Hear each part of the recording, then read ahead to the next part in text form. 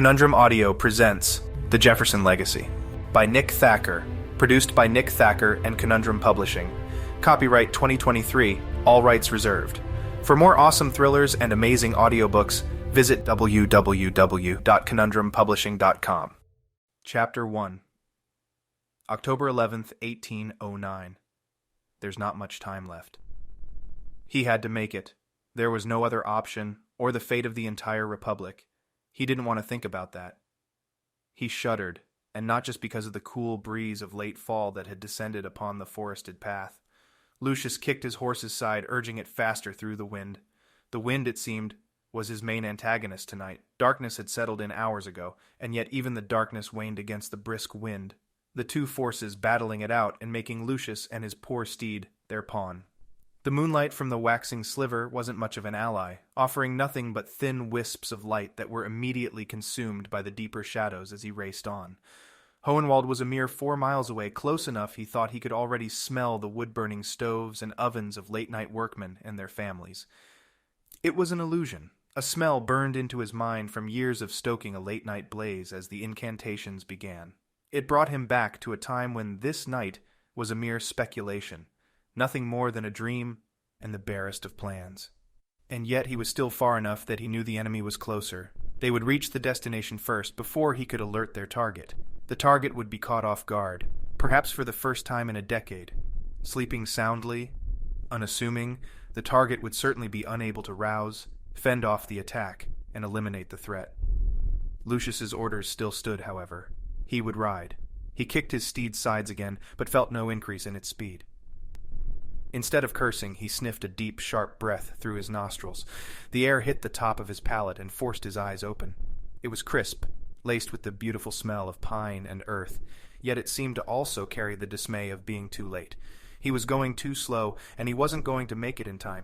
It wasn't the horse's fault, nor was it his own.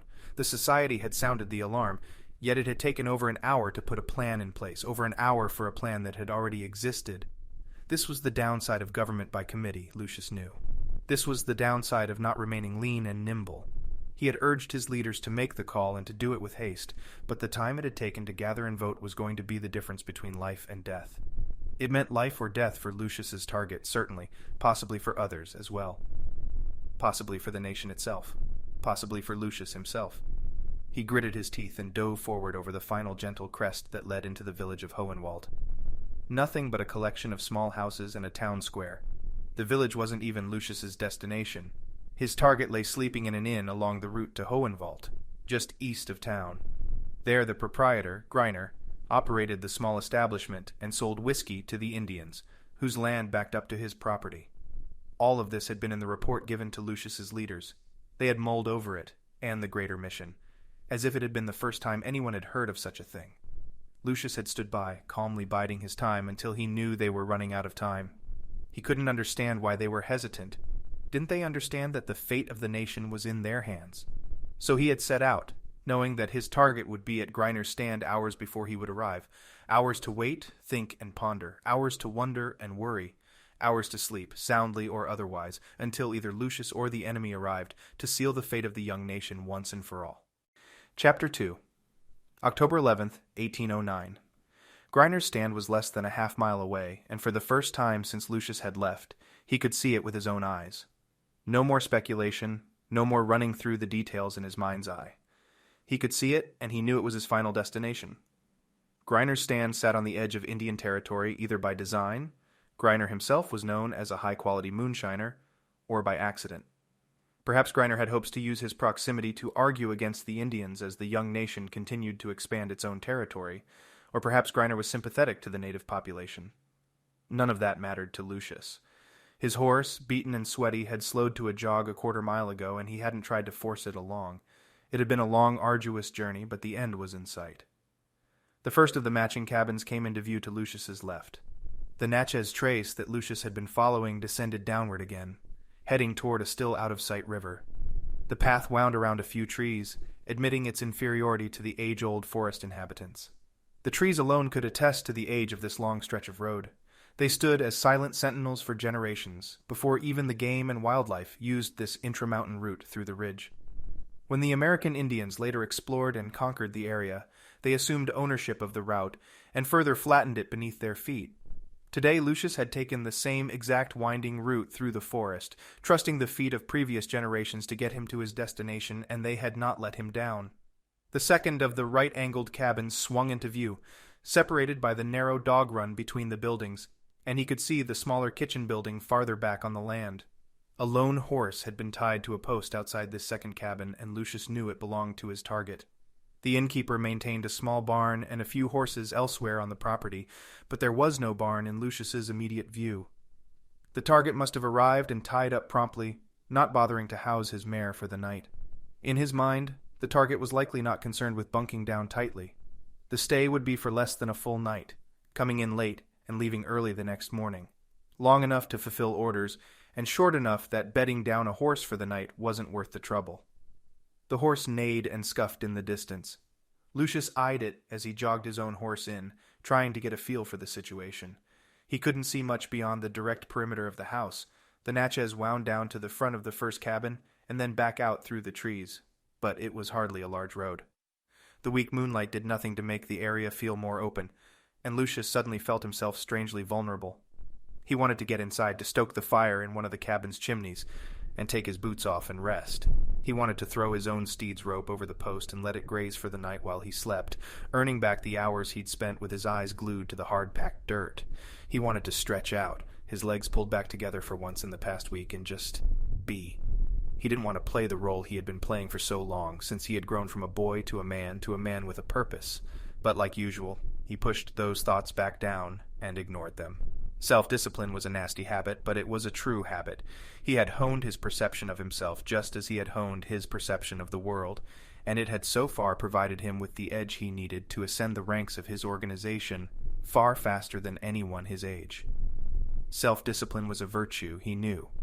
Yet Lucius often felt it was a curse, burdening him with knowledge he didn't want to carry, with the lifestyle he never wanted to lead, and with the drive toward a goal he could never admit outside his closest circles. He had led a life of depravity, of celibacy, and singularity. A man intently focused on his sole purpose, never erring from the path of righteousness he knew would save the Republic. He had bought it so long ago, when he was barely old enough to work the fields, but he wanted nothing more than to not have to work the fields. He'd run away from home and joined the society, promised by the leaders riches and importance the longer he committed to the cause. Yet it hadn't been either the money or the status that he'd eventually committed to. He cared not for the social posterity or friendship circles he'd been brought into, and he certainly didn't want to be known for this or that in his local community, as others in the organization desired for themselves. And he didn't even care that to leave the organization at his level would mean death. No, he hadn't stayed in the society for any of those reasons. He had stayed because of a simple, unfortunate truth. He had stayed because he knew the truth. Chapter 3. October 11th, 1809. Lucius forced his eyes open again and guided his horse down the path that connected the Natchez Trace with Griner's cabins.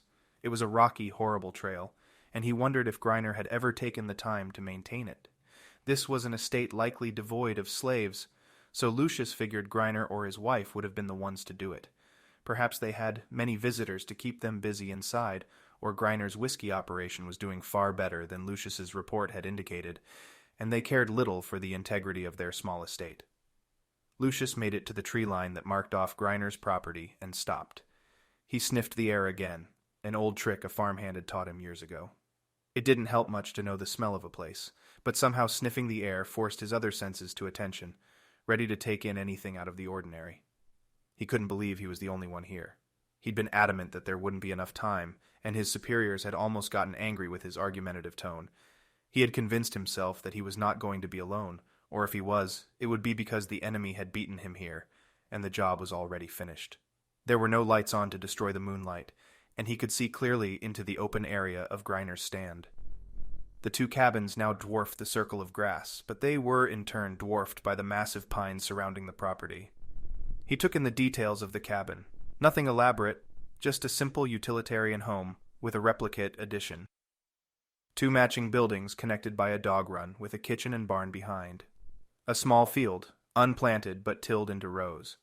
The barn, now in sight, barely larger than the cabins. In all, a moderate estate for a family. Something that could provide a decent revenue stream if it were on a main route like the Trace. It helped that it was known, both by locals and travelers. The Natchez Trace was one of the few routes that led from the north to the harbors and ports of faraway cities, and it was the only direct route. Lucius had traveled along it before, but only once. His first impression had been somewhat of a disappointment. The underwhelming width of the trail made it difficult, if not impossible, to travel with more than a horse in some spots, and sections of the route had been in such disrepair that he'd had to guide his horse through the trees to the side of the actual trail for a stretch. Not to mention the banditry he'd encountered. He'd found 2 murdered bodies the first time, ditched along the side in a trench, their purses and good clothing removed and stolen. He'd felt disgusted and nearly carried on, ignoring the bodies, but dug the graves anyway, and presided over the 2 funerals with the obligatory care and attention his organization had required. Later on the route, he'd come across a family, a man and woman and small child, who had been robbed and beaten. The child was near death, choking and coughing in the heavy winter air, and the father seemed nearly gone as well, but the mother had urged his help. He obliged, guiding them to a village he knew about to the west. The Natchez was known for its villainous flair. Many vagabonds and castaways called the trail home, subsisting on the scraps they could take from more legitimate travelers. It was a nasty reality, and yet it still remained the quickest and most direct route, so it remained the most popular. Lucius was about to advance onto the property when he sensed movement. Across from him, opposite side of the cabins, not on the trail. Whatever it was, they had come up behind the property and taken up a place like he had, watching, waiting. Was it the enemy? He couldn't be sure. It could be an Indian, or it could be nothing more than an animal. He crouched, knowing it was useless next to a horse that was utterly incapable of concealing itself. Lucius watched with well-trained eyes, timing the movements opposite himself. The person, he was sure of it now, was watching as well, though he couldn't see their face. Were they watching me, or were they watching the cabins? They shifted on their feet once, tossing the cold off their body. That meant they didn't know they had been spotted. Lucius reached into his belt for the knife he had packed, not wanting to retrieve the rifle from the horse's pack. It wasn't much of an offense, but if the enemy reached the front steps, he knew he could throw it a good distance, likely sticking them in the back. Not a clean attack, especially with the variable of the high winds, but it was all Lucius could hope for at the moment. He slid forward, inching along the ground on his knees, tightening his grip on the crack. The sound of a gunshot rang through the trees. He ducked instinctively, unsure where the blast had originated from. Lucius backed up a few inches, even rolling sideways slightly, but noticed that the horse hadn't moved. The gunshot hadn't fazed the animal, so Lucius was still in the clear. Then what had the shooter been aiming for? He squinted, trying to beg more moonlight into his eyes, but couldn't see anything beyond the darkened shadows of the enemy against his tree line and the outlines of the cabins themselves. Has it grown darker? Lucius waited, but didn't hear another shot. The enemy across from him hadn't moved. They both waited. A dark, silent standoff. Yet the shooter, a third person altogether, hadn't revealed themselves either. He wondered if the target had woken upon hearing the shot. What were they thinking? Were they alarmed? Were they trying to defend themselves? Had the target been the one shooting? If so, at whom was the target shooting? These questions plagued Lucius as he lay prone on the cold dirt, gripping his knife. He wanted to get the rifle, the weapon he knew would protect him from such a distance as this. Yet he didn't want to alert the enemy across the way that he was here, that he had arrived. The enemy, however, started moving toward the house. Lucius gripped the knife tighter, watching the man's every step. He could tell it was a man's walk, the stretch of the legs and the careful yet forceful placement of each step. He was trying to be stealthy, to keep himself silent. It was working. Lucius heard nothing as the man neared the porch of the second cabin. There was a door there, and the man stood in front of it, one hand on his side, on a pistol. Lucius sat up, suddenly not caring about his being seen.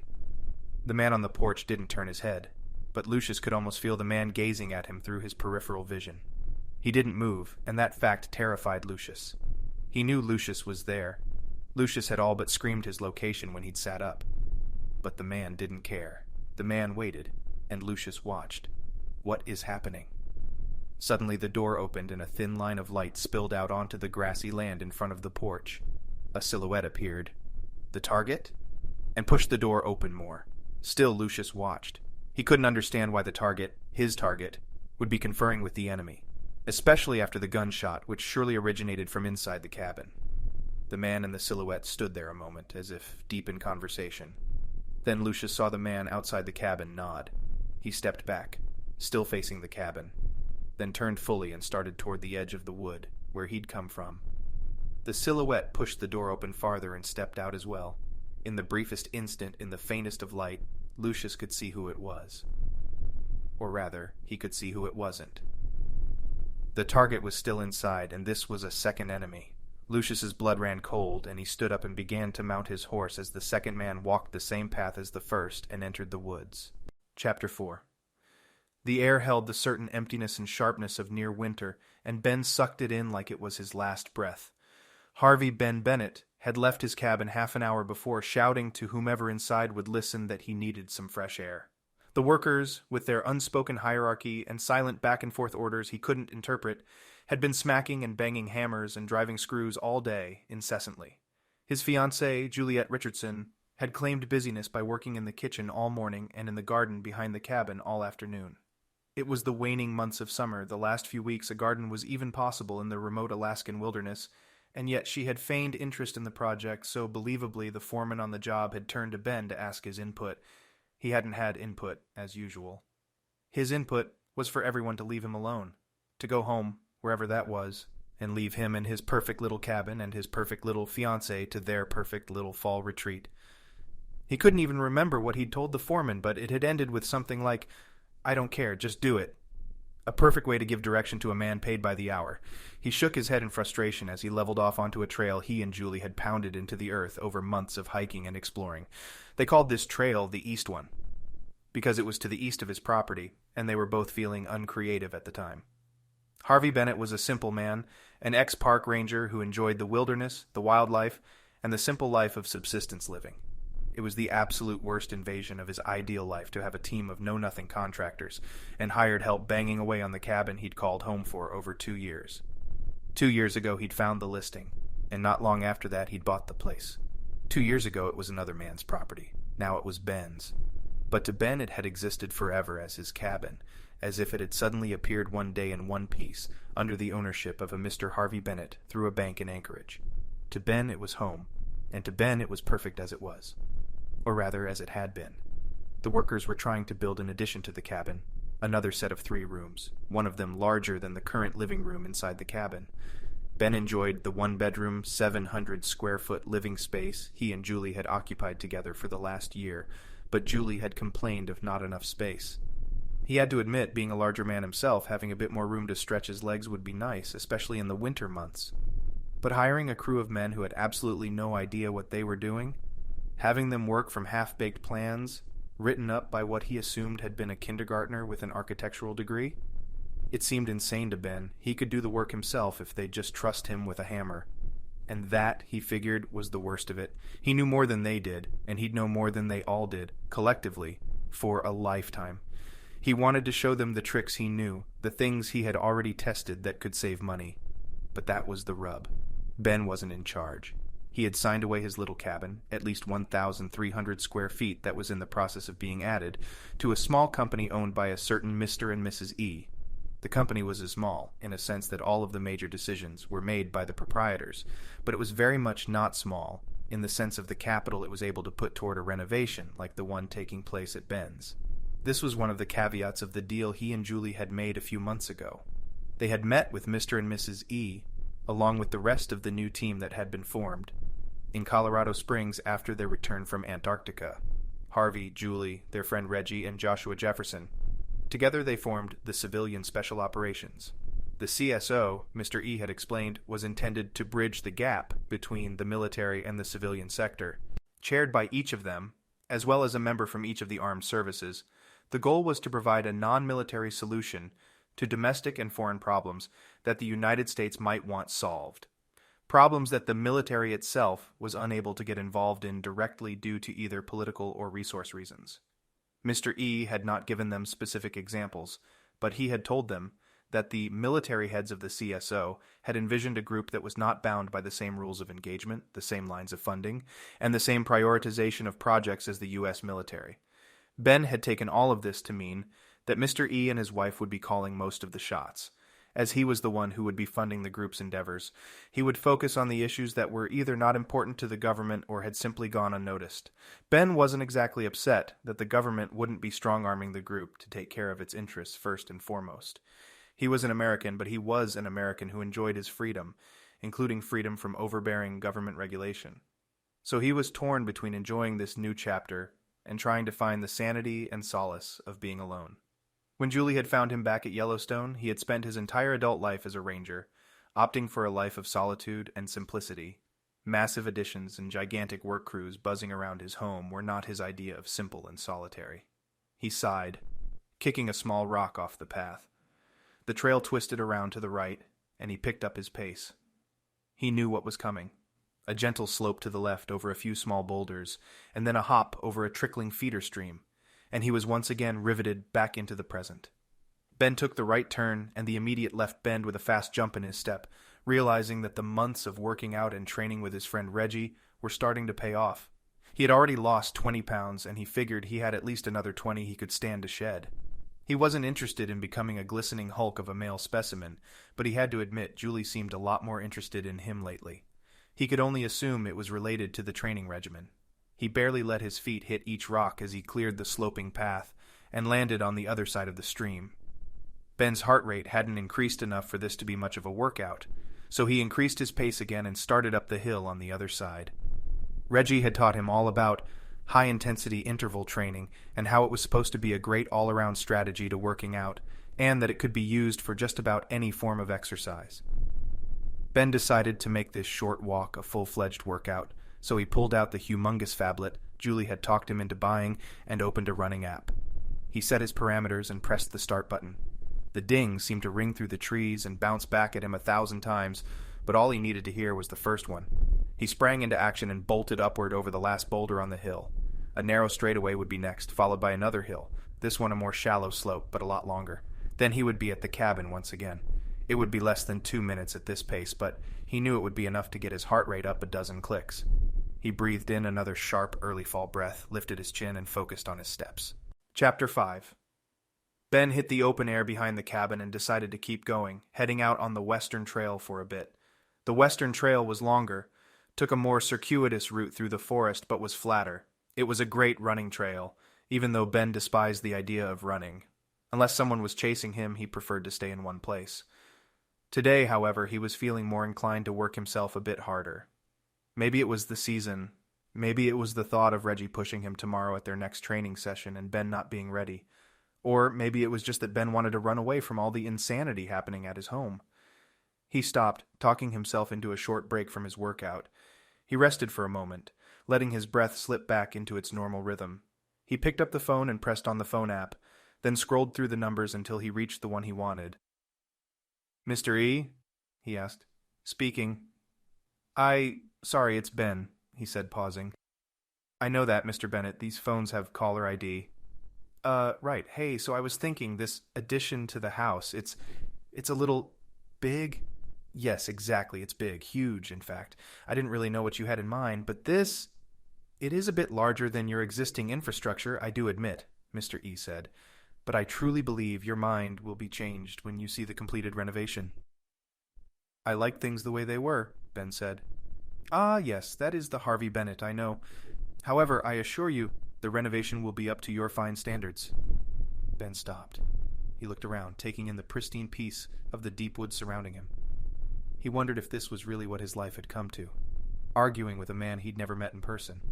It seemed like every other day, the only peace he got was found in the massive stretch of trees and wilderness that separated him from normal civilization. He longed for nothing more than to take this walk every day, with Julie, not burdened by the pressures of his new job. For the 1,000th time in the last 2 months, he wondered if he had made the right decision. Julie seemed enthralled by the idea of the CSO, but, as usual, Ben had been more reluctant. "Your new role in the organization we are building is going to be a simple one, Mr. Bennett," the man said. "Yeah, but it's one that I don't have control over. You can opt out of any of the assignments we will be giving you, Mr. Bennett.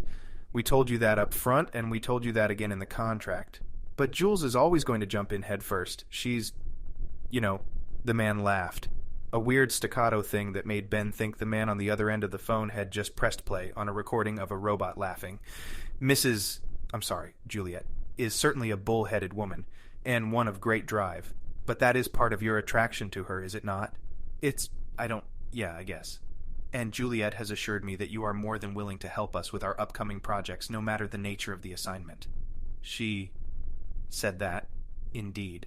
And as a matter of fact, we have one such assignment that might prove to be lucrative for the company, and for both of you. You called at an opportune time. Ben had never in his life been attracted to money for money's sake, but the last few months seemed to have been working in him, changing him. He perked up, against his better judgment. What is the assignment? Gareth and Joshua are returning from their engagement tomorrow, and they will deliver the assignment in person. They will receive the details tonight upon entering United States airspace once again, and I have scheduled them for a redirection to your estate immediately after they land. Geez, you aren't even going to let them hang out for an hour? Get a drink or anything? Reggie will be flown by private jet to Anchorage, which will allow him ample time to rest and, if he so desires, engage in the debauchery you are implying. Joshua has an appointment in Anchorage that will cause him to be a bit later. Ben started walking again, trying to piece things together. Over the last month, random workers had descended on his small and insignificant cabin in the wilderness, paid for and directed by a man he had never met in person to build out and finish an addition to the log home he had purchased 2 years ago. The same man had orchestrated the overthrowing and disbandment of a large corporation that had plagued Ben's life ever since he had been a park ranger at Yellowstone. Now the same man was bringing them all together for another mission. Chapter 6, October 11th, 1809. Lucius could hear the groaning as soon as he reached the porch. The porch, really nothing more than a section of grass around the bottom step of the log cabin, was still damp with early dew and a late morning rainfall. He stepped up and entered the cabin. The smell of a small fire, recently smothered, wafted to his nose, mixed with the smells of pine and leather. A glass of whiskey sat on a small rickety table on the opposite wall, and the bottle next to it. There was no label, probably a bit of Griner's moonshining work, but he could see through the deep amber of the bottle to see that it was half empty. Next to the table, a pair of boots and a saddle sat on the bumpy floorboards, and beside that, a pack saddle. A rifle leaned against the wall, nearly an exact replica of Lucius, and beside that, the wood-burning stove sat with its door open in the corner of the room. The corner adjacent to the wood-burning stove housed a small chair on which was laid a few pistols, some ammunition, and a tomahawk. Next to the chair, on the floor, a spread of buffalo robes and bear skins. On the skins was Lucius' target. The man lay still, barely breathing. But he was breathing. Lucius approached. He watched, waiting for the man to see him. He wouldn't recognize Lucius, but he would know. He would understand what was happening, what was about to happen. Lucius came to the chair and stood behind it. No need to put himself in any danger by underestimating the target, and looked down at the poor, dying man. He would die tonight. It wouldn't be long. The target had a wound in his abdomen, and he was holding his side with his hands. The breaths were steadily pumping, but they were sporadic in their amounts of air. Sometimes heaving, sometimes pitiful, they came, one after the other, over and over again. Lucius was mesmerized by the man's breathing. How it must feel, he thought, to be dying of such a wound. He'd always admired those who had died of a gunshot wound. A horrible, horrible thing to admire, yet his self-discipline had not yet been able to overcome that truth. He wanted to die like that, he knew. He wanted to be the one young children admired long after he was gone. This man, the one dying on the bed in a cabin he had been in only hours, would be admired long after he was gone. His life had ensured it, and his martyrdom would solidify it.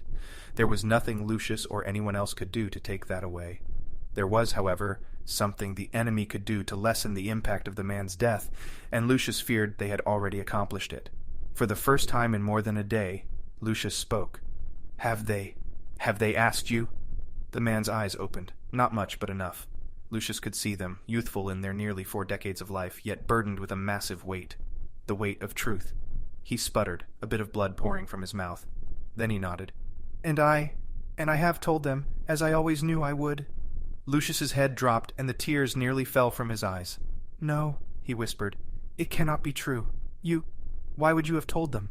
The man on the bed heaved, the tempo of his breaths now growing more random. He coughed, and, to a stunned Lucius, seemed to smile. I could not bear the thought of my work." Lucius waited, trying to understand that man's sentence. Was there more? What was this man trying to say? The thought of your work? The thought of my work becoming used for... Lucius nodded. Neither man spoke for a minute, Lucius's eyes widening every time the man on the bed breathed. He wondered each time if it would be his last. Finally, the man looked up at him. "You will not prevail?" Lucius shook his head. No, sir, you are mistaken. We will prevail. The nation will live on. It will be resilient like its founders were so many years ago.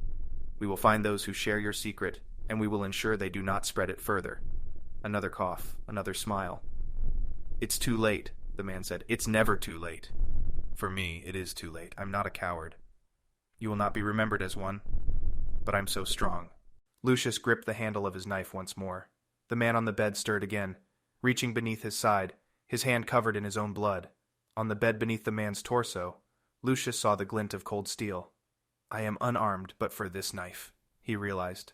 The man looked up at Lucius through one open eye, his left hand wrapped around the pistol. He pulled it up, slowly, meticulously. His hand was shaking. Lucius withdrew the knife and held it out in front of him, making sure the man on the bed saw it and understood what it meant. You attack, I attack. It was a man's gesture, an intimate promise of respect and self-defense. He would allow this man to die with his pistol in hand, but if he turned the gun on Lucius... The man pulled the gun to his own head, holding it there, shaking. Lucius dropped his hand to his side. So hard to die. He pulled the trigger, and, for the second time that night, Lucius heard the blast, but had no part in the battle. This time at close range, Lucius nearly fell back at the deafening sound of the shot. He recovered, gaining his balance once again, and strode toward the bed. A single, purposeful stride, bringing the knife up once again. The man in the bed was writhing in agony, blood pouring from both his abdomen and his head. His hand, devoid of the gun, was seizing, shaking uncontrollably. His face was contorted in pain, his mouth flopping open and shut opposite the movement of his eyes. Lucius squeezed his own eyes shut. No man could live through this. This, however, was no ordinary man. This man was a legend, a man among men, a hero to the young republic. He wouldn't go out without a fight. So strong. Lucius could not believe the man was still alive, but alas, he lay writhing in the bed, struggling with the invisible enemy he fought off to remain in this world and not travel silently to the next. Lucius was horrified, fascinated, in awe. A great man lay before him, one he had come to kill. The target had been intercepted by Lucius's own enemy, and there would be much more work now if they hoped to keep the enemy from capitalizing on the secret. That his enemy had shot the target after they had stolen his secret was only a benefit to Lucius. The target must have known, and he must have prepared himself. He must have realized it long ago, well before he had embarked on this trip.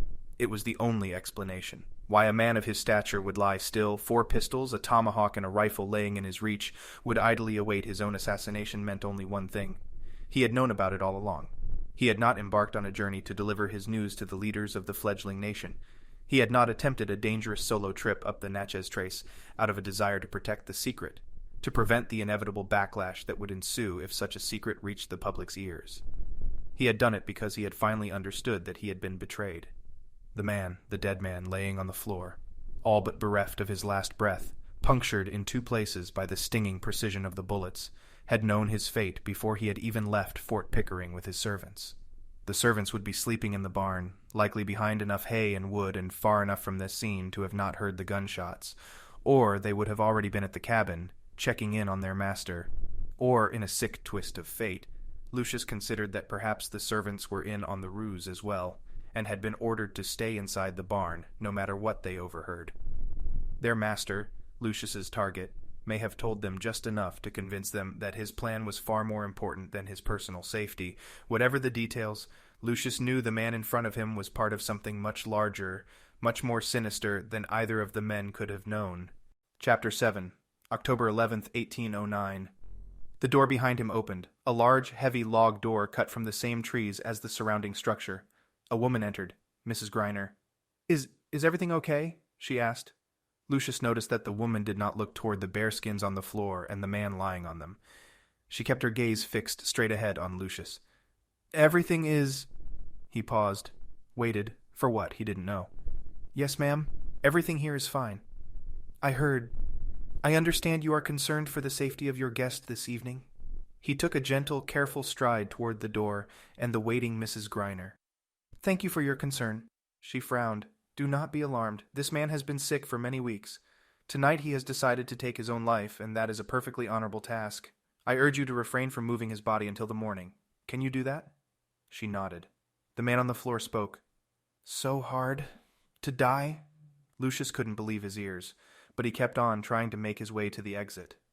"Good," he said, stepping still closer to the exit and Mrs. Griner's body in the doorway. "I will ask one favor of you, dearest hostess. Would you indulge me one request?" Mrs. Griner nodded hesitatingly. He read the fear in her eyes. Lucius forced his face to relax, his posture to soften. He imagined himself sinking down to her level, both literally and figuratively.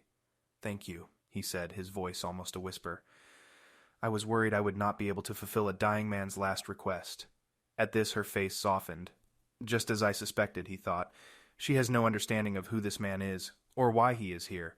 The woman in front of him was decent, kind. She felt for the dying man, and now Lucius. You do know the nature of your guest's travels, no?" Griner shook her head. "Well, that is a shame, but you certainly will. For now, would you be able to fetch us a pot of boiling water and partake in a tea with me?" "A tea?" she asked. "Aye," Lucius said. "A strange request, I understand. Yet this was my friend's last wish. I believe it would be an honor to his legacy to enjoy his personal tea with a mutual friend." "But, sir," she said, "I did not know the man." "Nonsense," Lucius said. "He was a private man, and his deathbed is of your possession. As such, you have every much a right to share in his final wish as I." She nodded, a look of concern on her face, but finally turned and left the room. 5 minutes later, Lucius heard her hastened footsteps on the wooden planks outside the room, then saw her enter. "Perfect," he said. The woman was carrying 2 cups, one in each hand, and the steam of the heated water inside each was rising and flowing over her face. Lucius nodded reverentially. "Here," he said, walking to the satchel near his dying target's pile of weapons. "This is the tea." He handed the leaves to Mrs. Griner, who began tearing them in half lengthwise after she had placed the steaming cups on a nearby table. He watched, feeling a wave of anxiety wash over him. "This is the tea." He had said it as if it were in fact nothing but a traditional English tea, brought here from the Old World and traded in one of the larger cities in the East. "This is the tea," he thought again. That would bring down a nation. He would do everything in his power to make sure that did not happen. He placed the remainder of the tea leaves, a small sprig of preserved leaves still connected to their stem, into his pocket. It would be the only sprig his target was carrying. He knew the instructions that had been given to the man, and he knew that besides his ultimate betrayal, the man would have been true to his word. He had made a career and built a life out of it. Mrs. Grinder picked up the first of the cups, then handed it slowly to Lucius. Lucius nodded appreciatively, then reached for the cup. He waited for the woman to turn around once more, then he reached inside the cup. The near-boiling water stung, but he gritted his teeth. He reached for the leaves at the bottom of the mug, both gripping the bottom of the hardened clay. He slid them sideways, then up. They poked through the top of the water, and he picked them out of the cup and crushed them in his hand. With an awkward flourish, he turned his palm away from Mrs. Grinder, just as she turned back around with her own cup in hand. His hand dropped in his pocket, and he released the soggy leaves to join the others. He raised his cup a bit, signifying the beginning of a toast. She waited, and he stared, turning his head slightly sideways. There wasn't much time, but this moment had to be perfect. He had to be sure she drank the tea. This man here..." He paused with a flourish of his hand. "This man is the greatest American hero since General and President Washington himself." He took a sip from the cup. The sting of the hot water was nothing next to the bitterness of the tea. The tannins in the leaves were pungent, acrid, and he hadn't even allowed them to steep for long enough to impart their medicinal tendencies. He couldn't imagine how awful the woman's tea would taste. "Hot," he said. She nodded, then took another sip. They continued in this way for another few minutes. Finally, he reached the bottom of his cup, and she followed suit. He watched her face, looking for a sign of something, anything. Griner's eyes moved up, widened a bit, nearly imperceptibly. "I am out of time," he thought. Whether the drug had taken its effect, he didn't know. He didn't care. His job here was done. He turned to leave the small cabin, hoping the servants were still asleep and the enemy was riding away, making a route to the capital. As he stepped over the threshold of the wooden building and onto the porch, looking out over the lands that were filled with the natives who had kept this secret for so long, he felt a pang of regret. This woman would remember nothing the next morning, and for all he knew, she would have concocted a story as potent as the tea itself in her deliriousness. She deserved to know at least the nature of his visit, since she won't remember a thing tomorrow. "I thank you again for your hospitality this evening," he said. "This man is the governor to the entire territory. His name is Meriwether Lewis of the famed Lewis and Clark expedition, and he has come here to die." Chapter 8. "Look at you, pretending like you're working hard." Ben looked at Reggie with the contempt of a man who had just had the food stolen out of his mouth. He stared back at Reggie, silent. Can't even deny it, can you? Reggie asked. Ben continued staring. No. Reggie's face broke into a gigantic smile, his eyes glistening with a fiery intensity. He felt amazing, even after a day of travel and an exhausting week. Don't get all starstruck, Bennett. Ben's face flushed. I'm not... Reggie held up a hand. You know you wish you were free and aloof like me, he said. He glanced at Julie. Not tied down to a little old lady and stuck in the back country. Julie laughed. Who are you calling a little old lady? The reunion was taking place in the living room of Ben's cabin. He and Julie had been living there together for close to a year, but lately it seemed like a commune with the number of visitors passing through. Reggie knew Ben was somewhat of a recluse, and that the work on the house and the number of people coming in and out must be driving him crazy. Still, Reggie was not one to pass up an opportunity to poke fun at his friend. I see you logged a cute little workout yesterday, Ben. Ben shook his head, smiling. You wish you could run it in that time. Reggie's eyes widened at the challenge. What was it, 4 or 5 minutes? 2.5. I can do it in 150. At this, Ben laughed out loud. Let's go, partner. Right now. Reggie walked over and extended his hand, waiting for Ben to grab it. Good to see you, too. I'm just making sure you're keeping it tight while I'm gone. Yeah, right. You just know you can't take me. Give me a nap and a beer, and I'll do it with my eyes closed. Reggie released, noticing that Ben held on to the handshake a few seconds longer than necessary, and then he backed away and looked around the small room. The cabin was simple, the perfect description of a cabin in his mind, but surprisingly well appointed. He assumed bringing Julie in had forced Ben to up his decorating game a bit, or Julie herself had been in charge of it. The couch was leather, worn, and absolutely perfect for sitting, sleeping, or just looking nice. Reggie had coveted the piece of furniture the moment he'd laid eyes on it, and he had yet to ask where they'd gotten it from. The rest of the furniture in the living space was rustic, a combination of wood and bronze, screwed or nailed together in a way that allowed the imperfections to shine through. Everything was new or seemed new, but it all had character that neither clashed nor took away from the rest of the room. The only thing missing, in Reggie's mind, was a massive mounted deer or elk head on the wall. He hadn't done any hunting, but he knew Ben had, and that the man would have had many trophies to display. He also knew Ben probably shied away from showing off anything he'd shot and killed. To Ben, it would have been disrespectful to the creature to put it forever on display. Reggie and Ben had known each other since their explosive introduction to one another in Brazil. Reggie used to own land there, running an executive wilderness survival program and gun range, but the pressures put on small businesses and a high-intensity race through the Amazon rainforest had soured the appeal of the exotic locale. Now he split his time between Alaska and the road, living with Ben and Julie when he wasn't traveling. He had grown to love the state as much as the couple he stayed with, and it didn't hurt that he was a fan of cold weather as well. Alaska had always been, in his mind, as exotic a place as Brazil, but there was something grounding about setting up a home and lifestyle in a new location. Brazil's appeal had been beautiful women and great weather, but the country's true colors inevitably began to shine through after some time, and his escapade through the rainforest with Ben and Julie had put the final nail in the coffin on his stay in Brazil. Alaska, he knew, would eventually feel like home to him as well, for better or worse. The plan Mr. E had put in place involved Reggie living in one of the rooms on the new addition that was being added, allowing Reggie to have a comfortable place to crash after away missions and globe-trotting. He was looking forward to the arrangement, but he wondered how Ben and Julie felt about opening their home to a semi-permanent guest. The next few months were going to be wild, with development on the cabin ramping up to a feverish pace and the news of the team's first assignment. Reggie had beat Joshua to the cabin, but Mr. E wanted both of them to be there to deliver the news to Ben and Julie. Reggie figured that meant it was a perfect time for a bourbon. Come on, Ben, let's get down to brass tacks. You got anything worth drinking in here, or have you not been into town since I left? I haven't been into town since you left, but I do still have some decent stuff. Chapter 9. 2 days ago, the hawk stretched his back, feeling it pop lightly in some spots. The tension of crouching, knees bent for 3 hours had worn on him.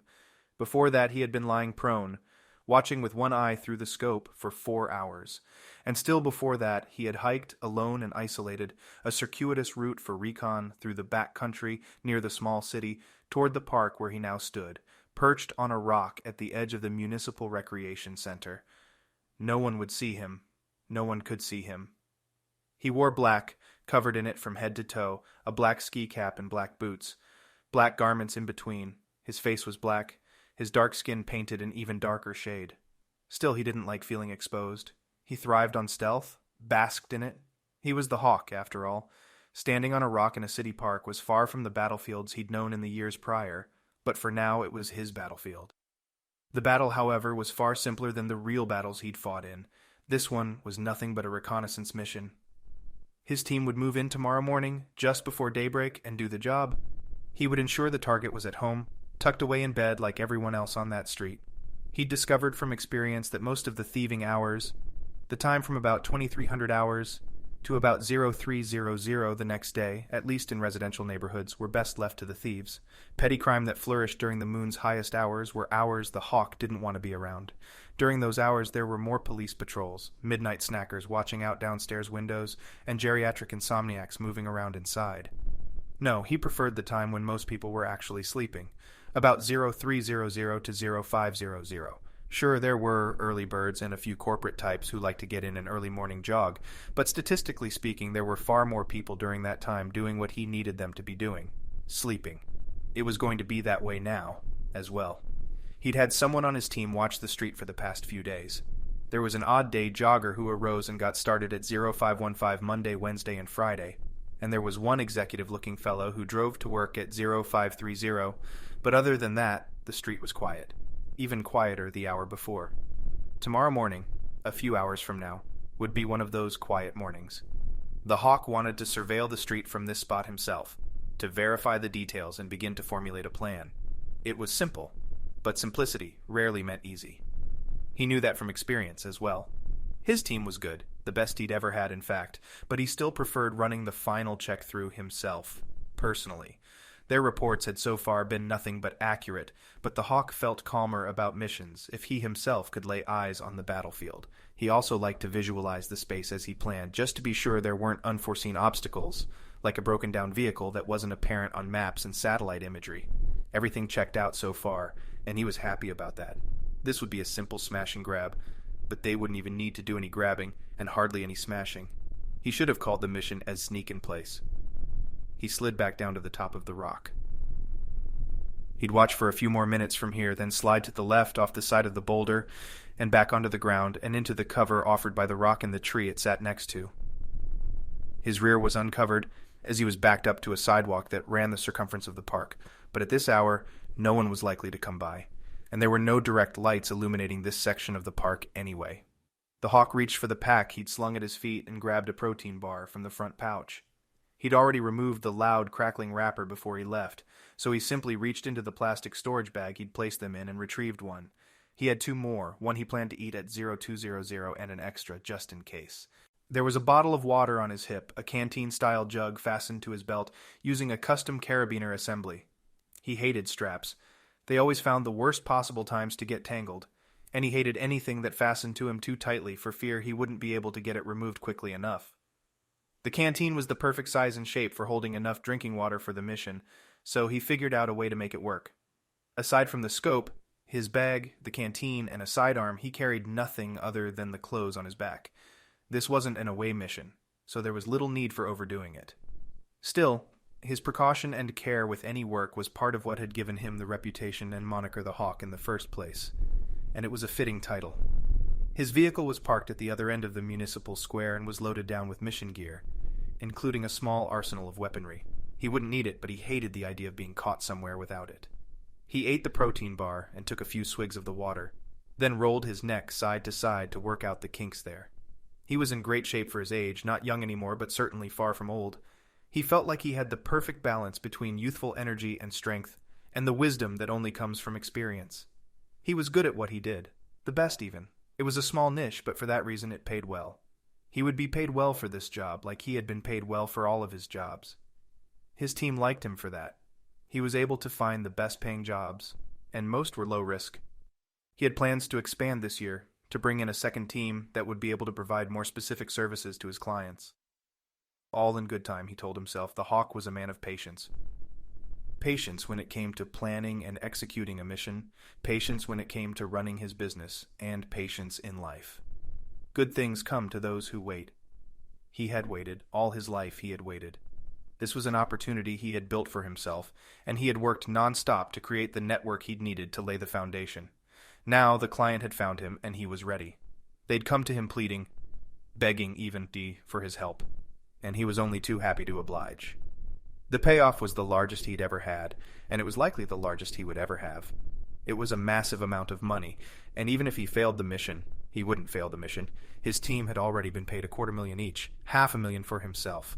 It was enough to live on for years in the right corner of the globe, but he had no plans to settle down and start spending money. He had plans on making more money. Chapter 10. Juliet Richards stepped back from the range top and wiped her brow. She looked down, smiled, and shook her head. I'm literally standing in a kitchen, wearing an apron, cooking dinner for men. It was a hilarious thought to her, mainly because her role in the cabin rarely involved cooking. She and Ben had a great partnership. Neither of them bought into antiquated expectations of typical gender roles, so for each chore there was to do around the cabin, chopping wood, cleaning, dishes, laundry, one of them would tackle it when it became too annoying for them to bear. For Julie, she hated piles of laundry stacked to the ceiling, so she did loads of it when it got out of hand. Ben enjoyed the catharsis of chopping wood, the rhythmic pounding at a chunk of log until it was split and sized. So that became his chore. And Ben loved to cook. Or rather, he loved to try to cook. Julie had to get used to his awkward choices of seasonings and over-salted dishes. He'd gotten better, especially after he began cooking for two, but she liked to joke that he had a ways to go before he was ready to open his own restaurant. Still, he wasn't terrible. He could make a mean chili, and his way with fish and game was second to none, in her opinion. He enjoyed grilling most, but the winter months typically proved too unbelievably cold to do any grilling outside, so he had developed a proficiency with baked fish. Most nights they ate a meat and a vegetable or two, and they had recently begun to cut out their bread intake per Reggie's request. She had lost weight as well, but not as much as Ben. Their workout regimens were different, designed personally for them, and hers was more of a diet change than an exercise change. She had always been active, running most mornings and sometimes hitting a yoga class after work at the CDC when she was there. She tried to eat well, but she had never really had a problem with her weight. Reggie, their assigned nutritionist, wanted her to focus on her food intake, specifically what she was eating and drinking, rather than try to burn more calories by exercising. Ben, he'd told them, had the exact opposite problem. He ate well for a man in his mid-30s, and even though he ate a lot, it was a healthy balance of mostly protein and fat. He wasn't one to snack or go for ice cream after dinner, so Reggie turned his attention to burning more calories by building stamina and physique through a sort of home gym system he'd built. Ben and Reggie, when they were both at the cabin, would spend an hour each morning running, working through body weight exercises, and rolling a huge tractor tire around on the open area behind the cabin.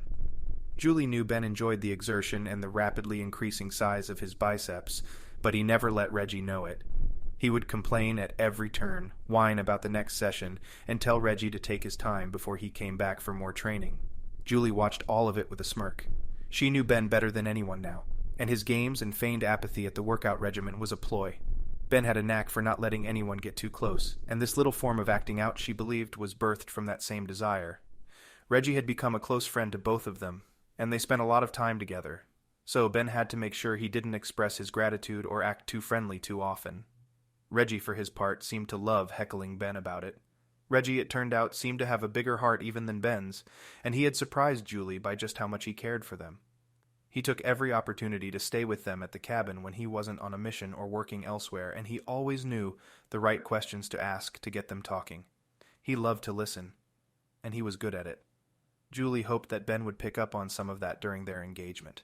She looked down at the ring he'd given her and twisted it around on her finger, a beautiful round-cut diamond his mother had kept and passed along to him in her will.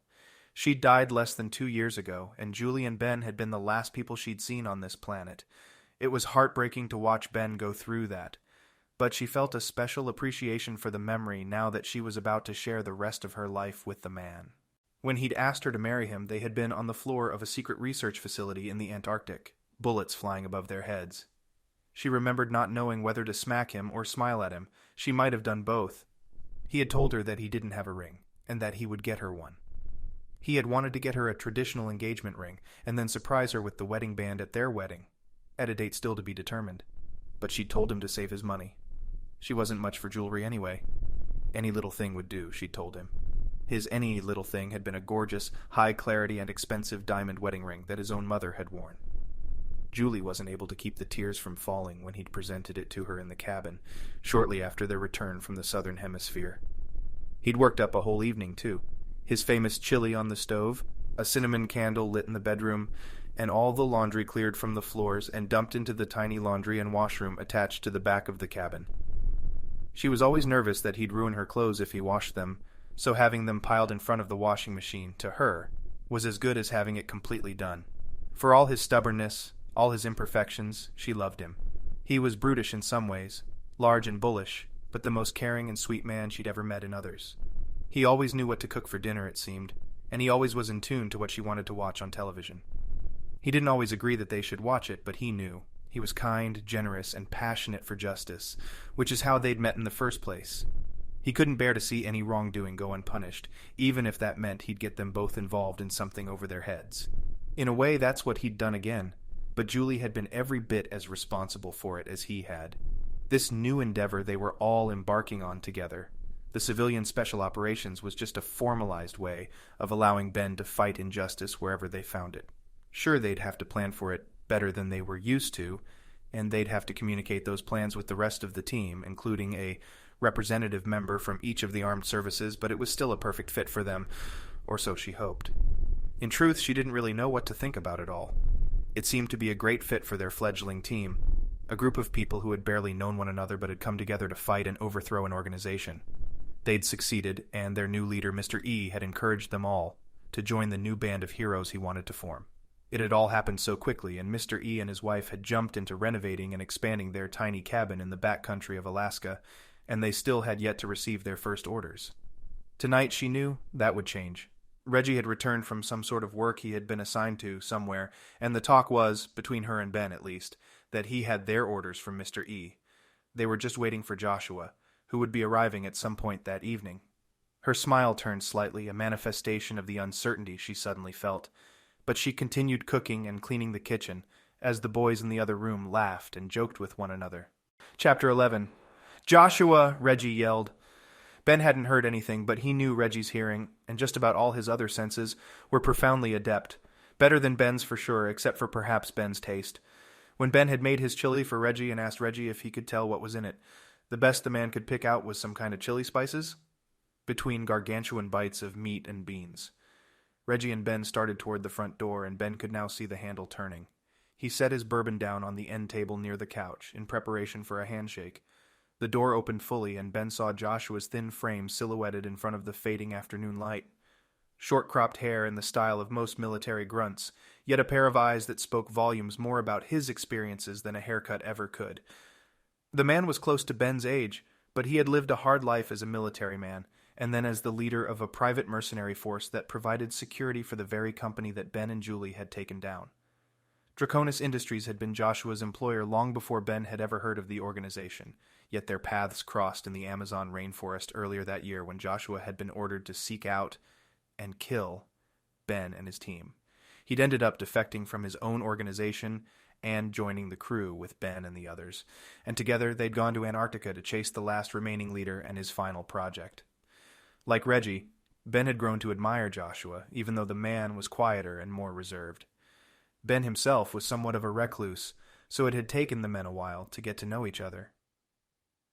He wasn't the personable, charismatic jokester that Reggie was, but Joshua had a strong will to be on the side of the good guys, a trait Ben required in his friends. They'd all gotten along in Antarctica, and Joshua had even stepped into a role of the group's leader by the end of the trip, so Mr. E bestowed upon Joshua the official title. He was to lead the missions they were, apparently soon, going to be embarking on. Joshua stepped up and into the cabin, glancing left and right to get a feel for the place.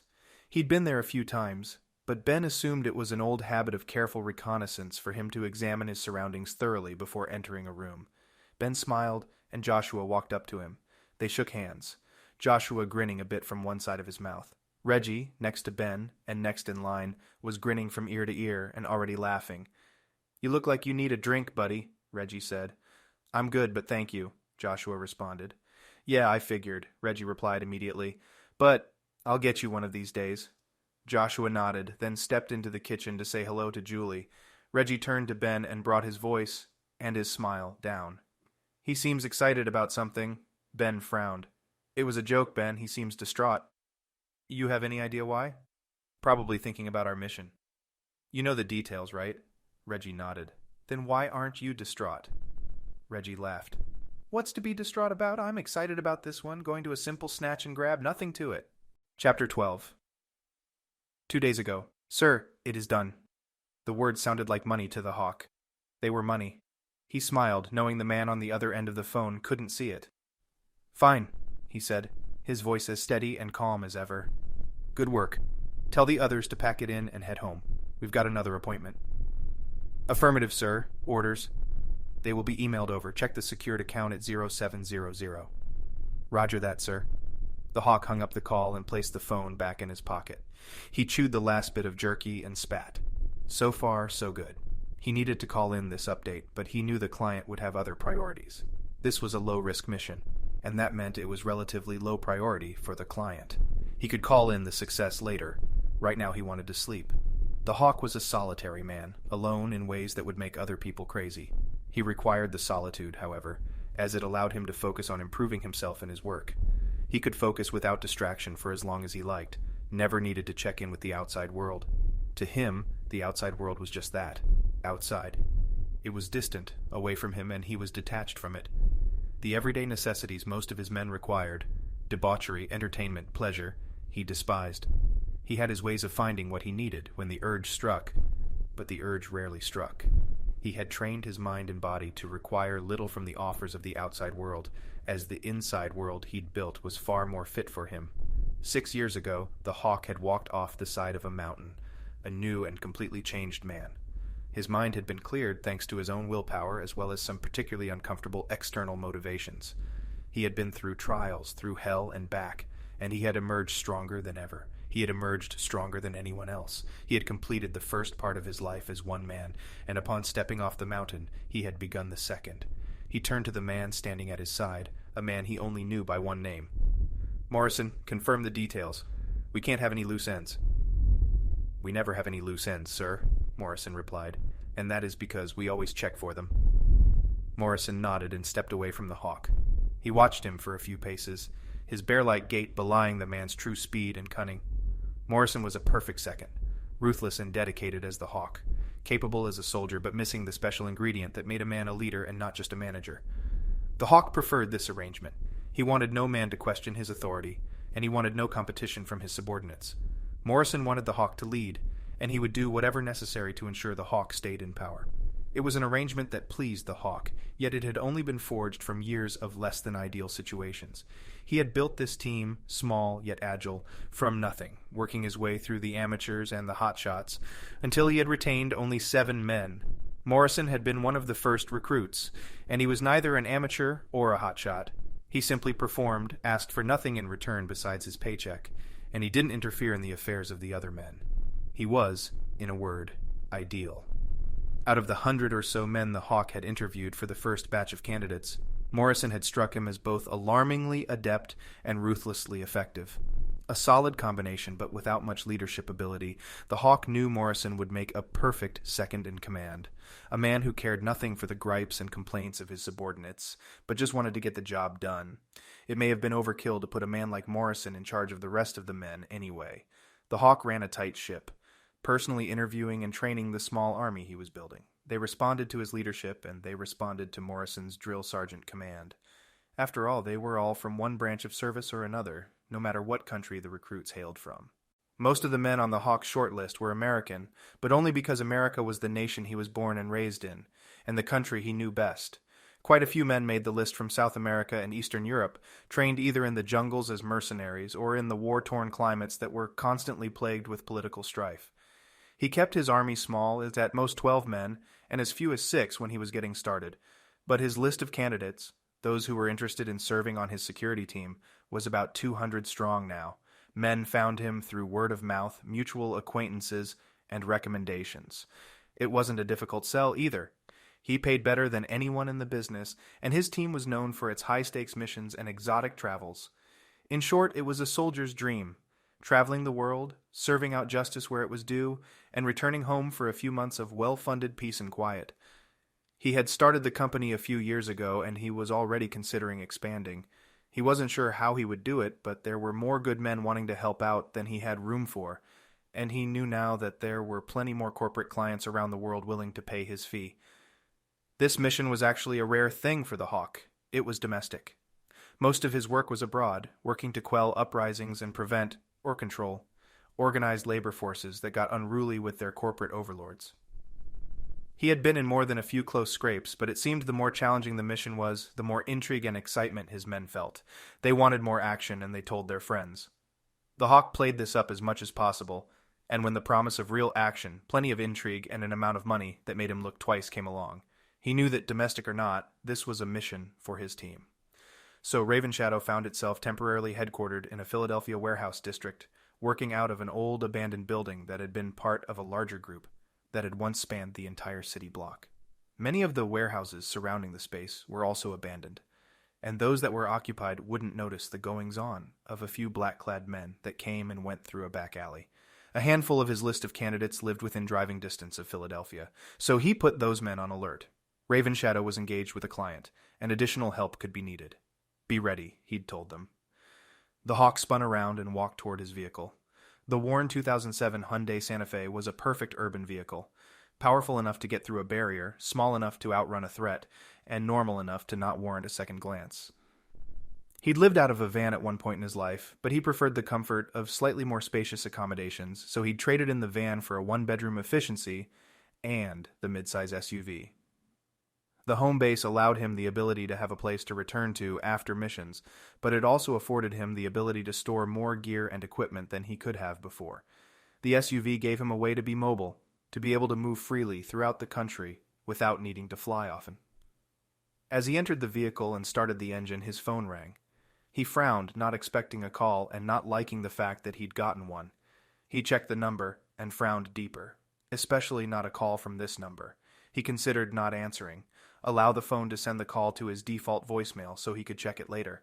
The caller likely wouldn't appreciate the fact that he had ignored the call, knowing that the mission would be complete by now. "What?" he said gruffly, not bothering to lift the end of the word into a question. Is it done?" the woman's voice asked. Her voice was frail, weak, as if on life support. He knew better, however. She was a professional just as he was, albeit a much different type of professional. "It is." He waited, not caring to fill the dead space with more sound, more useless questions. He didn't need to fill her in. That would come later with the report. Still, until the contracted job had been completed, this woman owned his time. She owned him. That was the one downside of his job. His time was never his own. He was left to complete the job however he saw fit, and using whatever means that had been previously discussed. But while under contract, he was expected to be available at any time. Okay, great. So, it's finished. It is done. I will provide a report later today." He could almost hear her nodding. She was nervous, but he didn't care about that. She was a professional, and she knew how to manipulate emotions. She had control of her own, as he did, so he knew she was playing a game. He didn't play games. He wasn't paid to play games. "Good, that's good." He hung up the phone, knowing there was nothing more that needed to be said. There hadn't been anything worth saying in the first place, and he had no new information than he'd had before the call. Except, maybe there was something. Something in the way she'd spoken to him. Something deeper than even the false emotion she'd summoned. He considered it for a moment, sitting silently in the driver's seat of the vehicle, wondered what it would mean. What if his employer was actually nervous? Chapter 13. Reggie was looking around the cabin's small living room, frowning and pacing while he tilted his head sideways as he tried to place whatever it was he was looking for. "Need something?" Ben asked. Reggie looked up, then smiled. "Oh, sorry. I was just wondering if there was another TV around here, one we could move into the living room." The only television Ben and Julie owned was in their bedroom, as the living room area was really not much more than a foyer that connected the two other rooms, the kitchen and small dining room, and the master bedroom. Since Reggie stayed often, the living room couch served as his bed, folding out and turning the already tiny space into almost unusable space. Ben shook his head. "No, but did you think you'd find one just laying underneath a book or stuck behind an end table?" Reggie laughed. "Never hurts to look, I guess." Sorry, we'll have to use the one in the bedroom. We can get cozy on the bed. I could sit next to Julie. Ben held up a hand. I'm going to stop you right there, buddy. Reggie laughed even harder and started in toward the bedroom. Come on, guys, I just sent Mr. E a text and told him we're all here. We're still doing the Mr. E remote feed thing, huh? Julie asked from the kitchen. Seems like it'd just be easier to meet him in person one of these days. Seems like it, Joshua muttered. I'm not sure what his deal is. He's even more of a recluse than Ben. Not even close, Julie said, nudging Ben's side. Mr. E at least lives in a normal place. San Francisco or San Diego, something like that, right? Joshua nodded. San Fran. Apparently has a mansion there. The three of them followed Reggie into the bedroom. If the living room was small, the bedroom was positively cramped. The queen bed took up most of the central space, and a small end table that held a lamp sat in the corner, smashed between the bed and the wall. Julia enjoyed reading at night, and Ben hadn't been able to get her to switch to an electronic reading tablet. It was a source of pride to him that he had jumped to a Kindle, opting for a lighter and more portable way to read, while she was a dinosaur, clinging to her tried-and-true ways like a little old lady. Reggie was already on the bed, his tall frame seated on the foot of the bed, his face no more than 2 feet from the television. Joshua squeezed past him and chose to stand between the bed and the window on the side wall, and Ben and Julie took up a spot on the opposite side of the bed. Ben let Julie slide backwards and rest her head on his chest, and he sat up straighter to see over Reggie's shoulder. Somehow Reggie had already turned on the smart television, navigated through the menu system to a popular video streaming app that had come pre-installed, and opened up a window and was currently typing, painfully slowly, using the tiny remote control's navigation to select one character at a time, an address into a URL field. How'd you know how to do all that? Ben asked. He immediately felt sheepish. Julie twisted around and looked at him, and Joshua glanced over, a raised eyebrow cluing him in that this sort of technical finagling was apparently common knowledge. The question is, Reggie said, his eyes still glued to the television, how do you not know? With a techie wife like yours? She's not my wife, not yet. Well, you'd better hurry up and lock her down, Reggie said. Else I'll have to... Whatever you're about to say sounds like it's going to be extremely flattering, Julie blurted out. But I'm more than happy to be the tech genius in Ben's life. Makes me happy knowing he'll always need me. Like a toddler needs its mom, Reggie muttered. What was that? Ben asked. We're ready to roll. Everyone can see? They all nodded, but Reggie wasn't looking at them. He'd typed in a long URL and pressed the main button on the remote, and after a few seconds, a pixelated bust of Mr. E loaded on screen. It'll improve as the connection solidifies, Julie said. Maybe. As long as we can hear him, we should be fine, Joshua said. He's not big on facial context clues. The television's built-in speakers crackled to life. Good afternoon, the man's voice announced. I'm glad you all are together. I hope your reunion is restful and enjoyable. Who talks like that, Ben wondered. The man they'd come to call their benefactor and new boss had always seemed a bit off to Ben, not in an uncomfortable way, but just somehow socially different than anyone he'd ever met. And Ben knew he wasn't the perfect example of a socially gifted individual, so if he was able to pick up on Mr. E's odd mannerisms, they must have been pretty obvious. I am assuming Gareth and Joshua have told you that we have a mission, as of yesterday morning. Reggie, Gareth read, looked around to ensure that they were all tracking. Ben nodded at the screen, even though he knew the tiny webcam Reggie had placed next to the television was hardly high enough resolution for Mr. E to pick up the movement. Mr. E insisted on calling each of them by their full names, Harvey, Juliet, and Gareth, instead of their shortened nicknames. The first time they'd heard Mr. E use Reggie's real name, they'd all looked around surprised, only to find Reggie grinning. During his military service as a sniper, apparently, his team had smashed his last name and first initial into the moniker they all now knew him by. Red G became Reggie, and the name stuck. We're all aware, thank you, Reggie said. What's the mission? Ben knew Reggie had at least some of the details regarding their mission, but all he'd told Ben was something about a smash and grab. It didn't sound terribly appealing to Ben, and it certainly didn't sound safe, but Reggie hadn't seemed concerned. Of course, Reggie rarely seemed concerned. The only time he'd seen the man lose his characteristic grin and get serious was in Antarctica, when he'd gone ballistic and taken out a team of enemy guards nearly single-handedly, unarmed. The moment had been etched into Ben's mind forever, and it had only increased the respect he had for his friend. Reggie was a cool, calm, and fun-loving guy who would go absolutely insane to protect his friends. The mission is really more of a reconnaissance, information gathering mostly, though there will be some investigative work. Ben frowned. Seems simple. Mr. E nodded. Indeed, it seems so. I hope it is, but I cannot help but feel there is more to the story than what we have been led to believe. Okay, boss, Reggie said. Tell them the story. Chapter 14. Julie pushed up from Ben's chest and sat up on the bed. She didn't worry about Ben's ability to see. He was a whole head taller than she was, even sitting down. And besides, the audio was more important than the video, as the feed's quality hadn't improved. Rural satellite internet connectivity was about as reliable as that of any small-town coffee shop. Sure, it worked, but in a way that allowed for little more than checking email a couple times a day, and streaming a YouTube video every now and then.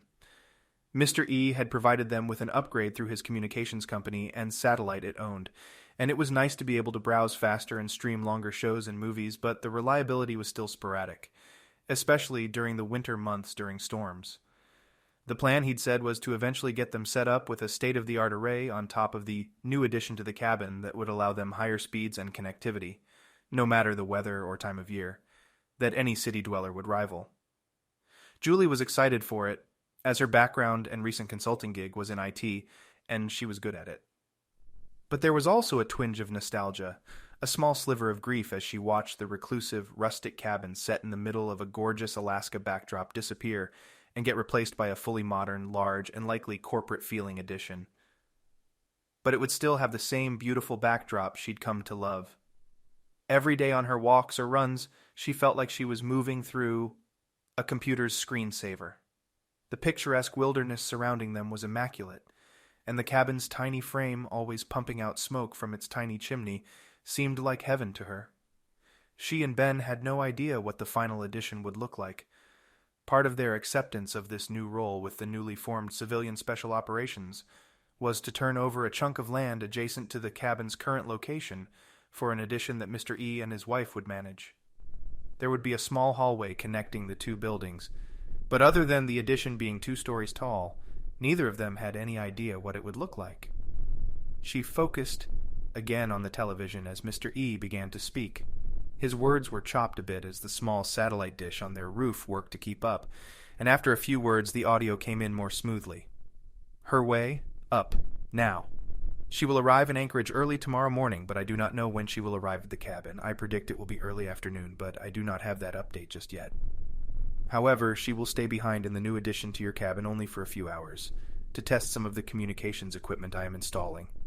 Assuming everything is in order there, that will give us 2 points of contact with you during your travel.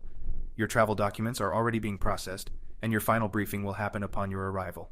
Before all of that, let me get you all updated with the full situation. He paused, and Julie saw him sip from a bottle of water. He swallowed, closing his eyes, then continued. At roughly 3:15 a.m. 2 days ago, a small pawn shop in St. Louis was broken into. Nothing of note was stolen, even though the shop contained a total of nearly $400,000 worth of electronics, antiques, and furniture. Nothing of note? What does that mean? Ben asked. Well, there was one item, according to the shop's owner, that was found missing. She alerted the authorities the next morning about the break-in, but it took her a few hours to even notice that the item was gone. The piece was a small glass vial that contained some sort of mineral specimen, quantity and weight unknown, though she said it appeared to be silver. She had just purchased the vial, for what I believe to be a very generous price, from a local widow in St. Louis. It seemed she was doing the widow a favor, as early reports state that the women knew each other and may have been friends. May have been? Joshua asked.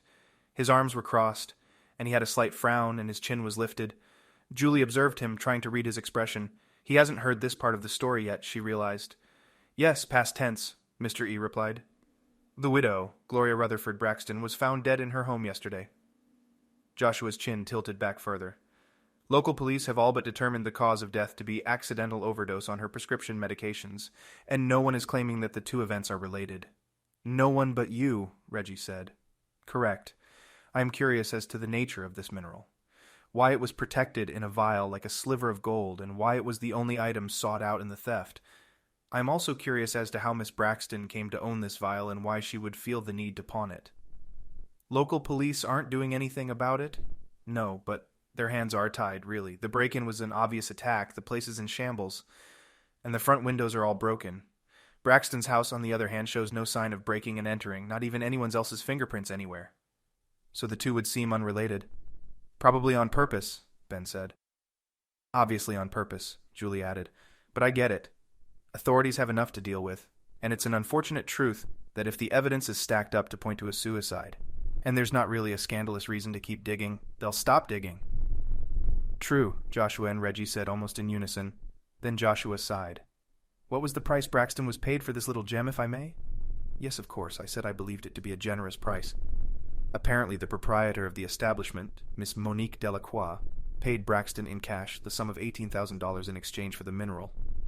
Julie coughed. If she had been drinking or eating anything at the time, she would have choked on it. You've got to be kidding me, she said. $18,000, that's absurd, even if it was gold in there or diamonds. As I said, I believe the transaction to be partly related to their relationship. Perhaps Miss Braxton had fallen on hard times. Why else would she have felt the need to pawn something sentimental like this? And why would the price be so high? I believe there was, at least partly, a desire for both women to feel as though there was a real transaction, so Miss Braxton didn't simply receive charity from the pawn shop owner. Where is Delacroix now? She left on a business trip to Australia late last night. A massive conference in Sydney about antiquities and pricing structures for rarities dealers. Sounds like a bucket of fun, Reggie said. I want to find this woman and offer our protection, Mr. E said. She may be targeted next for her knowledge about the vial and its contents. If the two cases are related, there is a strong possibility the attackers will want to silence anyone with any information about this. Yeah, good call, Joshua said. So we're going to Australia? Reggie asked. Julie could see the excitement on his face. No, you are not. I will be sending Mrs. E to Australia to collect Miss Delacroix and bring her back after she confirms that our communications equipment is in place and online, so I can access it remotely. When they return, I can offer Miss Delacroix safe haven, at least until we know she is in no danger. Reggie looked bummed, but he shook it off, and smiled again. Well, we can't find the bad guys here, I guess, so that means we're off on a grand adventure once again. Where to, then? Someplace exotic? No. Philadelphia. Chapter 15. Gross, really? On screen, Mr. E nodded. Indeed. Specifically to the American Philosophical Society, there is a museum in the original building. The original building of what? The original building of the same society, built by Benjamin Franklin to meet with the society he helped to form. Today it is a museum that sits near Independence Hall in the Old Historic District. The museum is really a revolving collection of items of its own archives and those of visiting exhibits, all of which are part of American history. So, what are we going for? Ben asked. I want you to speak with the curator of the museum. The curator is a friend of one of the military representatives on our board. He told the curator that the CSO would be perfect for this type of work. Talking to a crotchety old museum guy? Speaking with the female curator about a recent theft of one of their items. Julie's ears perked up.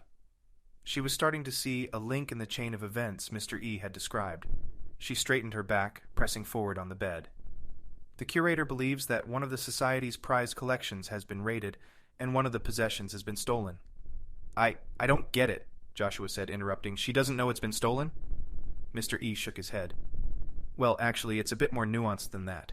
The item in question is a journal, a leather-bound book about the size of a large index card. The curator was very explicit in her description of the artifact, which tells me that she has a very intimate knowledge of the item and has perhaps handled it personally. Yet she was also hesitant in her description, as if its mere existence is, well, secret, Ben said. Correct. She was only convinced to speak to me about it because of her relationship with and trust in our board member. She wanted to be clear that this topic is, how did she put it, rather touchy with the society. Apparently they have not ever disclosed their ownership of this journal. Julie nodded. She now understood what the man was trying to say. A prized possession owned by one of the oldest clubs in America had gone missing, and they couldn't talk about it openly because, well, no one knew they had it. She raised her hand, then felt silly, so she lowered it and started asking her question. Still, it seems like if they just said, hey, we're sorry, we messed up. We've had this other journal for a while now, but it just turned up missing. Can you help us find it? They would be fine. What am I missing? Well, Mr. E began, this journal is one that no one knew existed in the first place.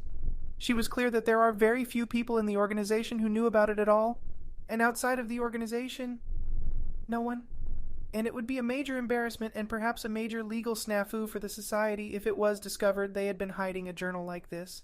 All of the other journals and notes from this collection are well documented, protected, and public knowledge. Wait, other journals? What collection? Mr. E cleared his throat. My understanding is that this journal was part of the original Lewis and Clark expedition records and was written by Lewis's hand himself. It was kept secret from all the rest, and even his partner, Captain William Clark, did not have knowledge of the journal or its contents. And now it's gone missing, Julie said. Fascinating. Joshua's arms were still crossed. E, when we spoke earlier, you told me that this mission would be quite simple. Yet you don't even have a suspect. And we're supposed to fly to Pennsylvania, all of us, and just meet with this curator? Reggie nodded. Right. Why all of us? And how are these three things, the suicide of old Lady Braxton, the break-in at Delacroix Place, and this missing journal related?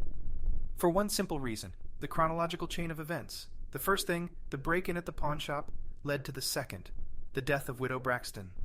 And I only learned of those first two events because of the third thing, the missing journal and the personal request of one of our board members on the CSO to look into it.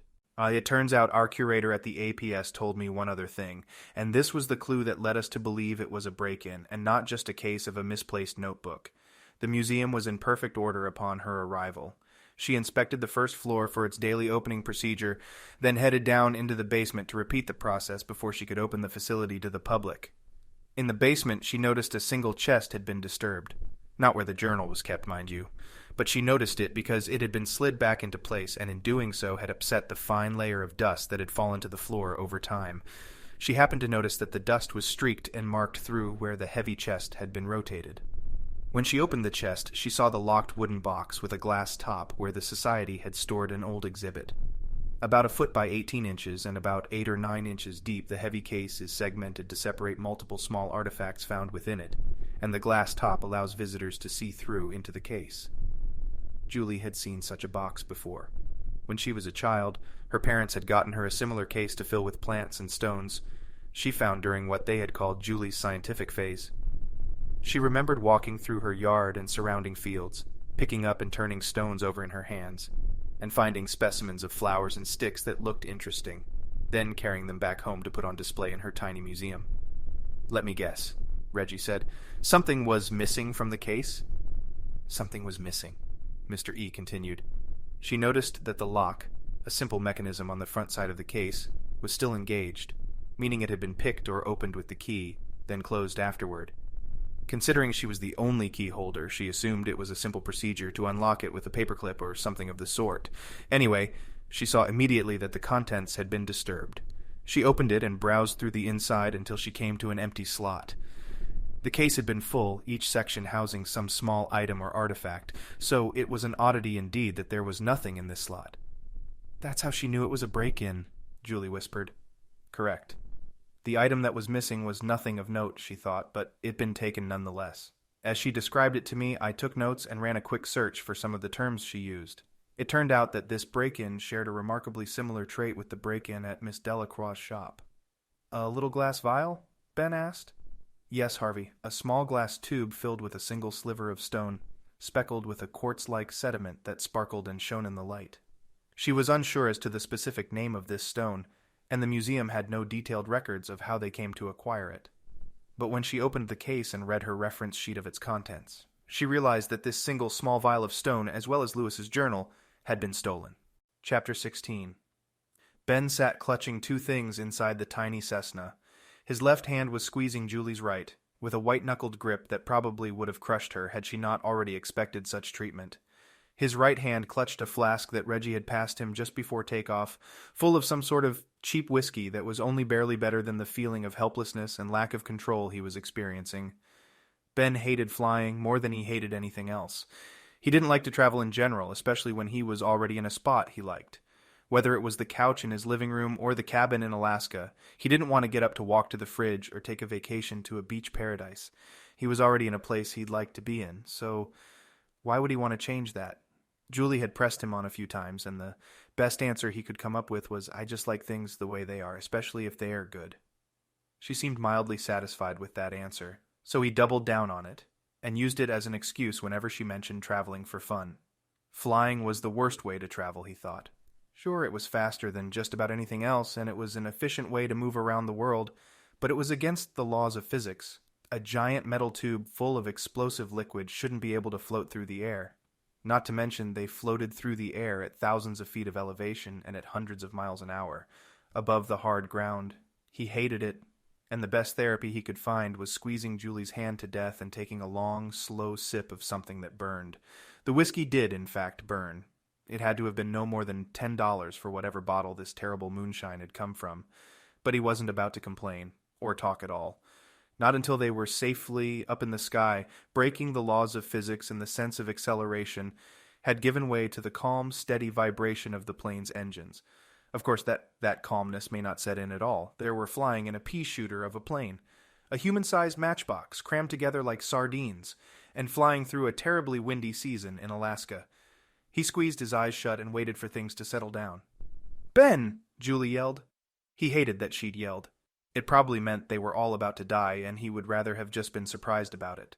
But he also knew that yelling inside the plane was the only way to get someone else to hear you, even if they were sitting right next to you. He opened one eye and saw Julie staring up at him. "What?" he yelled back. "How you doing?" He shook his head. "What kind of stupid question is that?" he thought. "She knows how I'm doing." To underline his point, he forced back another shot of the fiery liquid sewage Reggie called whiskey. The shot burned and he coughed. He saw Reggie smile from the cockpit. He wondered how the man had seen him, or heard him cough, but he knew Reggie was laughing at him. Reggie was a decent pilot and had put in a lot of hours since their hair-raising experiences in Antarctica and the Amazon, and he was getting better at not terrifying Ben while they flew. If Ben was honest, he had to admit that Reggie was a fine pilot. It was just Ben's own insecurities that caused him anxiety when they flew. Still, he wondered if they always flew around in these tiny planes because the others were in on some prank against Ben, or if they were in fact more economical in some way. He looked up at the cockpit again and noticed that Reggie was staring at him. Reggie shouted something, but Ben couldn't even hear a single word. He shook his head. "What?" he yelled. "The flask." Did he just ask for the flask? Ben thought he must have misheard the man. He shook his head again and mouthed the words, "I can't understand you." Reggie smiled, then pointed at the flask in Ben's hand. "You can't be serious," Ben yelled. He wasn't sure if Reggie had heard him, but more importantly, he noticed Reggie still hadn't turned back around to see where they were flying. The man charged with getting them safely to their destination was trying to talk Ben into giving him a drink from his flask. He looked around. Julie and Joshua had a straight-laced expression on their faces. Their lips were a thin line, their eyes were on Reggie. For Joshua, Ben figured this was normal behavior. He stared at Julie, eyeing her closely until she burst into laughter. "Don't worry, Ben," she yelled. "He's just messing with you." Even Joshua began to laugh, and Reggie finally turned back around to pilot their aircraft. Ben smiled, but there's nothing genuine behind the smile. Julie winked at him. He lifted the flask and poured another shot into his mouth. This is going to be a long flight. Chapter 17. The flight wasn't actually very long. They landed in Anchorage to switch planes, then took a connecting flight to Seattle, then over to O'Hare International, then finally landed in Philadelphia. 12 hours later. Ben was exhausted. He was surprised that their first plane, the Cessna, had been the most room he'd had during all 4 of their flights. The 737 they'd done the last 2 legs on offered little more than a straight-back chair, and hardly enough room for even his knees. He was cramped, tired, irritable, and ready for dinner. Reggie, on the other hand, seemed to be the exact opposite. When they landed in Philadelphia, Reggie bounced up and out of his seat, chipper and ready for the next adventure. Ben scowled at him. "What's the problem, big guy?" Reggie asked. "Couldn't get enough of a cat nap?" "Couldn't get any nap," Ben replied, "and I'm hungry." Joshua appeared behind Ben and Julie as they walked up into the airport. "We'll stop on the way for something quick, hopefully enough to fill us up until dinner." "Wait," Ben asked. "When's dinner?" "Whenever we're finished talking to the curator at the APS." Ben sighed.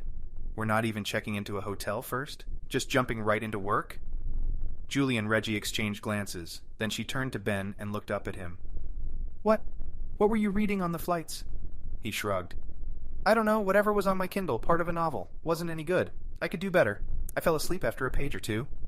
Julie and Reggie smiled, while Joshua looked confused. "While you were dozing off, pal. The rest of us were already jumping into work. We've been reading through the briefs and backgrounds Mrs. E sent over to prepare for the trip." Ben's mouth opened and closed, but couldn't think of anything to say. Don't worry, we'll fill you in on the way to the American Philosophical Society headquarters downtown. Just stay awake long enough to let it sink in. Ben nodded. He hated feeling like he was behind the ball, but he really hated being left out of this group's activities. He felt like he was considered the weakest link on the team, and moments like this didn't help things. They walked along through the airport until they came to baggage claim, and Joshua and Reggie posted up near their plane's baggage drop while Julie and Ben waited back a few paces against the wall. Julie grabbed his arm and linked hers within his. She stepped up onto her tiptoes so she was able to whisper directly into his ear. "Don't worry," she said. "They're nerds. They like that sort of stuff, but I'm more into the strong, silent types." "Yeah, and I made sure you and I got a room together where we're staying," she continued, a coy smile on her face. "So, whenever we're done talking to this museum lady, I'm hoping we can steal away and do some catching up on the brief information." Ben smiled. "Yeah, I need a little extra time to get through all the information," he said. She winked at him. "We'll go slow." Chapter 18. Reggie knew Ben and Julie were hoping to get to the hotel and relax a bit, but they had work to do. He had always been a man unable to focus on anything other than the task at hand, and he had that in common with their team lead, Joshua Jefferson. It had taken some time for Reggie to come to like Joshua, as the man had first introduced himself to them in the Amazon rainforest by ordering his men to kill them. After betraying his own men and killing his own brother, Joshua Jefferson had tried to convince Reggie's group of his apparent side change. Reggie allowed it, but he kept a close eye on the man for the rest of the trip. Only after successfully completing their mission did he start to trust Joshua more, and it had taken months for Reggie to fully understand and accept the emotional turmoil his new friend had undergone. Now the two men were inseparable mirror images of one another. They shared a common background in weapons knowledge, organizational strategy, and training, even though Joshua had never served in the military. They shared a passion for well-planned and perfectly executed missions, and both men were adamant about putting in more than their share of the workload. However, their personalities could not have been more different. Reggie was an outgoing, talkative loudmouth who enjoyed fun and practical jokes, while Joshua kept to himself and preferred talking only when asked a question, and even then answering with few words. Reggie liked Joshua, but he was constantly reminded of how different the two men were. They made a great team, Reggie's wit and ability to adapt in sticky situations, and Joshua's leadership, calm, and resiliency. Reggie wasn't upset when Mr. E had appointed Joshua the group's de facto leader on missions, as he knew Joshua was the proper man for the job. They were sharing a room as well, adjacent to Ben and Julie's, yet he knew they would be spending little time inside. The brief had explained that Ben and Julie would be staying in Philadelphia and working with the curator of the American Philosophical Museum to provide information to Reggie and Joshua, who would be moving around and searching for the missing journal and vial. Before anyone could check into the hotel, however, Reggie needed to eat and get to the museum. They had taken a mid-sized SUV from the airport, and Julie had offered to drive. Reggie sat shotgun and navigated, while Joshua worked through the briefs once more and Ben slept. "How much longer?" Joshua asked from the back seat. "We're stopping at a fast food joint first," Reggie answered, "then about 20 minutes, depending on traffic." "Fast food?" Julie asked. "Seems like there ought to be somewhere a little better to eat." "Maybe better, but not faster," Reggie said. "I want to get started, see what this gal knows about this little journal and why it's so important." "I second that," Joshua said. "What's Ben want?" "Food," Julie said. "Just food. Doesn't matter what kind or how cheap. I guess I'm the one outnumbered." They decided on a drive-through taco stand just off their route, but Julie parked in the lot so they could get out and stretch their legs. They walked to the window to order, then brought the food back to the car. "Last time we were all together on a project like this, we had some better food options," Ben said. "How come we can't do this at the Broadmoor again?" Before the team had left for Antarctica months ago, they had all met at the Broadmoor, a world-famous resort and hotel in Colorado. Mr. E had presented to them via video feed in one of the beautiful ballrooms and asked for their help on the project. "Got to admit, this is a bit of downgrade," Reggie added, "but at least the food's paid for." Reggie got back into the car and took a bite of his first taco. A spot of sauce dripped down the corner of his mouth, but he was too focused on the amazing flavor to notice. "Never mind," he said. "This food's better." "I second that again," Joshua said. Julie drove on, heading south on 4th Street after exiting the highway. As she turned onto Walnut and then 5th Street, heading up into the historic downtown district of Philadelphia, the centuries-old Philosophical Hall and a block away Independence Hall came into view. The building consumed Reggie's focus. He had a love for history, and while visiting Philadelphia hadn't initially struck him as someplace exotic, he was excited to be surrounded by buildings and works of art created by a brand new nation. Benjamin Franklin had been a father of this city, and many others had walked its streets long before they were even paved. Independence. Hall's beautiful steeple jutted out and pierced the skyline, its square white facade that housed the bell tower moving upward until it met with the cylindrical top section. The clock on the front side of the steeple was not in view, but he could make out the very top point of the building from their location. The red brick Georgian-style landmark served as the main attraction of the Independence National Historic Park and had been completed in 1753. Reggie had read a little about its renovations and reconstructions over the years, but he had never seen the building in real life. Modern-day architecture had surpassed what the architects of the Founding Fathers era could accomplish, so the skyline of Philadelphia now included plenty of buildings and monuments that stretched taller than the hall. But to Reggie, he could see the building as it had been intended so many years ago.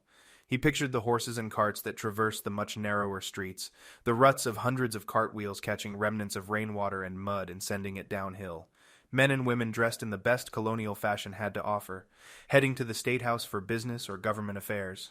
Children playing on the streets and running through the crowds, racing to beat their brothers and sisters home. Reggie smiled, watching the scene unfold in front of his eyes while the real-life present took place outside the car's windshield. He felt the urge of nostalgia, pulling him toward the simpler life of colonial America. But as he felt it, he knew it wasn't accurate. Colonial America was certainly not an easier time, nor simpler. There may have been fewer people, but history had done a great job painting a blurry-edged picture of what life was like back then. Reggie knew that each of those people had been faced with situations that he had never considered.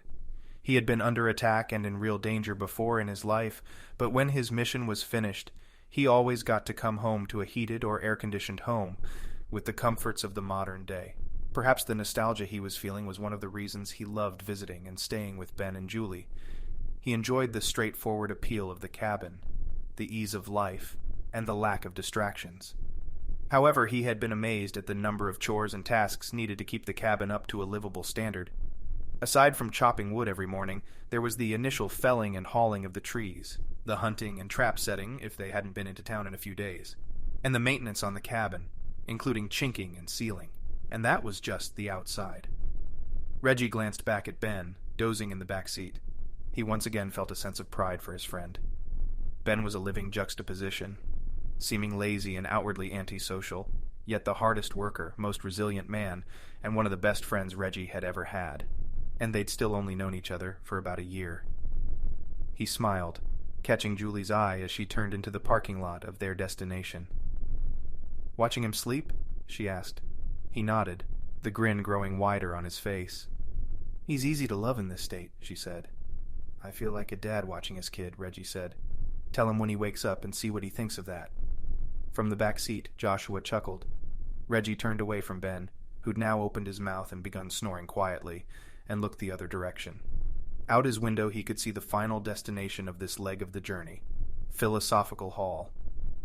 Home of the American Philosophical Society, founded by none other than Benjamin Franklin, Joshua said. Finished in 1789, Reggie added. "Amazing," Julie said. "It's hard to believe this stuff's been here this long. All the history in there. It's overwhelming, really." Ben snored loudly and then woke up. We here? We're here," Julie answered. "How long will this take? And when's dinner?" "You literally had food half an hour ago," Reggie said. "You can't wait a few hours?" "A few hours? That's when dinner is?" He paused, getting ready to get out of the car, and added, "I hate traveling with you guys." Chapter 19. The building was to Ben a mansion. Even though no one lived there, the building was too small to seem like a full-fledged museum, but much too large to act as a simple meeting place for any society. He wondered if that's why the society had rented out its space to a local university, the city, and various other organizations during the years of its existence.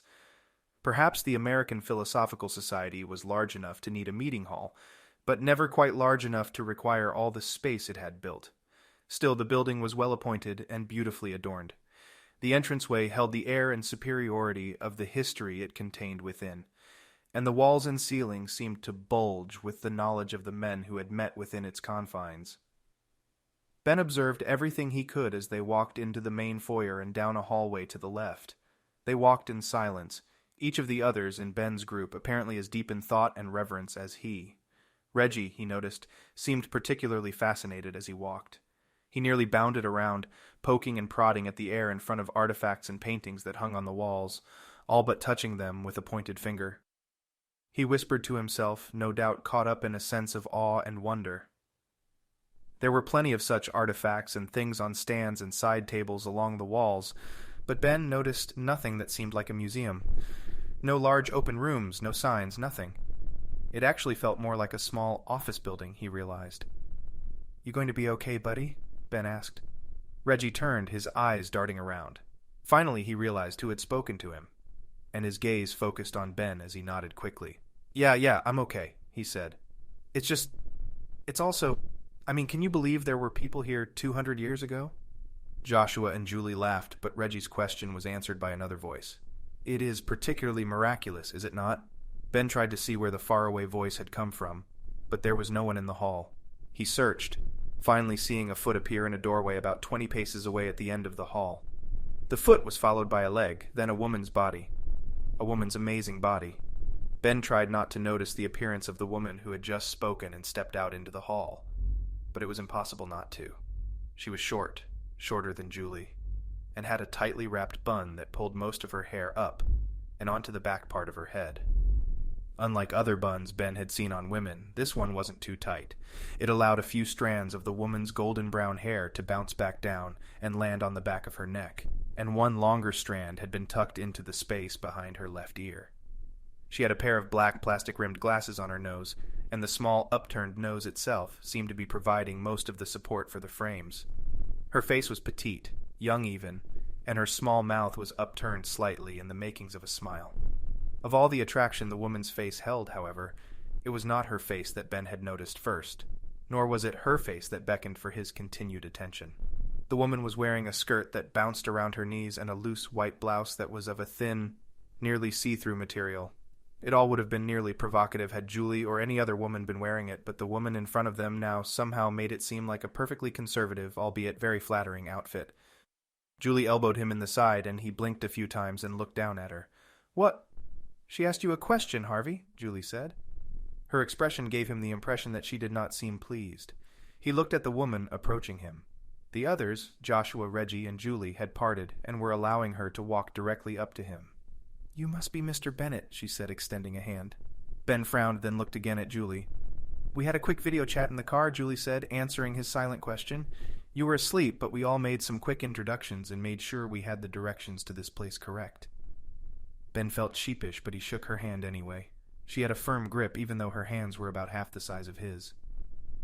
Nice to meet you," he mustered. He subconsciously pulled himself straighter and sucked in his gut a bit. He hoped his hair wasn't still disheveled from his short nap in the car. She grinned, a cute, shy thing that completely contradicted the intensity and seriousness in her eyes. For a moment it seemed he was looking at two people, the youthful, innocent woman whom he had first seen in the hallway, and the professional, experienced woman who could see through him and into his soul. He took an involuntary step back. Chapter 20. There was a certain tension in the air as Julie and the others stood in the hallway, watching the woman approach. Julie knew the other men would be ogling the young-looking curator, enjoying her petite, well-dressed yet slightly disheveled appearance. The woman, even as she gripped Ben's hand and shook it, seemed to be constantly trying to catch her balance, not in a way that made it look as though she had been drinking, but in a way that seemed delicate and klutzy.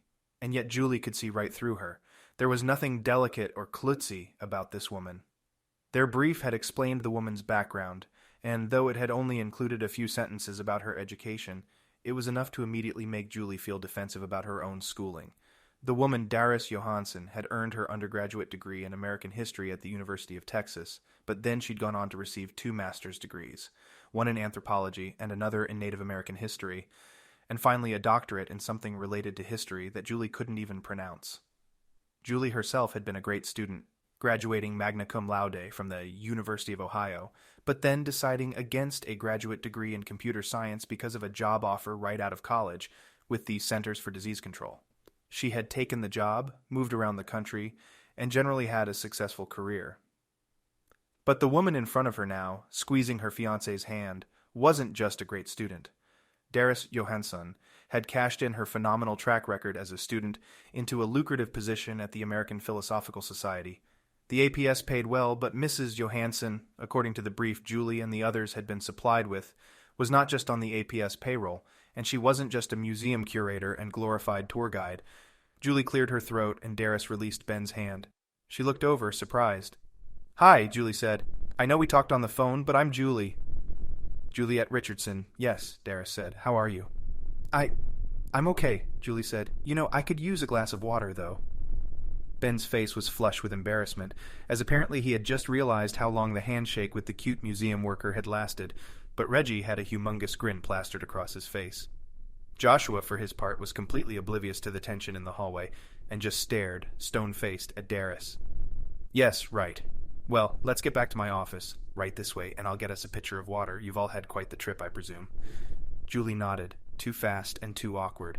She stopped her head abruptly, likely also too fast and too awkwardly. Damn it, she was acting like an idiot, and for what? "Ben's the most loyal man I've ever met," she told herself. Still, she watched Ben's eyes as they walked down the hall. To his credit, they were dead center on the back wall they were walking toward. She sidled up next to Ben and casually slipped her elbow around his. She pulled him closer, feeling his strong arm and shoulder bump against hers. Julie suddenly felt goofy. She felt like she was in middle school all over again, minus the pimples. "You okay?" she asked. He frowned, looking down at her. Yeah, what do you mean? Just a little hungry." She smiled, turning back to the walk and watching as the tiny Darus danced on a heel, and her small, perfect little body maneuvered into the corner office at the end of the hall. She sighed, following Ben inside. Chapter 21. The office was sparse, a surprising revelation for Julie. She had expected shelves of books, artifacts from dig sites from expeditions the woman had been on, and scores of research papers and journals stacked in piles on her desk. Instead, the office seemed to have been taken directly from a furniture catalog and turned into real life. A matching desk and chairs set filled most of the small room, while a long, low bookshelf, cut of the same wood as the desk and chairs, spanned the wall on Julie's left. The bookshelf wasn't filled either. A few sections held collections of textbooks and other books, while the majority of the piece was empty or housed a kitschy object from the same furniture magazine. The office was nice, well decorated, even in its plainness. Julie could tell the woman cared little for fancy adornments, and probably had only purchased those she had out of respect for any visitors she had. As much as she tried to deny it, Julie felt herself intrigued by this woman. "Welcome," the woman said. "Come in, have a seat." Julie and Reggie sat in the two leather chairs in front of Darus's desk, while Ben and Joshua sat in a small couch against one wall. Joshua leaned in, his elbows on his knees, expectantly. "Thank you for meeting us," Joshua said. "Are you okay?" She frowned, then smiled and nodded. Yes, I am, thank you. Really, it was nothing. I didn't even notice the pieces were missing until I came in for my shift, so it didn't happen on my watch." Julie examined Darus's expression as she recounted her story. She'd probably said it to confirm that she was, in fact, okay. She wasn't even there when the break-in had happened. But to Julie it came across as overconfidence, as if the woman was trying to prove to them all that the theft hadn't been her fault. "Of course," Joshua said. "But you noticed the journal missing first?" She nodded again. "Yes, I opened up and then began walking the floor. It's a habit I have.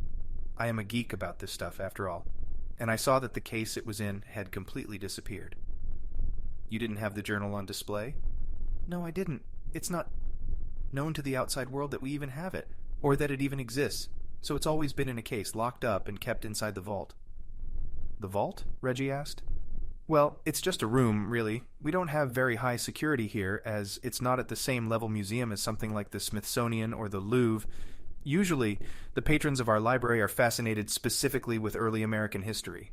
You sort of need to be a history buff to truly enjoy this place, and you certainly need to have a strong desire to dig around and do some research to understand all of the things we have here." Reggie grinned, holding it long enough to ensure that Darus saw it. "I'm a history buff," he said. Julie even thought he saw the man wink. "Anyway," Joshua said, shooting Reggie a glance, "the vault, or the room you call the vault. Where is it?" "It's right off the main meeting hall," she said, as if they were all already intimately familiar with the building's layout. "Just a closet, really, but it's where we keep all of the items that aren't currently on display, if they're not lent out to another museum." "And this room was locked?" "Yes, it's always locked." "How did you notice the room had been entered then?" If the room was locked when you came in for your shift? She nodded, seeming to have anticipated this question. It's part of my walk through. I check everything, the hallways, the main floor, and the vault. Just a habit, but I go through each room and just... Her cheeks turned a slight shade of red as her voice trailed off. Her eyes sank, her gaze falling to the desk. Reggie leaned forward. What's up? You just... What? Sorry, she said quickly. I apologize. It's just that... It's a weird routine, I admit. But I just like to be around those items. It's an amazing collection, actually. So much history that has gone unnoticed for so many years. Julie suddenly felt sad for this woman. Obviously educated, obviously very beautiful. She wondered how Darus had come to be the curator at a place so underwhelming. It was true what Darus was saying about the place. There was a lot of history in this building, but the general public didn't know or even care about it. It wasn't the architecturally alluring building of Independence Hall, and it wasn't the storied, internationally popular attraction of the Smithsonian in Washington, D.C., but Darus was here, and she seemed utterly fascinated by her job and caught up in the importance of it all, even if she was the only one who felt that importance. Julie smiled. She understood to a small degree. Julie herself was passionate about certain things that made no sense to anyone. The elegance and beauty of perfect syntax and simplicity in server code, for example, or the logical chain of adoption in a new disease her old employer, the CDC, was studying. Things the general public cared little about, but impacted their daily lives more than they knew. Could that be what's happening here, she wondered? Is there something hidden under the surface of this organization that makes all of this more important? Darus! Julie said. Darus's head snapped up and her attention burned a hole through her head. Yes. What's going on here?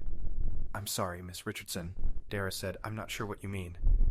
A journal that no one, in your words, knew about was stolen, as well as what sounds like the most insignificant artifact in human history. An artifact that wasn't even important enough to live in the vault with the other out-of-rotation things. This one was in the basement. Correct. But someone knew they were there. Someone knew exactly where to look and how to get into both the vault and the basement. Julie sat back, suddenly realizing her questioning had escalated from confusion to interrogation. She considered apologizing, but thought better of it. Again, correct. They sat there a moment, Darus on one side of her power desk, and the four of them on the other. Julie broke the ice. Your story doesn't add up. Darus's cheeks burned even redder. My story is not at all fiction. I'm telling you exactly Perhaps, Julie said, but you're leaving something out, something crucial. The tension in the room ratcheted up a few notches, and Julie felt like she was swimming in it. It was thick, bold, and obvious. No one spoke. Reggie looked around, his eyes wide. Julie couldn't tell if the others were on her side or upset that she'd even opened her mouth. But she was right. She knew it. Chapter 22. Damn it, Julie, Reggie thought. You had to go and clam her up. Reggie was sitting in the leather chair in front of Darus's desk, still surprised at how comfortable it felt. He was also surprised at how forward Julie had just gotten with her, and he was afraid it would end the conversation. He knew something was fishy as soon as they had entered the office. Decorated with furniture that looked like it had all been purchased at the same time, from the same store, and placed around the office in exactly the same way as the picture on the outside of the box it all came in. Reggie got the immediate feeling of strangeness. He would have been able to ignore the feeling, however, and write it off as a personality quirk. Some people, especially reclusive types who like to work in museums, aren't as savvy when it comes to interpersonal skills. It would have made sense, and he would have simply thought of it all as a characteristic that made him like her more. But her clothes contradicted that feeling. They screamed trendiness, from her hair down to her shoes, and they were certainly out of place in downtown Philadelphia. The woman in front of them now wasn't who she said she was, and Reggie had already planned his attack, how he'd get her to confess and tell them what was really going on. But Julie had ruined all of that. She'd opened her big mouth and called out the curator for lying to them, or at least withholding information. Now it was almost guaranteed Darus wouldn't talk to them anymore, and they'd have to figure out another way to... You're right, Darus said. She sighed, a short, huffy thing that seemed genuine to Reggie. You're right, I've left some things out. Reggie's eyebrow danced up. This is a twist, he thought. He looked at Julie and caught sight of the very end of a smug smile. First, I'm not the curator here. Reggie waited. Ben and Joshua, sitting behind him on the couch, also waited silently. My name is Darus, but I do not work at the APS. Or rather, I do not work at the museum. Where do you work? Joshua said. Well, I work here, she answered, but there's no museum here. Wait, what? Julie asked. It moved a long time ago. The society needed a place to have larger meetings, so we purchased a building nearby, the Benjamin Franklin Hall. We moved the library and meeting hall there. This building, she held up an open hand and flourished it around the room, is just smaller offices, a small conference room, nothing else here. Okay, so you were in the other building and noticed the stuff missing, so what? Well, I didn't notice it missing. Like I said, I'm not a curator, I just work here. So you've got someone you're covering for. She paused. Yes, something like that. Fine, Joshua said. We'll let that slide for now, but go on. This other person noticed the journal and the rock missing and told you about it? Right. They called it in, and I told them to tell no one else about it until I could figure out the next move. You told someone in the military. They passed it on to our benefactor. Yes, she continued. But I specifically told them I was handling it. Why tell them in the first place? Another pause, this one longer. Listen, Darus, it really is important that we're on the same team here, and that means we need to know what you know. She swallowed. I understand, it's just, all of this is happening so fast I never thought it would... Never thought what? Julie asked. Never thought it would happen at all, she replied. At least not in my lifetime. Reggie looked at the faces of everyone else in the room. Aside from Julie, they were all masters of their poker faces. Ben, Joshua, and Darus all had a blank, expressionless silence written on their faces. Reggie felt the tide turning in their argument, but he turned back to the woman seated across from him and drilled into her with his gaze. This is it, he thought, the moment of truth. Darus, he said calmly, what are you afraid is happening? She swallowed again, then a third time. She sat back in her chair, sinking into it a bit and getting even smaller. Then she turned her focus back to Reggie and laid her hands out on the desk, palms up. We call it The Shift. Chapter 23. Okay, now I know this woman's crazy, Ben thought. For a lady who had played a role as a museum curator well, he had been surprised to hear she wasn't exactly who she'd said she was. She was well-dressed, working in a decent office, and telling them a story that they'd all, as far as Ben could tell, believed. Now she was admitting to Reggie that there was a bit more to the story than she'd initially let on. She wasn't the simple, lowly museum curator of an all-but-forgotten monument of American history. Ben stared her down. He didn't like people who used lies and deceit to get what they wanted. Then again, what did she want? What the hell is the shift? Reggie asked. Julie and Joshua nodded, but Ben continued staring at her. He watched her face, studying it. He had already decided that it was a nice face. Nothing compared to her tiny, petite body, but it was a decent enough face. Pretty, slightly upturned nose, small features. All of it together made for a very beautiful human. But she was holding back information from them, and that didn't sit well with him. It made her less attractive to Ben. Her face showed no sign of regret, however, aside from the very slightest of tics. The left side of her mouth popped up and down just a bit every few seconds, as if she was deep in thought and trying to work through her response. Or work through the response she was supposed to give them. She'd already played her hand, at least the part of it about what she was worried about. Ben figured she might as well explain the rest of it, too. It's... A loud crash sounded from outside the room. It echoed into the hallway, but Ben thought it might have even come from outside the building entirely. It was quiet in a distant sort of way, but also intense, as if glass and drywall and brick had suddenly, and violently, just been disrupted. Everyone get down, Joshua said. His voice was calm, as always, and he sounded more annoyed than surprised. Ben dropped to a knee, moving over slightly to make sure Julie knew he was next to her. She nodded at him, also coming to rest on her left knee. Both of them swiveled and looked out the door. Ben saw out of the corner of his eye an odd movement. Darus flicked her eyes left, then right, and then back to the door. Only then did she crouch down as well. Her eyes stayed riveted on the open door that led to the hallway. She's waiting for something. Making sure we're waiting too. Ben's mind immediately filled with possible scenarios.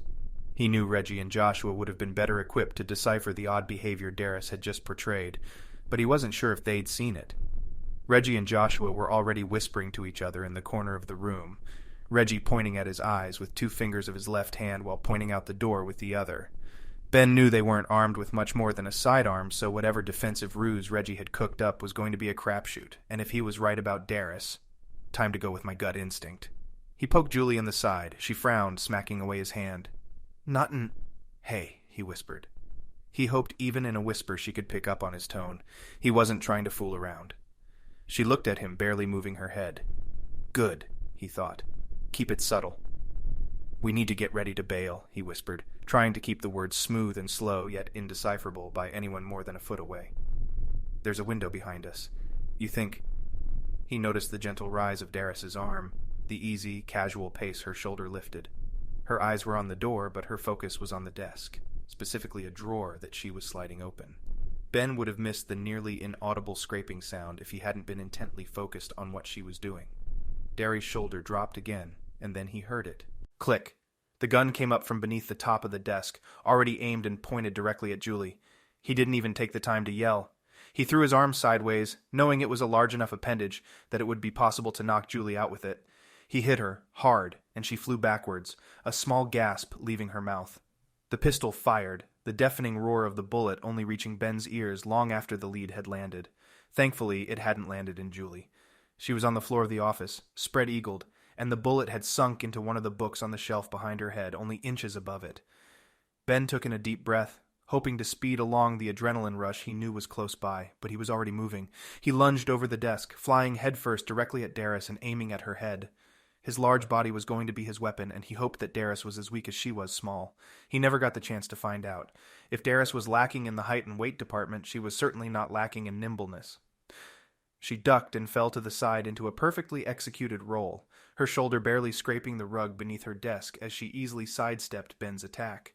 Ben hit the back wall, saw stars, and then fell into a heap behind the desk. His feet landed on the office chair Darus had previously been sitting in. Darus followed through her juke and came up on one knee, pointing her pistol at Ben, while she breathed through a small O she'd turned her lips into. She steadied her aim. Crack! Another gunshot rang out in the room, then another. Ben barely heard the third shot as his ears were already ringing after the first one, but he was able to swivel around and see who had fired. It hadn't been Reggie or Joshua. Instead, a man was standing in the doorway, larger than Ben, his skin a deep shade of brown with a thin goatee surrounding his mouth. The barrel of his pistol was aimed at Darus, but when Ben looked back at her, she was nowhere to be found. Reggie had his own pistol aimed at the new intruder, but the man hadn't moved from the doorway and hadn't changed the direction he was aiming. Slowly, deliberately, the man lowered his weapon. He stared at the spot Darus had been crouched in only moments ago, his eyes fixed in a permanent scowl. Ben didn't move, didn't speak. An inch difference in the man's aim would put Ben's head in the sights of the pistol. He stared, glowering back at the huge black man, but he didn't move a muscle. Chapter 24. Where is she? The man asked. Who? Ben flicked his eyes over to Reggie, who'd spoken from the corner of the room, his gun still fixed on the man in the doorway. Joshua had his weapon in his hand, holding it with his finger ready to pull the trigger, but pointing it toward the floor. Where is Darus? She was right there, Julie said, right next to Ben. Only a second ago. You had to see her. I did see her, the man said. I shot at her. But she's not here anymore, is she? Julie shook her head. Ben stood up, arms out to his side. The gun followed him, until the man was aiming directly at Ben's head. He held his hands open, trying to convince the man that he was no threat. Talk to me, Ben said. I can tell you what you need to know. Okay, fine. Where the hell'd she go? She went into the floor. Ben wasn't sure if the truth was going to get him shot or earn him a friend. The man was obviously not here to kill them, but he also wasn't afraid of getting shot himself. Reggie was aiming directly at him, and Joshua was ready with a loaded pistol as well, and the man hardly seemed to notice. Into the floor? Where? Ben shrugged. Right where she was standing, I guess. Probably a trapdoor or something. A trapdoor? You've got to be kidding me. What is this, a middle school play? Ben shrugged again, then nodded. She planned all of this out. I saw her right after you exploded your way in. By the way, thanks for not blowing up this room instead. Anyway, I saw her eyes. She was waiting for you. She looked at all of us like she was waiting for us to get into position or something. Calculating it all. The man's tongue hit the inside of his cheek, and his eyes squinted closed. He was deep in thought, and Ben wondered if he was trying to decide if he was telling the truth or trying to figure out what Ben's statement meant. Finally he spoke, dropping his pistol. Move over. We need to find that door. Ben slid over so the huge man could search the room. He wasn't about to let his guard down, and he also wasn't going to start helping him. Who are you, by the way? Joshua asked. The man knelt to the floor and started feeling around the edges of a square piece of wood flooring. It was the door, but it was flush with the rest of the room and wouldn't open by applying pressure to the top of it. "Derek," he answered gruffly. "Derek who?" "That is the who," he said. "Roger Derek, FBI." "You guys are just coming out and announcing that now?" He stopped what he was doing and looked up. "No, but you're already involved in a federal investigation, obviously onto the same lead we're following, and it wouldn't convince anyone of anything if I said I work for the government. Now, would it?" Reggie grinned. "You and I are going to be friends." Derek squinted an eye in his direction. "I highly doubt that." "Why, you don't have friends." "That's right, I don't have friends. Now, if you don't mind, we need to find out how to get this door opened." Ben and Joshua walked to the opposite side of the desk, while Reggie and Julie started looking around the room. Ben figured since Darus hadn't moved from her position behind the desk until she had walked onto the movable platform, the button or activation switch for the door would be somewhere on her desk. He was right. Just inside the top drawer, impossible to find unless you knew it was there, was a small brass button. He pushed it, and Derek yelped and rolled out of the way as the door fell open. He scowled at Ben, but then jumped over the opening and slid smoothly down through the floor. Ben rushed over and looked down. "You okay?" he asked. "Yeah, she's got a nice little landing pad down here, but she's long gone." Ben waited until Derek was out of the way, and then he too jumped down the trap door and found himself in the basement of the American Philosophical Society building. Julie, Reggie, and Joshua followed behind, but he was already taking a look around the room with Roger Derek. Stacks of books, rows of filing cabinets, and shelves floor to ceiling on 2 walls. It seemed like exactly what he imagined the basement of a museum would look like, except that the curator of this museum wasn't at all who she'd claimed to be. Ben turned to Derek. "Where'd she go? There aren't any other doors here except the one at the top of the stairs over in the corner, but we would have noticed her leaving. She would have had to walk right by us." "Keep your eyes open," Derek said. "There's got to be something on one of the walls, maybe a door or a crawl space or something." "Or she's a real magician and just disappeared," Reggie said, his voice dripping with sarcasm. "Do you folks always act so nonchalant? Where I'm from, this is a serious mission." Ben saw Joshua frown. He walked over and reached out a hand. "Joshua Jefferson, we're with—" "I know," Derek said, interjecting. "I read all about it on the flight over. Civilian Special Operations?" "Cute. You have any sort of leader, or are you hippies about your organizational structure as well?" Ben wasn't sure if he was more offended by the man's abrupt interruption and dismissal of them all, or the fact that he'd called Ben a hippie. "You're talking to him," Joshua said. "What about you? You guys still operate as teams, or are you the new guy in the office who got assigned to babysitting duty?" The 2 men, both clearly experienced professionals in the art of espionage and battlefield tactics, stared each other down for a few seconds. Or more precisely, Derek stared Joshua down. He was a full head taller than everyone in the room but Ben. Finally, Derek's face split into a wide grin. "Come on, man, I'm just joshing you." Joshua didn't smile. "Fine," Derek said. "Tough crowd, whatever. Anyway." He turned to the rest of Ben's group, who had inadvertently gathered around the 2 men as if they were about ready to spar. "Sorry we got off on the wrong foot. In the world I come from, things are a bit more sterile. It's good to loosen up a little." Julie smiled, a genuine, beautiful specimen, the one that Ben had fallen in love with nearly a year ago. "Like I said, my name's Roger Derek, and I am with the FBI. No, I don't have a team on this one, though I've still got an office I report to, which means I can probably call in a few favors as I see fit." "So be nice to you?" Reggie asked. Derek ignored the joke. "I was sent out to just take a peek at the operation here and keep an eye on things." Julie spoke up from next to Ben. "What operation?" "Well, yours." They all looked around for a few more seconds until Reggie actually raised his hand, a goofy expression on his face. "So, this would, go a lot quicker if you would just tell us what the hell you're after. If it's our hot librarian chick, she's probably called an Uber and is halfway to Boston by now." Derek nodded. "Right. Sorry. Yes, I'm here to observe your operation. I was sent by my boss to look in on things." "Your boss wouldn't happen to be friends with Mr. E, would he?" "Your boss? No. But through a mutual acquaintance, yes." "So mutual acquaintance heard from your boss, who heard from Darus, that there was a break-in in her precious museum, and mutual acquaintance then passed it on to Mr. E, who's been trying to start up a civilian special operations team to look into these exact sort of things." Derek listened to Reggie's explanation, nodding along. "Yes, actually. So since this is considered pretty low level, there isn't an action team in place. It's just me." "What exactly are you supposed to do then?" Julie asked. "Watch, observe, and report back to my superiors whether or not I think this group, your group, is worth investing in. You mean if this group is a threat to national security? Reggie said. Well, that's part of it, yes, that's at one end of the spectrum, but giving you a lot of money is at the other end. Seems like it'd be a conflict of interest to have the FBI involved with a civilian team that's also working with the U.S. military, Joshua said. Why? Derek asked. We're all on the same team. Are we? Reggie asked. Derek's nostrils flared, but he didn't get upset. He paused, searching for the right words. Finally, he dropped his head and then brought it up again and met Reggie's hard gaze. I'll be the first to admit that my organization hasn't always appeared to have the best interests of our nation in mind, but I assure you I do. You have the nation's best interests in mind, or just those of your employer? I'm a hard worker, and I do the job right, Derek said. And I'm not going to apologize for that. But I'm an American. I signed up for this job with you all. I wanted to be here. Why?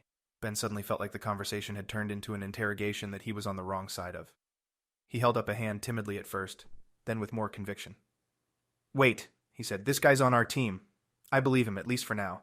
But no one's getting their job done if we're just standing around in the basement talking. There's time for that later, Reggie nodded. Yeah, Reggie said. He's right. He turned to Derek. Where to now, then? You have any idea where she went? Derek nodded. Yeah, I do. New York City. Wait, really? New York? Derek nodded again. Yep, she's catching a train in an hour, and then she's got a date early tomorrow morning in New York. Times Square. Who's the date with? Julie asked. Derek took a deep breath. Patricia Gonzalez. She's scheduled to appear on live television first thing tomorrow morning. Good Morning America. Chapter 25. Hawk, we've just gotten a report, Morrison said. They were standing on opposite sides of the large gym, yet the Hawk heard his second-in-command's voice perfectly, thanks to the wireless communication systems they both wore. Tell me, the Hawk said. She's no longer at the APS, sir, Morrison said. Ran out via a basement door, and we don't have a track on her. Well, get a track on her. That should have been done already. Yes, sir. The Hawk shook his head, then turned back to the rest of the room. It was a gymnasium, empty in the center except for a single chair. The windows, small rectangular things that hung right at the top edge of the building, had all been blacked out. The two doors into the facility were at opposite sides of the room, one locked and blocked off with a thick braid of chain around the handle. The Hawk stood at this door, the very edge of his own private realm. He watched as half his team, the 3 men currently working inside, performed their various duties. Morrison had begun walking to the center of the room to capture the attention of 2 of the men and give the order to find their employer and place some tracking gear on her person and her vehicle. The Hawk touched his ear once again and began talking. Morrison, he said. Sir? Morrison stopped short near the center of the room. What happened? Why did she bail? Unclear, sir, but it appears there were others on the premises. She could have been spooked and then left via the trapdoor in the office. The Hawk frowned. Not our men? He saw Morrison shake his head even before he heard the answer. No, sir. Jenkins and Velacruz hadn't even entered the APS building when they saw her emerge from the basement into the parking lot and then into her vehicle. The Hawk sucked in a breath. And why did they not tail her? They did, sir, but they watched the building for another minute to ensure there was no one inside. They cleared? Morrison hesitated. No, sir. They watched from outside. Then they decided to follow her. But by then it was already too late, wasn't it? Yes, apparently it was, sir. They said she was headed in the direction of the airport, but they lost her about 3 blocks from the APS. The Hawk nearly cursed, but caught himself. He would have to punish them, but that could wait. Better, he could have Morrison himself do it. He walked over to Morrison, standing next to the chair in the middle of the room, and the 2 men working. Morrison, why was she in a hurry to leave the APS? We had agreed upon a schedule that would allow us the correct amount of time for each party. Yes, sir, we had. We don't know, sir. Maybe there was someone else involved. A third party? What third party? Maybe that agent that's been snooping around. She knows about the FBI, Morrison. She wouldn't have been spooked by them. Him. Excuse me? Him. Just one, sir. The FBI doesn't even have a team on this one. They've just sent in one of their agents to scope things out. The Hawk frowned. This, too, was new information. The FBI never sent in just one person at a time. Agents worked in pairs sometimes, but more often teams of 4, covering a city block or watching a house or tailing a target by a leapfrogging, and following. 2 of the agents would hang back, providing support and staying out of view as much as possible, while the other 2 agents would move in. He'd had a few encounters with FBI types, and he'd never seen one working alone. Curious, he filed the information away, making a mental note to revisit it at a later time, or to let his subconscious work on it until something clicked. What else, Morrison? Sir? What else? She knew about the FBI. She knew they were watching her because I told her that. So she'd have no reason to be spooked by them. What other information do we have on this? The hawk could tell Morrison wanted to shrug, to squirm away and move to the other side of the room. He wasn't trying to grill the man either, but this was important. This was crucial. The hawk refused to be played by more than one side. He operated under the expectation that the enemy was always trying to play him, as that was the game. But it was another thing entirely when a client was trying to play him. If he was getting the runaround from his employer somehow, if she was trying to pit him against the other side so she could extract some sort of benefit from the situation, there would be hell to pay. This was part of the reason he hated American contracts. There was always more of a bureaucratic slant to the work. Someone needed protecting, but it was typically protection from a political enemy, not necessarily a physical one. He specialized in the physical enemies, the ones who could be hunted, the ones who could be shot. Simple, foolproof, two-sided warfare. Drug lords running up against a larger empire, a group of small companies fighting an oligarchy, bankers working to keep their position at the top of a country's fiscal food chain safe. It didn't matter which side hired him, but he certainly preferred to keep the playing field as simple as possible. Americans never saw it this way. They thrived in the convoluted grounds of political trench warfare. They wanted confusion, because confusion could be monetized. He shook his head and smiled, already considering what he might have to do if his boss was playing him against someone else. He raised his eyebrows, focusing again on Morrison. We don't have any, sir. As I said, it's speculation, but there could have been a third party involved besides the FBI. And if there is? Morrison looked blank for a moment, and the hawk could almost feel the fear inside him. Finally, Morrison recovered. Then we'll find them, sir. The hawk nodded and spun around. Do it fast, we don't have time. Chapter 26. Reggie stared at Roger Derrick while he spoke. He wasn't sure if he trusted this guy yet, but everything he was saying seemed to add up and seemed to make sense. And I've already been proven right about someone once today, he thought, thinking about Darus, the secretive runaway curator-turned-illusionist. He smiled as he recalled the way she'd just simply disappeared into the floor. He hadn't seen a trick like that since his high school's stage production of The Phantom of the Opera. He wondered if she'd had the trapdoor installed just for that moment, or if it had once been used as an access hatch for the basement. Reggie's ears perked up as he heard mention of the trapdoor. Apparently had it installed shortly after the real APS moved in, Derrick said. The real APS? Ben asked. I thought this building was home to the real APS back in Benjamin Franklin's day. That was the Junto, Julie answered. It wasn't the APS until later. Ben frowned, staring at her. What? I read the brief, she said, shrugging. Derrick smiled. She's correct. But even then, when this building was designated by the American Philosophical Society, it was used for meetings and gatherings of the group when the office and library needs were still small. The bulk of the society's usage moved from here to the Benjamin Franklin Hall nearby later on. So what's this real APS then? Reggie asked. He stepped up closer to Derrick, who was still encircled by the group in the center of the basement. As Reggie waited for the answer, he looked around the room once again, trying to take it all in, trying to find something he'd missed. He wasn't sure what it was, as he'd scanned the dimly lit basement 1,000 times already. But something was nagging at him. He wasn't even sure if there was something he'd missed. But still, that feeling. Reggie had learned long ago to trust his gut in these situations. Heightened state of awareness, adrenaline pumping on edge, waiting for something to snap. The man in front of him now wasn't going to snap. The man reminded Reggie of Joshua, actually. Darker skin and a foot taller, but he had the same calm, collected demeanor. Reggie had the impression that if he hadn't barged into a room full of strangers who were now surrounding him and forcing him to talk, Derrick would be as quiet a man as Joshua, so there was still something else. Something in his subconscious urging him to analyze, just as he'd been trained. What is it? He looked around once again as Derrick delved into the history of the APS. Reggie had read the brief, but as a history buff he also knew much of the story already anyway. Benjamin Franklin and a handful of close Philadelphia friends started a group for thinking, discussing, and discourse called the Junto. Then, through numerous years and iterations, it became the original American Philosophical Society. He made a mental note to check in with the story once it had come full circle. and Derek explained what he'd meant when he'd told them of the real APS, and started walking toward the shelves along the side of the room. The shelves were industrial strength, the type of structure fit for an auto shop or a distribution warehouse. As such, they seemed out of place here in a relatively small basement.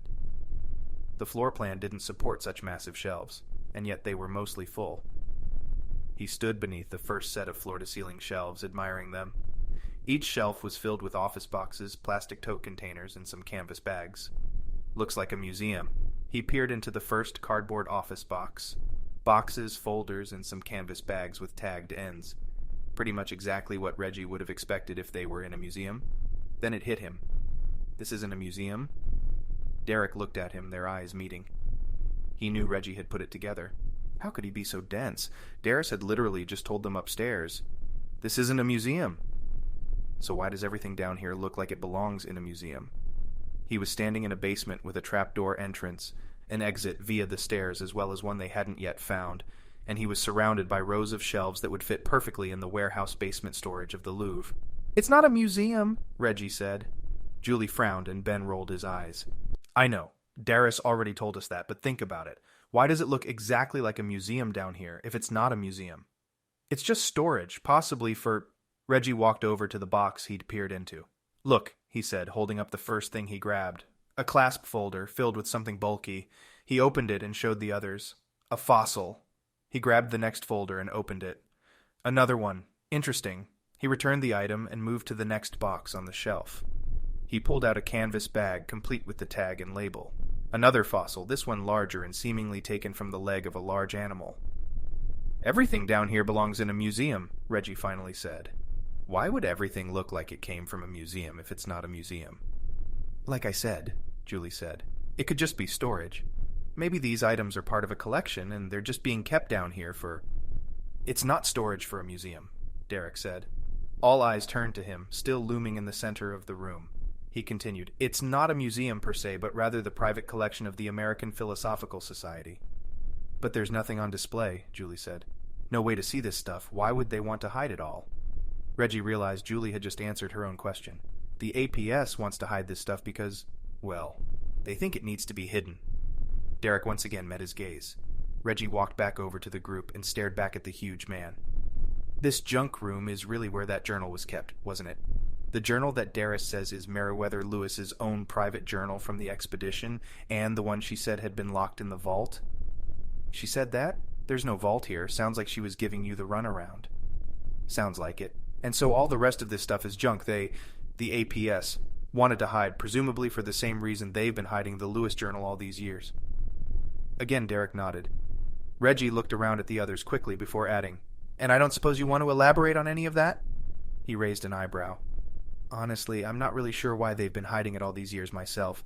I started investigating Darus on assignment after she began working on the book she just released.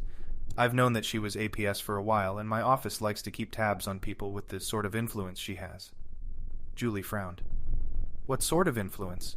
And what book? Actually, that's why she will be on Good Morning America tomorrow morning, Derek said. She's a pretty big hitter in the realm of political blogging, just released a book called The Jefferson Legacy. Political blogging, Reggie said. Sounds fun. Derek shrugged. Apparently there's a lot of money in this stuff, and not just through advertising revenue. Her platform has thousands of supporters and quite a few contributors as well. It's been enough for her not to have another job. So she's definitely not a museum curator, Ben said. Derek shook his head and laughed. No, she is certainly not a museum curator. Still, Joshua said, I don't understand why this is all such a big deal. Why would she reach out to our boss to ask for help, especially if she was just going to set us up, try to kill us, then disappear in a cloud of smoke? Reggie noticed Ben was staring at the space between two of the great shelves. He suddenly walked over and started feeling along the edges, near the sides of the shelves. What are you doing? Reggie asked. She didn't disappear into a cloud of smoke, actually, Ben said. She fell down the trapdoor, came down here, and then disappeared into this. As he spoke the last few words, he pushed on the wall with both hands and it fell away, swinging into a dark rectangular hallway. The doorway had been cut into the wall of the basement and then covered in the same drywall and paint as the rest of the room, creating the effect of an invisible door. Ben stepped into the space revealed behind the door, and Reggie saw that there was only enough room there for the door to swing open before the passageway ascended up a small set of stairs. Ben climbed the first 2 stairs, then pushed up on a set of cellar doors. A sharp sting of daylight cut through the newly formed crack between the doors. He dropped the door and stepped back into the room. "Looks like it goes up and out to the parking lot," he said. When he realized everyone was staring at him, he continued. "It was impossible to see," he said, "except that there's a faint line of dust along the top edge where the door would have sucked in as it opened. Those old boxes near it on the shelves must be pretty dusty." Reggie followed Ben's finger as he pointed at the line. It was just as Ben said, nearly impossible to see, and yet now that he was focusing on the spot, it was impossible to miss. "Wow," he said. "Great catch." "Well, we didn't catch her," Joshua said. "Doesn't matter now," Roger Derrick said. "We know where she'll be tomorrow morning, so we can just be ready to grab her after the show." "Why go through all this trouble?" Joshua asked again. "A building that's not really a museum. A trapdoor in an office she bought in a catalog, a hidden doorway. It all seems so elusive."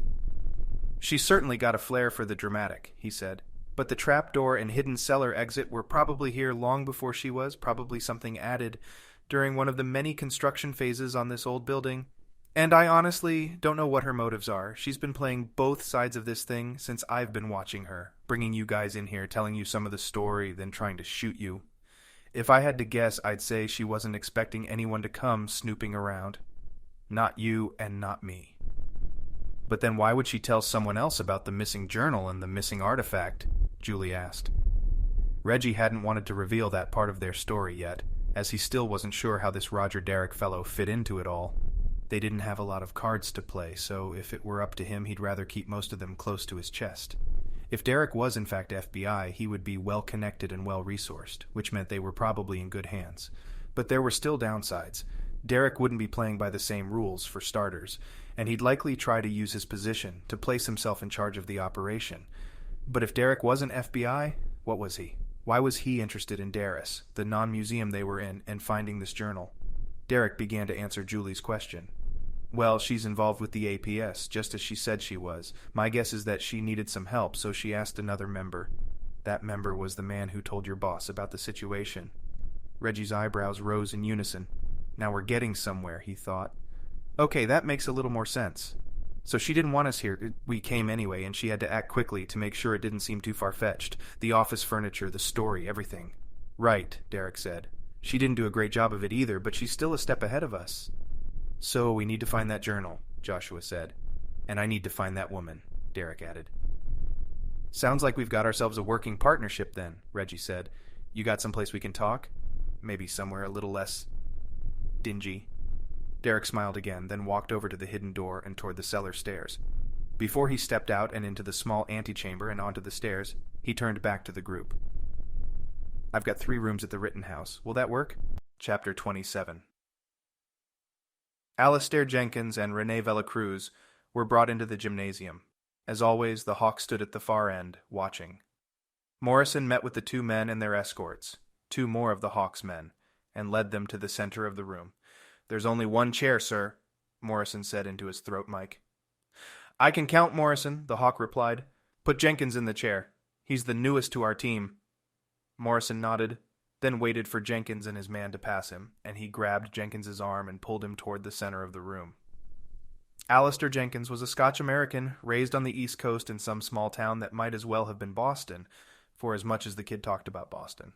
The Hawk hadn't taken a liking to him yet, which usually meant one thing: he was no good as a soldier, or he was no good as an ally. This kid offered nothing the Hawk didn't already have, and he had no significant skills or networks his other men lacked. He was worthless as an ally, therefore, and he needed considerable training before the Hawk would view him as a worthy soldier. He had, therefore, been placed on recon duty, an important yet highly mundane responsibility. He'd paired Renee Velacruz, his second youngest member of the team, with him. The pair should have made a decent reconnaissance team, but apparently that was not the case. Now the Hawk would be forced to make an example out of them.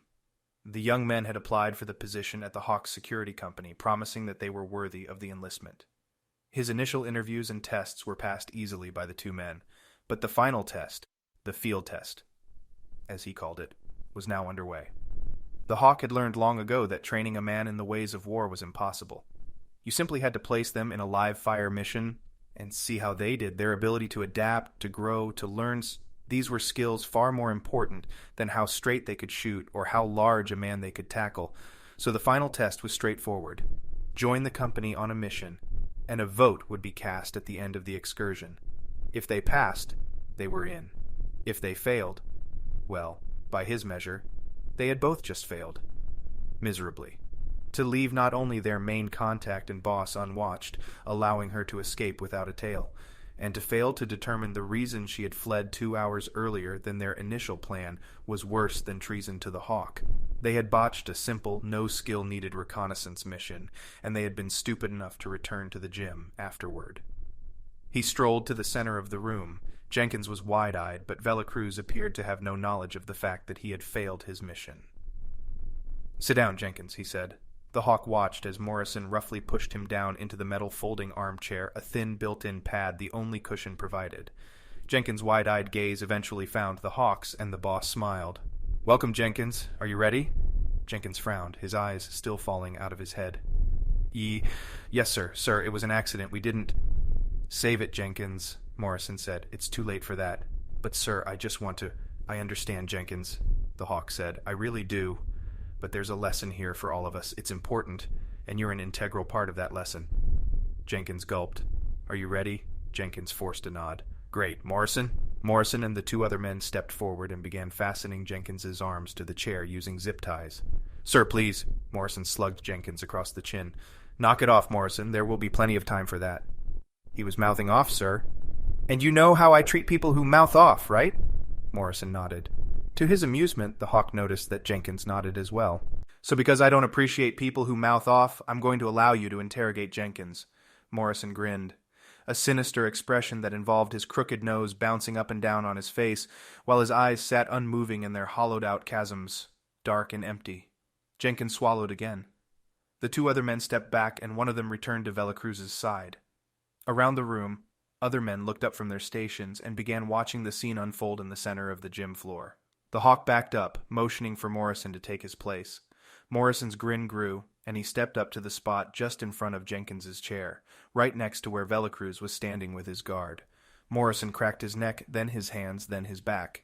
The Hawk watched, knowing Morrison was going to enjoy this. Unfortunately, Morrison was a simple man, needing nothing more than some entertainment, of the macabre variety as well as the sexual, and food and board to be happy. The Hawk reflected on his own habits, and silently praised the fact that he had all but removed the desires of common men and requisite emotions that plagued them from his life. He was still human, but he was as close to a perfect specimen as he'd ever seen. Morrison licked his lips, then began barking orders. "Bring the drug over here, Rogers. Richardson, get me the fans and set them up next to him." Both men from opposite sides of the massive room sprang into action. A third man, Ashley, joined Emerson and helped with the large box fans. They ran to the wall, checking that their respective fans were still plugged in, then jogged to the center of the room and set them up around Jenkins' chair, angling them so their blast pointed upward, toward the ceiling of the gymnasium. "Do we need the fans, sir?" Morrison asked. "The serum is probably The serum is fine, but it is expensive. We only have a few vials left from the prototyping lab. We'll use the traditional method." "Of course, sir."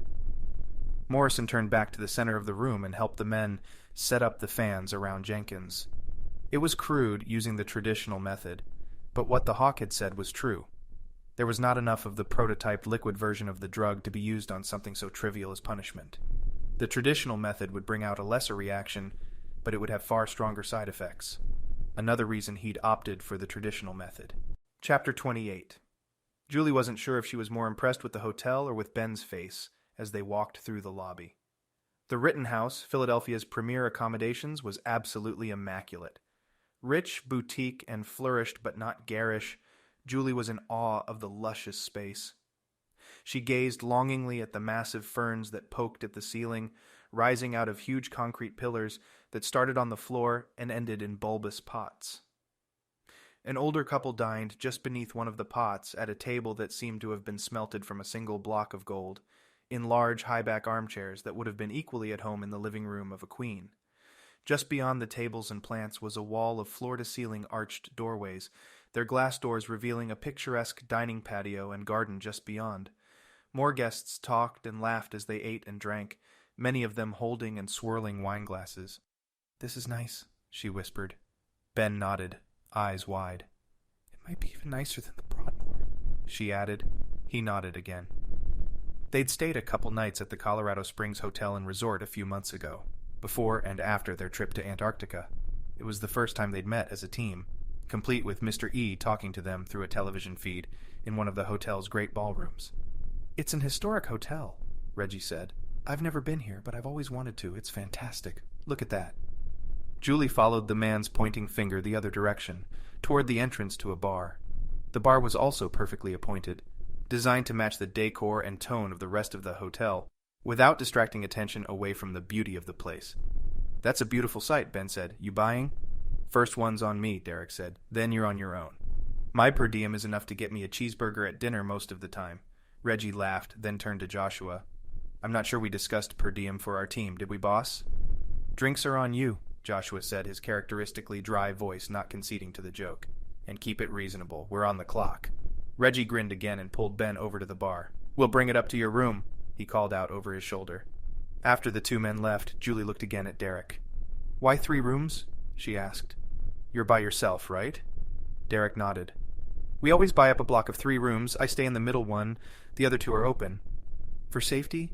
"Something like that. Used to set up surveillance crews in at least one of them, but that's a long-gone tradition. Still, it's nice in case I need to beef up the team last minute. And it's not so bad to never have any screaming kids or crying babies next to me." Joshua and Julie nodded back at him. "Works for us," Joshua said. "Good. We won't be staying long anyway, since we're just here to chat and figure out how we might be able to help each other. But the offer's open if you need a place to crash when this is all over. I can swing 3 nights after the mission's officially closed." "Wow," Julie said. "I didn't realize the Bureau was so flush with cash." "It's not," he said. "That's why I'm here alone." Derek was clearly done discussing it, and he turned and started toward the elevator.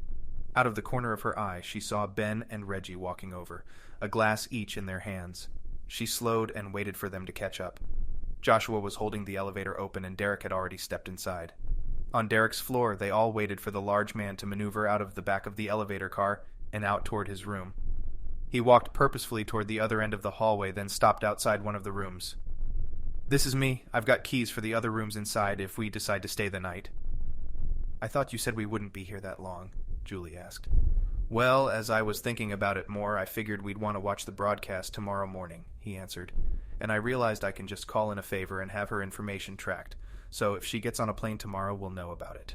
Besides, we're not going to surprise her by showing up on set. She'll have thought about that already, and we'll have a plan in place. So our best bet is to lay low until we know where she's headed, then move in on her after we've made a plan." No one argued, so Derek unlocked the room and swung the door open. Julie stepped inside, and for the second time in an hour gasped aloud.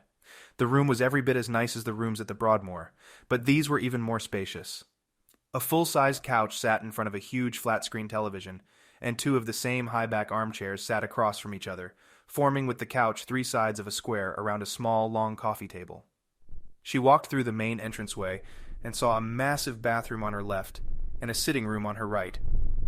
A wall-sized mirror above the counter in the sitting room gave the impression that the room was even larger than it appeared. A walk-in closet had a folding door open, and she could see Derek's suitcase and 3 pairs of shoes neatly placed inside.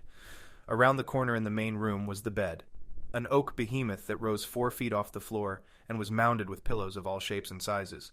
"I'm not married," Derek said, "and I believe that's partly because I've heard women like these throw pillows. Drives me nuts. I wouldn't be able to handle it." Reggie laughed, then fell into the couch with his drink. Julie noticed that Ben's drink, whiskey with an ice cube in it, was more than halfway gone already. "You folks hungry?" Derek asked. "Room service here is fantastic, and the menu's about as thick as my wrist." He pointed to the end table near Reggie, and Reggie scooped up the book and started flipping through it. "Let's order some food. My treat. And then we can talk a bit more about Darus and her involvement in the APS." Chapter 29. The pile of food that sat on Ben's plate, or plates, was far larger than he'd expected. He hadn't had a lot of experience with room service in fancy hotels, but what little he did had led him to believe that ordering from that menu meant he'd get a little food but a big bill. Since there wouldn't be a bill that he'd have to pay, he went all out, rationalizing that it wasn't Derek after all who'd have to pay for it, but the U.S. government. Actually, I'm paying for it, he thought. My tax dollars at work. He had ordered a steak, medium rare, and a fully loaded baked potato, assuming the steak would be one of those 7 Oz. Value options added to the menu solely to make people feel like they'd gotten the elegant dining experience, he'd decided to also order a lobster tail and a side of fries. The steak, however, was easily a 16 Oz. Hunk of meat. It was perfectly cooked, with a juicy, warm interior and a thin but delicious brown crust around it. The fries took up their own plate, and the lobster and baked potato another. The others stared at him with the same faces they'd worn when he'd ordered the food. "What?" he asked innocently. "I told you I was hungry. I figured we could share the fries." Julie laughed. "You guys go ahead. See what happens when you try to grab one of his fries?" Ben frowned at her, but cut another bite of steak and shoved it into his mouth. Derek stood up in front of them between the coffee table and television. "Okay," he said. "We're here, we're eating, we know each other. Now let's talk about how we might go about finding this woman. We know she'll be in New York tomorrow, but after that, no idea." "Well, the first question to ask is, what does she want?" Joshua said. "I got the strong feeling she wanted to kill us all earlier today as soon as you crashed in and her ruse was up. But she fled, so I'm assuming that was just because she couldn't think of anything better to do. And she wasn't looking for a firefight." "Right," Derek said. "She didn't want to kill you until she realized she'd lost control of the situation. She's going to be able to regroup now, though, since she'll have time between now and tomorrow morning's appearance, and presumably after that on the plane to wherever she's going." "Okay," Julie said. "That makes sense, but I'm still a little shaky on the details relating her to the APS. Is she a member? Or was she just using their building?" Derek started pacing. "No, actually, her involvement with the APS goes much deeper than just membership. She's a legacy. Someone whose parents or grandparents were in the club. In her case, both. She comes from a long line of APS members." "So she's grown up in it," Reggie said. "Yes, but when she reached adulthood, she wanted more than just membership. She wanted to run it. Like president or something. Exactly like president. For the past 8 years, Darus has been the president of the American Philosophical Society." "Wow," Ben said. "Sounds like a pretty prestigious job," Reggie grinned, but Julie and Joshua remained stoic. "Actually, it is," Derek said. "Akin to leading something like the Masons. Most of what they do is secret, out of the public's eye, and they've got plenty of members in high places. Like the guy who ratted her out to Mr. E, our benefactor." "Right. Military, comes from a rich family, a leader in his own right." "And he's a member of the APS? This is a secret version of the APS?" Julie asked. Derek nodded. "Just like plenty of other military brats, some even higher ranking than him. And Darus is the president over all of them." "What does that mean, though?" Joshua asked. "Even if they are like the Masons, what does the group actually do, besides do secret chants and weird rituals?" "Well, historically nothing," Derek replied. "As you already know, they were founded based on Ben Franklin's original idea of a group for the advancement of intelligent thought. So it was supposed to be more of a safe place for conceptual discourse than a group of action. But there was a schism shortly after it became the American Philosophical Society, and the members found themselves split either on one side or the other." "A split in beliefs?" "Yes, sort of. A split about what the group was supposed to be and what it was supposed to do. Members who believed in the old way, the Franklinites, wanted nothing more than a place where they could share and discuss new ideas and old wisdom. But the new way crowd wanted more. They wanted to discover new things by doing things.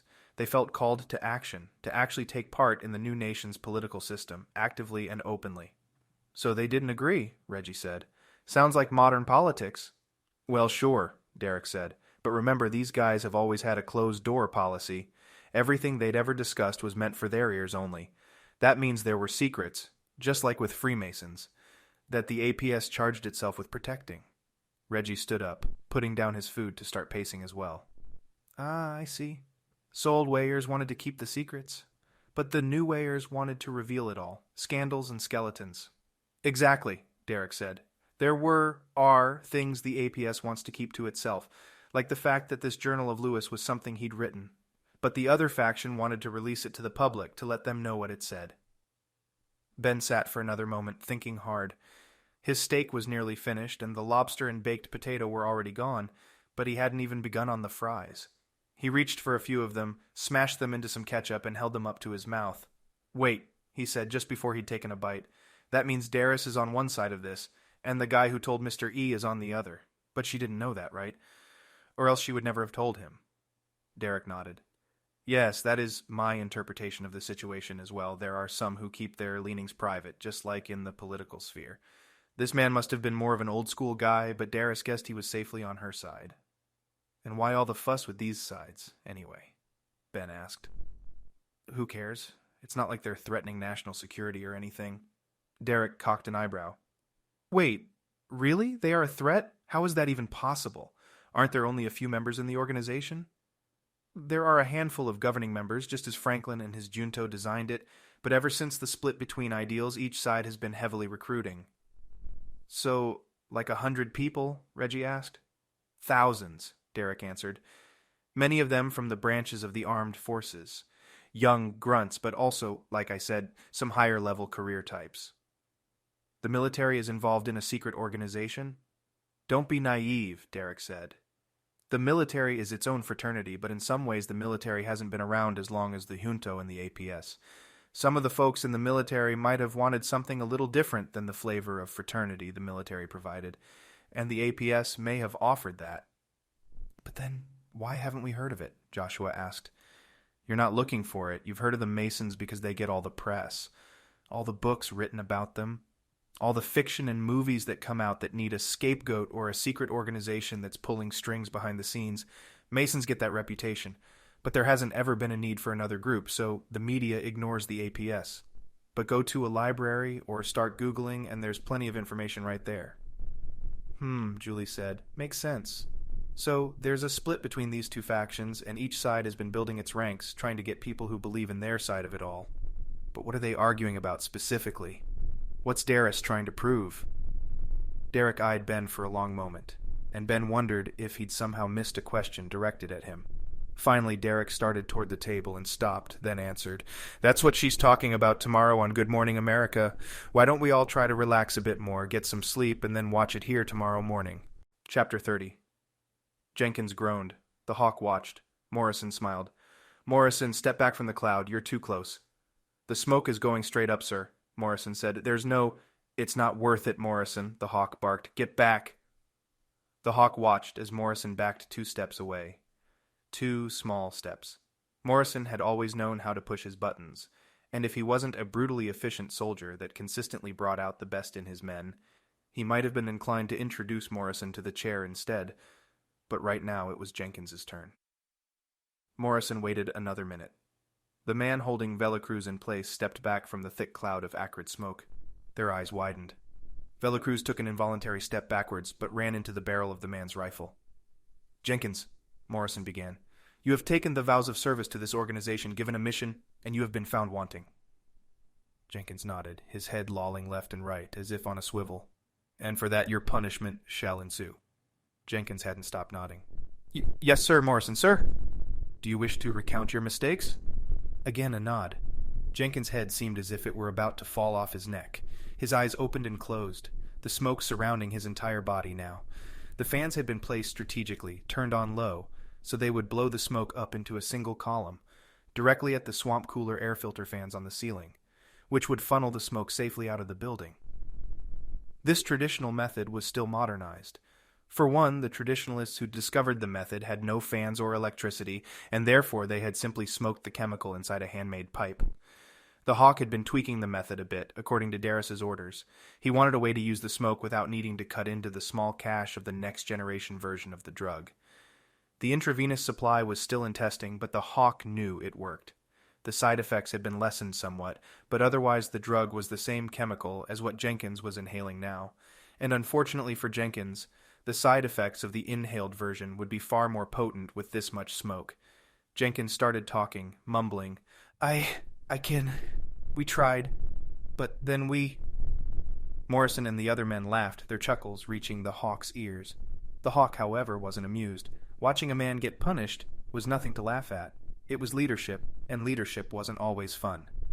He sighed, knowing the strength of his team in the short term would be diminished. But in the long term, he would find new recruits. He always had. They had already lined up in droves. They were already on his list of candidates. They were well-trained soldiers who were either disgruntled or underpaid or both. Most of them had already begged to be a part of his tiny elite team.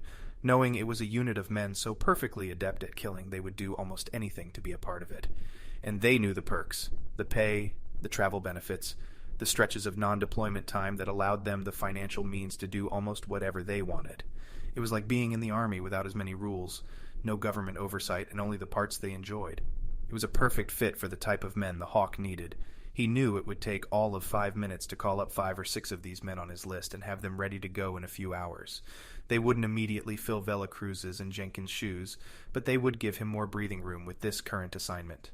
They would, ideally, also help him get closer to accomplishing the task at hand without losing any more members of his unit.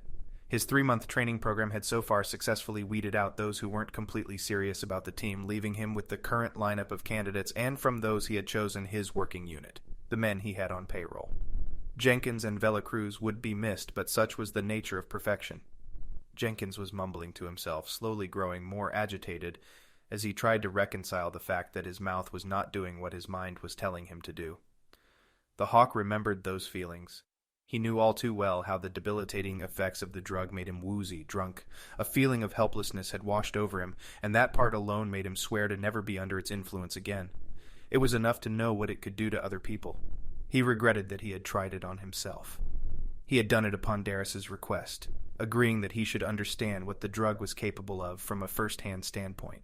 He had likened it to training programs that required its participants to undergo gassing, to experience what it would be like to be hit with a stream of pepper spray. But this drug was worse. He watched as Jenkins's faculties deteriorated. With the newer serum, this part would be a temporary, albeit stronger, phase. Jenkins could still move slightly, a feeling similar to having all of one's limbs asleep, but everything would be feeling heavy and would cause pain to force into action. The internal switch that governed one's voluntary function would start to malfunction, and Jenkins would be unable to control his movements. His head fell forward and the Hawk stepped a few feet closer, intrigued. Vela Cruz was standing just outside the perimeter of the fans, the smoke column narrowly missing him. But he could see Jenkins, and the Hawk could only imagine what his second newest recruit was thinking. Morrison stepped forward again, and the Hawk could hear him through his comm system, his voice low and controlled. "Jenkins," he said, "please draw your sidearm."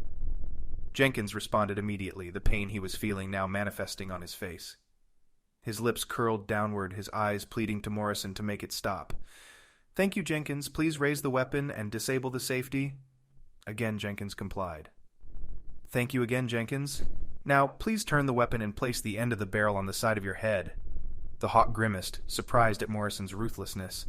Apparently Jenkins would not have to deal with the side effects. He sighed again. The price of leadership. Through his comm, he heard Morrison give the kid his final order. "Thank you, Jenkins. I'm sorry your recruitment did not work out. Please pull the trigger." Chapter 31. As a boy, young Harvey and his kid brother, 10 years his junior, would spend their summers traveling with their parents around to different national parks. They visited Glacier, Yellowstone, and Yosemite, and stayed in dozens of campsites and state parks to and from each. Many of the smaller sites kept swimming pools that looked barely safe enough to swim in, and his parents would have preferred their boys to jump into a nearby pond instead. It was impossible to keep Ben and his brother Zachary out of the water, however, and Ben's love for soaking and splashing grew as he did. On rare occasion, a cheap hotel offered a better deal than a campsite, and his family would share a room together for the night. On such nights, when there was a hot tub on the premises, Ben would race his brother through the halls to find it and jump in. In his adult years, Ben began to prefer more soaking to splashing, and he considered a soak in a hot tub a well-deserved treat whenever he got the chance.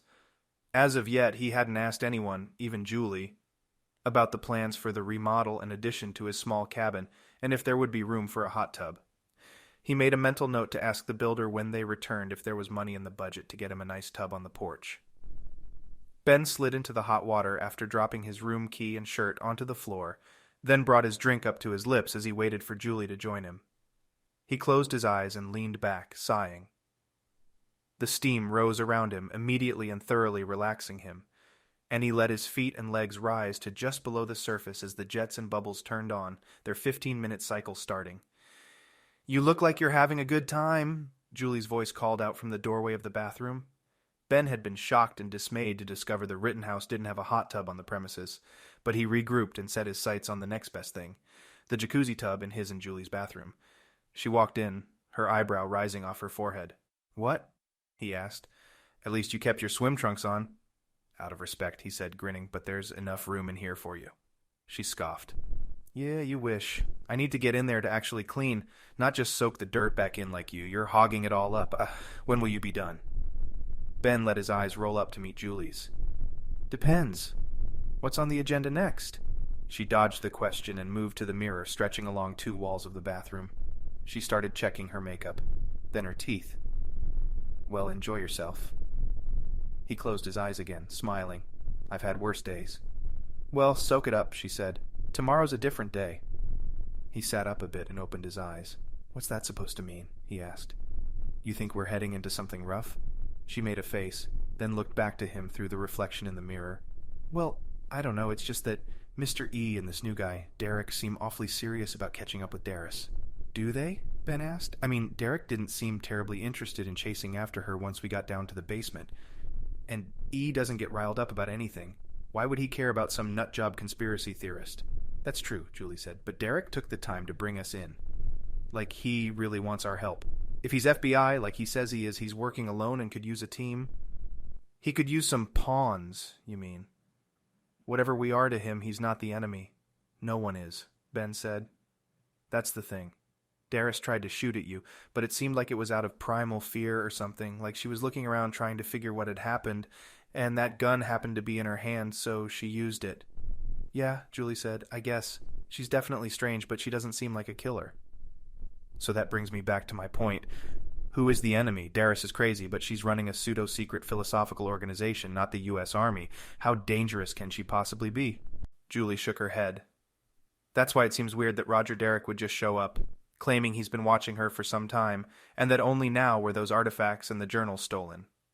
Ben slipped back down beneath the surface of the water, so his broad shoulders could relax, and he found he had to put his feet up on the wall on the opposite side of the bathtub. He stretched, feeling the tension of flying for hours on end, cramped into a corner seat, wearing off. The drink next to him looked even colder and more inviting than it had a moment ago, so he downed it and placed the heavy glass back on the rim of the tub. For a moment he considered asking Julie to order another drink, but decided against it. He was settled, at ease, and he was enjoying the time with Julie. In the craziness of the last few months and the many visitors and builders they'd had up to the cabin, he and Julie hadn't had much time to be alone together. He shifted, trying to get comfortable, then noticed Julie looking at him. What? He asked. You think of something else? She shook her head once again. No, she said. Not related to the mission, anyway. I'm just thinking about you. Me? You look hot in there. Your workouts have been working. He brushed off the compliment. About time they started to do anything for me. I feel like I've been busting my butt for Reggie just to almost keep up with him, and I've got nothing to show for it. Well, Julie said, stepping up to the edge of the tub. She reached a hand up and began undoing the buttons on her shirt. Let me remind you of who you're really busting your butt for. Chapter 32, Julie tousled her hair and waited for it fall down into place. In her hair's case meant haphazardly falling around her shoulders. It didn't look bad, but it was far from the elegant, purposeful look she was going for. Her hair, deep brown and kept to just below shoulder length, had always been an annoyance to her. Ben loved it, but she knew that he was obligated to tell her that. Her classmates at school told her that as well, but she knew they were just playing the role of competitive girlfriend and trying to befriend her. She sprayed a bit more of the product into it, remembering her mother teaching her how to treat it so many years ago. Her hair was the only thing that hadn't changed since then. She styled it as she always had, straight, flipped up just a touch at the bottom, and slipped her bangs sideways and clipped them down.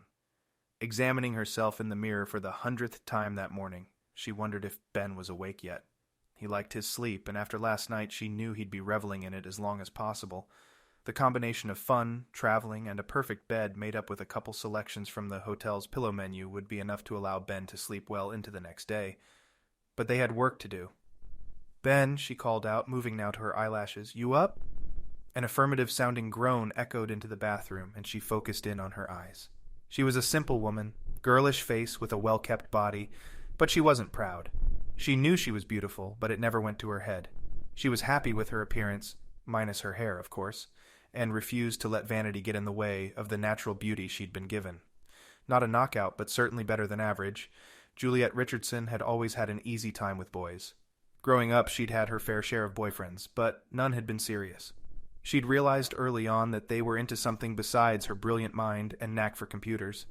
The funny thing was, Ben initially struck Julie as exactly the sort of man she'd dated, and dumped, numerous times before. Brawny, muscular, and somewhat oafish. At first she'd written him off as a reclusive bear of a man with daddy issues. She'd been right about the daddy issues, and mostly right about the reclusiveness of Harvey. But after their chance encounter at Yellowstone National Park, they were forced together for a time, and only then did Julie recognize something in him she liked. In fact, she'd really liked it. Ben's personality was raw, open, and transparent. He said what was on his mind, but usually only after prodded. He was quiet, sure, but that didn't mean he wasn't thinking, processing. Julie recognized in Ben an intelligence that burned deep, different from her bookish technical knowledge and hands-on experience in IT, but very much useful. Ben had a resiliency to him that made her proud. On more than one occasion, that resiliency had saved her life and the lives of everyone else on their team. She fell in love with him at some point during their escapades after their first meeting at Yellowstone, and they'd moved into Ben's cabin in Alaska shortly after that. He was funny, strong-willed, and had a heart larger than himself, and they made a good team. They'd had their difficulties, but they were nothing remarkable. Both were stubborn, but it meant that they were each too stubborn to walk away from a fight, and they inevitably worked things out quickly. "Ben," she called again, "seriously, show starts in 5, you ready?" Another groan, this one longer and more pronounced. Man loves his sleep, she thought. Ben could outdrink, out-eat, and out-sleep just about anyone she knew, and she often wondered if he thought there was some secret competition he was competing in. She walked out of the bathroom after 20 minutes of getting ready. She'd set her alarm early enough to give her time to herself to think and get ready. She wasn't sure what the day would bring, but a few minutes in the morning did wonders for her confidence. He rolled over, apparently sensing that she was there. His large brown eyes danced up and down her body, and she frowned back at him. He pulled himself up to a sitting position on the bed, then rubbed his eyes. "Damn, you look hot this morning. How do you girls do that? Roll out of bed looking great?" "I don't look great," she joked back. "But I stand next to you most of the time, so it just looks like I look great." She started back to the bathroom to finish the last bit of preparation, looking once again at her hair and wishing it was different. "Come on, you're out of time." Chapter 33. Ben strolled into Derek's hotel room next door 30 seconds later, but already the last one to arrive. Julie's shocked expression told him that she was either impressed with how quickly he'd gotten out of bed and dressed, or that he was bleeding from his face. He hadn't bothered to check. She walked over and started fixing his hair, but he swatted her hand away. "Stop it, Mom," he said. She made a tisk sound and resumed her position behind the couch, facing the TV. "Good thing you're not the one on TV this morning, pal," Reggie said from the couch. "You look like you had a rough night." "I bet I had a better night than you," Ben shot back. "How was spooning with Joshua?" Joshua and Reggie had bunked together the previous night. They hadn't planned to stay at the hotel, and the place was full. Every room booked. They were forced to sleep in the room next on the opposite side of Derek's, sharing the king bed. "Like sleeping next to a fish on a dock," Reggie replied. He made a smacking motion with his hand, alternating it palm up and palm down on his other arm, miming the look of a fish flopping back and forth as it gasped for air. "At least I don't snore like you," Joshua said. "How would you know?" "Good morning, Ben," Derek said, interrupting the jostling between the three men. "Hope you had a decent night's sleep. GMA is about to start, but there's breakfast over there if you want any." Ben looked over to the desk set next to Derek's bed and found a veritable feast spread out on the top of it.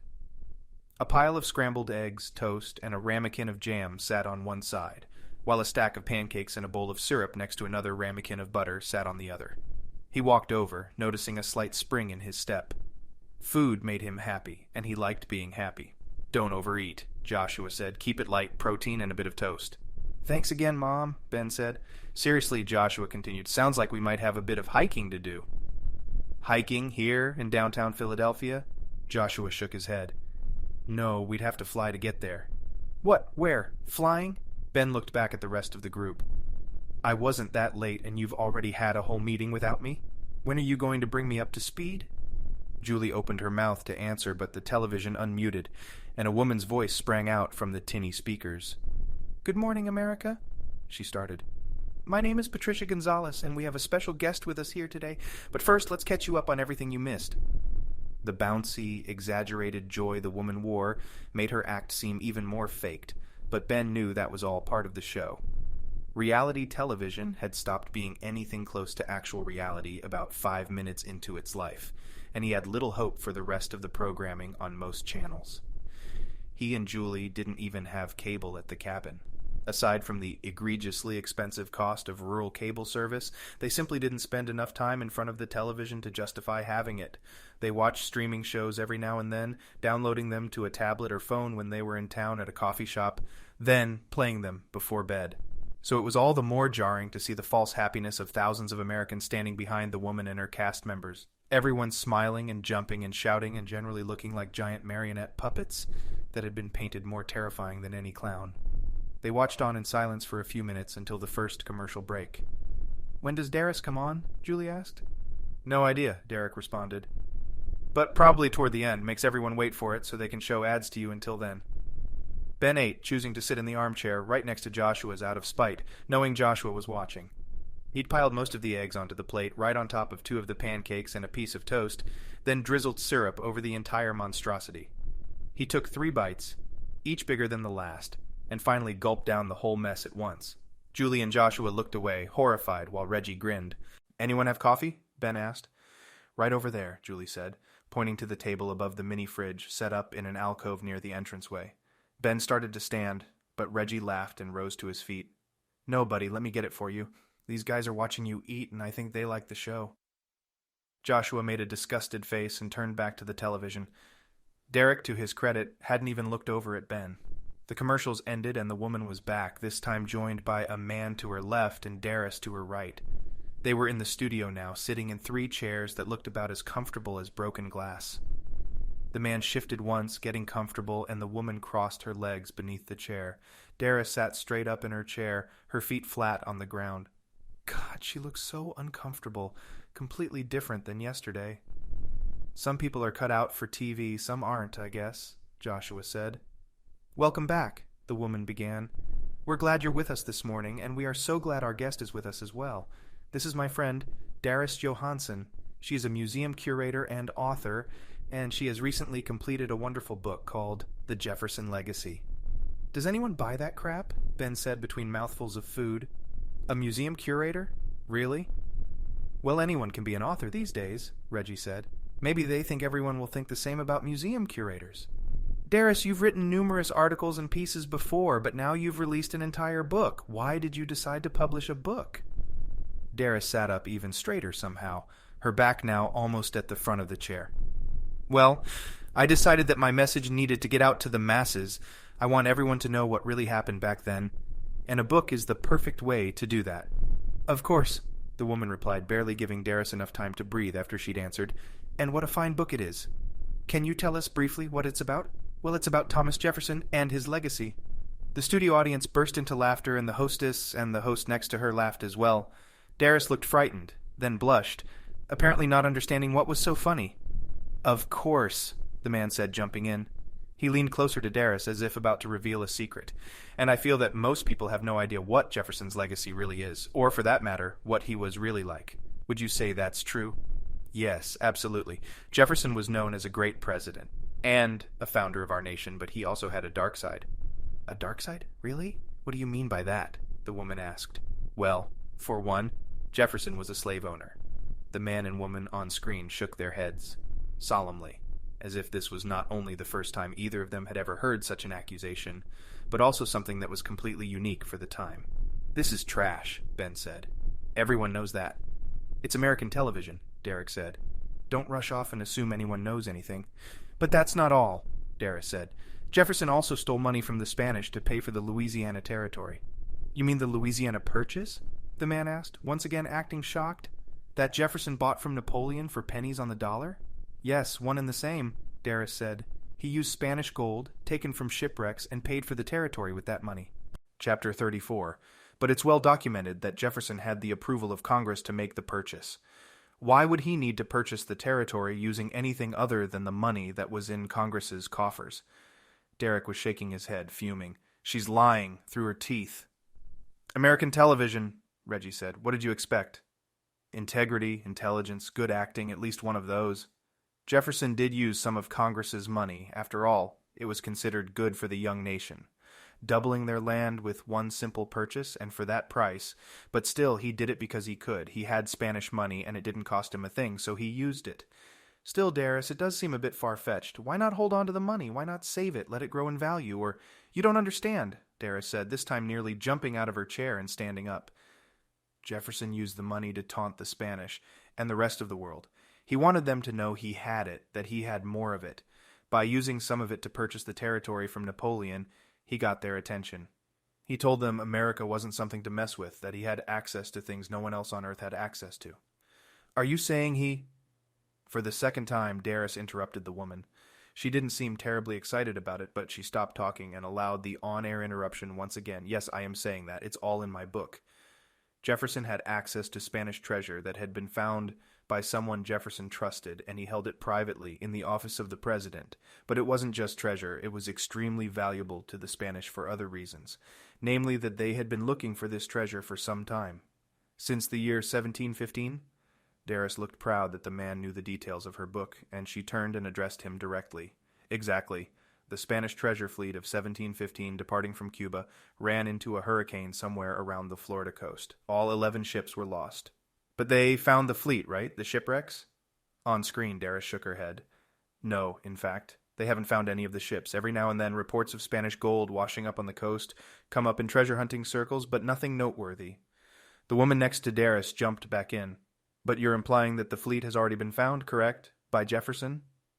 Darus laughed, and it was obvious she was now purposefully trying to make Patricia Gonzalez look silly. Well, not by Jefferson himself, of course, but someone he employed. And who was that?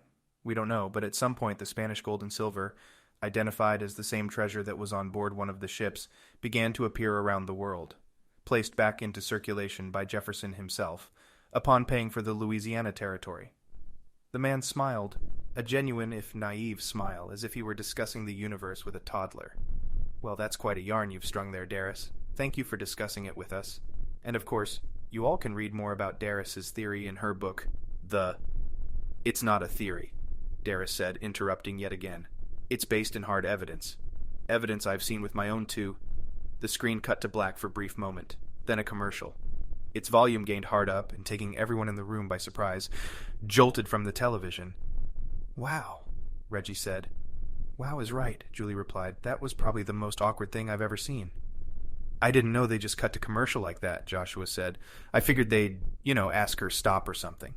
They put her segment there, Derek said, right before a commercial break, so they could get away with it if they had to. They're probably still listening to her rant on the set, and no one there has a clue they're not live anymore. Ben's eyebrows rose. Man, that was awful. It's like she walked into a trap. Why would she do that? She's maneuvering, Derek said. It's about the treasure, I know that now. She believes it exists, and she intends to find it. Now she'll have support. Support? I can't possibly see how. She just went and got herself absolutely hammered on live TV, Joshua said, shaking his head. They made a laughingstock out of her. Derek stepped in front of them, blocking their view of the television. If Darus Johansson is anything, it's cunning. She's whip-smart, and you'd be best off acknowledging that.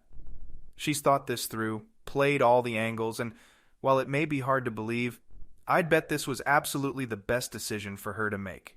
To get the American people to feel sorry for her, to feel like she had something great to say, but never got to say it because of the media or whatever. She studied this, orchestrated it all, and she's now conducting, acting it out, whatever her plan is. Going on television was all part of it, and she's undoubtedly been working on getting her little show just right for quite some time now. Julie stood up and walked toward the pot of coffee. Yeah, well, she pulled it off well then. I feel sorry for her. Don't, Derek said harshly. She's a professional, and she's got more tricks up her sleeve.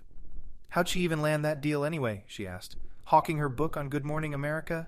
She must have friends in high places. She does, like I said last night. She's well connected, and she's leading an organization, at least half of one, that wants her message to succeed. Ben stood up and walked over to where Julie was standing.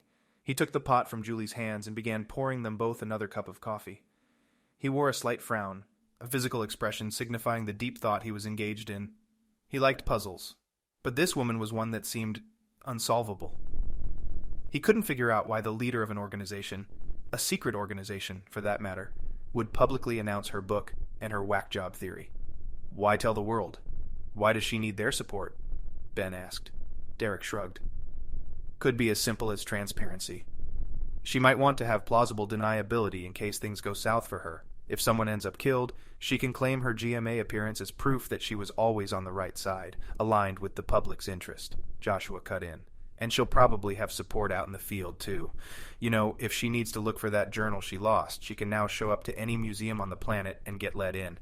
Probably even get a staff of researchers working for her immediately. Right, that makes sense, Ben said, but still her story's completely bogus, right? He looked around the room. Julie was next to him looking back at Ben, but the others were all staring off in different directions. It meant they either thought Darus was lying about it all, or that they were considering that she may have been telling the truth. I think she's lying, Derek said. I know she's lying. And I said that already. She's morphing facts to fit her conspiracy theory. She wants Jefferson to be guilty because it supports her claim in her book and it makes her more powerful in the APS. But it could be true, right? Julie asked. I mean, conceptually, it could have some basis in reality. All conspiracy theories have at least some basis in reality, Derek said. But hers is one that's been half-baked since it was put in the oven. Jefferson wasn't without his flaws, to be sure, but stealing Spanish treasure and then giving it to Napoleon and then covering it all up wasn't one of them. Reggie cocked his head sideways and stared at Derek. Derek saw Reggie, but neither man spoke for a moment. Ben watched on, knowing that Reggie had just realized something important. Reggie frowned, then looked at the floor, then back at Derek. Why do you care about all this, Derek? What's in it for you? Derek opened and closed his mouth once. What do you mean? I'm FBI. This is my job and I get it, Reggie said, holding up a hand. And you want to do a good job. You're a patriot, we know. But why care this much? You've obviously done your research and you know your history. I've met a few of you bureau types, and you're the first one I've come across who seems so invested in his job he's done a bunch of proactive research. You trying to say we don't normally... I'm not trying to say anything, Reggie said, and I like you, so let's get that straight. I just feel like you've got more to say and you're not saying it. Only time I've seen FBI or any of the other acronyms get this worked up about something was when there was a very clear threat. And Darus, while a bit loopy and not an actress, doesn't seem to be much of a threat. He looked at Julie and smirked. But I guess if Ben was any slower, she'd have been a pretty big threat to you. Ben nodded. Yeah, we were talking about that. She didn't seem to know what was happening. Like she let things get out of control, so she tried to fire at Julie. Could be, Derek said, but again, I'm warning you not to underestimate her. She may have planned and orchestrated every move at the APS building, and she might be getting ready to make her next move as we speak. Don't change the subject, Derek, Joshua said. Reggie thinks you're holding back from us, and I've learned to trust the hell out of his gut when he gets a notion. But I get it. You're not sure if you can trust us. That's fair, but it needs to stop. If we weren't who we said we were, you'd already know that. FBI and all, right? Derek nodded. So if you're really FBI, you'd have no reason not to trust us, which means you can start by telling us the truth now. Or don't. And then we'll know you're not who you say you are. Reggie seemed confused for a moment. And Ben didn't blame him, but Derek straightened and sighed. He spoke. I am FBI, I assure you of that. You're welcome to call into my boss, but it won't do much good. We're pretty good at pretending we're not Bureau, so there's going to be a lot of legwork needed in order to back up my claim. Fair enough, Reggie said. But why are you working alone? I thought you boys never worked alone. It's pretty rare, admittedly, but the answer to all your questions, I believe, is that this was a sort of passion project for me. I'm doing this on my time, mostly. My boss thinks it's a waste of time for the exact same reasons you do. Darus isn't a threat. The APS is a hoax. You name it, I've heard it. Yet you're here. And yet I'm here. I believe in what I'm trying to prevent, and Darus knows the clock's ticking. I just need to find her. Why? What are you trying to prevent? I thought you said she'd told you that already, Derek responded. I thought she told you yesterday she was trying to prevent the shift. Chapter 35. The shift. There it is again, Reggie said. He was pacing the carpet between the chairs and couch and the bed, and he was looking down at his feet, trying to place them in the same spot each time he passed over a section. The shift is just what we use to describe the change in power from the old way to the new way. It's never happened, and my job, my charge, is to prevent it. We? Ben asked. Are you trying to say you're... Yes, Derek said. I'm sorry I didn't tell you sooner, but it seemed more important to make sure you understood the nature of the situation first, so you wouldn't immediately discount what I have to say. For most of my adult life, I've been a member of the American Philosophical Society. working hard to prevent the exact thing Darus Johansson, our president, is trying to accomplish. The shift. Exactly, Derek said. The shift in power from the group that supports the integrity of the nation's history to the group that wants to prove Darus right. So we're stuck between a crazy lady who can't act and a guy who's FBI but also part of the same crazy organization that's big enough to maintain membership but not big enough for anyone else to know about it. Derek looked back at Reggie. Yeah, something like that, and I'd really appreciate your help. Finding Darus? Ben asked. Finding Darus and then proving that she's out of line, that Jefferson used money, American money only, to purchase Louisiana. But again, why does it matter? Julie asked. I mean, no disrespect, but we're not a part of your organization and it doesn't seem like she's harming anyone. Derek stuck up an index finger. That's the part I haven't told you. She fired at you, Juliet, and, thankfully, missed. But it's not the first time she's attempted harm, and it won't be the last. In fact, she's killed before. Darus? Ben asked. The little librarian who couldn't react fast enough to get off a shot. Yes, Miss Johansson might not be a dead shot, but I assure you she has other talents. I've been on her case for 2 years, and I've got a body count about 50 people long. All thanks to Darus. All because of Darus, either indirectly or directly. So whatever she's trying to accomplish, she's willing to kill for. Derek nodded. As well as her half of the organization. The new APS, as they call it. They're willing to do whatever it takes to smear Jefferson, prove they're right, and then... Derek cut himself off as his head flicked sideways at the noise. What was that? Joshua asked. Sounded like a door getting thrown open, Reggie said. A door close to us. Derek, you got any way to defend us? Reggie had left his 9mm handgun next door, and he wasn't sure if Joshua was armed. He figured Ben and Julie weren't either, as neither of them had any sort of concealed holster with them, and they weren't carrying in a pocket or belt. Derek nodded, then pointed. I've got 2 more pieces. The Glock is for me, and I've got a Taurus and an S and W, all 9s. Reggie and Joshua dashed off to load up, and Derek started barking orders to Ben and Julie. You two, heads down and eyes up. We don't need any civilians getting... I'm in this, and you can use the extra hand, Ben said. I'd recommend coming up with a better plan for the 2 of us than heads down, or you're going to have to put up with whatever I come up with. I'm with him, Julie said. This isn't our first rodeo. Fine, Derek said. Your funeral, but the weapons are for us. He motioned to Reggie and Joshua. Reggie ripped open a duffel bag and rummaged around in until he found the case for the Taurus. He opened it and began loading the first magazine into it, placing the second in a back pocket. Joshua tossed the Glock to Derek, who caught it, then the magazine, and all 3 of the men began working their weapons and testing them out. Ben, why don't you post up in the bathroom? Reggie said. Derek shot him a glance, but he ignored it. He'd seen Ben in action, and a pissed-off Harvey Bennett was a thing of beauty. Just wind him up and point him in the right direction, he told Joshua once. Get Julie in the closet across the hall, but you're last out of the gates, okay? We don't need any casualties today. He locked eyes with Ben, and the 2 comrades shared a moment of understanding. Take care of Julie, and we'll take care of you. Julie was a renegade, a solid fighter, with a scrappy and spunky attitude that flourished in high-stakes situations like this, but Reggie knew she still wasn't a trained soldier like him and Joshua. Ben wasn't either, but Ben had something no one else he'd ever met had. Pure, unbridled fury combined with an absolutely massive frame.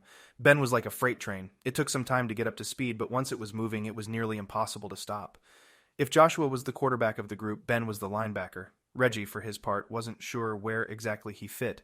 He was a soldier, an ex-Army sniper who had been trained as well as any Special Forces operative, and what was missing from his training he'd later made up on his own time, through teaching and directing a survival training program from his Brazilian home on the edge of the rainforest. They'd met there, Reggie and Julie and Ben coming together to track down a group of mercenaries led by Joshua, who had been the face of the enemy they were after. Joshua realized later that he was on the wrong side and promptly adjusted for it, gaining the trust of Reggie and the others. They were a great team together, but it was hard to say exactly why. They hadn't been trained together, and they had barely known each other for half a year, yet they had so far been brutally effective. Mr. E and his wife had done a fine job bringing them together and corralling their individual skill sets into a cohesive whole. Ben nodded and stepped behind Julie to lead her to the hallway.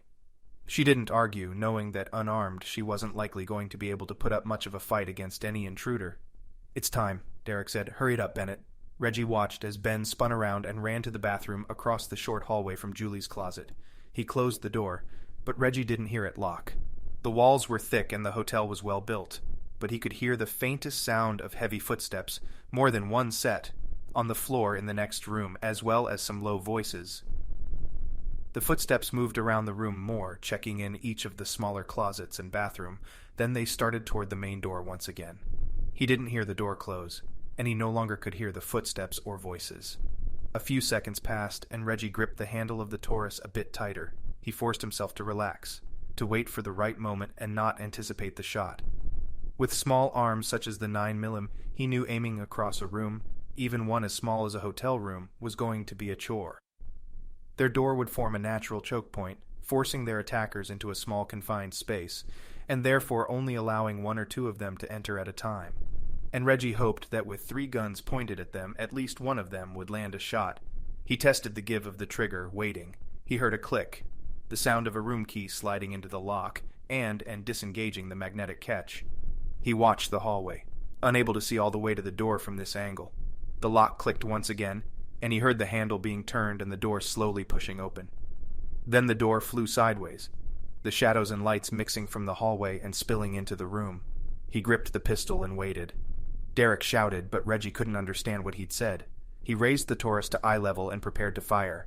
The first man barreled into the room, running at full tilt toward Derek.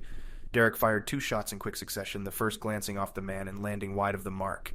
The second round hit, but the man's momentum kept him in motion and he collided with Derek before he could release a third shot. Reggie had waited too long, and now his target and Derek had congealed into a large, writhing mass. He swung his pistol around again and toward the doorway. Crack! A shot rang out through the closed space, and Reggie fell sideways. The man who'd fired on him had missed, but it was a close miss. Reggie felt the sting of the bullet's hot arc sear through his shoulder, and he brought the handgun up once again. Another shot rang out, this time from Joshua's Smith & Wesson. The man fell, and Joshua hit him again. He stirred, and Reggie didn't think he was dead. He hoped, however, that the man was injured enough to be out of the fight for a while. A third man was at the doorway, and Reggie dared to stretch around the couch to get a better look. 3 gunshots rang out from the hallway, the first landing dangerously close to Reggie's head. He ducked back behind the relative safety of the couch and looked back at Joshua. Joshua was shaking his head and shrugging, as confused as Reggie. "You get a look at them?" Joshua asked. "Just barely, right before they took a few pot shots at my head. Nothing memorable, though. Just a big guy standing black clothes." "Mercenary?" "Sure," Reggie said. "No idea, doesn't matter. They're shooting at me, so I'm going to kill them." Joshua nodded. Just then, the glass window behind Reggie smashed into 1,000 pieces, and his mind shifted into slow motion. He rolled sideways, knowing he only had a foot or so of space before he'd bump up against the couch. It turned out to be the wrong move. A person flew through the window right on top of Reggie, and he felt the air leave his lungs. He groaned, trying to shift his weapon to his other hand. A foot landed on his hand, crushing it, and kicked the gun away. Another stomp, and he felt his nose crack, a gush of blood following shortly. Out of the corner of his eye, he saw Derek still wrestling with the first attacker. No help there. He shifted his gaze just a bit and saw Joshua aiming his pistol at the man standing on top of Reggie. Reggie closed his eyes and waited for the shot to ring out, but it never did.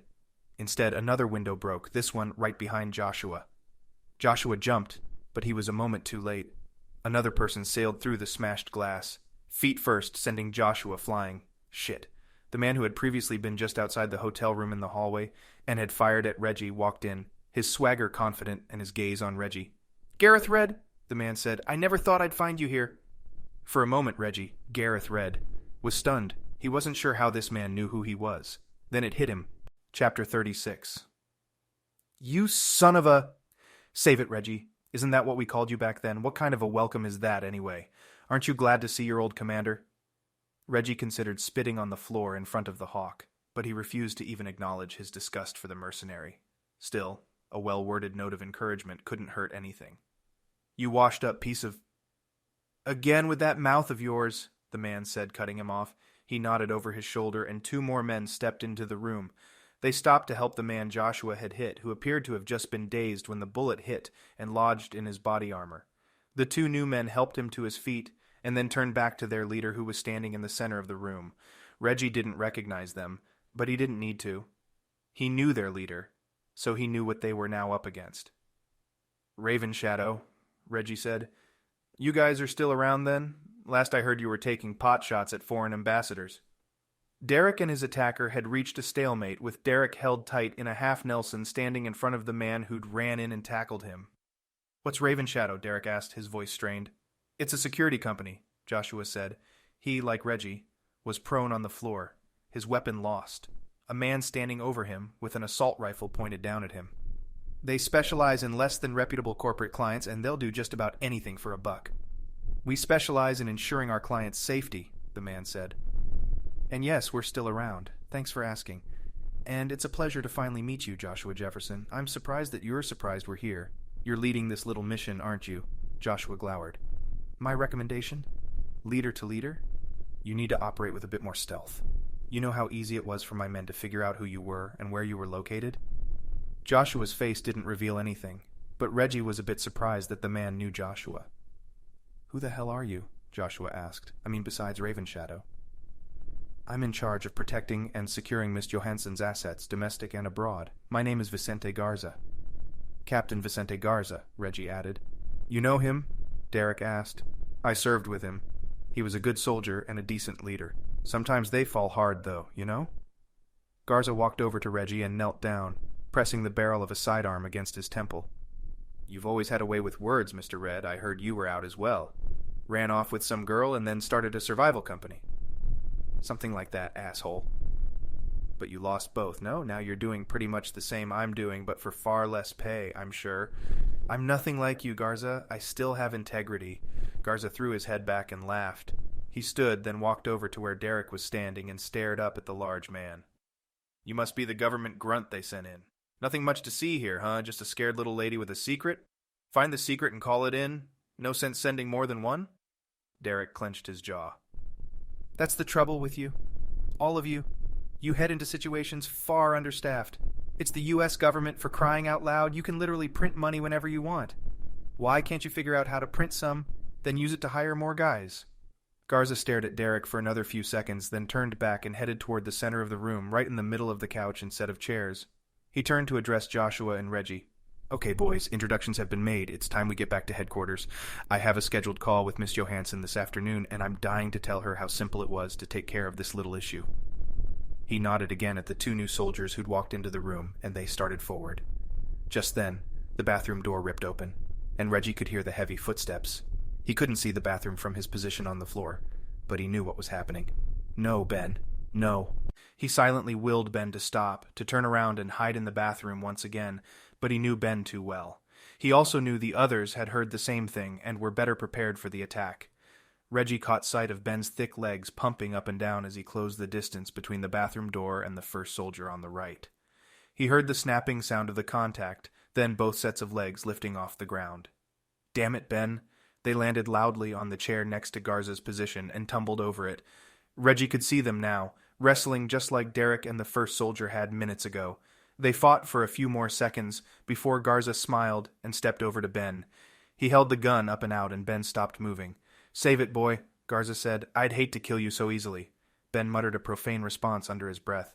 "You're a feisty one, aren't you? You must be Harvey. Tell me, Harvey, did Mr. Red tell you anything about me?" Ben glanced at Reggie. His face was red, flush with anger, and there was a welling bruise around his left eye. He shook his head once. "Good. It will be all the better to have him catch you up on our endeavors together. Your friend Reggie has some history lessons for you all." The man who'd wrestled with Ben pushed Ben off of him and stood, brushing off his pants. He raised his own pistol and held it at Ben's back. Reggie watched, trying to get a measure of the men in the room. On a better day, with better weapons and better preparations, it would have been a fair fight. But a fair fight in Reggie's world was unacceptable. A fair fight meant some of his men would be hit. Probably killed. A fair fight with equally balanced teams meant there would be some casualties. It was a mistake for Ben to rush out of that bathroom, especially unarmed. Ben knew it, and everyone else knew it. The fact that Ben wasn't bleeding out on the floor of the hotel room right now was a lucky thing. "Mr. Bennett, I have been looking forward to meeting your FBI friend here for some time. I've even prepared a special welcome for him back at our facility." Reggie stared at Ben, who was staring at the hawk. Garza was smiling, a small, thin sliver of evil. "No. But now that I know you're here, I know that your girlfriend, fiancé, correct, is here as well." Ben's nostrils flared, his cheekbones grinding into each other over and over again. No, Reggie thought. He squeezed his eyes shut. Please, no. Where is she? I would very much like to meet her. Chapter 37. Unfortunately, Julie could hear every word of the transaction taking place outside her closet in the main hotel room. She was panicked, but she was able to force her breaths into steady, long increments. Inhale, exhale. She focused on the breaths, but the voices just on the other side of the door terrified her. She heard Reggie, apparently recognizing the man, the hawk, who'd come for them. The man and his team was working for Darus, apparently, as some sort of security team. But rather than security, Darus had hired them to find Julie's group? It didn't add up. If they were after Roger Derrick, they would have simply taken him and left the rest of them alone. The hawk told Joshua a little about the company, and still she focused on her breaths. Inhale, exhale. She waited, her heartbeat growing louder with each thump. She had control of her breathing, but there was nothing she could do about her heart. Julie looked around the closet, hoping there was something there she might be able to use as a weapon. Through the light streaming through the crack between the two doors, she peered around the small, L-shaped room. Derrick's shoes were on a shoe stand, a belt hanging from one of the wooden hangers. If he had a suitcase with him, it wasn't in the closet. A shoehorn hung from a small leather string that had been wound through a hole in its top, and in the opposite corner an ironing board hung on the wall. No iron. The iron, she figured, would be in the bathroom, hidden in a small cabinet near the sink. The board itself could be usable as a crude weapon, but she had neither the strength nor the space to swing it wide enough and hard enough to do much damage. Julie couldn't easily justify the belt or the shoes as a weapon either. What would she do? Throw the shoes at the first man to enter and try to choke the other? Still, she felt she had to do something. She had to prepare. She had to... The bathroom door crashed open, and she heard Ben's footsteps thumping down on the floor as he barreled out of his hiding place. A fight ensued, but it was quiet, and she could barely hear the sounds of this grunting men as they wrestled. She tried to peek through this crack in the doors, but the angle was wrong. All she could see was directly in front of her, the opposite wall and the coffee stand just around the corner near it. Then the sound stopped, and she sucked in a breath. Who won? Then the man's voice, the one named Garza. He spoke to Ben. Ben cursed, and Garza kept talking. Inhale, exhale. She forced the breaths, one after the other, until she felt her head wobbling and she had to stop. She was in full panic mode now, knowing that she would soon be discovered. There was no way out. She wasn't a trained soldier. Before she'd met Ben, she'd only fired a weapon a few times as a girl and twice as an adult. Her job at the Centers for Disease Control, leading a now-defunct group called Biological Threat Resistance, was a glorified desk job, and there was no weapons training for CDC personnel that she knew of. She wasn't a fighter, with her hands, feet, or anything else. She'd been fascinated by the idea of mixed martial arts warriors she'd seen, and had even asked Ben if he had any interest in ever learning some of the throws and holds of Brazilian jiu-jitsu. He'd shrugged it off, claiming that it wasn't helpful for attack as much as defense, and that she should instead look into something like Krav Maga, and yet here she was, in a closet, about to be discovered. Garza's voice cut through her subconscious. Where is she? I would very much like to meet her. She wanted to scream, but she remained silent. She wanted to faint, but she stood strong. She wanted to fight back, but she held fast, waiting. Footsteps into the bathroom. More from another man, into the area in front of the closet. A flash of darkness as the man passed directly in front of the closet. She sniffed, darting sideways, hoping he hadn't seen her. He's going to check anyway, she knew. He checked anyway. The man yanked the doors open, blinding Julie with the brightness of the hotel room, and she blinked a few times in response. He had his hands on her now. Deeply gritted old things that felt worn and hardened. They were prying, grasping, trying to get a hold on her without his having to step into the closet. She wasn't going to allow it, but she still breathed and kept silent. She swatted his hands away again and again, until he walked into the closet and pressed his huge, sweat-smelling body up against hers and grasped her wrists, pulling them hard down to her sides. Then, at that moment, she screamed. She couldn't hold it in any longer. Ben screamed in response, something vulgar, but she wasn't paying attention to it. The man was smiling, looking down at her with a strange expression on his face. He looked dirty, like the perfect match for his gritty hands, but all she could see in any detail were his eyes. His ugly white eyes. They were slits in his head, barely open, contradicting his smile. His nose hung to the left, longer than it should have been, and showing off far too many peaks and scars than one nose should host. She was revolted, disgusted, but more than that, she was terrified. She screamed again, but he pulled her arms down harder, forcing her straight up against the wall, and then he pushed himself onto her, leaning in close to her ear. Then he whispered, I'm going to be ready whenever the hawk is done with you. She swallowed, nearly vomiting, but her desire to faint won out. She fell forward, her wrists still locked in his hands, and the man swung her left arm behind her back. He let her continue forward, stepping out of her way, and Julie felt him wrench her right wrist up and onto the area between her shoulder blades. It hurt, and she let out a sharp sigh. The man laughed, a guttural grunting sound that made her sick all over again, and he pushed her out of the closet. Her left wrist hung behind her back, held in place by his large leathery hand, and her right wrist was pinned up on her back by his other hand. She had no choice but to lean forward at the waist to relieve some of the pressure. In this way, she walked out of the closet. Ben was the first person she saw. She cried, unable to speak. He glared, likely dumbstruck as well. Then she saw the rest of them, Reggie, Derek, Joshua, all stunned into silence at the end of guns, each weapon held by a man dressed similarly to Julie's captor. "Why?" she stammered. "What are you going to do?" The man who stood in the middle of the room, pointing a gun at Ben, turned to her and smiled. His lips were thin and his eyes gave her the impression that he wasn't truly happy about anything. "Hello, Juliet. I hope you've enjoyed the accommodations here. We have another place we'd like to take you now, so say goodbye to your friends." The man holding her pushed her upper body farther down, bending her forward even more at the waist. She grunted in pain but tried to hold her head up. "Jules," Reggie said, "stay calm. We'll come for you. I promise." She wasn't sure if she was angry or terrified, or both, or neither. She didn't know what she thought. Reggie's expression was pained, and Joshua was clearly upset. His eyes were hard, as they always were, but he seemed to be looking through her, studying her as if trying to decipher how she'd hold up. And then she saw Ben, still staring up at her, his eyes lost in some trance. There were tears in them, and he wasn't trying to hide them. She cried more, not sure what she could possibly say. "Ben," she finally muttered. The man swung her around so she was face to face with him. "Ben, The hawk turned and began walking out of the room, and the others backed away from their posts a few steps, still pointing their weapons at the group. One of the men gathered the handguns from Derek's bag that had been dropped on the floor and collected them, carrying them out of the room. Finally, in a leapfrogged way, the soldiers took turns moving backwards toward the door, guarding their teammates methodically, anticipating any movement from Julie's group. Julie's man had her side pushed up against the wall, and he held her there as they walked out of the room and into the hallway. The hawk was waiting there with handcuffs, and he placed one shackle around her right wrist. He leaned down and spoke to her, making sure she was looking at him. "Juliet, I am only going to tell you this once," he said.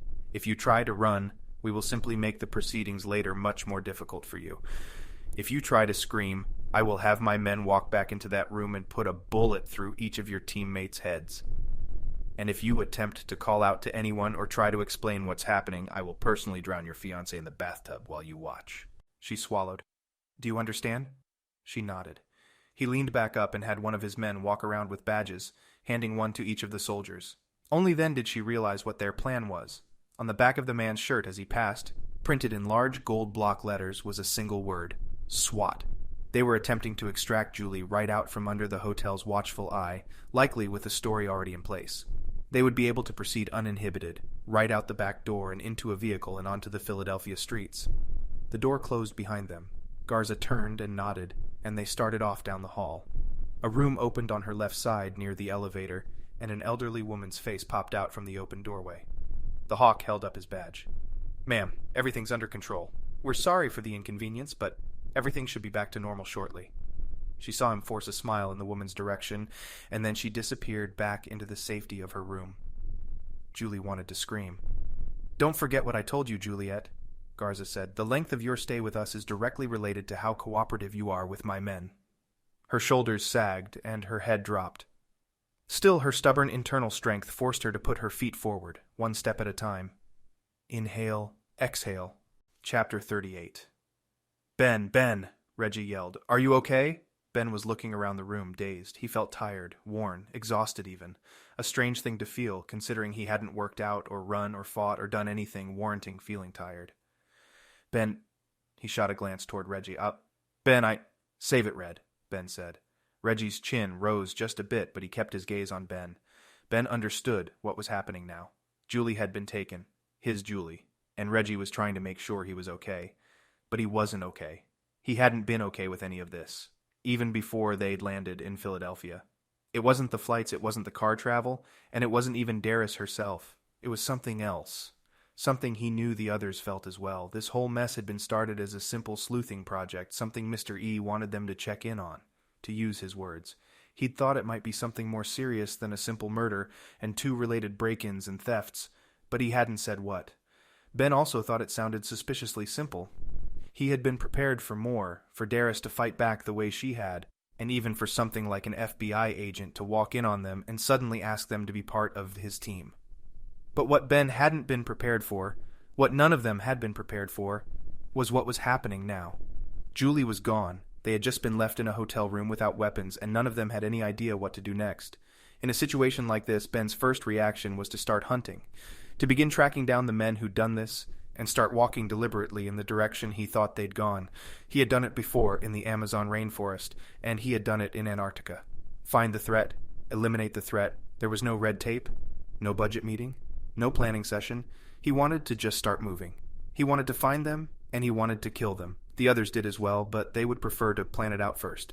Ben's conscious mind knew the stupidity and risks of barging out the door and just walking aimlessly until he had a lead, but his emotions were currently winning the battle. He stood up, looked at each of the other 3 men one at a time, then started toward the door. "Ben," Reggie said again, "what are you doing? Where are you going?" "I'm going to find her, Reggie. It's not that hard to understand." Joshua walked up behind him. "Harvey, it's not a good idea. You have no idea where you're—" "Neither do you!" Ben yelled, whirling around to face them. "Neither do you. Do you?" Neither man spoke. "That's what I thought. So tell me why I shouldn't just start. Why shouldn't I just start moving and figure it out from there? It's always worked for me in the past. Why not now?" He started to turn around again, but Reggie stopped him. "Ben, please. Think about it." Ben's head dropped, and a tear fell from his left eye and landed on his boot. He didn't care about hiding it, and he knew they wouldn't care he was crying. He sniffed. I should. Ben, come on. There's nothing you could have done. They got her, and we're going to get her back. I promised her that already, and I'm promising you that now." "But what are they going to do to her?" Ben asked. "You saw the way that guy was looking at her like she was a side of beef or something. Reggie, I have to get her back." "And we will, man. Just come back in here and let's plan it out." Ben stood there silently for a half a minute. Then he turned slowly and walked to the center of the room, stood where the hawk, Vicente Garza, had stood. He walked over to the closet where Julie had been hiding. "Where I should have been, protecting her," he thought. He shook his head, anger now mixing with the tears. He clenched his fists and turned back to the room. Derek, Reggie, and Joshua were standing around the chairs, all watching him, waiting for him. "What do you want from me?" Ben asked. "I'm useless. You got the United States backing you, and you all have training and experience. I'm just a fat-ass park ranger who's out of work." Reggie shook his head. "No, Ben, you're wrong. That's all I'm going to say about that. Get over here and let's figure out how to get Julie back." He walked over, sat down, and stared at Reggie. He had nothing to offer, nothing to say. He would sit there as long as they forced him to, and he would wait. He'd nod along, shake his head, whatever they wanted from him. Eventually, when they decided it had been long enough and they had the right direction, he would start moving, start looking for her. Then, when it was time, he would fight. He would kill them all. Chapter 39. There wasn't a lot Reggie could think about at the moment. Normally his mind raced, ready to throw in a detail or an idea or a thought. But now in this moment his mind was empty. He wanted to find Julie more than anything, but he knew he would find Garza and his men as well. He would find them, and he would kill them. If Ben doesn't kill them first. Reggie had seen Ben do amazing things normal men couldn't dream of, and things his own soldiers had trouble performing.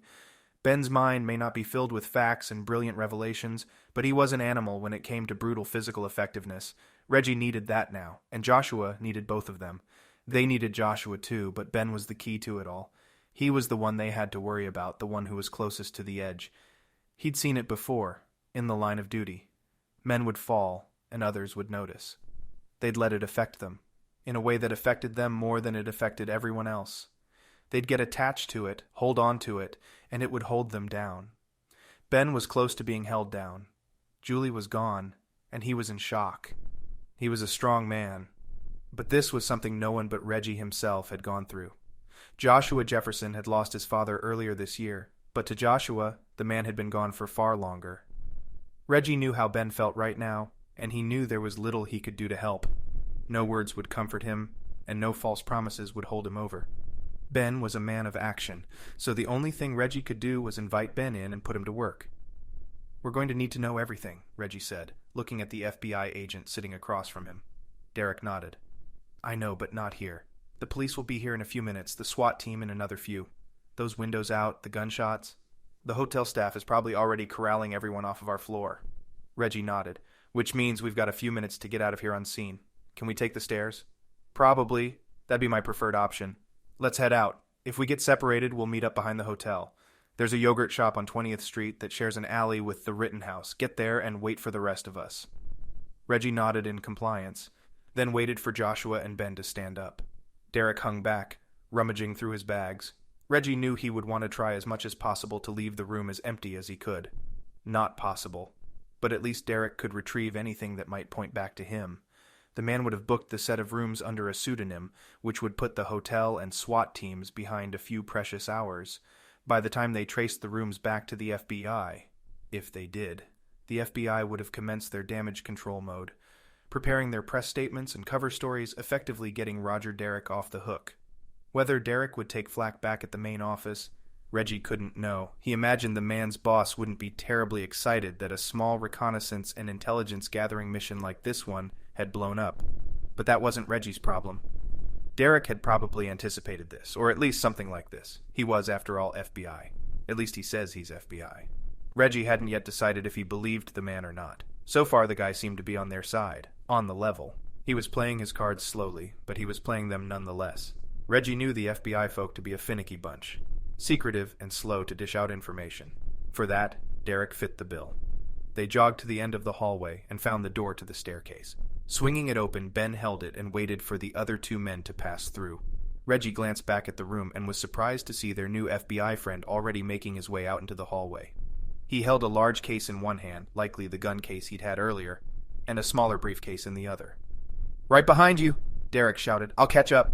Reggie nodded and turned to the stairway. Joshua was already making his way down, descending to the street level.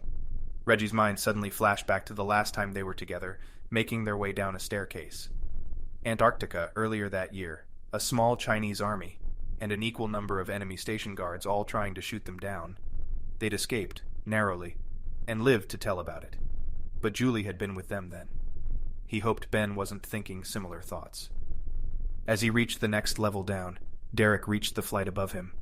The large man swung the door back closed again, the loud slam of it echoing throughout the metal and concrete stairwell. "Keep moving," Derek said.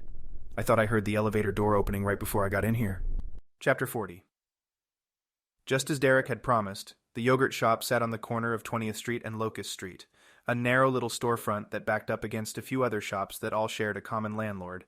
Reggie wasn't a huge fan of yogurt, especially since the yogurt craze had erupted in America. To him, it seemed more of a thing designed for stay-at-home moms and hip high schoolers than an actual dessert. When he got ice cream, it was far from soft serve. Mounds of rocky road piled high with M&Ms and drizzled with hot caramel. The thought brought a smile to his face. He'd have to check if there was a real ice cream shop nearby, if they had the time after this mess was over. "Reggie, you good?" Ben's voice reached Reggie's ears and brought him back. The yogurt shop's trendy decor and bright lights were jarring, juxtaposing a false sense of hope on top of their dim reality. He nodded. "Yeah, Ben, I'm good. How are you holding up?" Ben shrugged. "Yeah, I feel you." "Okay," Joshua said, cutting in. "We're all here. Let's get some chairs into a circle, and I'll set up Derek's iPad with a call back to Mr. E." Reggie and Derek immediately started arranging the chairs in the empty shop, and the shopkeeper, a small Asian man, seemed to sense that the men weren't here for yogurt. He wiped down a countertop, then disappeared into the back of the store. The group all sat, a single chair in the center of a circle. Reggie rotated his chair around and sat in it backwards. "Before we call Mr. E," Ben said, "let's figure out who you really are." Derek frowned. "Me?" "You're FBI. I really am." "Why have you been holding things back from us then?" Ben asked. Reggie smiled. "Because he's FBI, Ben. That's what they do." Derek didn't seem to appreciate the joke, and he quickly began explaining. "I have not been holding anything back from you for any reason other than this. I had a feeling Darus had hired a security crew, and I wanted to make sure you were not in danger or that you weren't her security crew." "Thanks for that," Joshua said. "I understand where you're coming from. But we're in this now, together." "Right," Derek said, leaning forward and working out a kink in his neck. "What do you want to know?" "Where are they taking Julie?" Ben asked, jumping in. Derek shook his head. I don't know. I have no information on this group that Darus hired, or where they're headquartered. It could be here in town, or it could be anywhere. You knew their leader, the Hawk? Reggie nodded. Yeah, but I don't know him anymore. Your guess is as good as mine as to where they're keeping her. Ben shifted to address Derek. Well, have your grunts start looking? Don't you have technology for that? We don't have the technology or resources for that.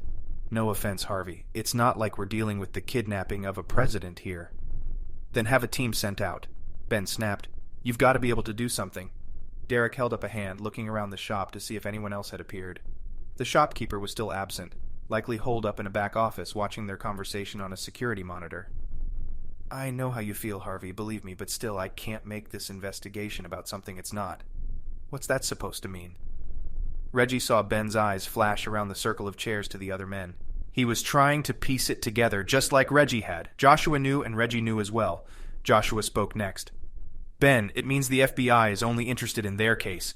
Julie's now a part of that case, but she's not the most important part. Ben looked shocked and hurt.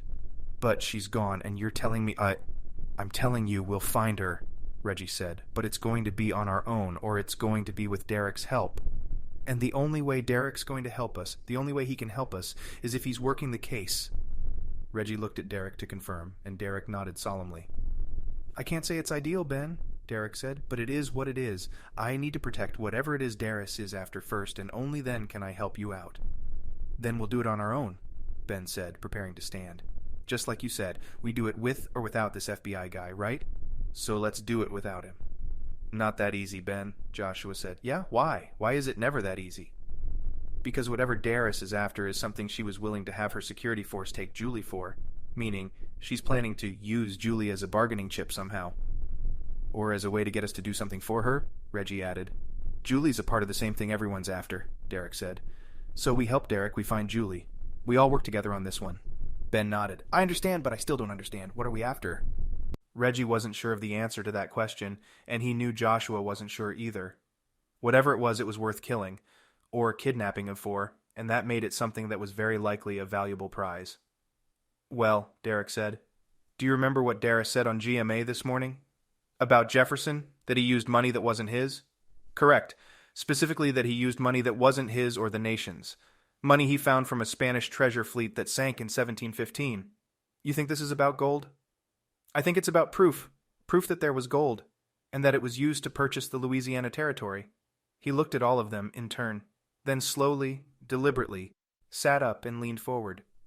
But that's not really what this is about. The gold is what she's saying this is. To generate goodwill and to win over any of the silent majority who might want to join her side. Reggie leaned in, pushing his backwards chair up onto the back two legs.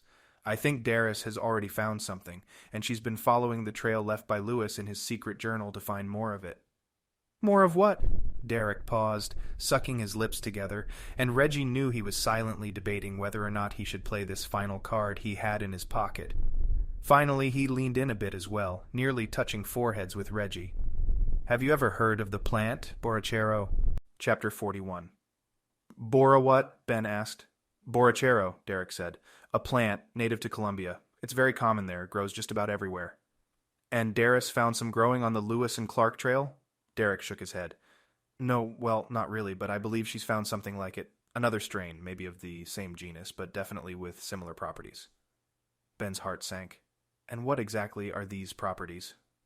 Well, have you ever heard of the date rape drug? Ben nodded.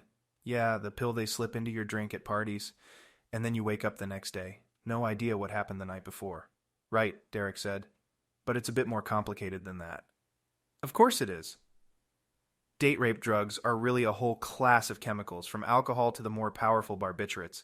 They're really just a classification of things that cause those effects. Have a high enough dosage of Ambien, actually, and you're out. The men sitting around Derek nodded. Well, those drugs are all baby versions of the mother chemical of all date rape drug chemicals, scopolamine. It's used in extremely small doses as hyoscine in things like sleep medicine and motion sickness medicine, like the patch you wear which releases the scopolamine slowly on a set schedule. So this Borrachero plant has scopolamine in it? Joshua asked. It does, but in far higher concentrations than what's considered safe. In the past few years, reports have been coming out of Colombia that scopolamine-laced items like business cards, gas pumps, and ATM machines have been incapacitating people. But not killing them? Ben asked. Not always. Not usually, actually.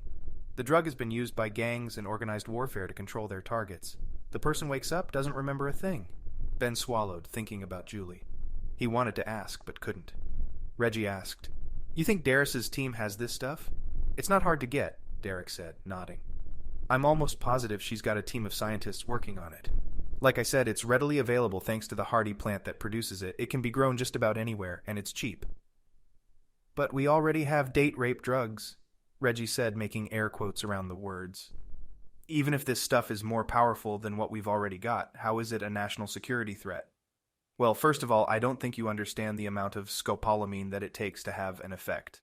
As little as 0.5 milligram will knock someone out, and any more than that will take their memory away." "Whoa," Reggie said. "So a few more milligrams would kill someone?" "Absolutely, and it has. The bad guys down in Colombia have been using somewhere between 2 and 5 milligrams to not only render their victims helpless, but in a conscious state at the same time. They can then give them commands, and the person will execute them without argument." Ben's nostrils flared, and he gritted his teeth. "And they don't remember it the next day." "And they don't remember it the next day," Derek said. "Last big case I heard about was in Bogota. A woman had her newborn baby boy stolen from her right out of her arms. She was found 3 days later muttering to herself and walking on the highway topless." Ben's eyes widened. "You've got to be kidding me." "Wish I was. They're calling it a zombie drug. In those concentrations, if it doesn't kill, it really messes you up." "No shit," Reggie said, muttering under his breath. "Wow. So I think Darus has stumbled onto something important. Something that the Spanish themselves wanted to keep secret." "Something the Spanish wanted," Joshua said. "Exactly. They wanted it so bad they sent 11 ships to retrieve it. They loaded up the ships with gold and silver and other treasures, but also some of those borrachero plant to take it all back to Spain." "The Spanish treasure fleet of 1715, Ben said, right again. They wanted to use it as a weapon, no doubt, to see if they could refine it, perfect it, maybe figure out how many different ways they could deploy it. It would have been one of the world's first and most effective chemical weapons." "An entire population under its spell, doing whatever you told it to," Joshua said. "If you were in proximity to them and could command them all, sure," Derek said. "But even as a one-off chemical agent, one that could be deployed in teas, smoked like tobacco, or brushed onto someone's skin from a piece of paper." Ben shook his head. "Darus wants to use it on Julie." "No, Ben," Derek said, touching Ben's shoulder. "We don't know that, and there's no reason to suspect that she would. But I do believe that's really what Darus is looking for. A cache of this stuff that whoever found the Spanish fleet brought back to Jefferson, who promptly wanted it hidden, and sent Meriwether Lewis to hide away." "Fine," Ben said. "But I'm not convinced that Julie's safe from it. She's certainly not safe at all, for that matter. So let's figure out how to find her." Chapter 42. Mistakes had been made. There was no doubt about that. But they still had the girl. The pretty little lady who seemed to be just feisty enough to make it worthwhile. The Hawk had planned on grabbing the FBI agent. He'd wanted to bring him back to the gym, string him up in the chair, and get what he could from him. It would take time to make the big man fall, but when they were done with him, he'd be every bit as willing to serve the Hawk as the rest of his men. He was now 2 men down, but that was already being remedied. He had ordered Joseph Meikle, one of his longest-serving men, to work on finding the replacements for Velacruz and Jenkins, whose bodies were currently being disposed of. He'd decided after he'd left the hotel with Juliet that a perfect test for the men next in line to join his team would be to eliminate the remainder of the threat to his client. He originally hadn't wanted to take out the rest of the FBI man's team, as he wasn't sure what sort of mess that might cause him, but after weighing his options and realizing that Julie would be more than enough of a bargaining chip with his boss if he needed one, he decided to send in more men to finish the job. Meikle's call had lasted no more than 30 seconds. The man he'd called had been in the area for 2 weeks, hoping for an appointment to the Hawks team. He told them where Julie's group had been staying and how long they had been there. The man had confirmed with Meikle that he was ready for the job, and he confirmed that he would contact the other 5 men the Hawk wanted to test. It would be a test of their abilities, but it was also a test of their leadership. Meikle gave the Hawk the thumbs-up sign from the side of the gym, letting him know the deed had been done, and the group of men would be ready within the hour. He placed his attention back on the center of the gym. The girl might not know as much as the FBI agent, but she would provide much more entertainment for the rest of his men when it was done. Maybe he'd even allow them some well-deserved entertainment before they were done with the interrogation. Perhaps even he himself might need some entertainment. Since he had all but removed such temptation from his life, he needed little of the opposite sex to keep him company, but when he did, it was not a challenge to find someone willing. Vicente Garza knew he was a good-looking man, at least better than average. He had black hair, cut short, but not in a negligent sort of way. He kept it a bit longer in the front, as he liked the Roman-esque way it hung down over his forehead. Tiny little strips of hair that gave him a George Clooney-type look. His face was surprisingly pockmark-free, especially considering his past and his history as a soldier. He'd been in plenty of live fire missions and many more clandestine operations that had hardened and weathered him over the years. But he was a more powerful man from it, and he felt his look showed it. He had the look of a man with experience, with passion, and the look of a man with confidence. Not a swagger, like Morrison's overconfident attitude often appeared, but one of quiet confidence that the other men respected and responded to. This woman, Juliet Richardson, would come to respect and respond to it as well. She would be difficult at first, pushing back when the time for questions came, but she would eventually crack. They always did. Either from the drug or from the fear of it, they always cracked. He eyed her from the side of the gym, from the blocked door where he liked to stand as the rest of his men worked. It was his perch, his standing throne, where he could direct and dictate what needed to be done. He could call out an order or talk directly to another man in the room using the personal comm system they each wore. It was efficient, effective, and it kept things moving toward their goals. The woman was at the opposite door, the door Morrison was standing in front of. He switched to Morrison's channel and gave the man instructions. "Bring her in, Morrison. Let's see if she's going to be willing to cooperate." "I'll make sure she's willing to cooperate, sir. Just bring her in. Don't do anything rash, like you did back in the hotel room." Garza knew his second-in-command had roughed her up a bit, likely out of the man's own frustration. Morrison may have been a good soldier, but he was horrible with the opposite sex. He'd seen how Morrison treated them on more than one occasion, and on more than one occasion he'd had to pull the man away from the girl he was treating. The hawk watched as Morrison and another of his men dragged Juliet through the open gym floor and forced her into the chair. She had a tight expression on her face, devoid of emotion. She wasn't scared or angry or confused, she just was. He allowed a slight grin to cross over his face as she stared at him. They always start out like this, he thought, triumphant, as if they'd already beaten him. He wasn't surprised at her response to the men tying her to the chair. She sat calmly, watching him, staring at him. She knew he was in charge, and he wanted her to know. He stared back. She would keep that face as long as she could, but it wouldn't last forever. Eventually, his men would wipe that face clean and force her to wear a new one. A face that definitely showed her fear, her confusion, and her pain. It was a beautiful face, and he'd be sure to have his men keep that face beautiful. "Morrison," he said.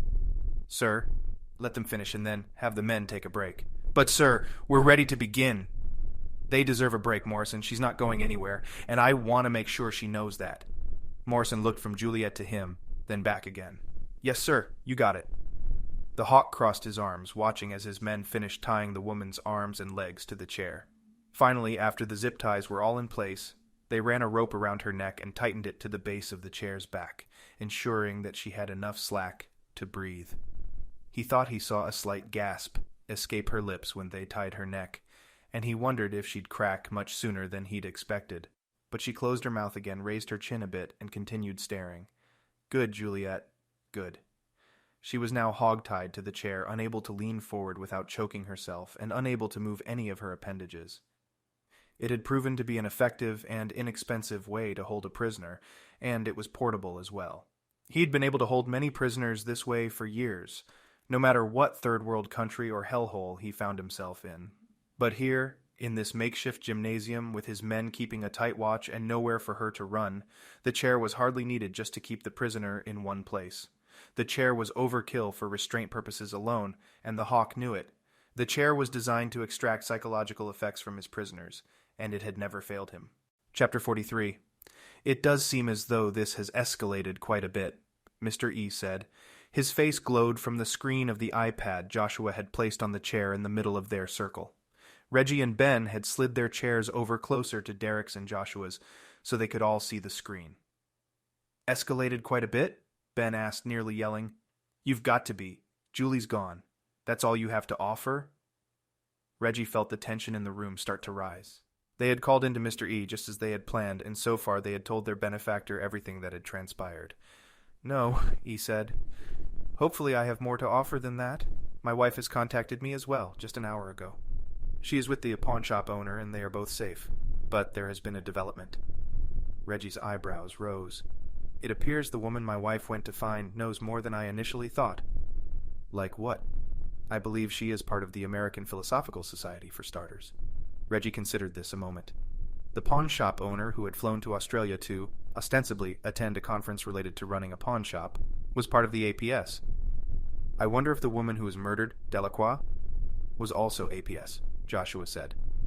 Mr. E's image nodded on the iPad screen. "That is what I believe as well. It makes sense that the two women would be willing to trade the item in question for such a high price in that case.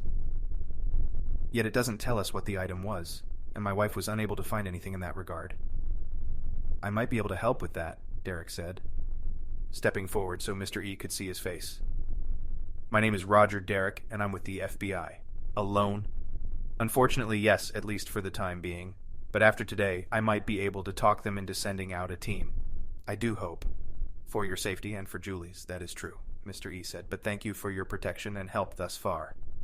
Derek nodded. "It's a passion project, really. Something I've been tracking down for years when the time permits. We're close now, I can feel it, and if your team is willing, I'd like them to—" "Say no more," Mr. E said. "My team is at your disposal. I understand the situation has grown more dire, and that Julie's safety is now on the line. But helping you will help her, and vice versa." Derek nodded again, then looked around the room as if asking for their final permission. Reggie gave him a stern look, but nodded. "This project of ours has gotten a little out of hand," he said, "but we're here to help. Give us your word you'll help us find Julie when this is all over." "Of course," Derek said. "As I said, following this trail of Darus's will bring us closer to Julie. They're looking for the same thing, and they wanted her for a bargaining chip." Reggie watched as Ben's face darkened, his jawline becoming exaggerated as he clenched his teeth together. Reggie had been there before, had felt that feeling. Total loss, helplessness. It wasn't a feeling he had ever welcomed, and it wasn't a feeling he'd ever been able to overcome.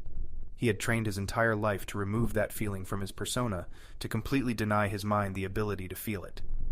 Ben was feeling it now, and he would be feeling it for some time, but Reggie also knew that he'd be more alert, his mind in a state of heightened clarity, for the next few hours. Tomorrow he'd be dull. The throbbing sharpness of the pain he was feeling today pushed back to a constant tension. He would still be present, but he would be slipping away quickly. It was important, if they wanted Ben's help, to get him moving today. Keep him moving. Keep him awake and talking if possible. He would rail against any support or encouragement, but he would be on a high adrenaline kick. Reggie and Joshua needed to point him in the right direction and let him run before he started to crash. Ben finally nodded, agreeing with the rest of them. He stood up, walking into the iPad camera's view. "We need to get moving then. We're wasting time." "Ben," Joshua said, "that's why we called this meeting, remember? We don't know where to go. That's why we need to find the journal." Derek sniffed quickly and looked away. Reggie turned to him and stared. "I'm sorry I didn't mention this before." Reggie spoke through his teeth. "What did you not mention before?" I have the journal." Joshua let out a sigh, and Reggie's eyes closed. He clenched his fists. "I wasn't sure if I could trust you before, and I didn't know why you were at the APS headquarters. I was watching Darus, and I was told I could move in whenever I felt comfortable with the situation, so I moved in quickly when I knew she wasn't alone in there. I didn't want things to get out of hand." "Well, they did get out of hand, pal," Reggie said. "Do you trust us now?" Derek nodded. "I do. I'm sorry. I wasn't going to keep it from you the entire time. I just had to make sure we were all fighting for the same side. I'm fighting for Julie. That's it. You get us closer to Julie. I guess that means we're on the same side." Joshua's hardened stare drilled into the larger, thicker Roger Derek. Reggie had seen that stare before, and he knew it had weakened far stronger men than Derek. "Where'd you get the journal?" Derek looked at each man, then the iPad screen. Mr. E was staring back, stoic, his face an unmoving mask. If the video was frozen, they wouldn't have been able to tell. "I took it from the APS facility. I was the one who stole it from Darus." Chapter 44. Ben watched the large man's expression. He seemed to be telling the truth, but Ben had been wrong before. He wanted to trust this man, wanted to believe him. He knew the story made sense, and he knew he might have done the same thing if he were in Derek's shoes. But Julie was out there, and this man was willing to play ball with them, on their team. For now, at least, their interests were aligned. But what happens when our interests are no longer aligned? Ben thought. Will he still play ball? Why? Ben asked. Why take it? I told you this has been a pet project of mine for some time. I've been following Darus and her rise to power within the organization. When I found out about the journal a month ago, I knew it would be something worth getting my hands on. Because the journal seemed like an important piece of her struggle for power? Derek nodded. It did, and it is. It's crucial to her campaign. How? It's the map, Harvey. It has everything inside that she needs to find her treasure. How do you know? Because it's been kept secret from the rest of the organization and the rest of the world at large. It's something no one wanted to talk about, and only about 7 living people at any given time in history has known about. Something that's going to be important. It's going to have the treasure map in there. Then why hasn't she found it yet? She only found out about the journal recently when it was bequeathed to her from the previous president. It's part of the tradition, passed down from generation to generation, all the way back to Benjamin Franklin. There are more secrets too, some small, some large, some deadly. They pass them down to keep them inside the organization, but they only pass them along to the leadership in the group. Not all the members know everything. So she only recently got her hands on this thing, but she's anxious to figure out where it leads. Why no one else wanted to go searching for the treasure it's concealing is anyone's guess, but I'd say it's because no one really thinks it's what she says it is. More of a relic, a cool piece of history, but a treasure map? Hiding a conspiracy that goes all the way back to Jefferson and Lewis, I'm not sure anyone else believed it. So the APS is a lot more like the Freemasons, Joshua said. In that way, yes, Derek said. But since its inception, the organization was meant for good, meant to keep the young nation in check by providing the country's leadership with ideas and solutions to problems. The original idea behind Ben Franklin's junto. Exactly, he was a patriot, as were the other members. It was always that way, and it still is. But there are obviously different sides to the same story, and Darus's story, the one she's telling herself, is that the APS needs to have a stronger handle on U.S. politics, more control overall in the nation, and she's willing to kill to get it. Reggie nodded, and Ben listened silently. He took in the words, fitting them against the description of Darus that Derek had given them previously, against the woman he'd met in the office at the APS, and the woman he'd seen on TV. She was manipulative, he'd seen that personally, but that meant she was clever too, able to work different angles at once. Able to work different people at once. Suddenly it hit him. You're not just APS, are you? He asked. You're pretty high up the pecking order. Derek looked at him, and he felt Reggie and Joshua's eyes on him as well. He couldn't see the iPad screen, but he had a feeling Mr. E had leaned into the camera, trying to hear better what Derek would say next. You're part of their leadership, and that's why you stole the journal. You're against Darus and her side, and you want to make sure she doesn't get what she wants. Derek chewed on nothing, his jaw tightening and loosening. Say it, Ben said.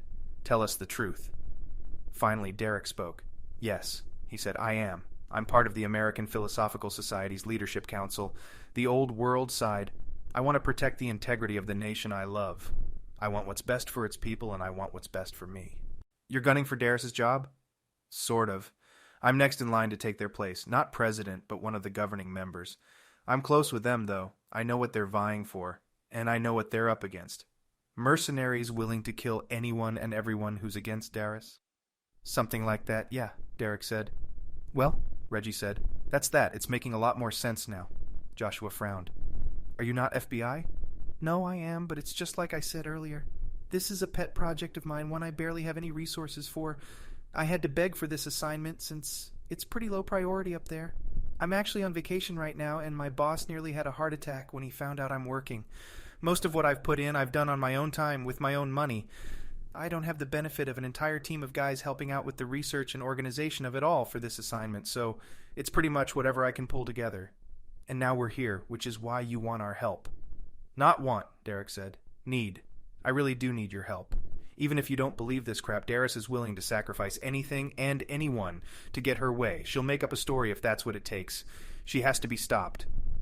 She's got Julie, Ben said. So she's going to be stopped. You have my word on that. Derek stood up, walked around the iPad sitting on the chair in the middle of the room, and stretched out a hand.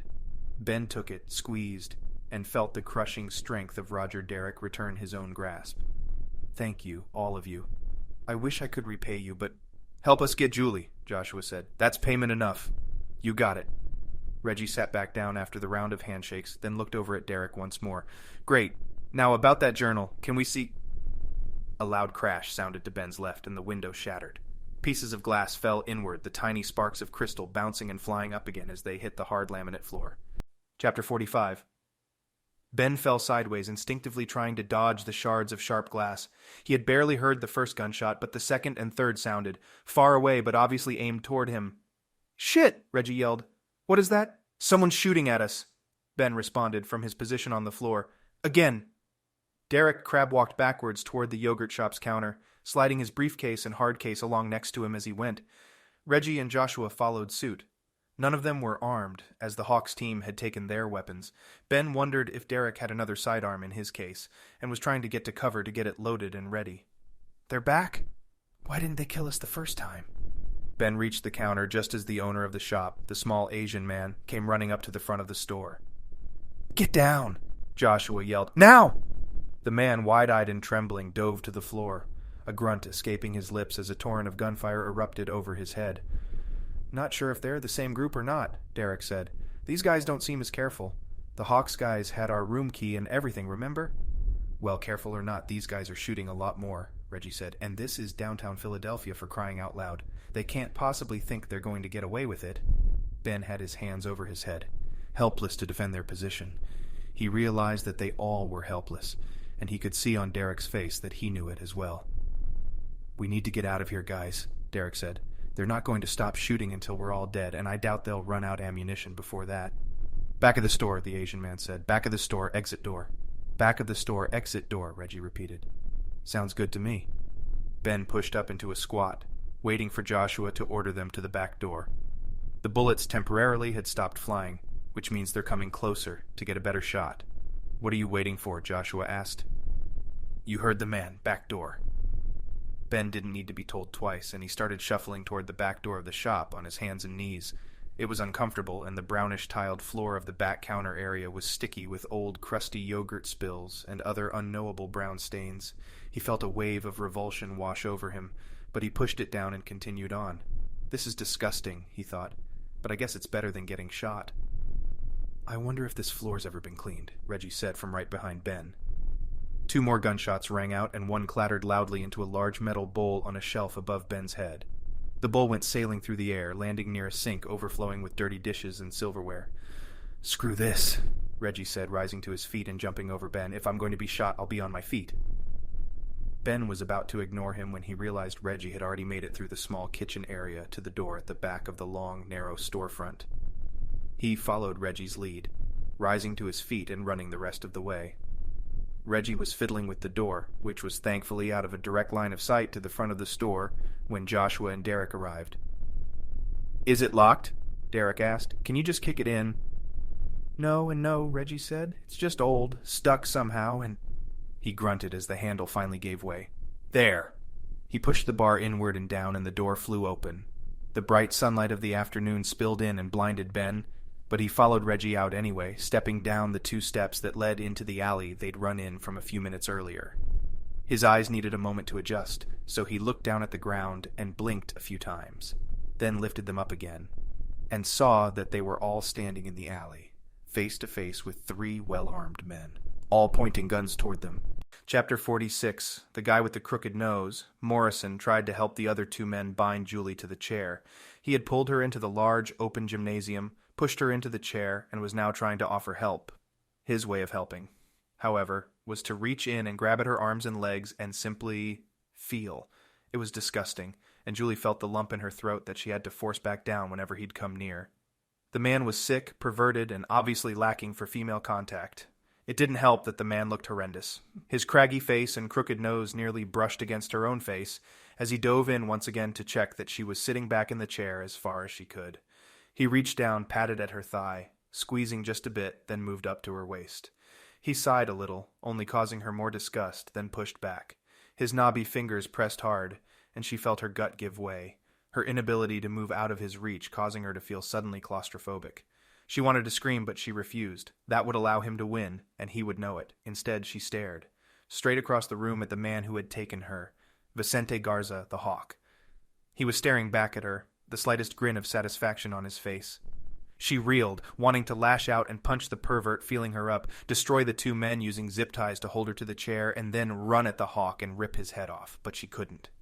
She wasn't a fighter, and she wasn't armed. She had no choice but to comply, to wait it out, to just sit there and let them do whatever it was they were going to do. It wouldn't help her to fight, but it would give them pleasure. So she refused. Instead, she stared. Morrison had his hand just under her breast, and he was pushing it slowly upwards. "Do it and die, bastard," she thought. Then she realized that no matter what this man did or didn't do, he was already dead. "I'll kill you myself," she whispered. Morrison stopped and looked down at her. "What was that, girl?" She shook her head. "I will remove your head from the rest of your body." She thought to herself a solid 30-second-long string of obscenities directed at the man. He continued his groping, inching ever closer to her breast. She continued staring dead ahead at the man responsible for all of this. "Morrison," a voice said. She listened, realizing it was a small in-ear communication speaker Morrison was wearing. The man at the other end of the room had spoken to his subordinate. Julie stared. Morrison removed his hand, stepped back, then continued talking to the hawk. "Sir?" She could no longer hear the hawk's voice in the man's ear, but Morrison suddenly seemed upset. "But sir, we're ready to begin." The hawk cut him off, as across the gym floor, his mouth had started moving before Morrison had finished. Morrison looked from Juliet to his boss, then back again. "Yes, sir. You got it." Julie trembled, the moment of disgust finally over. But she trembled again at the thought of what might lay ahead. The hawk smiled at her from across the room, then crossed his arms. Suddenly she felt her head being pulled backwards. A rope was placed over her neck, then pulled taut. Her eyes grew wide and she gasped. "No, please no," she wailed. "Not like this." A moment later the rope loosened slightly and she sucked in a deep breath. They weren't choking her, but simply tying her neck to the chair. It was an effective method, one she knew would be impossible to escape from. Her arms and legs were bound to the chair using zip ties in multiple spots, and now her neck was held back as well, preventing her from even moving her head forward to see her restraints. She could handle being tied up. She wasn't afraid of the bindings, nor of the noose around her neck. She hardened her gaze once again and stared down the room at the hawk. "I'm going to beat you," she thought, "and you're going to pay for this." The two men and Morrison finished their work and stomped off, out of sight somewhere behind her. The hawk, too, started walking. He headed directly toward her, staring her down the entire time. "Here we go," she thought. "This is the moment I find out what this is all about." He watched her watching him, neither of their faces breaking. Her eyes were steady on his, not willing to sacrifice even that small amount of control to the man. He must have known it, because just before he reached the chair he stopped, looked down at her and smiled. A genuine, true smile, as if what was happening in this room was the best possible thing he could think of, and that Julie was nothing more than a sideshow attraction that he was pleased with. She felt shaken, suddenly vulnerable. She realized what had happened. The moments of absolute terror and agony she had so far successfully kept inside now tumbling out of her. She shivered, but she felt the strength of the bindings on her arms and legs. She gasped again, this time the air entering her lungs in a staggered, frightened way. She sniffed, knowing that the tears were coming next. Still, Vicente Garza looked down at her. His head was cocked sideways slightly, just a man standing over a prize, intrigued by his prey, waiting for it to try to make a move. She had no moves to make, and they both knew it. The tears started to fall, even though she had begged them not to. She wanted Ben.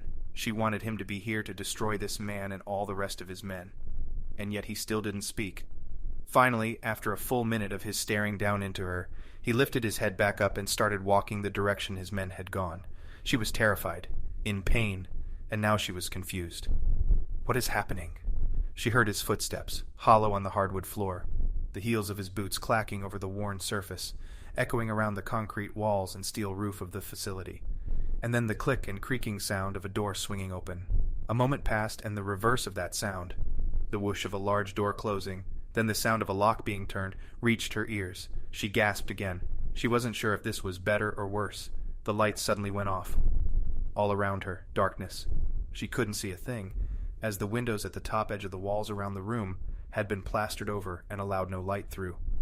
Julie was bathed in pure darkness, tied into a sitting position on a chair. She hadn't been afraid of the dark at any point in her life until this moment. The fear was consuming her almost as quickly as the darkness. The hawk and his men were no longer here, and she had no idea where they had gone or when they might return, or if Morrison might return alone. A gentle breeze from the closing door reached her chair, chilling her. She realized then that she was cold too, just slightly cold. She shook again, trembling freely now, crying and unable to curl up or even put her head down. She closed her eyes, but it looked exactly the same. Chapter 47. "What's our move, boss?" Reggie asked, his hands already on his head. Ben knew this wasn't the man's first time at gunpoint. It wasn't his either. But Reggie somehow kept that calm, almost humored attitude about it whenever he was under pressure. And right now, baking in the sunlight and being held at gunpoint by 3 random strangers, Ben knew Reggie felt the pressure. Joshua's jaw tightened, and Ben could almost see him processing their debacle. Finally, after a few more tense seconds, he spoke. "I don't know, Reggie. Seems like this is a bit of a surprise to all of us. Who are you assholes?" The 3 men who were pointing their weapons, a handgun and 2 small subcompact machine guns, glanced around. They don't know who's in charge, Ben realized. They were hired to kill us or bring us in, but they're not sure which of them is supposed to speak. The man in front of Ben flicked his eyes left and right, then back at Ben. He was the one holding the handgun, a huge .45 caliber that he held with both hands. He knows how to use that weapon, Ben thought, even if he's not sure who's in charge. "You guys aren't going to talk, are you?" Reggie said. "You could at least tell us which one of you we're supposed to talk to." "Don't talk, and you won't have to worry about it," the man in the center said.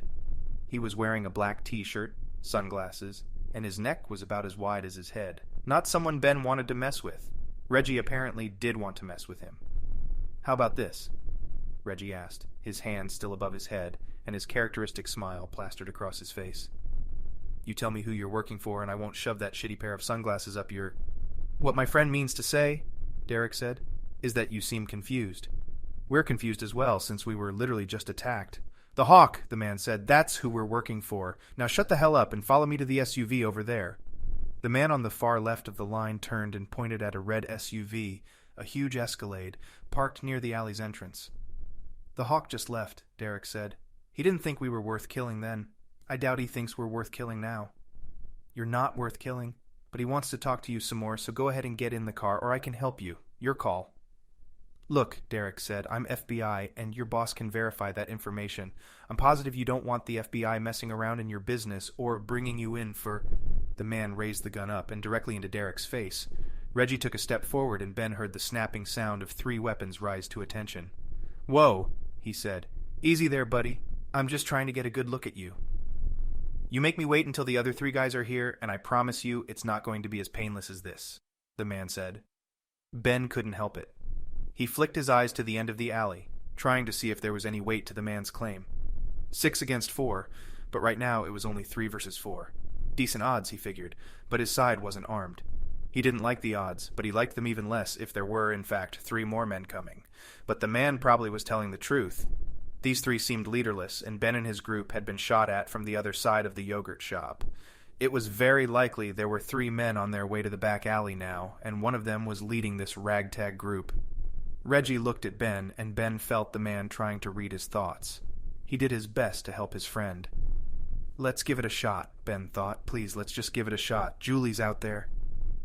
Reggie was out of Ben's line of sight before he could finish the sentence in his mind. He stumbled backward, trying to figure out what had happened. Reggie had fallen almost all the way to the ground, then popped back up inside the man's gun circle, coming up right in front of the man's face. His fist was ready, and he applied a perfectly timed uppercut to the man's chin while grabbing for his gun with his free hand. Ben recovered, then twisted quickly to dodge the flurry of bullets he knew was coming. But the barrage never came. The other 2 men turned to Reggie and began to aim. They brought their weapons up to eye level, losing their nonchalant swagger and suddenly looking like very capable soldiers. Ben reacted on instinct, diving forward to take out the man now closest to him. The man's back was toward him, allowing Ben to crush his forehead and shoulders into the man's lower back, crunching him forward and into the man Reggie had attacked. Joshua, for his part, had ducked and rolled toward the man on the left, then come up and kicked at his groin. His kick landed, but it didn't seem to have enough power behind it to incapacitate the man. Joshua followed up with a trip, and the enemy fell, the 2 men now grappling for a solid hold on the other. Ben reached for his man's head, grabbing a handful of the man's hair, and he smashed it as hard as he could onto the asphalt. The man seemed to anticipate the attack, and had tightened his neck, as Ben was unable to get his head lifted high enough off the ground to do much damage. He groaned with the impact, a spattering of blood spraying to the side, but Ben knew it was far from enough of an impact to do enough. He tried again, working his other hand in front of the man's head, on his forehead, then pulling up hard and fast, and pushing down with all his weight behind it. This time Ben heard, and felt, the cracking of the man's skull. He thought he could feel the man struggling beneath him, so he tried again, and again. "Ben!" Reggie shouted. "Let's go, now!" Reggie sounded pissed, but even his scream wasn't enough to dislodge Ben from the enemy he'd felled. He felt Reggie and Joshua pulling up on his arms, gripping him beneath his armpits, literally ripping him off the man.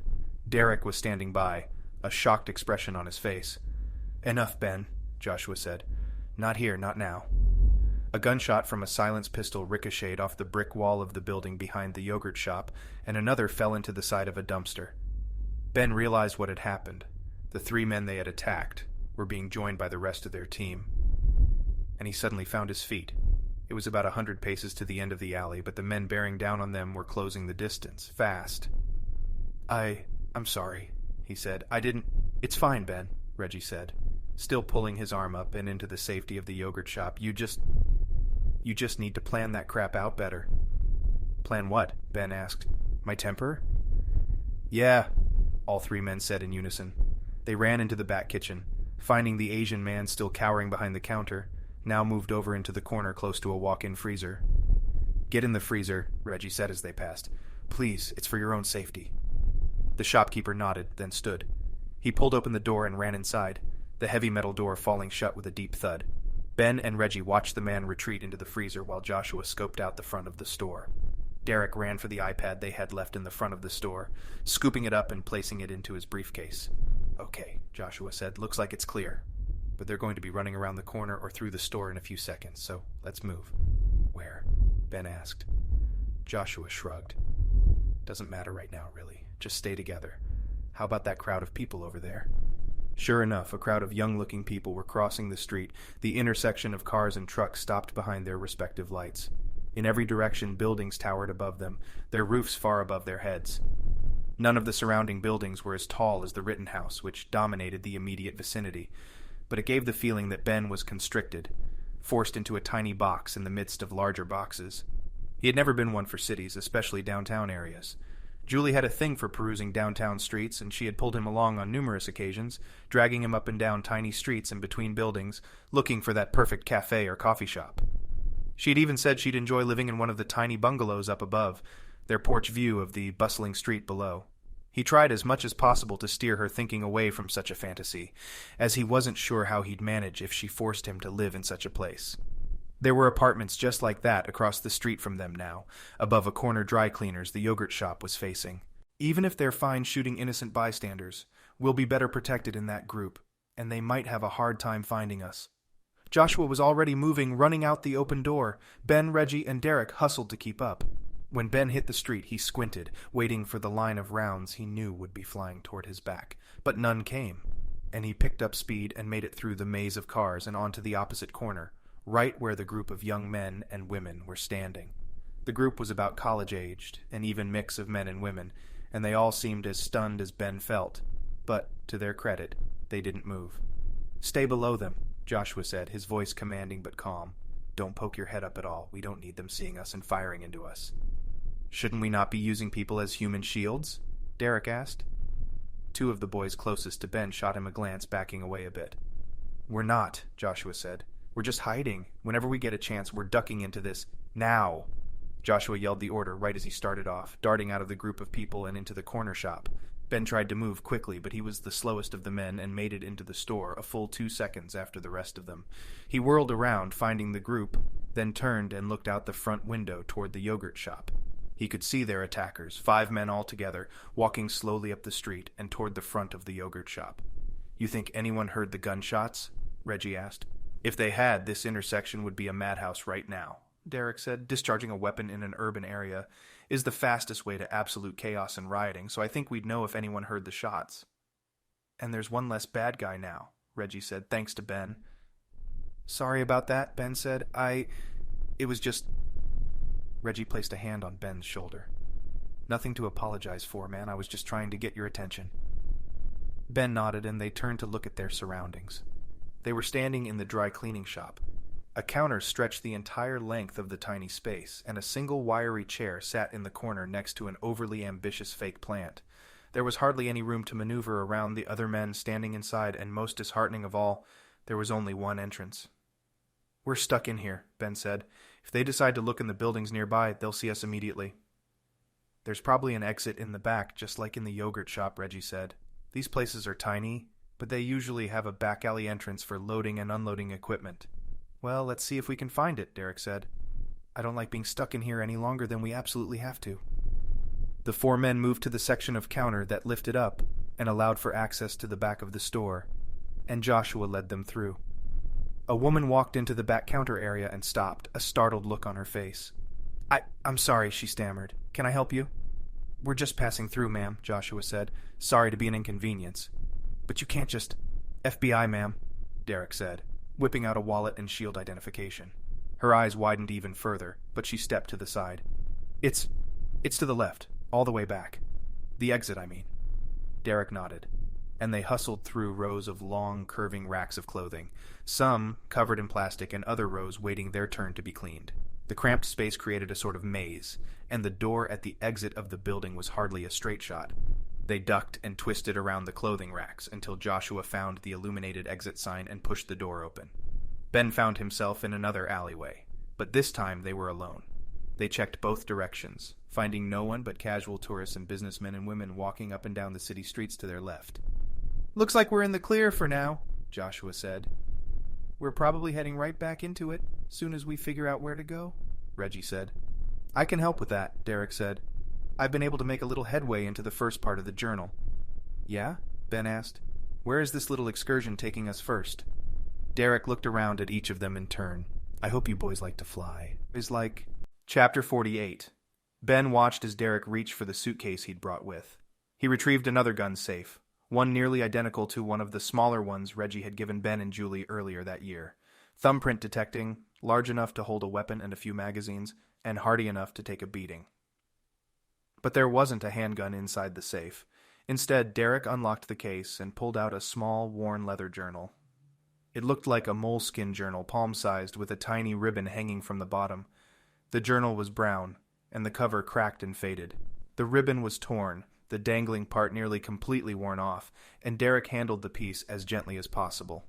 The first pages of the journal still held their rectangular shape, but the fraying edges of some of the remainder of the pages had torn and crumpled back, creating small peaks and valleys on the long edge of the closed journal. He brought it back over and placed it on the same chair the iPad had been on. "That thing looks like it's held up well after 200 years, Reggie remarked. "And not to mention the beating it took during the expedition," Derek said. "It's been wrapped in butcher paper and cellophane tightly enough to keep the air out, then stored in a case under more plastic and paper." "Since Lewis finished it?" "Since he finished it and tried to give it to Thomas Jefferson," Derek replied. Jefferson, remember, hired Lewis, who then requested Clark as his equal for the expedition, to find and map a passage to the Pacific and through the newly acquired territory. "That was purchased with Spanish gold," Ben said. "Purportedly, if you believe Darus." "And you don't believe her?" Derek shook his head. I can't, it's just too—" "Far-fetched?" Reggie asked. "Well, no, not necessarily. I mean, the Spanish treasure fleet of 1715 did sink, thanks to a hurricane off the coast of Florida, and there have been reports of gold and silver washing up on shore ever since. And the Louisiana Purchase took place with Napoleon and Jefferson with some debatably suspicious considerations. And finally," he paused for effect, "our nation has had a long history of backstabbing and conspiracy, as well as needing to continue building the purse to fund its imperialistic tendencies." Ben listened, nodding along. He wasn't sure how much of this he believed. History was more Reggie's bent, but it all sounded reasonable. He couldn't remember how many times something he'd learned in school as absolute, concrete fact had been overturned by later evidence, new discovery, or a simple rewrite of known history from someone besides the victor. He thought of grade school and learning about the color of the sky, remembering that his teachers had not only taught, but truly believed, that it was blue because it reflected the ocean's color on the surface of the globe. A strange thing, then, when his family had traveled through the Great Plains region of the country, and the sky was still blue like the ocean, yet there was a noticeable lack of ocean nearby, and an abundance of green, rolling cornfields and yellow plains. It had been a decade later when he'd learned the truth. Something about diffuse something or other, and the length of light waves that reached the earth and his eye. He couldn't remember the details, another common feature of U.S. public education, but he knew 3 things. 1, the sky was blue. 2, it didn't matter much why. And 3, his teachers weren't the end-all authorities on everything they taught. It also meant that knowledge was different than wisdom. He thought of the old adage, knowledge is knowing that a tomato is a fruit. Wisdom is knowing not to put it in a fruit salad. Tomatoes and fruit salads aside, Ben knew knowledge changed as well. Knowledge changed. The facts he'd grown up with weren't facts per se, but things that we believe now, barring further evidence to the contrary. He appreciated the scientific community's embrace of the idea that a theory was not called a theory because it was a guess, but the opposite. A theory was considered the best explanation a group could come up with, and it hadn't yet been disproven. They were intelligent, yet willing to admit that life was ever-changing, and new information and new ways of looking at old information was always on the horizon. He tried to maintain this outlook on life, yet his stubbornness often got the best of him. He was a simple man, willing to accept new things, but not actively seeking them out. He liked what he liked, and that was that. Not much of a quote, but Julie liked to remind him of those exact words when she cooked something new or dragged him to a new restaurant he'd never been to. Now, listening to Roger Derrick explain his point of view on the history of early America, he had to admit it sounded far-fetched yet plausible. But why was it far-fetched? Was it just that he'd grown up in a world that specifically believed something else? Had it been ingrained in him at a young age to believe that the United States was the good guy, entering every situation as the faultless police officer, offering truth and reason to the rest of the world? He wanted to know the answer. He wanted to find Julie. But there was a nagging inside his mind as well. Something not based on emotion but on reason. He wanted to know, likely only because the question had been raised. Reggie, too, seemed intrigued. His friend was leaning forward, the beginning of a grin on his face, as he listened to Derrick speak. So Jefferson could have needed something else, something over and above what Congress was willing to offer, to entice Napoleon to sell. Something that could be used against the Spanish later, or something that could be used for the Spanish. He didn't care, as Spain was hardly the threat the British were in that territory, but he knew that what he had was valuable. "Sounds like you do believe this theory," Joshua said. If any of them were unmoved by Derrick's monologue, it was Joshua. Ever the diehard, he rarely allowed emotion to get in the way of the job. His job now was to stop Darus and find Julie. Ben appreciated that, but he also knew that the more they understood of Derrick's and Darus's beliefs, the better chance they had to get ahead of them. "No," Derrick said. "I don't. I'm merely pointing out how it could be plausible. It's not a far-fetched theory, like aliens built Stonehenge or anything like that. It's based in historic fact, and there would have been strong motives for it." "So what are you saying, then?" Joshua asked. "I'm saying that it's not too far-fetched, it's just too convenient for all these pieces to simply fall into place that way. For Jefferson to have his hands on the Spanish treasure, Lewis to be willing to jump into a dangerous, life-threatening expedition, and the young nation in need of a secret purse. It just seems too convenient for it to be true. And yet, Jefferson did come out the victor, and he did send Lewis to the Pacific and back, and the nation was able to afford whatever it was they wanted, up until they were simply able to print more money whenever they needed it." Derrick nodded. "Right, still. Look, we're with you, man. We've already told you that. Maybe what we find is nothing. Maybe we find a miraculous treasure, and we all get rich. The point is, we're in it. Until the end now. Until we find Julie." Ben agreed. "Until we find Julie." Derrick looked at him. "I'm in," Ben said, "but when we get Julie, we're out." Reggie looked at him. "I thought we agreed." "We did," Ben said, "and I stand by that agreement, that we look for Darus's treasure or somehow disprove that it exists, and then we find Julie. But if we find Julie first, I'm taking her home. We're done then. Got it?" Reggie sighed, then looked at Derrick. "It's okay," Derrick said. "I get it." He turned to Ben. "I appreciate that, Harvey. Thank you. I'll take whatever help I can get. And I truly believe that if we are able to beat Darus and her team to their destination, we'll find Julie shortly after. She was taken because of me and my search, and I am in your debt for that." Ben nodded solemnly. He had made the mistake of buying into Derrick's story, of starting to feel excited about it all. The mystery, the history, the treasure calling out to them. He shook that feeling away. Julie was out there, scared and alone, and probably being... That, too, was a painful thought. He clenched his fists and reminded himself of what he would do to the men and woman who had taken her. They will pay, he thought. They will pay with their lives. He didn't know how or when, but he would find them. Chapter 49. I can't believe you were going to make me fly here on a commercial airliner, Reggie said, stretching out his legs. I thought you guys had expense accounts. Derek smiled. We do, they just don't cover our expenses.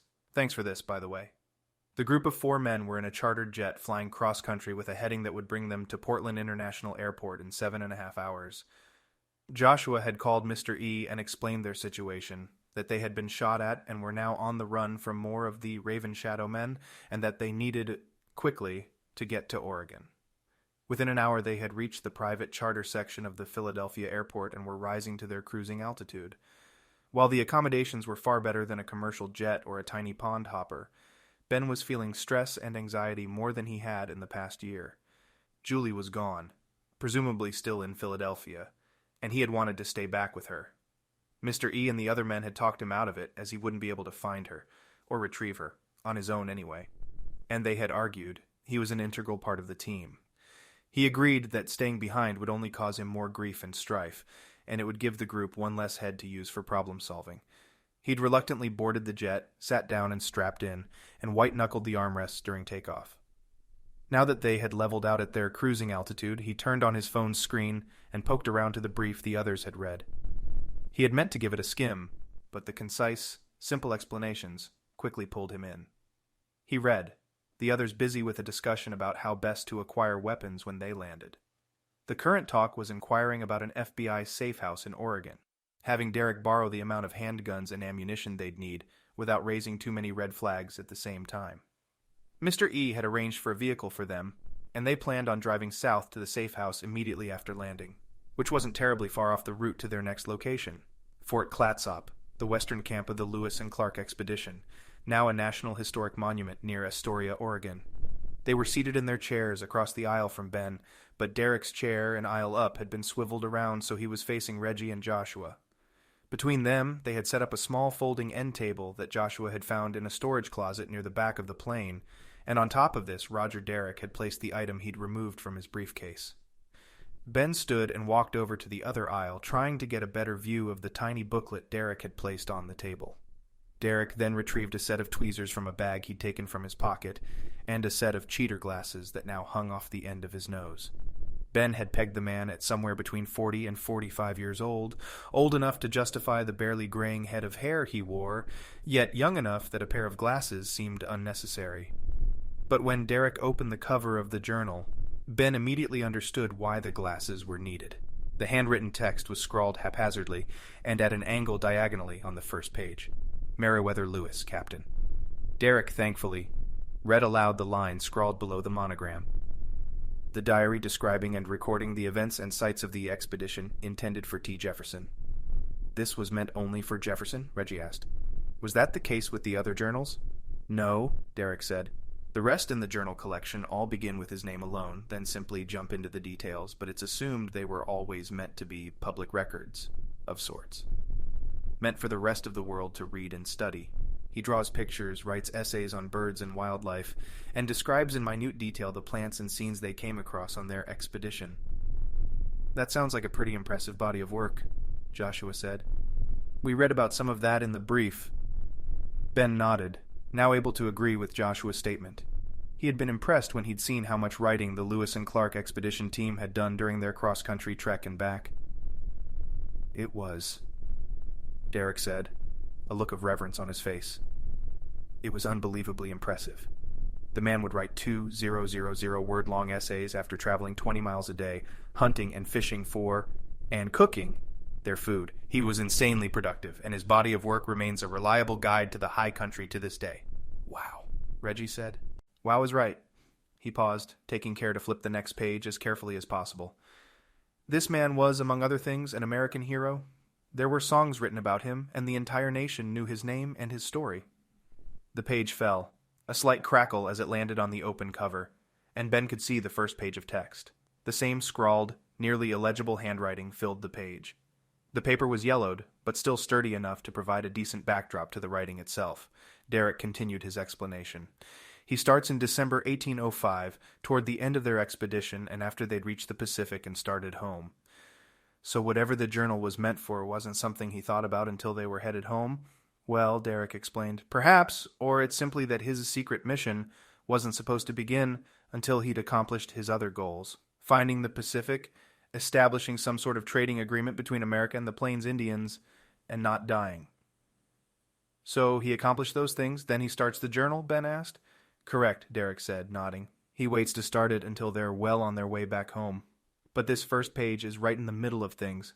At Fort Clatsop, in present-day Oregon, where they wintered during the last month of 1805 and the early months of 1806. Outside of Astoria, Joshua asked. I've been there. I never saw the fort, but I remember seeing a sign for it once. One and the same, Derek said. They built the fort in December of 1805, hoping to get it in place before winter hit. It was rainy and miserable, but they finished it and moved in mid-December. It's been renovated and rebuilt by the National Park Service since then. And Lewis started his secret journal then. Correct. He began writing Christmas night, 1805, after exchanging gifts. Why start then? Derek shrugged. That's part of the mystery since he never addresses it. There's one single journal entry on Christmas Eve, then the journal skips ahead to March, the day they leave Fort Clatsop. But after the inscription, the journal simply begins, as if it's something he's been doing all along. It was quite a feat, too, as he still maintained his writing schedule in the other journals, the public journals. Where he'd write thousands of words a day? Yes, or at least something. He had essays on plants, animals, and Indians they encountered along the way, and he collected, cataloged, and documented innumerable species of wildlife as well. Busy guy?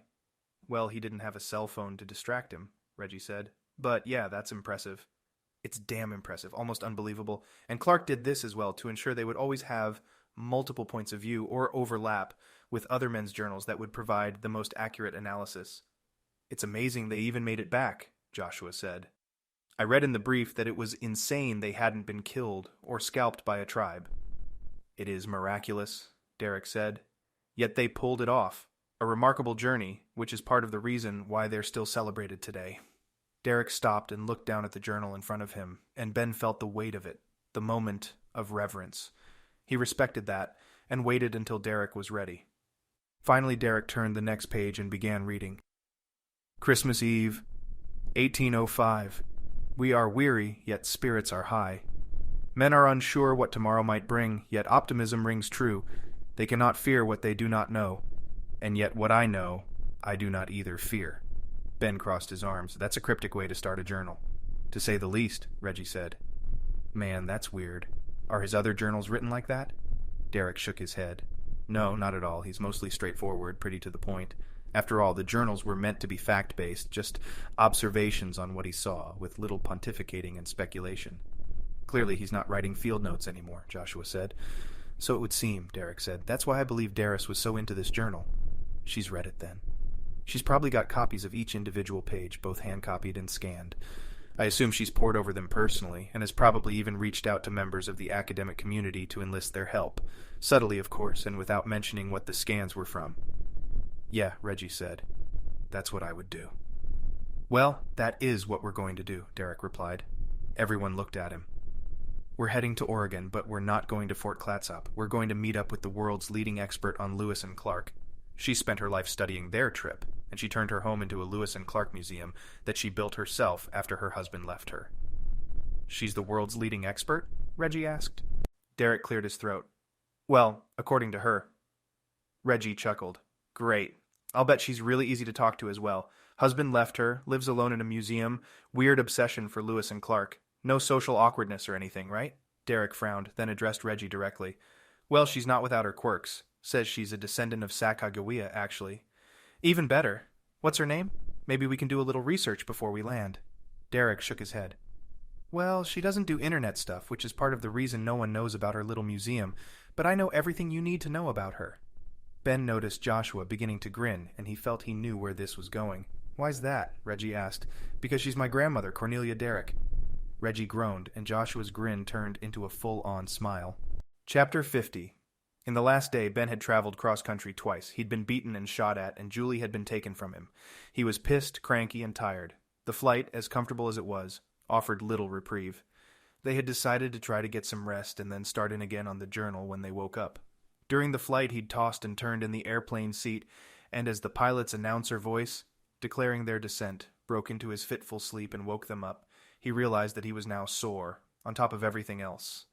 He groaned and put his seat back up. "You too, brother?" Reggie asked, rubbing his eyes and blinking heavily. "Slept like a rock," Ben said. "Falling off a cliff?" "And landing on a bed of nails," Joshua added. "Are we here already?" "I guess so," Ben said. "Unfortunately, but every hour we spend sleeping, Julie spends—" "Don't think like that, buddy," Reggie said. "We're getting her back. I promised you that." Ben nodded. "It doesn't matter what you promise," he thought. "I'm getting her back either way." Roger Derrick seemed to be the only man on board, save for the pilot himself, who wasn't upset. "We ready to roll?" he asked. "Clock's ticking. Can't go anywhere until this bird lands, big guy," Reggie said. "No, but we can plan our next move. I'd guess we've got about a half hour before we're on the ground and taxied in. That's a half hour of planning." "I thought the plan was—" "Talk to your weird grandmother," Reggie said. Derrick scowled at him. "Sorry, I meant talk to your completely normal and well-balanced grandmother." "It is," Derrick said, "but she might not be able to give us much more than we've already got." "I thought you said she was the world's leading expert," Ben said. "I did. But also that she was the self-declared leading expert, remember? It's been a few years since we've talked about this stuff, and she's been having health issues." "Sorry to hear that, pal," Reggie said. Derrick shook it off. "Thank you. It's fine, really. Amnesia, probably an early form of Alzheimer's, but she's closing in on 90, so I can't really complain. Sort of comes with the territory." For a brief moment, Ben remembered his mother, Diana Torres. She had taken back her maiden name a few years after his father had passed, and Ben had always assumed it was mostly because she couldn't forgive her son for her husband's death. She hadn't struggled with Alzheimer's, but she did have memory lapses frequently, even though she had been employed and maintained a healthy, active lifestyle up until the end. The end that I caused, Ben thought. He had met Juliet due to a virus scare at Yellowstone, where he was working, and he had sent his mother, a chemical analyst, a sample of the strain. Within a week, she was gone. The hole in his heart was typically more than filled by Julie's presence, but since Julie was now gone as well. "Anyway," Derrick said, "I'm just worried she'll spout the same stuff she's always talked about, that there's something out there, but it's been hidden to protect us. It's always some form of that rumor, but when I press her on it, she clams up like it's her duty to keep the secret." Reggie nodded. "Does she know about the journal?" Derrick looked at him. "No, I guess that might change things. If she really believes this stuff and she's been almost talking about it with you, I'd bet she opens right up when you plop that old dusty book in front of her face." "Yeah," Derrick said. "You're probably right. Still, I think it's best if we work through our next move. See if we can't figure out where this journal's trying to point us to." He opened the journal once again and flipped to the page after the initial inscription, then started reading. March 23rd, toward the cottonwoods, where the unique 3 lay. He looked up. "That's it?" Reggie asked. "On page 1? Just a sentence?" Derrick smiled. "Why do you think we haven't been able to figure out whatever it is that's been hidden?" "Because it's all gibberish," Reggie said. "It means nothing like you suspected. It's just a madman's scribbling." Derrick shook his head. "No, I can't believe that. Logically, it makes sense that there's no great conspiracy. That Darus is on a fanatical treasure hunt for nothing but like I told you before. I think there's something at the other end. I think Lewis did hide something, even if it's just a few plants, albeit a few plants with the power to render someone inert for a few days." "So it's all code?" Ben asked. "He was writing a coded message to Jefferson?" "Well, that much is clear," Derrick said. "He needed to get a message to Jefferson, so he wrote it down. But what he was trying to tell him is very unclear. It's not a code, per se, as it's written in plain English. There are numerous spelling mistakes, but that was normal for all of the men who kept a journal during the expedition." "So where are these cottonwoods?" Ben asked. "We have no idea," Derrick said. "There are cottonwood trees everywhere in this side of the world." "Well then, where were they on March 23rd, 1806? Fort Clatsop, right?" He shook his head. "No, I mean, yes, they were at the fort in Oregon, getting ready to leave. But I've scoured that area numerous times. It's a tourist trap now, and even the surrounding area is well traveled. If anything was there, it would have been found by now." Joshua rubbed his chin, thinking. Ben frowned. "Unique cottonwoods, 3 of them. Yeah, he's right. Those are everywhere, and we're supposed to find just 3 of them." "Wait," Reggie said. "You're only on the first clue?" Derrick sighed, then looked up from the journal and adjusted his cheater glasses. "Well, yes, we have yet to determine what the first clue means, but the other clues aren't nearly as cryptic, I don't think. Joshua stood up and started pacing. Okay then. How many clues are there? 3? Joshua stopped. 3? There are only 3? What kind of treasure hunt is this? Derek nodded. Just 3, and like I said, I'm not sure it is a treasure hunt as much as Darus wants to believe it is. And the second one seems pretty self-explanatory, as if Lewis couldn't come up with something clever to write.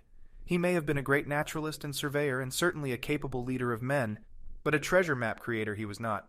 He smiled, then flipped the page with a pair of tweezers and let it fall gently onto the first 2. Inside the Cave of Shadows. Inside the Cave of Shadows, Reggie said. Got it. So you've looked for this Cave of Shadows place already? As much as we could, yes, Derek said. It's a long trail, and there were plenty of places they could have found a cave. So there's nothing called Cave of Shadows today? Derek shook his head. What about the third clue? Within the silver lies the gold. Within the... Seriously? Reggie asked. That's Lewis's final clue? I told you it was cryptic. He wasn't much for flowery prose, and I'd bet he wasn't super creative about his code. He needed something utilitarian, pragmatic, something he could write down that would effectively hide the treasure from anyone casually looking for it. Only someone with enough knowledge of the expedition, like Jefferson himself, could decipher it. And it's a linear progression, as well. There's no sense looking for answers to the second and third clue until the first one is solved.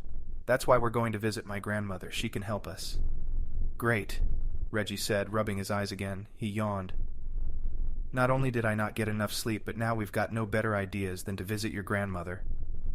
She knows her stuff, Derek said. You'll see. I can't wait to meet her, Reggie said. Chapter 51. Reggie felt torn. On one hand, he had never in his life met someone so eccentric, so downright odd.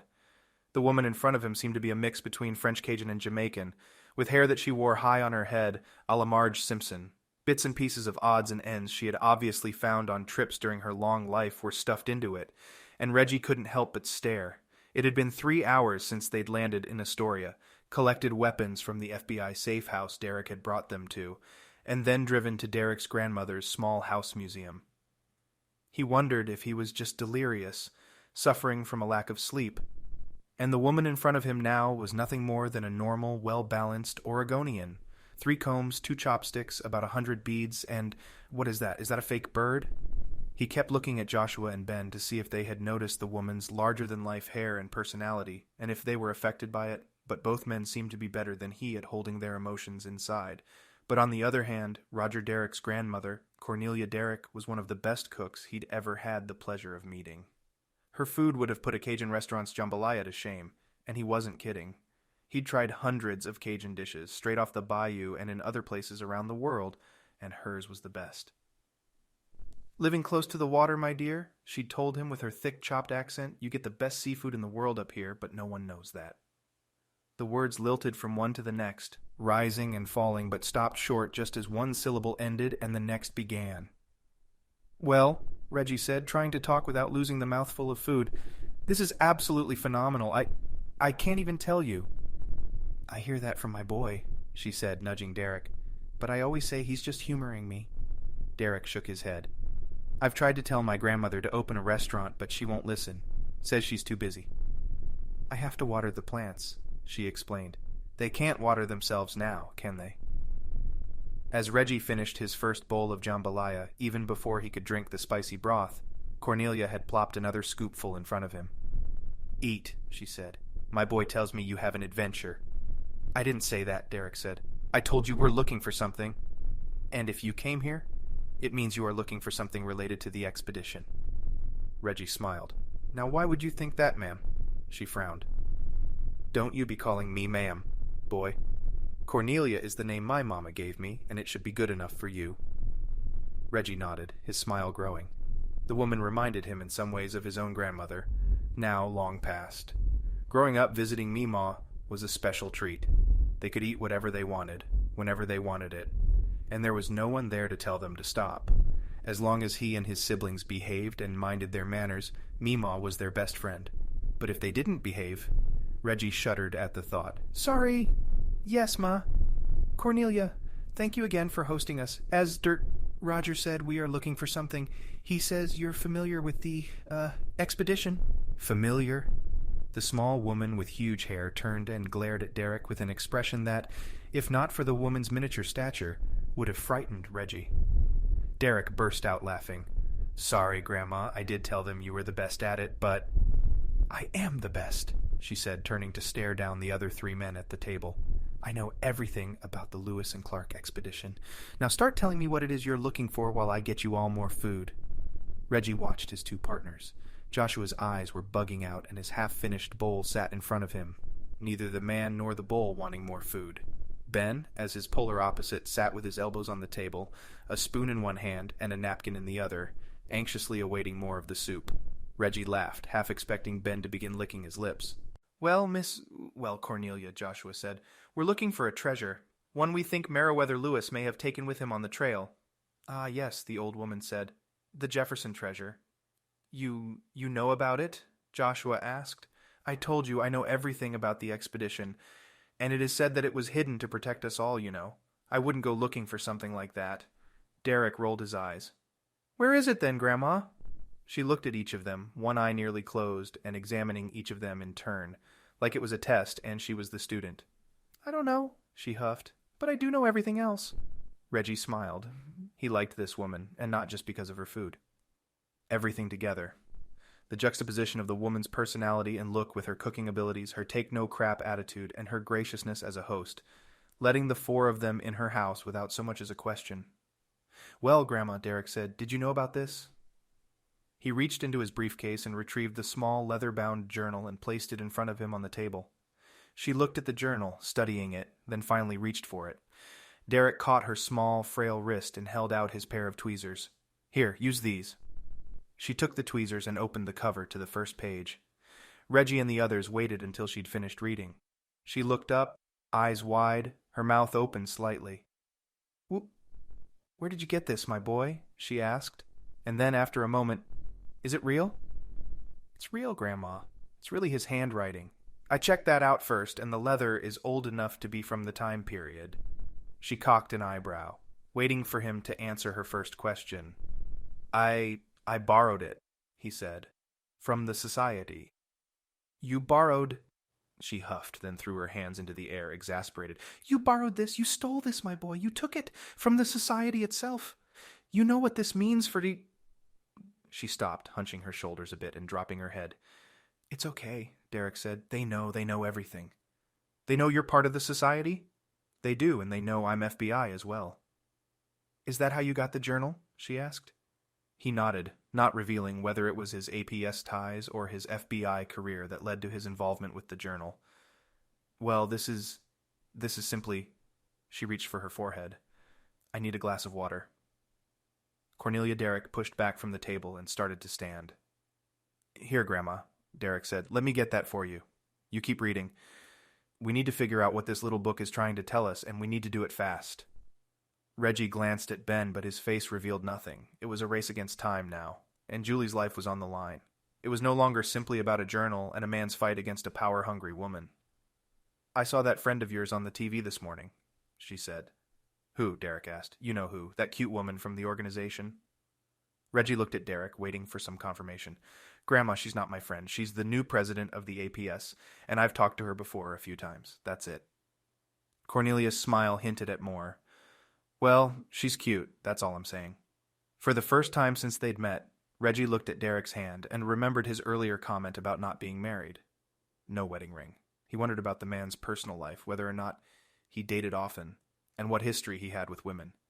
Hopefully not women like Darus Johansson. "Not interested, Grandma. Can we get back to the journal?" "You're afraid of her, aren't you?" Derek's grandmother suddenly blurted out. Reggie felt the tension in the room ratchet up. He looked left and right, waiting. "What do you mean?" "I mean what I just said. You're afraid of that woman." "Why would I be afraid?" "Because of the shift." Chapter 52. The shift, Ben thought, another reference to the shift. "You know about that?" he asked. "I know everything about the expedition," was the woman's immediate response. "But the shift is part of the American Philosophical Society, wasn't it? That didn't really have much to do with the Lewis and Clark expedition. Or did I miss something in the brief?" Derek chuckled, and his grandmother started giggling. "Okay," Reggie said from next to Ben. "What are we missing?" "Well, nothing," Derek said. Except that the two are intimately related. Sure, the APS predates the expedition, and the expedition was just a one-off trip, but it was the APS that backed the trip. Wait, really? Joshua asked. I didn't know that. I thought it was Thomas Jefferson who backed the trip. Cornelia straightened up in her chair, her eye twinkling. Ben got the impression he was back in school, a hapless victim forced to inhale information from a zealous teacher. But, he had to admit, this story was intriguing. He wanted to know more, and he wanted to find Julie. The American Philosophical Society paid for much of the expedition because Thomas Jefferson paid for the expedition. Jefferson was a member of the APS? He was, Derek said. He became a member of the society a few years after it was revived. Benjamin Franklin's junto, the precursor to the society, sort of died off for a few years and was then refreshed when it merged with a group called the American Society for Promoting Useful Knowledge. ESPUC? Reggie asked, pronouncing the acronym. Yeah, no wonder they changed the name. Derek walked back over with his grandmother's glass of water. Ben watched as the woman drank it in one gulp, her wiry hands hiding a strength he knew was there, one earned from years of life. She might be an octogenarian, but the woman was as full of life as ever. Her cooking alone proved that. Ben looked around her small kitchen and dining room while he waited for her to finish her glass of water. Memorabilia filled every table, shelf, and corner of the room, and pictures hung from every wall, sometimes so crowded the frame's edges touched other pictures and paintings. Everything was Lewis and Clark related, but there was a special emphasis on the most famous woman of the expedition, Sacagawea. The Indian bride was certainly the most important person in the house, and her busts and portraits filled corners and walls all around the house. Apparently Cornelia Derrick was related somehow to the famous squaw, which would explain the emphasis on her side of the story in Cornelia's museum house. The room they were in was probably the least decorated room, and likely because it had never been meant for tourists. The dining room was for family, just as it had been at his own grandmother's home. He had never met his father's father, and his mother's parents had died when he was young, so his paternal grandmother became Grandma, the one and only. He had fond memories of her home in North Carolina, on a small split-level acreage with 2 goats in the backyard. He and his brother, Zachary, would feed the goats whatever they found in the yard, testing the rumors they'd heard that goats would eat anything, and testing the fuse of Grandma's temper. He smiled, unable to help but feel comforted by the thought. She was still alive, but his mother had moved her to a nursing home 2 years ago, and he had only visited once. He made a mental note to bring Julie there and have his 2 family members meet. The happiness quickly turned back to dread, a sinking feeling in his stomach when he thought of Julie. He needed her back, and sitting here enjoying the company and the comfort food was only making it worse. Julie was out there, alone, scared. She needed him to find her. And though she was a strong woman, he knew her strength, like anyone else's, would eventually run dry. Well, Cornelia said, I guess you're waiting for me to tell the rest.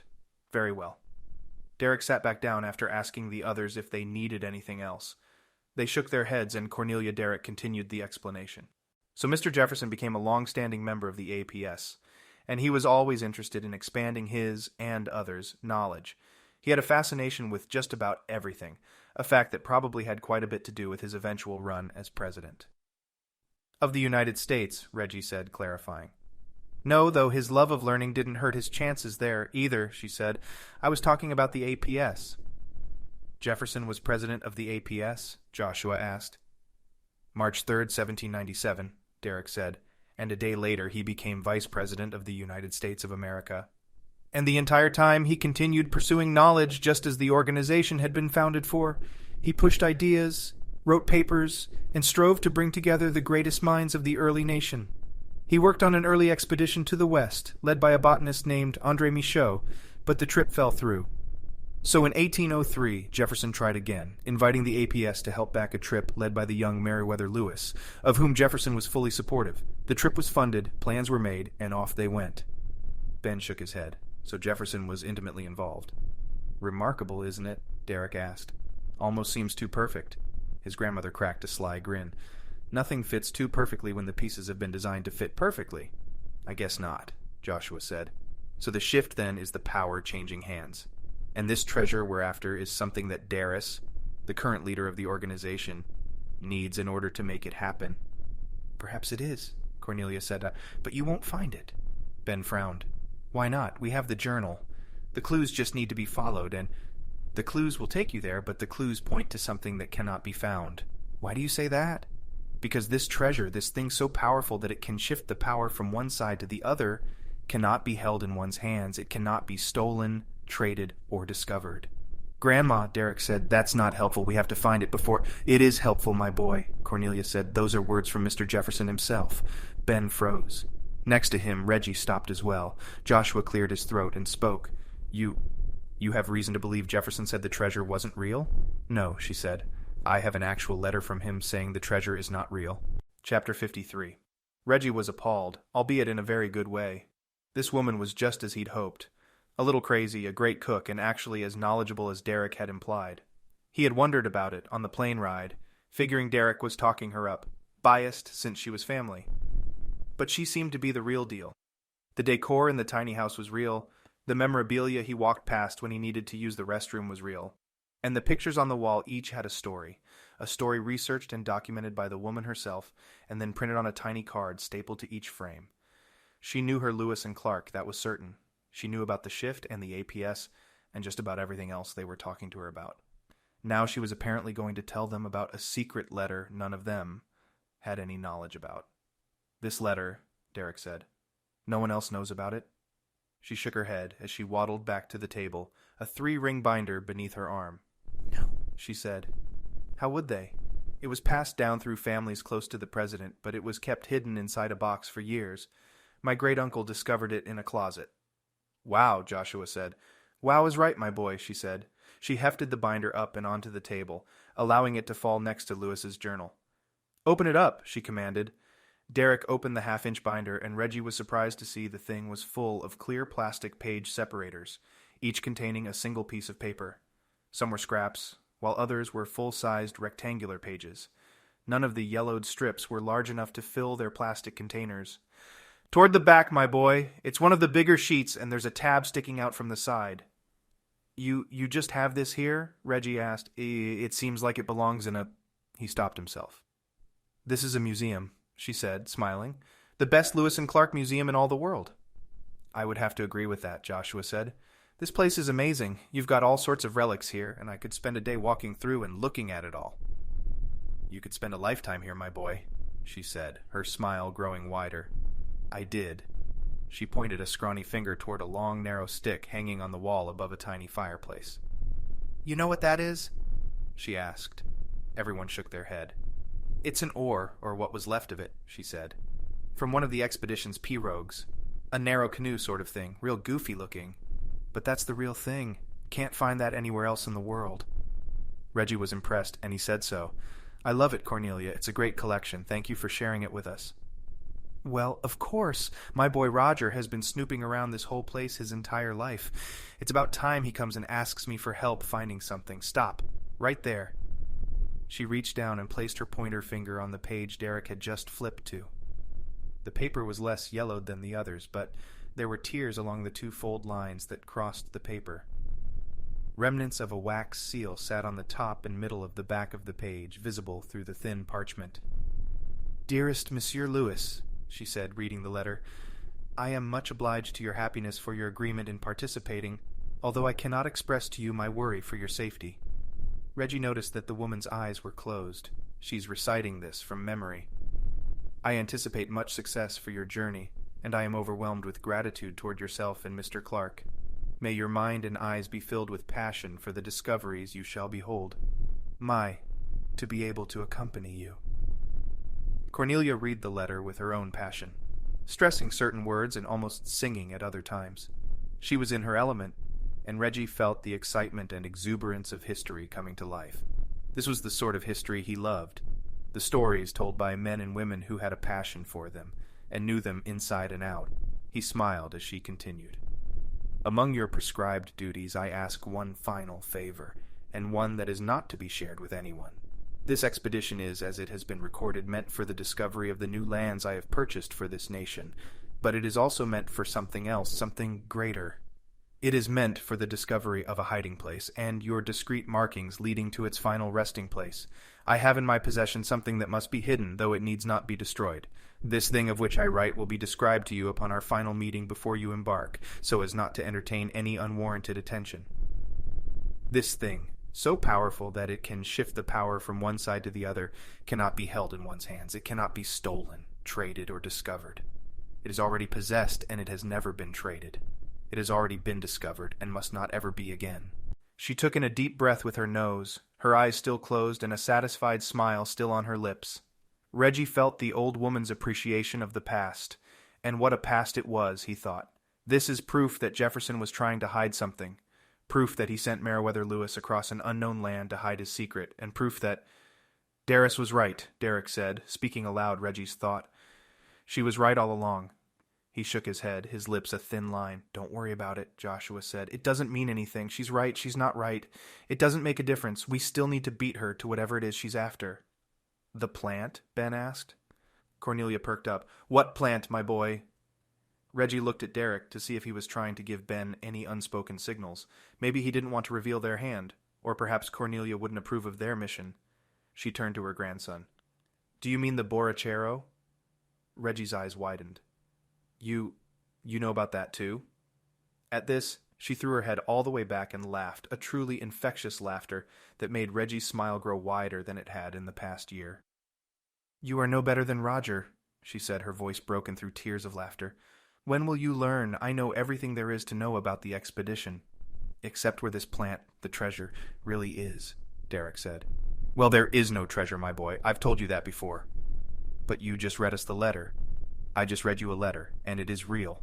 From Thomas Jefferson himself to his young protege, Meriwether Lewis. And he is as cryptic as ever, I'll admit. It would appear that he is hiding something, trying to sell the intrigue he captures with his words.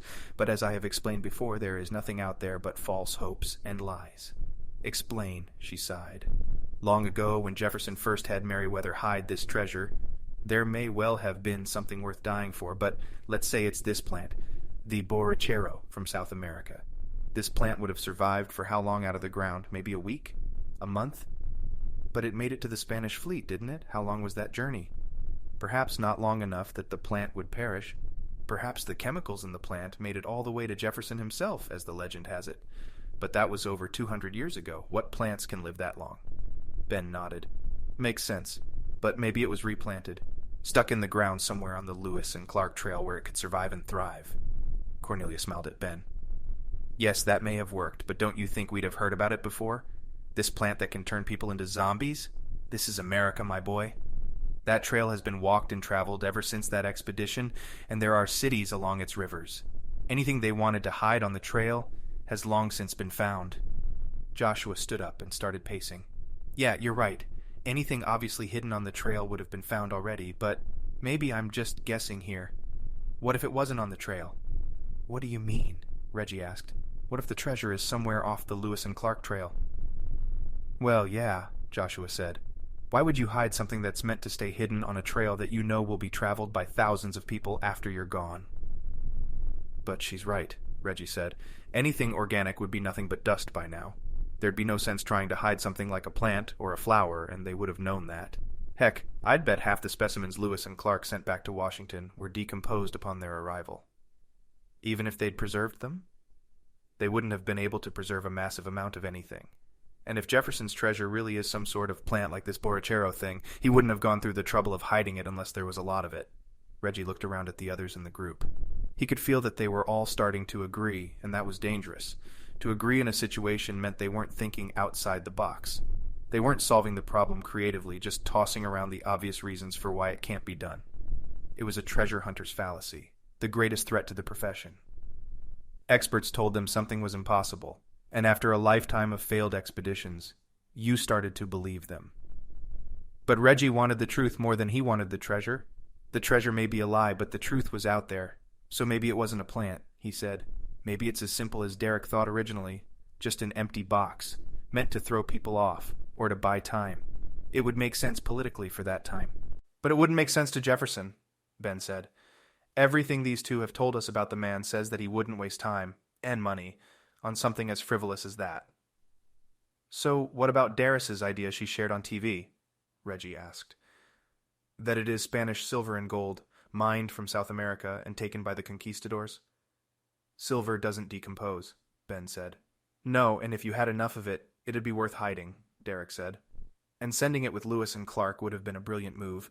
Get it out of sight, away from the leaders of the new nation, and hidden in the land you now own. Land that's not inhabited by many people. Cornelia's eyes twinkled again as she listened. See, now you are thinking like a treasure hunter. Of course, why would you hide it on the trail? Because that's the only way to know where to find it, Reggie said. Unless you have the map, she quickly replied. And it seems as though my boy Roger does in fact have the map. But we don't know where it's pointing. We have no idea how to read it. Let's see it again, she said, nudging up to the dining room table. Reggie leaned in closer and watched as Derek flipped the page to the first clue. He read it aloud. Chapter 54. Christmas Eve, 1805. We are weary, yet spirits are high. Men are unsure what tomorrow might bring, yet optimism rings true. They cannot fear what they do not know, and yet what I know I do not either fear. Cornelia Derrick's thin white eyebrows rose and fell as her grandson read the first inscription. Her giant mound of hair bobbed up and down like a buoy as she nodded. When he'd finished, she looked up. That's Fort Clatsop, just down the road. Are you planning on visiting the park? Derek shook his head. No, Grandma, I don't think it's going to give us anything we don't already have. I would agree, she said. I've been there about 40 times, and I've hiked the entire area, including... She lowered her head and grinned. The off-limits areas. Derek chuckled. As you've said before. No, I don't think there's anything there besides tourists and souvenirs. There wouldn't be, she said. If Lewis was to hide something, the last place I imagine it would be is inside, or near, a fort they'd wintered in. The dangers of the other men finding it would be too great, and the obviousness of the hiding spot would be, well, disappointing. True. So it's not at Clatsop, Joshua said. Then, facing Cornelia, he added, if it's real. She smiled. I can believe what I want, and you can believe what you want. What's important to me is that you believe what you believe, and don't let anyone take that away from you. Derek smiled again, placing his hand on his grandmother's. Thank you. Let's say you did believe. Where do you think we should start looking? Well, you've got the treasure map right there in front of you, my boy. What's the next page say? Derek read it aloud after he'd turned the page. March 23rd, toward the cottonwoods where the unique 3 lay. That's it? She asked. That's what I said, Reggie said. Seems like a lousy clue. Cornelia wore a sly expression on her face, and her eyes darted toward the 3-ring binder sitting nearby on the table. What is it? Reggie asked. I know that look. You know something we don't? I do, she said, reaching for the binder, which was still open to the Jefferson letter. I still haven't read the back of the letter to you. Wait, there's a back? Derek asked. Why didn't you say anything? I like the thrill of it all, my boy, she said. Now stop yammering and help me with this. She slid the binder toward Derek, and he flipped the page protector over. From across the table, Reggie could see a postscript inscription on the top of the page. He was intrigued, but he kept silent and waited impatiently for Derek to read it. P.S. Please inform me of your chosen locations for the objects which I will bestow upon you upon our next meeting. I wish you to record the location and approximate bearing of your decided caches, accurate to a measure that may be followed successfully by later explorers. Derek blinked a few times, then read the last sentence Jefferson had written on the back of the letter. I trust this information will be kept between only this house and yourself. Ben sat back. Wow, so Jefferson explicitly asked Lewis to write down the locations of these caches, keep them secret, and tell no one but Jefferson? Miss Cornelia, I'm sorry, but how can you not believe there's a treasure? She laughed at this. You see, my boy, there was always a question in my mind, always. But I never had this journal in front of me.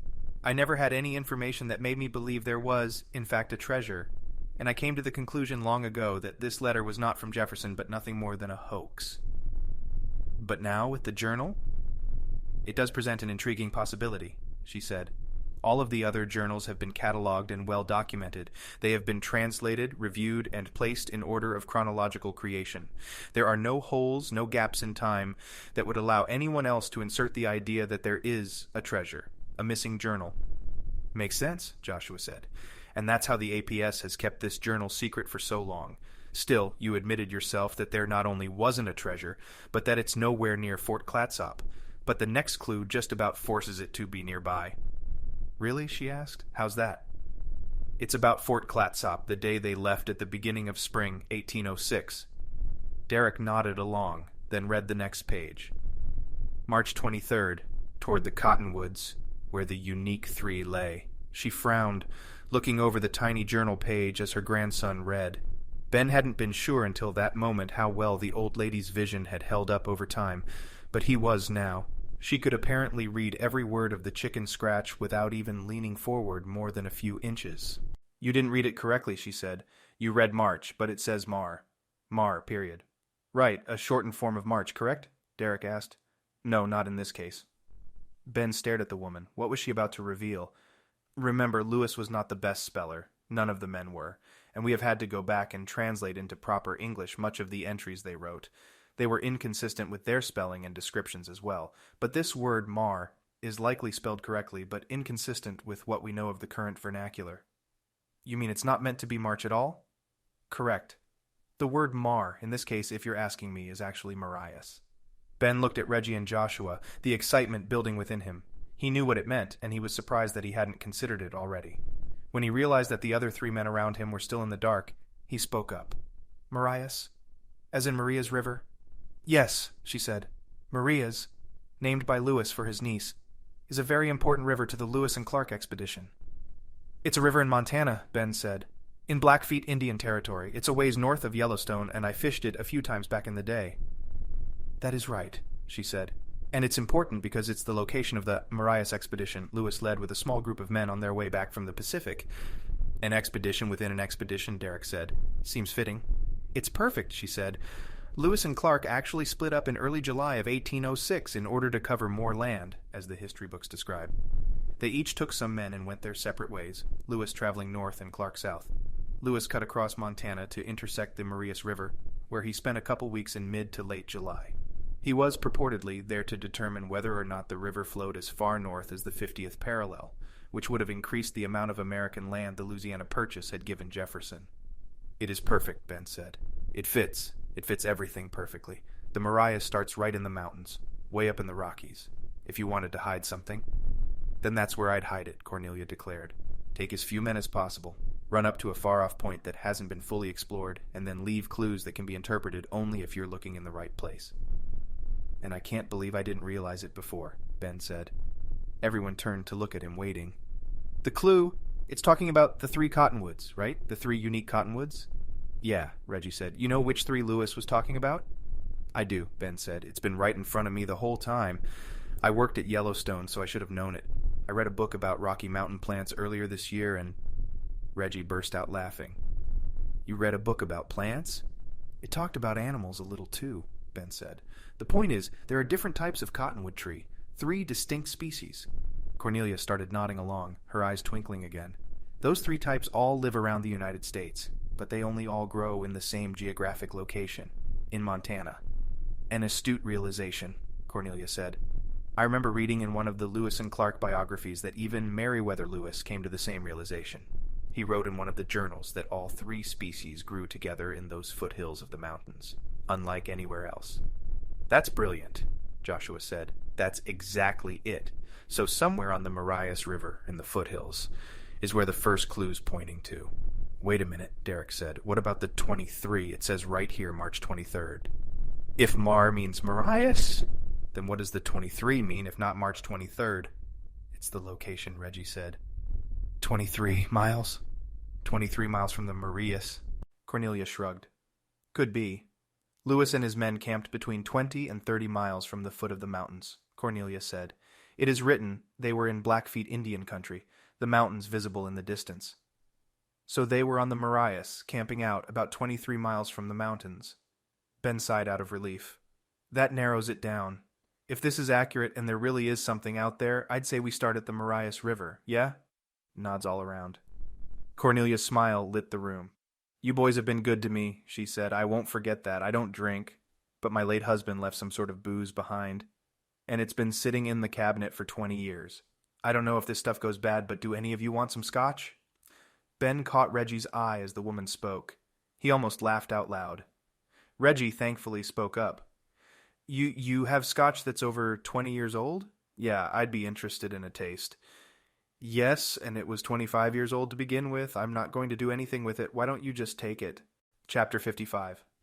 It had been almost a day as far as she could tell. Julie's legs and feet were numb, and her hands were close behind.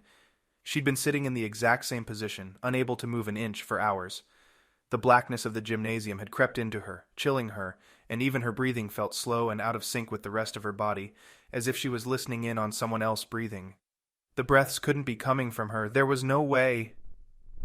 She yelped and suddenly felt a hand over her mouth. It wasn't my breathing I was hearing, she realized. Horrified, she blinked rapidly, trying in vain to force her eyes to add more light to the room. Instead, nothing but more blackness. She was panicking, and it was going to take its toll on her. Whatever was about to happen, she needed strength, willpower. Panicking sapped that from her, and she did her best to calm her breathing. But the stench of sweat and flesh filled her lungs, and she gagged. She could taste the hand, the hard, cracked, leathery hand of a soldier. The soldier, the one who'd tried to grope her and touch her earlier. Morrison. "Hello, little lady," he whispered, his voice somehow more disgusting than his hand. She gagged again, nearly choking on her tongue for fear that she might let it touch the man's palm. She didn't speak. She couldn't speak. His hand was tight on her open mouth, easily covering it and preventing her from speaking. She nearly couldn't breathe either, as the top of his monstrous hand was smashed next to her nostrils. Still, she forced a breath, then another and another. Slowly, she beat the fear back into submission. The disgust, the anger, those would stay. But the fear had no place here, not now. This man wanted one thing, and that was nothing to fear. She could fear the man in charge, Morrison's boss, the man they called the Hawk. What was his name again? Vincent something Garza, she knew. She could fear him. He was an organized, purposeful man, with a plan that involved tying her to a chair in the middle of an abandoned gymnasium, where screaming wouldn't be heard, and men like Morrison could sneak up on her in the dark, and she feared the Hawk, but she wouldn't fear Morrison. This man was a rat, a scourge, the kind of bottom feeder every organization had in spades. The Hawk probably knew it too, but he would allow Morrison his little games as long as the man delivered results. "I said hello, little lady," Morrison said again. She squinted in the dark, trying to glare at him. "What do you want?" A chuckle. "Oh, I think you know exactly what I want." Julie felt another hand on her thigh. He squeezed tightly. It hurt. "Stop and I won't kill you," she said. Her voice didn't crack, and she was proud for that. No telling when I'll lose it, she thought. Another laugh, louder this time. "Kill me? You? Right now?" "No," she said. "Not now. Maybe not even here. But I will kill you unless you let go of my leg." There was a pause, as if the man was considering her bargain. Then her mouth was free, the cold air flowing onto her face and chilling the area where the man's sweaty hand had just been. Then the hand went to her other leg. "You mean let go of these legs?" She thrust sideways with her torso, trying to dislodge the man and throw his hands off of her, but it only served to send a sharp pain through her left side. She yelped in pain, then screamed. "You think anyone's going to hear you?" Morrison snapped. "Actually, they'll hear you. Every one of them. They're right out there." If he was pointing, Julie couldn't see it. "But they won't come in. We were ordered not to. But my boss, the Hawk I think you've met, and I have a bit of a special arrangement." "Touch me and die, asshole," she whispered through gritted teeth. "I'm warning you. I will rip your head from your body." His hand slid up, slowly. "I'm going to take my time with you, little lady. We got off to a bad start right down the street at that hotel. You remember that? Just you and me in the closet. Hard to forget, I'd bet." Julie turned her head sideways, a slight gasp escaping her lips. "Stop," she willed herself. "Don't give him the satisfaction. You know I don't like that he made us tie you up so well. I like it when you're able to move around a bit. Make it interesting. Wouldn't you agree?" Julie felt a tear fall from her right eye and land on her shoulder. "No more. You're done." Her silent words were strong, but they did no good. "I think I'll fix that," he said. In the darkness, one of the man's hands moved from her leg. She heard the sound of a small knife unfolding and popping into place, a slight amount of pressure on her left wrist. "I think maybe just a few of these bindings can go away, don't you think? Give you a little wiggle room." The pressure increased, more and more, and Julie waited anxiously for the binding to snap. The zip ties were the thick, industrial kind, but even they would give way to the knife eventually. She was considering the plan he'd given her, wait until he had freed her a bit, then complain that it wasn't enough. She would sit dead still, unmoving. If he wanted her to squirm, she would wait until he had taken more of the zip ties off. Finally, with a snap, the zip tie on her left wrist popped off and fell to the hardwood floor. There was still a tie near her elbow, and the two on her other arm. "There we go," Morrison said. "How's that? Maybe the other side, too? Free those pretty little hands?" She waited, hoping he would follow through. He came to her right arm, one of his hands still pressed tight against the top of her thigh. The pressure on her wrist started, and the invisible knife began its work. A few seconds ticked by. Morrison was obviously drawing it out as long as possible, savoring the moment. She heard a clicking sound and waited for the pressure on her right wrist to be released, but it never was. Instead, the entire hall was suddenly bathed in a brilliant white. The lights on the gym ceiling had been turned on, and Julie was now blinking to keep the flash of white out of her eyes. It took a moment for them to adjust, but when they did, Julie finally saw her attacker. Morrison was shirtless, wearing long black cargo pants and the same black boots she'd seen on him earlier. He seemed dazed as well, staring over her head toward the doorway. Boss, he said. I'm sorry, I was just having a word with our little lady here. Footsteps on the wood. A man's hand landed on her shoulder and she jumped. Looks like one of your ties fell off, Miss Richardson. Morrison, would you mind? Morrison reached out and Julie saw that he held another zip tie. He placed it around her freed wrist, once again binding it to the chair. When he'd finished, he stood up, looking over Julie's shoulder at his boss. Morrison, out. Morrison nodded, then briskly walked away. The hawk never stepped in front of Julie. He simply waited there until Morrison was out of the room, then turned on a heel and followed his subordinate out. Just before he left the room, however, he flicked off the lights once more, returning Julie to her pitch-black hell. Chapter 56. The flight to Browning, Montana, was uneventful. They landed late, the sun already starting to set over the backdrop of the Rocky Mountains. Ben felt the presence of the men who'd gone before them as he looked out over the desolate plains. This area of the country had never been developed further than a few outpost-style cities and towns. Specifically, the area they'd landed in, including the city, was the location of the Blackfeet Indian Reservation, and Derek had to pull a few strings to get clearance for their plane to land on reservation property, under the auspices of a research trip. Ben had thought about Julie the entire flight, and the dread and fear he felt for her only added to the anxiety that came with flying. He hated planes, the feeling of not being in control, and Julie was the only person he'd ever met who had been able to quell those fears slightly. She would hold his hand, even as he crushed it between a white-knuckled grip as they took off and landed. And she hadn't been there to help him this time. He felt shame for feeling as though he needed her, knowing that she was likely feeling far worse than he. A simple fear of flying was nothing compared to what she was going through, but it had done nothing to calm his nerves. They drove away from the mountains, Joshua at the wheel of the rented SUV that Mr. E had ordered and had sent to the small municipal airport to coincide with their arrival. Ben sat in the back, his legs cramped against the seat in front of him, but as it was far better than traveling via plane, he didn't complain. It was a 30-minute drive to the site of the northernmost camp of the Lewis and Clark expedition, Camp Disappointment. Roger Derrick sat in the front passenger seat, and Reggie sat next to Ben behind Joshua. Ben had eaten a snack from a vending machine in the airport, but their flight, being a last-minute exchange their benefactor had set up, hadn't been ready for food service. He hoped they'd find something upon landing, but knowing a bit about the backcountry of Montana from his time as a park ranger at Yellowstone, he knew they were hours away from a cheeseburger. He did his best to quell his hunger, but about 15 minutes into their drive his stomach squirmed loudly. "Hungry, big guy?" Reggie asked. "Always. We're stopping over in a little town that's supposed to be right on the trail. Right, Joshua?" Joshua nodded from the driver's seat, but Derek answered, "Yeah, dang tank wasn't even full when we got it. I thought that was a rule. Anyway, yeah, we're stopping pretty soon in a town that's hardly on the map, but it's right next to Camp Disappointment, about 200 people, and not so much as a visitor's center for the trail." "That's what we're looking for," Reggie said. "Any place with a visitor's center is going to be picked clean of treasures.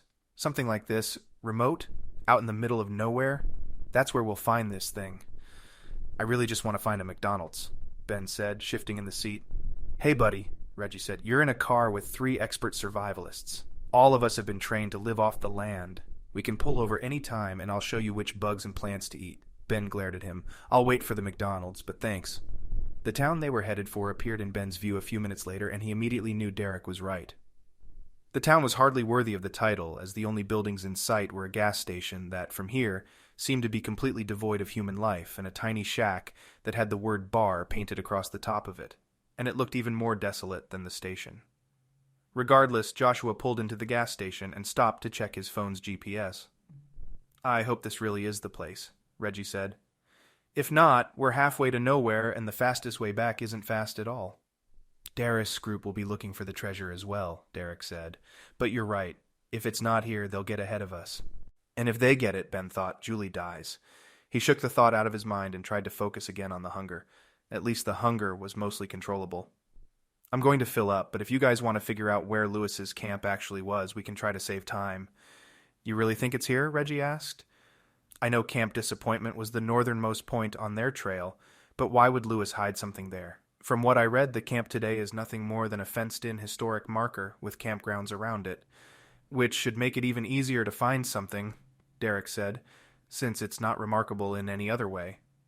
Besides, Joshua said, leaning into the car's open window, the first clue just tells us that it's on the Meriwether River.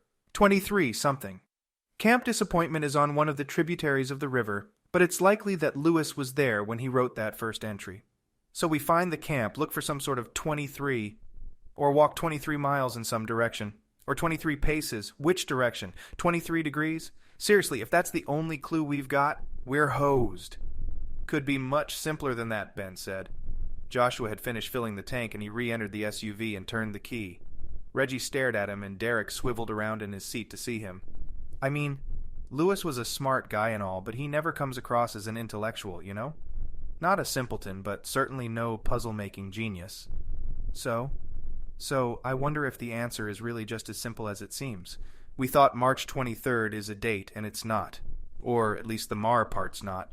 But maybe the 23 is still a date. A date? For what? A date for when they arrived at camp. Or when Lewis hid the treasure.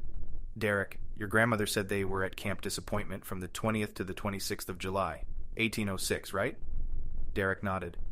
Yeah, something like that. Which would put them right where we need them on the 23rd of July. Exactly, Ben said as Joshua began driving away from the tiny gas station. So far it all makes sense, but that's just one clue and there's no telling if it's right or not. Derek, you got that journal handy? Maybe we can start on the next one or two? Starting to feel like a treasure hunter, Ben? Joshua asked. No, I'm hungry, and when I'm hungry, it helps to take my mind off the hunger by doing something else. Fair enough, he said. Well, stay hungry, there's a lot to do.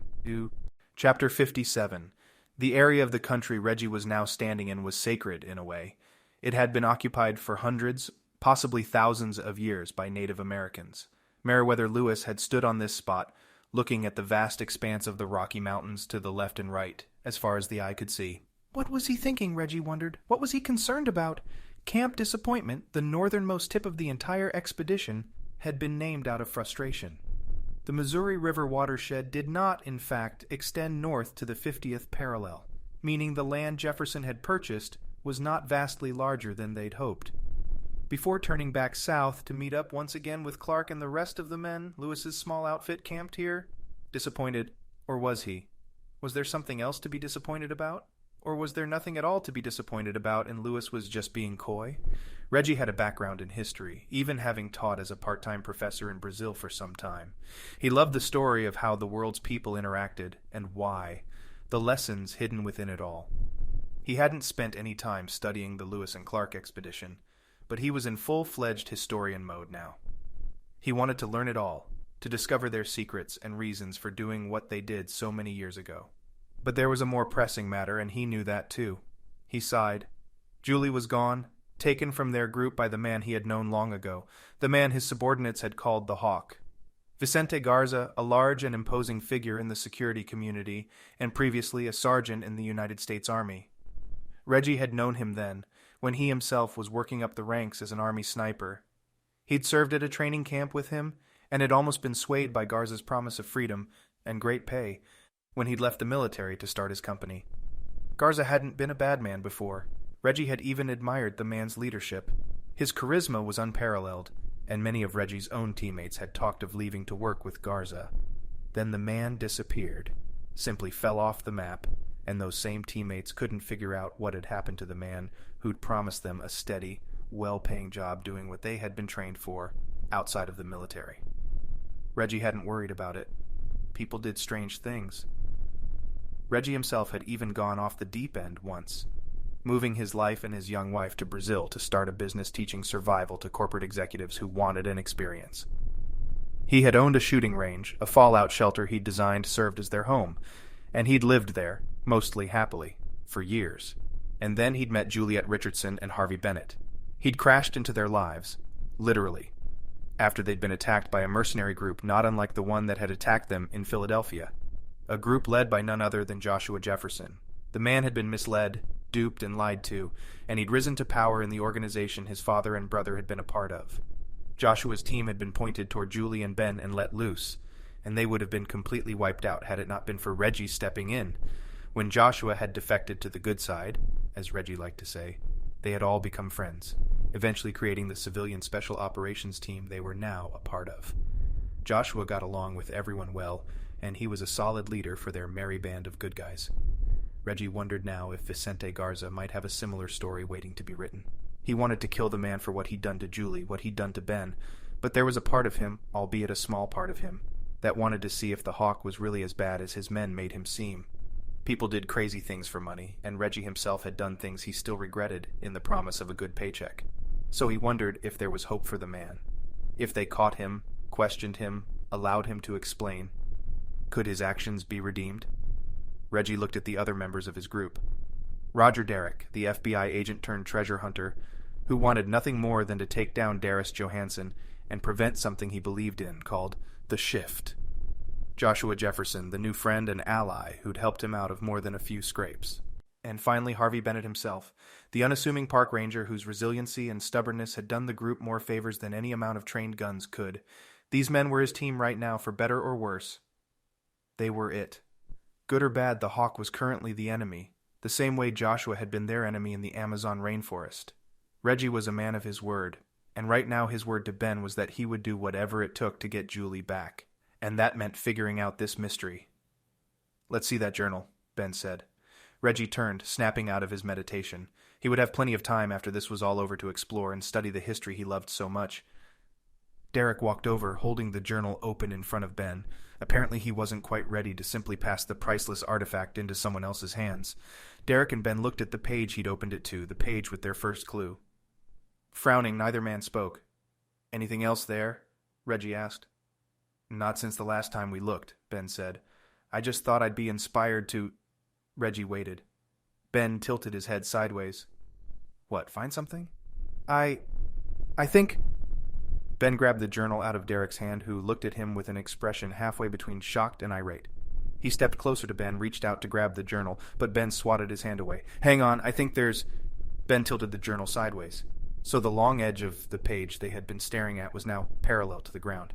Ben held the page, letting the journal fall open, its two covers now hanging down below the single page. The single fragile page. Reggie's heart raced. He knew the invaluable worth of the artifact, and he couldn't help but feel anxiety at Ben's reckless treatment of the book. Derek did a worse job trying to hide his emotions. "Harvey, give me the damn journal," he said, his voice tight. "You're going to rip it in half. You do that and I knock you on your—" "Look," Ben said, effectively shushing the man. "Right there." Now holding the page, and the rest of the journal, with one hand, he pointed to the mountains with the other. "See that?" Ben asked. "What?" Joshua asked. He had stepped to Ben's other side and was trying to understand all the fuss. Reggie, too, was confused, so he walked around the other three men and tried to see what Ben was pointing at from his perspective. He looked at the page, horizontal to the small mound they were standing on, a ridge that had been named Camp Disappointment, and then he looked up and focused on the range of mountains just in the distance. And then he saw it, the mountain range, and the torn edge of the page. They lined up perfectly. Reggie shifted to his right, now standing almost directly behind Ben, and he stood up on his toes and craned his neck to get a better view, more accurate to Ben's own view. The torn edge was precisely the same shape as that of the range of mountains in front of them. It had been torn purposefully, likely by Lewis himself, to forever match the landscape he'd wanted someone to see. Someone who might find his treasure. "It's a map," Derek said, his voice filled with awe. All Reggie's anxiety, too, had melted away, yet his heart beat even faster. "It's a treasure map," Joshua said. "Ben, you found it. This is the exact spot we'd have to be on to see this and have it make sense." "He's right," Reggie whispered. "We're here." Chapter 58. Ben's momentary feeling of pride at having discovered the map within the journal's pages faded quickly. Julie was still gone. They still had a gang of trigger-happy thugs somewhere behind them, and they were running out of time. "How long's it going to take to get out there?" he asked. "Where?" Ben pointed again. He'd handed the journal back to Roger Derrick, who'd inspected it, then placed it carefully into a plastic bag, and then into his briefcase once again. The mountains. The map is pointing the way, but we still have to get out there. There are more clues, remember? Right, Reggie said. I was sort of hoping the other ones were just for fun, and this spot was it. You're welcome to start digging, Derrick said. But I think Ben's right. The treasure, if there still is one, is that way. Due west into the mountains. How far, though? Joshua asked. Ben looked around at the rest of them. He was on a roll, so he figured he had nothing to lose. Well, I've been thinking about that, too. Yeah? Reggie asked. You cracked the next clue? Nope, he said. Still part of this one. I'd bet you were supposed to walk along the Meriwether River, starting from right here, straight up into the mountains. But for how long? 23 miles, Ben said quickly. And I'd further bet you that we're standing on a spot exactly 23 miles upstream from where the Meriwether meets the Missouri. In the middle of where the three unique cottonwoods grow together, Derrick added, a smile on his face. Well, damn, Ben, Reggie said, matching Derrick's smile. That's got to be the smartest thing you've ever said. That's why I don't talk that much, Ben replied. But going back to my first question, how long will it take us to walk over there? There aren't any roads, so I don't see any other way up there. He turned to Derrick. Unless your boss wants to lend us a helicopter. Derrick frowned. The day the Bureau just hands out choppers is a day I'd like to see. I had a hard enough time convincing my boss that I needed a larger arsenal of weapons. So we walk. No, Joshua said. There are a few towns up in the mountains, bit of a circuitous route, but we can drive and get there a lot faster. Plus, we won't be 23 miles up in the mountains without a way to get back. Works for me, Joshua said. Let's roll. Chapter 59. Okay, boss, Morrison said. We're ready for you. The hawk nodded, stepping away from his perch at the end of the gymnasium. Juliet Richardson sat in the center still, arms and legs bound, her head down. She's starting to break, he thought. They always start to break. Usually it took a scare, or a threat, but sometimes, like in Julie's case, it took something more psychological. In her case, it was darkness. Pitch-black darkness for a certain number of hours did the trick, even when everything else had failed. He never had to touch them, or point a gun at them, or do anything else drastic. These matters were simpler, far simpler than the overcomplicated things his men would have had him do. Morrison, for example, would have ruined every chance they had at extracting information from the woman. His idiocy had nearly derailed the Hawk's plans, but thankfully he had strolled near the gymnasium and heard Morrison's advances. There was no need for punishment, not yet. Morrison was still a good soldier, and he needed all the good soldiers he could get. The team of recruits he'd sent to retrieve the FBI agent and his friends had failed, at least initially. They had allowed for numerous mistakes, but the small team was now headed toward Montana. The Hawk knew they would make mistakes. He planned for it. Only through mistakes could one learn to succeed. He had no problem with failure, only a problem with failure when there was no disciplinary action taken afterward. The recruits would be punished, made to understand their failings and what they should have done instead. For that, they would grow stronger, and only then could they earn their spot on the Hawk's team. Raven Shadow would be stronger for it, and the Hawk could then charge more for his security. It was a win-win for them, even if they didn't realize it while they were being punished. But the discipline could come later. Right now he had a job to do, and that was to get Darus the information she needed. The Hawk reached the center of the room and looked down at Julie. She was looking at him under that tousled crop of black hair, looking up at him but not leaning her head back. Her eyes snuck out from her downturned face, only the bottom halves of them visible. If she hadn't been bound to a chair in the middle of a room surrounded by soldiers, the Hawk would have thought she looked terrifying. Instead, he knew she was terrified. She was acting, playing the game, and playing it well. She was close to broken, and when she broke, she'd give him whatever he wanted. He motioned for one of the soldiers to bring him the rolling cart Morrison had set up earlier. It rolled over, the glass jars and the box on top of it clinking as they brushed against each other. The man walked it steadily over to Julie's side, and the Hawk watched her reaction. There was no way she could know what it was, but that didn't matter. She didn't need to. Not knowing would add to her terror, which would allow it to work faster. It would make her break faster. He strolled over to the cart slowly, making sure Julie's eyes were following him. He reached down and opened the top of the box that sat in the center of the tiny jars. He opened the lid and extracted one of the syringes lining the inside, and then grabbed one of the jars.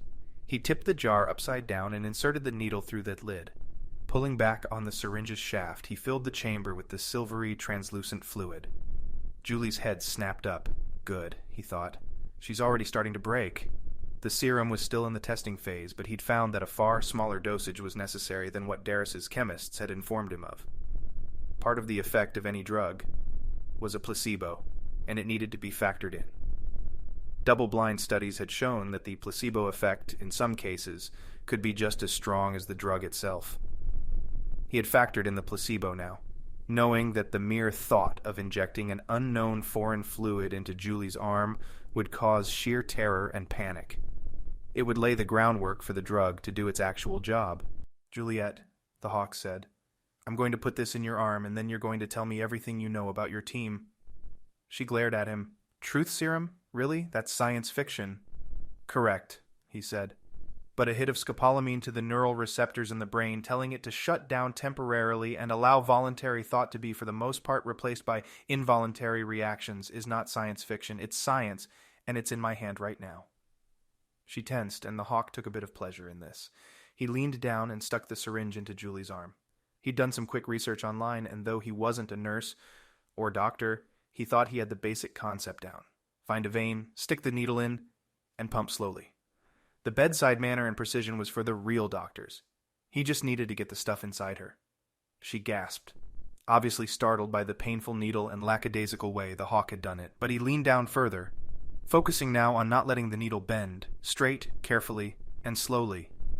That was the goal. He pushed the syringe closed, watching the fluid press into her bloodstream. "Why are you doing this?" Juliet asked. "It's my job, Juliet," the hawk said, "and I like my job." "I don't know anything about—" she gasped, bucking in her chair and throwing her head back. Her eyes shone white for a moment as they rolled backward in her head, and her mouth stretched open.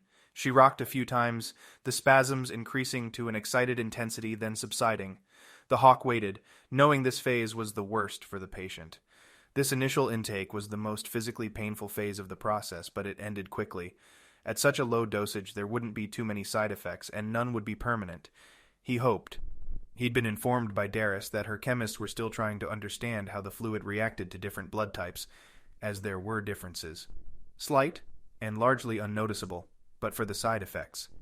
They had told the hawk that they could eventually isolate the active ingredient and focus it alongside the scopolamine, but that was for a later testing round, after the hawk's team had delivered what she was looking for.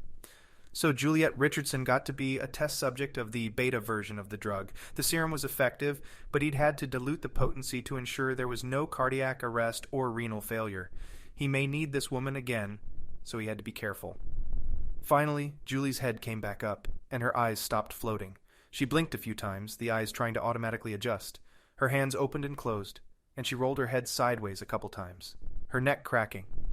The hawk liked to think the subject was resetting, preparing their minds for his inclusions.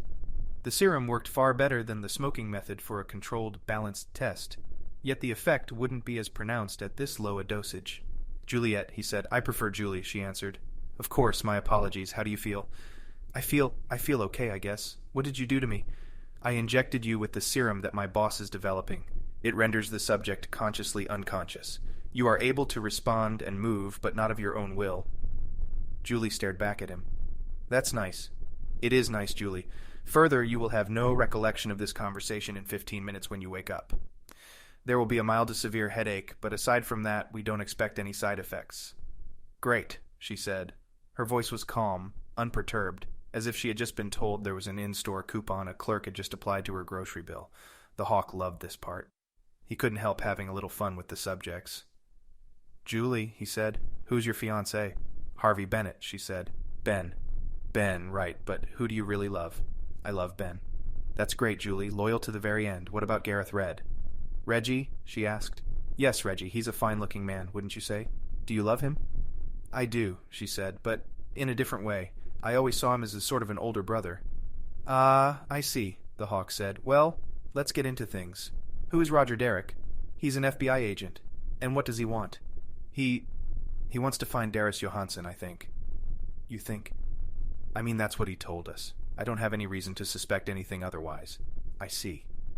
Why does he want to find Darus Johansson?" "He wants to stop her. She's trying to find something that's dangerous, at least in her hands." "Correct."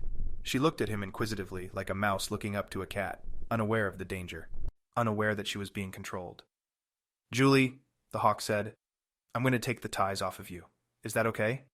"Sure," she said. "That's okay." Morrison walked over and started cutting the zip ties off Julie's arms and legs. The hawk watched closely, but his man didn't try anything stupid this time. When he'd finished, he picked up the broken ties and walked back behind the cart. "Thank you, Morrison. Julie, can you move your right arm?" She lifted up her right arm and waved it once, then set it back down. "Very good, Julie. Now that was one of my men, Morrison. How do you feel about Morrison? I believe you had a chance to meet him earlier?" Julie's face remained expressionless. "I did meet him. I'm going to kill him." One of the men chuckled in the background, but the hawk stepped closer to Julie's chair. "Julie, you are not tied down any longer. Do you want to get up and kill Morrison now?" "Yes, I do." Okay. Julie didn't move.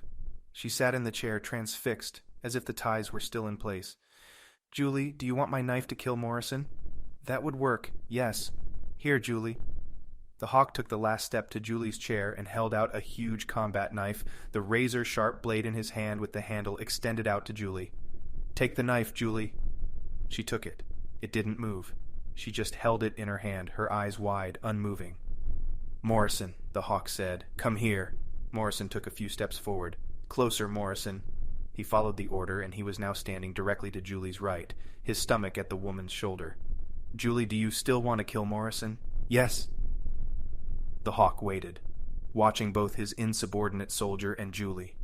Neither moved, but Morrison was frozen in fear, not from the drug. After a minute, the hawk dismissed Morrison with a wave of his hand. "Julie, you didn't kill Morrison even though you wanted to, is that correct?" "Yes," she said, "that's correct." "I see, Julie, we don't have a lot of time before your drug wears off. You'll want to take a nice long nap at that point, and I can't blame you. That means I need to know right now everything you know about the rest of your team. Can you tell me that?" "What do you want to know?" Julie asked. "Let's start with your leader, Joshua Jefferson. Tell me about him." Chapter 60. The phone call came to Reggie's phone about halfway up a steep mountain pass. Ben was in the back seat behind their FBI teammate once again, when Reggie slid the phone out of his pocket and looked at the screen. "Unknown caller," Reggie said. "Probably a telemarketer." "Let it go to voicemail?" Ben asked. "Let me answer it," Derek said. "It's not a telemarketer." Ben knew he was correct, but he didn't want to think about what it meant. Mr. E, had he been the caller, would have routed the call through a local Alaskan area code. And their current situation in consideration, Ben knew it was far too much of a coincidence for a telemarketer to be calling Reggie's phone right now. Reggie sighed. He tapped the button on the front of the phone and then another to turn on the speakerphone option. "Gareth Red," a low rumbling voice emanated from the tinny speaker. The hawk. "Reggie, how are you? How's that gang of misfits?" Ben's jaw tightened. He looked from Reggie to Derek, then to Joshua. Joshua turned to the others and mouthed the words, "Need me to pull over?" Derek shook his head, then spun his index finger in a circle. "Keep him talking." Joshua hit the gas, taking advantage of a long straightaway. By Ben's estimate, they were only 10 minutes or so from the first of these small towns Joshua had mentioned, and that meant they were only a few minutes from parking and setting out by foot. What they were looking for, they didn't know. But Joshua had marked a few locations on his phone's map, hoping that their search area was relatively close within the 2-mile square he'd outlined. Their technology was better than Lewis's had been, Ben knew, but that meant nothing. Even for an accomplished navigator like Lewis, a small error on his end could mean Ben's group 200 years later would be using pinpoint-accurate technology to look entirely in the wrong spot. It was a gut-check moment for Ben. He knew they'd need luck, timing, and a lot of looking in the right place at the right time. They hadn't even decided if they were looking for a cave, as the clue had initially led them to believe, or something else entirely. Was the cave referenced in the clue an actual cavern, or was it a metaphor for something else? They were looking for a needle in a haystack, but the haystack was the size of a country. Ben flicked his head back to stare at the phone in Reggie's lap as his friend responded. "Where the hell is Julie?" "She's right here next to me. And she's been telling me all about your little group for the past 10 minutes. She'll be unwilling to talk in a minute or so, so I was hoping you would be willing to tell me a little more." Ben seethed, his fists clenching. He couldn't keep quiet any longer. "Listen, you little prick," he said, nearly shouting. "You lay a finger on her and... You know what? Screw that. You're already dead." The deep voice laughed. "I'm glad you're concerned, Harvey. It means you care. Julie was speaking your praises a moment ago, and you'll be satisfied to hear that she has nothing but wonderful things to say about you." Ben closed his eyes, forcing himself to breathe. Derek was turned almost all the way around in the front seat, his left hand around the other side of the headrest and on Ben's shoulder. "It's okay," he whispered. "It's going to be okay." Anyway, back to the point. Julie was willing, with some urging on our part, to reveal everything she knew about your little band of warriors. The CSO? That's a wonderful idea, Garza laughed louder this time, then came back on the phone. She told me about your romp through Antarctica not too long ago, and she told us all about your reclusive benefactor. Mr. E? That's really his name, and you don't know anything else about him? Why is she telling you all of this? Reggie snapped. What did you do to her? Nothing really, at least nothing that won't wear off soon. She'll be tired, but unaffected. I wanted to test the serum my benefactor has been playing with. There are sometimes a few side effects. Of the permanent sort, if the dosage is high enough. But Julie had just enough of it to be willing to cooperate, and no more. Ben felt like he was going to lose his mind. He suddenly felt claustrophobic. He wanted to tell Joshua to pull over, to just stop the car and let him out. His fists were white now, yet he still clenched them, opening and closing them over and over again, tighter each time. Let me be frank for a moment, Gareth, and the rest of you. My employer is very interested in wrapping up this little adventure as quickly as possible. In order to speed things along, I've sent a few of my recruits your way. They will be meeting up with you in a few minutes, actually. I believe you've already met back in Philadelphia. You will cooperate, or you will die. If you give them any grief whatsoever, Miss Richardson dies. Do I make myself clear? Ben stared straight ahead in the seat. His back was straight. His legs were rigid. He wanted to scream, and yet he couldn't bring himself to even open his mouth to speak. From somewhere behind the man on the other end of the phone, a woman's voice suddenly yelled, Julie, we're here, in Philly, in a gym right across from the written... Julie's voice was cut off, and there was a smacking sound and a small yelp. Ben tensed up even more, and he shot his hand out to the side, crushing it against the window. The loud sound made Reggie jump, but Ben's outburst had no effect on the hawk. With the same calm, practiced voice, he returned to the phone. I hope that proves my seriousness in this matter, Harvey. You have a lot at stake here, son. I hope you won't disappoint me. I'll kill you, you son of a... Do I make myself clear? The hawk asked again. Reggie's characteristic smile had faded. He took in a breath slowly. Clear, Garza, clear as glass. The hawk hung up and the phone screen went to black. Chapter 61. He's out there, Ben said, nearly shouting. He's out there, in Philadelphia, right where we were. We don't know that, Ben, Derek said. Garza said she was drugged, that he gave her some sort of serum. She's there, Ben said. I know she's there. What if she is, Ben? Reggie asked. I want to find her as much as you do, but we can't just turn around. We can, and we will. Right now. Ben, we can't turn around, Joshua, Ben said. He pulled up against his seatbelt as if trying to stand. He would tear the thing off its bolts if he had to. Joshua was still driving, now ascending around another curve in the road. Ben, I'm sorry, Ben's nostrils flared. He pulled the seatbelt, fighting against the constraint. I'm going back. No, Ben. I am. Try to stop me. Ben flicked the lock on his door and then unbuckled his seatbelt. Ben, stop, Derek's voice said. I agree with you. Ben was about to push the door open and slide out. He had no idea what he'd do after that, but he didn't care about after that. He cared about Julie, and he now knew where she was. She wouldn't lie to him. She may have been lied to, but as far as she knew, she was being held in Philadelphia, near the Rittenhouse, in a gym. It was an odd thing to say, which was why it had stuck in Ben's mind. If she'd have said room, or building, it wouldn't have been helpful. There were thousands of those near the hotel in Philadelphia. But she'd said gym, loudly and clearly, just before she'd been struck by one of the Hawk's men, or the Hawk himself. Ben looked at Derek. I agree with you, Ben, he said again. I think she's in Philadelphia, and I think it makes sense to go find her. You find her, you find the men doing this. Alone? Reggie asked. No, one of us goes with. We split up, 2 of us staying here, trying to piece together the next clue, and 2 of us going back to Philly. It'll take hours to get there, but it could take us just as long here to find the treasure. For the first time since he'd gotten in the car, Ben felt his mind sliding back to a normal ease. He wasn't fine, far from it, but he was better. He could think clearly. This works, he thought. 2 of us go back to Philly, 2 of us stay here to find the treasure. What about Garza's goons? Reggie asked. He said they're going to meet up with us, remember? They're coming either way, Derek said, and Garza's got Julie either way. He'll know we're coming for her. He already does. He probably started planning for it immediately after he hung up the phone. Julie took a risk blurting that out, however she knew about it. But it's helpful information, and he knows that. He'll be ready. Joshua nodded along. He's right. It doesn't change our situation, really. We just got lucky thanks to Julie, and we need to capitalize on it. Reggie seemed to be the only one not on board, but he nodded anyway. I don't like it. It weakens us significantly. But if we play our cards right, we can trade them in for a better hand. This way we have two routes to do that. Find the treasure before Darus gets it, or find Julie before... Right, Ben said. And I'm going to find Julie before that. Who's going with him then? Joshua asked. Derek needs to be here, since it's over if the Hawk gets his hands on him. An FBI agent with the journal in his possession is all he needs, and I'm assuming you're not ready to trust us with that book yet? Derek shook his head. It's not about trust. I'm staying here in Montana until I find it. So that leaves me or Reggie, Joshua said. Honestly, I can't justify sending Reggie back. We need him here to fend off whatever it is Garza's throwing our way, and his knowledge of history could prove more helpful out here. So it's me and you, pal, Ben said, directing the statement to Joshua.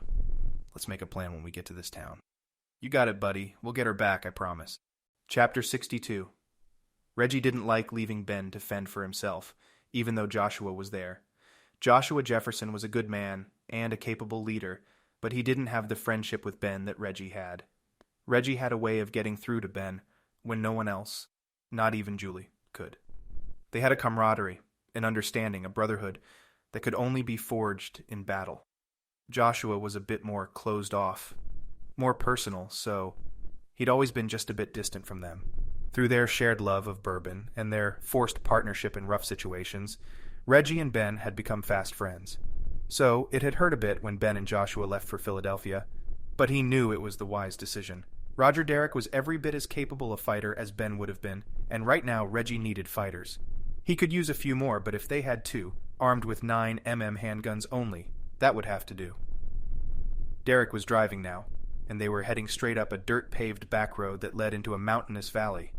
The scenery was breathtakingly beautiful, but Reggie was feeling far from romantic considering their situation and his current partner. They had spoken little, and even then only to share ideas about which direction to move, and when they thought they'd run into the Raven Shadow men once again. After dropping Ben and Joshua off at the town's only car rental facility, they'd booked it farther into the hills, trying to get to the square Joshua had outlined on his phone's map. Ben and Joshua would ride as fast as possible back to Browning, and then to the airport to catch a commercial flight to Philadelphia. They'd anticipated the entire trip taking 6 hours if they were lucky and were able to charter a private jet, so Reggie and Derek's job was to keep the Raven Shadow boys busy for that amount of time until they could coordinate attacks on both sides. Plans, Reggie knew, were malleable. They changed, often rapidly and often without the planner's consent. He hoped they would be somewhere in the vicinity of what they'd planned, but he knew it was wishful thinking for their plan to be executed flawlessly. Derek knew it too, and he was sure Joshua and Ben did as well. But there was no better plan. Mr. E's wife couldn't meet up with them until at least the next day, and they were running out of daylight hours already. Unlike Vicente Garza, Reggie didn't have a team of recruits he could simply call into action, anywhere in the country. It was one of the enigmatic characteristics of the man. His charisma and inspirational leadership was large enough that it persuaded glory-seeking young men to join up, ready to do the man's bidding. Further, Derek had informed Reggie that the FBI was unable to send support either. They'd told Derek that they understood the situation, they didn't, and that they were watching in on them. They weren't. Derek explained that since this wasn't a sanctioned mission, he had just been tasked with observing and recording Darus' actions, it would take too much bureaucracy and red tape to get things moving in time. Derek's take on his conversation with his boss was, as he'd told Reggie, a typical FBI balking maneuver. They might recognize that there was danger ahead, but they weren't interested in committing too quickly. Still, he assured Reggie that the FBI was mobilizing, albeit slowly. They hadn't been prepared for Darus' case to explode like this, and they'd thought Roger Derek's warnings misguided at best. As much as he'd fought them on it, they would only appropriate more funding if he could prove, in a report, that it was necessary. Derek suspected whatever would happen would be all over by the time any more of his co-workers got to the party. Reggie had asked what the policy was on reporting active shooter situations, and Derek laughed. He'd told Reggie that they were certainly on alert, but there was no plan in place to handle this specific situation at the moment. They would send a team out to help only if they could find men and women to pull off of other task forces, and that was a long shot at this point.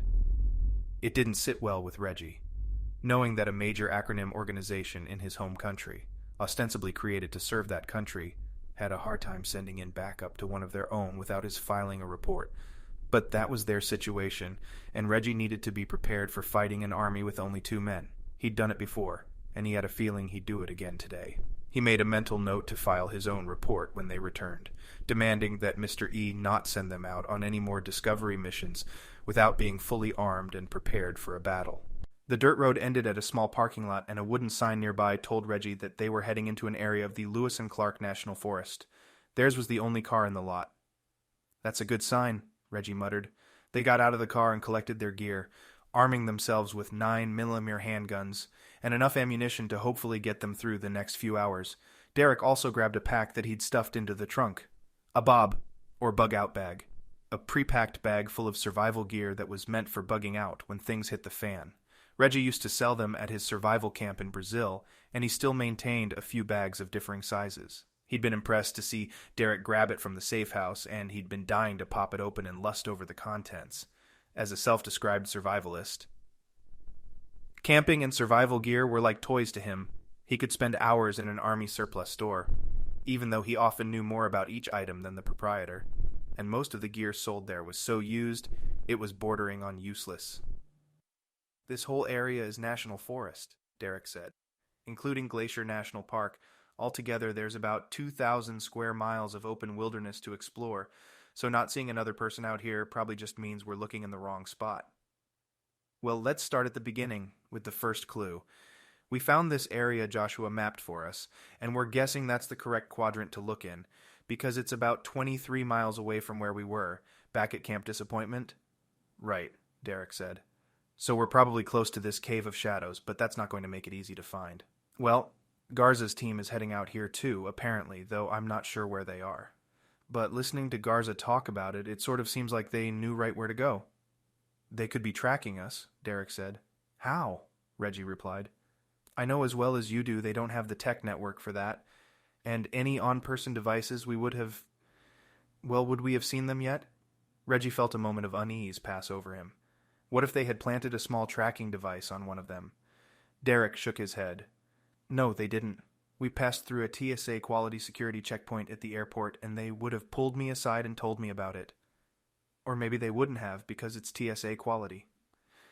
"Their scanning system's better than you think," Derek said. "My bar's pretty low for those guys, so better than I think just means you're telling me the scanning system's better than walking between 2 pieces of aluminum foil." "Yeah," Derek said. "It's definitely better than you think." Even though they'd headed straight through the airport to the runway, they'd gone through a security fast lane, as it happened to be the quickest route through the airport. Reggie wasn't surprised to hear Derek tell him the airport would have caught anything like a tracking device on their clothing, but he wouldn't have been surprised either if TSA had simply let them through without even asking about it. He checked his pockets and the folds of his pants. Nothing. He was clean. "So how'd they find us?" he asked. "Maybe they didn't," Derek said. "Explain." "Well, they've got a copy of the journal, right? Darus has people working on cracking the same codes we are, so maybe she's already figured out the second clue as well." "And the Hawk assumes we're close to figuring it out, too." "Which means he's waiting for us to find him. Or his men, at least." "Exactly. And he's got Julie, so he knows we're not stopping to regroup or abandon the mission. He's set up a trap that we're supposed to walk into, knowingly." Reggie shook his head. "That does sound like the man I used to know." Derek looked at him as they walked. "Yeah, tell me more about that. How'd you meet?" "Training camp back in the day. I was hot for some action, and as a hotshot sniper, I thought I'd make it known that he needed me for this new security team he was starting up." "He was active duty?" "We overlapped for just a few months, so he was already on his way out then, but yeah.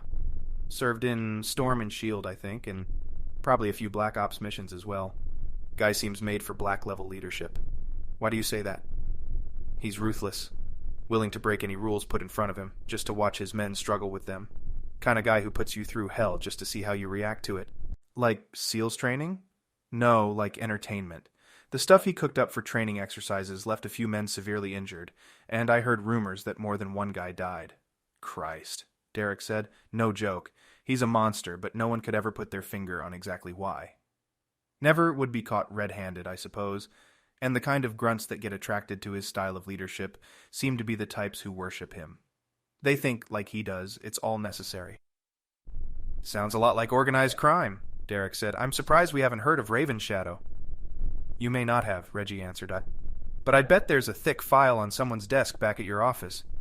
Dig around a bit when this is all over. I'll bet you'll find quite a bit on them. Will do, Derek said. If we can't take them down now, you'd better believe I'll be doing my research. Reggie and Derek found a path that led deeper into the forest, the direction they were already heading. He started along it, and they walked a half-mile until they came to the tree line, overlooking a deep bowl cut into the valley. The ridge they were on was steep, but it wouldn't be impossible to traverse if they had to. Nice view, Derek said. Wish we would have packed a picnic. Reggie smiled. I knew I liked you, glad to see you're lightening up a bit. He turned back to the bowl and strained his eyes to see across it. Any idea what we're looking for? Little soldiers marching in a line into a cave? That would be convenient. This is the square, though, I think. Joshua's coordinates place this bowl right in the center of the grid, so maybe we start at the edges of it, circle our way. Reggie stopped, then crouched. Derek did the same. You hear that? Derek waited a few seconds before answering. You mean the sound of a helicopter? As Reggie nodded, he watched the bowl's opposite ridge. 2 mountain peaks stood taller than the surrounding area, and between those 2 peaks, at the rim of the bowl, a tiny black helicopter sailed into view. The rotor wash bounced and echoed off the walls of the bowl directly into Reggie's ears. Well, I think we found what we're looking for. Chapter 63. You think they saw us? Derek asked. No way, Reggie answered. They're coming in hot, heading straight down where that river is. No way they're looking up here. Still, Roger Derek slid behind a tree, moving carefully and smoothly so as not to attract unwarranted attention in case the men in the chopper were looking their direction. Reggie slid the opposite direction, knowing there was nothing wrong with being a little extra cautious. How many are in there? Derek said. Holds up to 8, maybe 9 as long as they're packing light. My guess is they are. The chopper will park it and wait for them to be done, then extract them back out to civilization. No reason to carry anything extra. So they're not staying to camp? Reggie smiled. I doubt it. The chopper landed in the only section of forest Reggie could see, and he was impressed with the pilot's ability to navigate perfectly down through the trees and their extended branches with only a few feet to spare on each side. It wouldn't have been a legal landing anywhere else, but Reggie had a feeling the men that were about to disembark weren't much into abiding by the law. Let's follow them, Reggie said. Don't you want to wait until they get out, see where they're going? Reggie shook his head. The trees are way too thick. We'll lose them immediately. But if we head down the slope here, follow this rock slide a bit, I think we can keep an eye on them and stay mostly out of sight. Derek examined Reggie's plan, then nodded. Works for me. You ready? Reggie checked the magazine again in both guns, then stood up. Ready? Reggie led, half sliding down the mountainside into the bowl the helicopter had landed in. He was right, they could see the men, clearly the same soldiers who'd confronted them behind the yogurt shop in Philadelphia, exiting the helicopter and gathering in a small circle near it, beneath the rotors. Another reason Reggie had wanted to move quickly was that while the chopper was still spinning down, they'd be able to move without being heard. Only a lucky glance in their direction and a glinting of something metallic off the fading sunlight would put Reggie and Derek at risk of being seen. The cover was perfect, enough to hide behind as they moved down, but not enough that they couldn't still use their height advantage to see down into the bowl and the Hawk's unit. The men checked their weapons, assault rifles, and then one of them raised a hand and pointed toward the trees. They're going away from us, Derek said. That's good. Yeah, unless we lose them. Come on, let's speed up. The pilot's staying behind, so we'll have to move around the chopper as well. And I'd bet the Hawk sent an extra set of eyes to watch their bird, so the pilot's got a gunner in there too. Derek nodded, but didn't say anything. They had been walking side by side, but Derek fell back a few paces as the route narrowed, walking now directly behind Reggie. Neither man was breathing hard, and Reggie was glad to have a partner who was nearly as in shape as he was. They reached the bottom of the bowl, just as the other group, 4 men, entered the trees. Reggie began to jog, staying inside the thick forest about 10 or 15 feet, and running around the perimeter of the open section to ensure the men in the chopper wouldn't spot them. Derek kept up, and within another 10 minutes, they were at the opposite side of the clearing. See them? Derek asked. Nope, but I see their tracks. Reggie wasn't a great tracker, but he'd learned enough to be useful in situations like this. Besides that, the men hadn't been interested in moving carefully. There were broken sticks about every 5 feet and boot prints in the soft forest ground. They followed along, slowing again to a reasonable pace.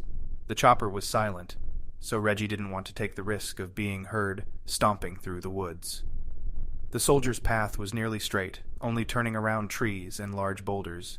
It started back uphill after about 100 feet, and Reggie and Derek followed until they heard voices up ahead. "Right there," Reggie said, pointing. "There's a guy to our right. See him?" "Yeah," Derek said. "But he's talking. Who's he talking to?"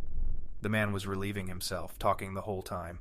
Reggie squinted through the trees, trying to see anyone else that might be near the soldier, but saw nothing. Finally, he saw the tiny transmitter on the man's neck. "They've got a shortwave radio comm," Reggie said. "He's probably talking to the rest of his team, which could be anywhere at this point." "They wouldn't have split up much, would they?" "Probably not," Reggie said. "But let's wait a bit, see if he joins up with them again." The man zipped his pants back up and turned to leave, still talking. Reggie couldn't make out the man's words, but he thought he caught the word shadow. "We're looking for a cave, right?" he asked. "The Cave of Shadows, yeah," Derek said. "I think he just said shadow. So they do know where it is." "Seems that way. They're probably expecting us to already be there, or to walk up after they get there, which gives us an advantage." "It does?" "It does. We're not there already, but they don't know that, so they'll either check it out to see if we are, or they'll split up and leave 2 guys at the entrance to guard while 2 others go inside to see." "Got it, so we need to speed up and make sure we're there, right behind them, when they first get there." "Exactly." Reggie pushed forward again, satisfied that the man had just been left behind the remainder of his group for a minute. They caught up to him when the hill steepened into a nearly vertical cliff. Reggie held his hand out to stop Derek, and the man they were following spun around. Reggie and Derek hit the ground, landing on their hands to prevent any noise. "You think he saw us?" Derek asked. "No, but I think he knows we're out here. That's good, though. He's scared, not sure which direction we're coming from." "And he thinks there's 4 of us," Derek added. That's true, Reggie thought. They would have no reason to suspect that Ben and Joshua were heading back to Philadelphia right now. He calculated, trying to determine if they needed to adjust their plan at all to account for the additional phantom members of their group. They already would have the element of surprise, but Reggie wanted to capitalize on that as much as possible. "You remember the first fight scene in Patriot? The movie? Yeah, with Mel Gibson." Derek made a disgusted face. "But at least you've seen it. Anyway, remember how he pretends he's more than just one person by running around, staying hidden as much as possible? Even set up weapons in different spots on the trail so he could run to another rifle and fire again quickly? Yeah, I remember how Hollywood made that seem realistic." Reggie chuckled. "Point is, that's what we're going to do. Since they expect 4 people, I say we run in, guns blazing, but keep moving around in different directions so they never really know how many of us there are." "Got it." Derek paused, then tilted his head toward Reggie. "The Patriot was the best example you could think of?" Reggie shrugged. "What? I liked it." Chapter 64. There was another clearing at the top of the small cliff, and there were enough boulders protruding from its face that scaling the cliff was no big deal. The man Reggie and Derek were following jumped from one to another until he'd reached the top, and Reggie followed suit. At the top he waited for Derek, then poked his head up and over the edge to get a good look. The 4 men were standing together, all facing away from Reggie, facing the mouth of a tiny cave. The Cave of Shadows. "That's got to be it," Reggie whispered. "It's way too small," Derek said. "There's no way a man could—" One of the men, the one who had been leading them, suddenly ducked and walked into the mouth of the cave. He disappeared from view, then Reggie heard him yell out.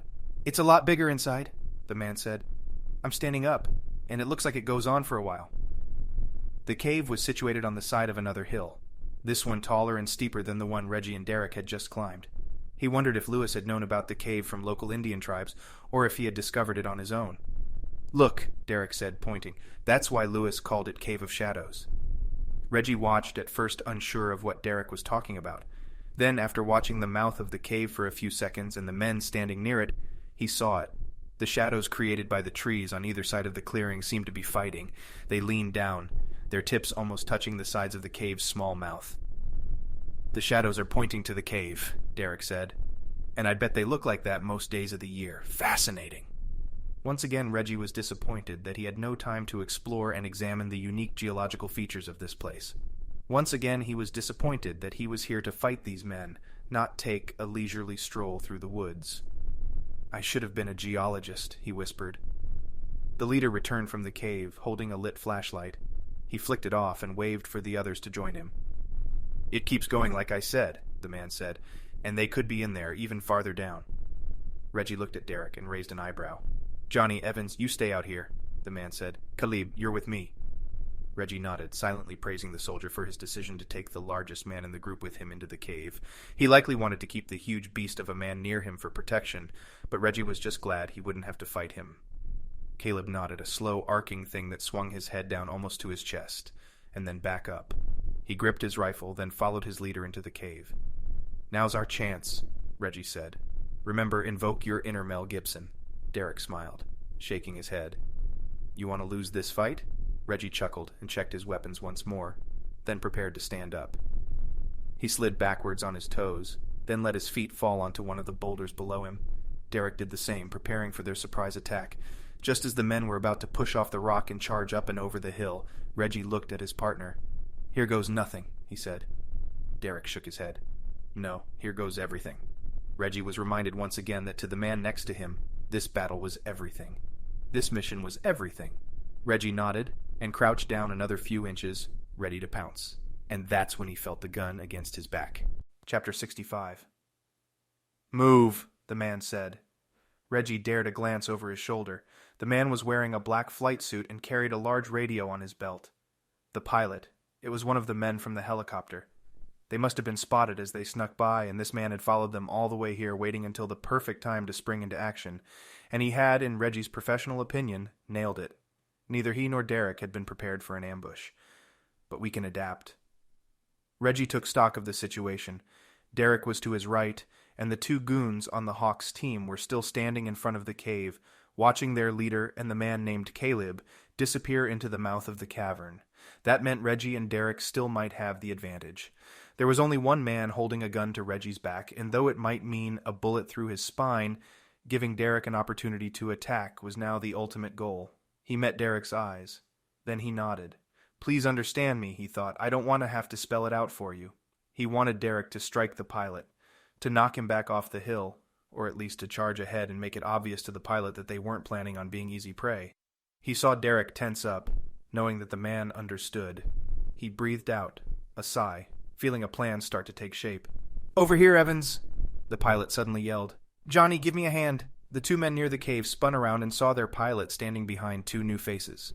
Or rather, faces they hadn't seen since Philadelphia. "They snuck by the chopper down in the valley. I followed them up here. Rodriguez and Swartz are still back there, guarding the bird." Great, Reggie thought. There are two more at the chopper. That made 7 men total to Reggie's count. Enough room in the chopper with a bit to spare. Evans and Johnny, the younger recruit whom they'd seen relieving himself earlier, jogged over to their spot just over the edge of the steep hill. Evans held his rifle out, pointed directly at Derek's gut, while Johnny sneered at Reggie. Reggie recognized him from the alley in Philadelphia. "Sup, kid," Reggie said. "Sup yourself. Get up here, asshole." "Whoa, hey, I didn't do anything to you." "Yet." Johnny's sneer only grew. "The Hawk's going to be very excited to see you again, Red. He's been talking about you, telling us all about your little escapades together."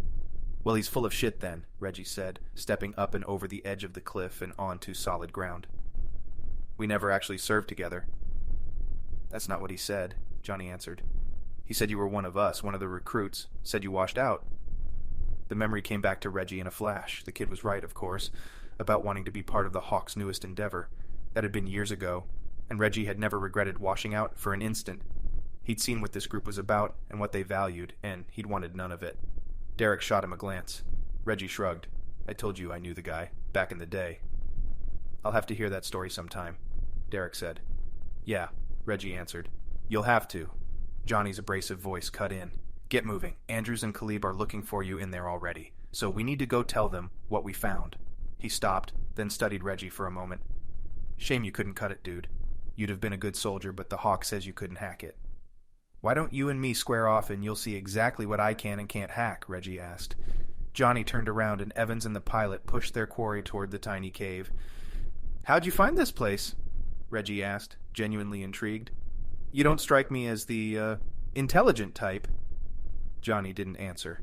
The remainder of the walk was silent, save for the pilot's voice cutting through the dusk air, calling into his bird their discovery. He explained they were all good and that they'd be hiking back within the hour.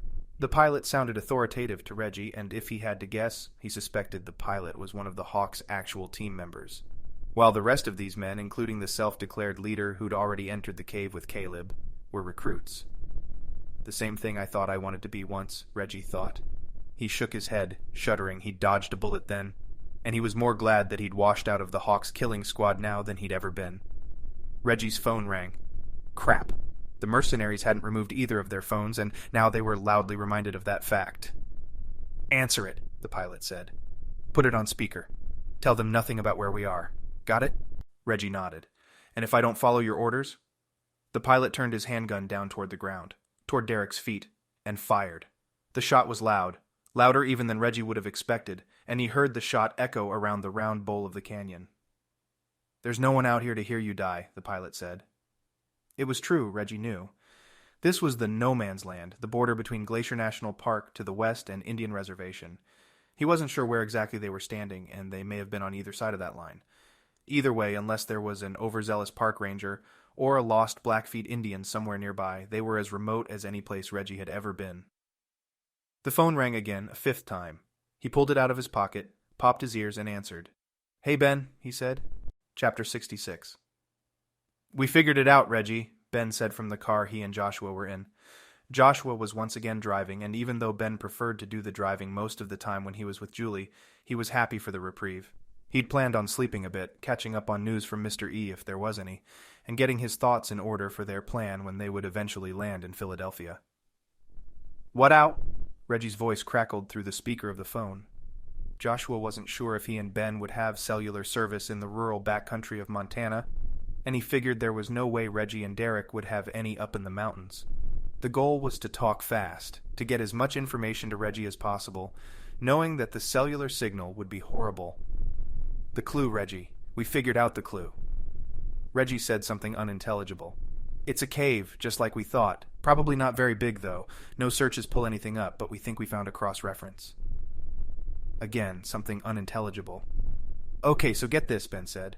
Mr. E pulled up a database and found a contact at this Blackfeet Indian reservation who agreed to do a phone consult. He wasn't too happy to hear that Mr. E already had a team on the ground, but whatever. Anyway, he just called and told us that the Blackfeet have been in this area for centuries, and there are 3 distinct tribes living here together, just like the Cottonwoods. The first clue was a reference to the second, I think. Joshua glanced at Ben and raised his eyebrows. Right, Ben thought, running out of time. He knew the phone's connection on either end could be precariously close to cutting out. Sorry, so there's a word that Lewis used in one of his journals. One of the known journals. It's a Blackfeet word, but it was obviously spelled wrong, and no one really knew what it was referring to. But when Mr. E asked the guy about the Cave of Shadows, he said he didn't know. But he did know this word that Lewis had written. It means shadow in his native tongue.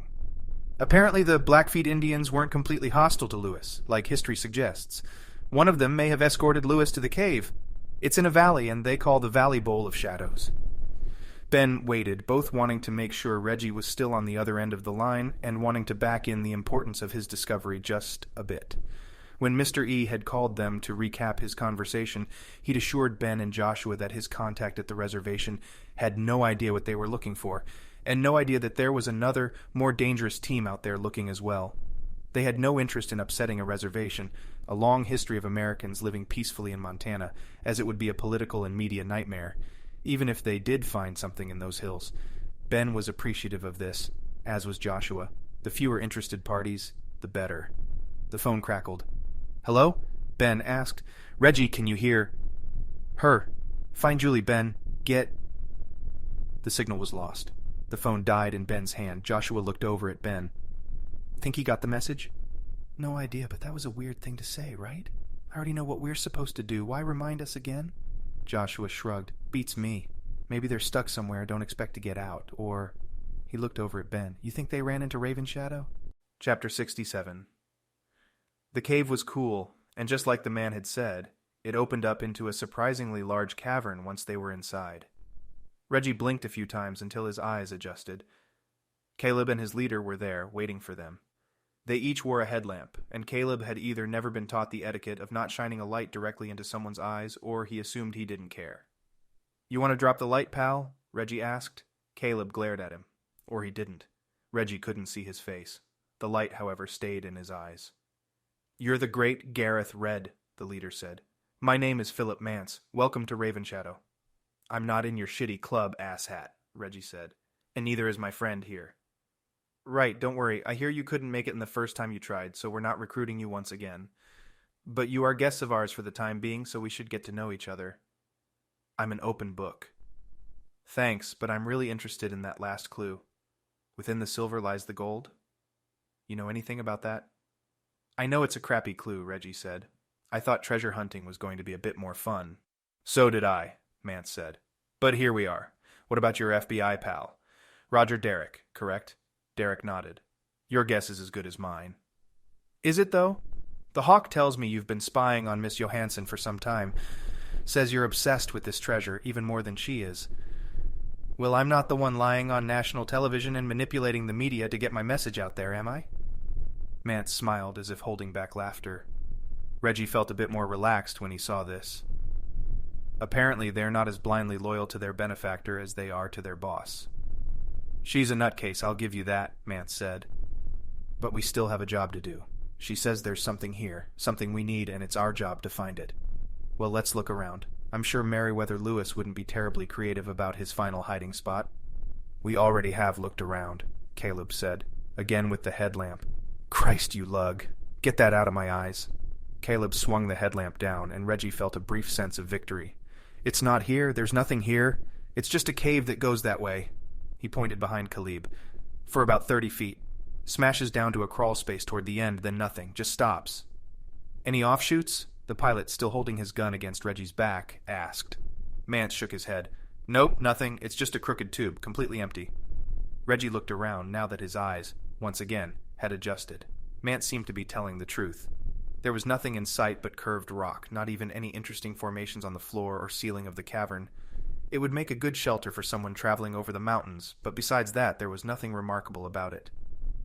Well, you can't go back empty-handed, Reggie said. What's the plan? You think the Hawk's going to just let you into Raven Shadow without Darus's treasure? No, the pilot said. But we have you. That'll be enough of a prize. Will it, though? Mance seemed perturbed at this suggestion, frustrated. Reggie was right. They were useless to the Hawk if they didn't deliver, and grabbing a couple rogue treasure hunters wasn't going to do him any good. Caleb's light bounced around on his head as he did a quick turn, looking around the cavern. Reggie followed the bright beam, watching where it landed on the walls and floor of the cavern. He had to admit, the place did seem completely devoid of anything, including treasure. He tracked Caleb's light in a full circle, watching it come back to its previous location, pointing straight. He stopped, turned his head slightly. Then he brought his eyes up to Mance. Had the man seen Reggie? He couldn't be sure. Doesn't look like you've got any other choice then, Reggie said.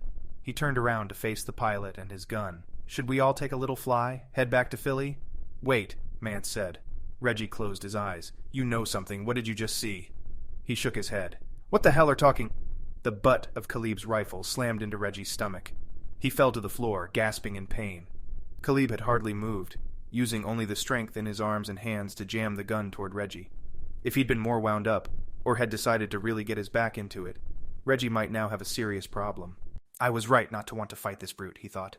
He heaved for a moment, then caught his balance. He stood up, marching up to the taller man. Do that again, and you're going to find yourself... Enough, Mance said. Caleb, step back. Let the man talk. Reggie nodded at Mance. Time to start talking, or it's time for us to start shooting. Don't forget your place here, Red. We don't need any prisoners, and we certainly don't need two.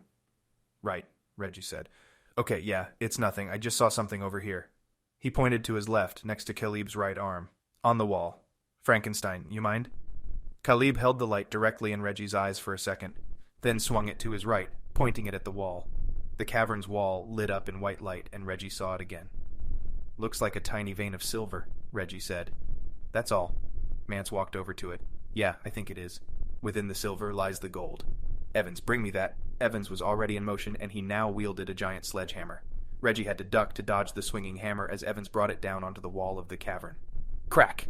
The hammer broke a large chunk of rock off the wall. Stop! Reggie yelled. What the hell do you think you're going? Evans raised the hammer again. Seriously, Derrick said. You think it's in the wall? That's the clue, isn't it? Mance asked. That's what it says. Really? The pilot asked. The treasure is in the wall? I don't remember reading that. Reggie looked at the pilot. At least we've got one guy on our side. Sort of.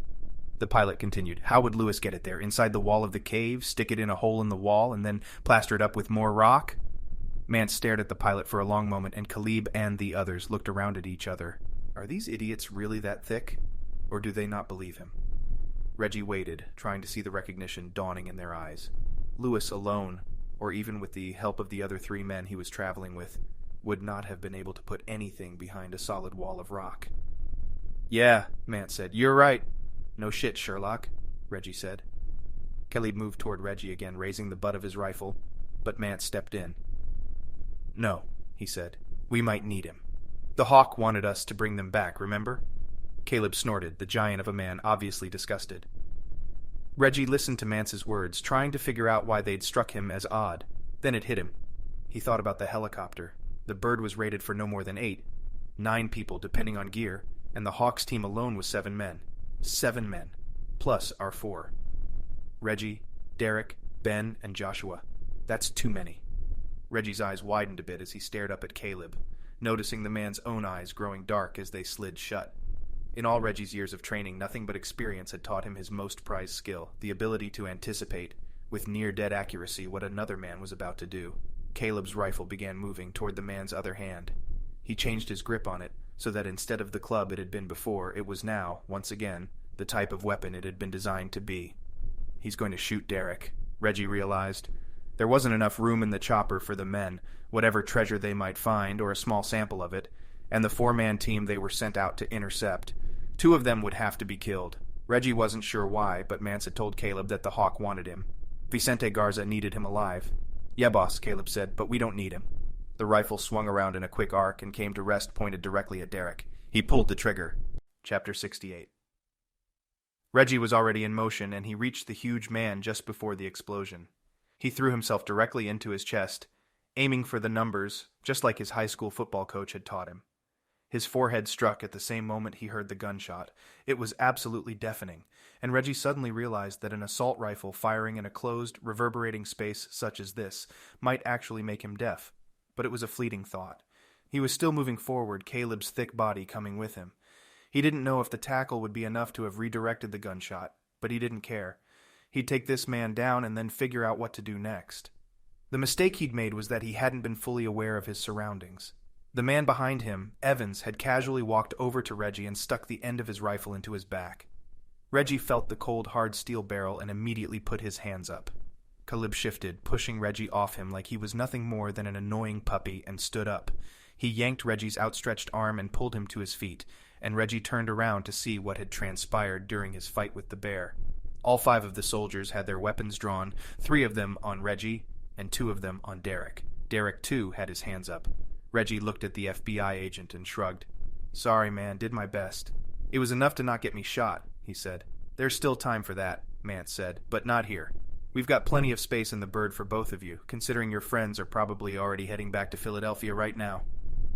Reggie and Derek exchanged glances. Yeah, the Hawk told us all about it, Mance said. Said you 4 would probably split up, but if not, get rid of the baggage. He looked at Derek. This guy and your leader, the Jefferson guy. Joshua and Derek, Reggie thought. Those are the 2 loose ends, according to Garza. But he's been working on some interesting tech back in Philly, Mance continued. I'd bet he could use a few more subjects to test on. There's nothing here, Mance, the pilot said. We're wasting time. Let's get back. Mance nodded. Yeah, sounds good. Get these guys back to the chopper. Bird's up in 10. The pilot rolled his eyes, obviously annoyed with the less experienced leader's gross misinterpretation at how quickly they'd be able to get back down to the valley and how fast the pilot would be able to spin up the chopper. Reggie looked once more at the thin silvery vein that ran along the length of the tiny cavern. He wasn't sure why, but he knew there was more to the story than what the mercenaries believed. Not now, he reminded himself. We have information we can use if need be. Not the right time to waste that. Derek was watching Reggie's face, and Reggie nodded to him. The men understood each other, and Reggie was glad Derek felt the same way. They needed to get back to Philadelphia and try to reach Ben and Joshua before they found Julie. They were walking into a trap area already, with the shooting and robbery that had taken place only a day before. Even now, the streets were blocked in 2 directions, and traffic and onlookers had piled up where the police and SWAT teams were milling about, lights flashing. He looked out the hotel lobby's windows, seeing the reflections of the bright police lights from around the block. Think they'll figure it out? Ben asked. The shooting? Joshua asked. Yeah, they usually do. They'll at least figure out it wasn't about robbing a yogurt parlor. But they'll take weeks, maybe months, to get to that conclusion. Let's hope the yogurt shop guy doesn't speed things along, Ben said, knowing that the longer the police stayed busy with the shooting, the more time he and Joshua had to find Julie. He's in shock, Joshua said. First thing he'll do when he snaps out of it in a few days is call in his insurance policy. That'll keep him really tied up for the next few years. Ben smiled and nodded as they walked out the front of the hotel, across the street, now from Rittenhouse Square. He looked both directions, north and south, and turned right. The city was still very much alive, even though night had fallen over the historic town. The square and the great buildings standing over it were lit, thousands of multicolored twinkles illuminating the night sky. Locust Street, right? He asked. Yes, just past 20th. Let's hustle. It's only getting later.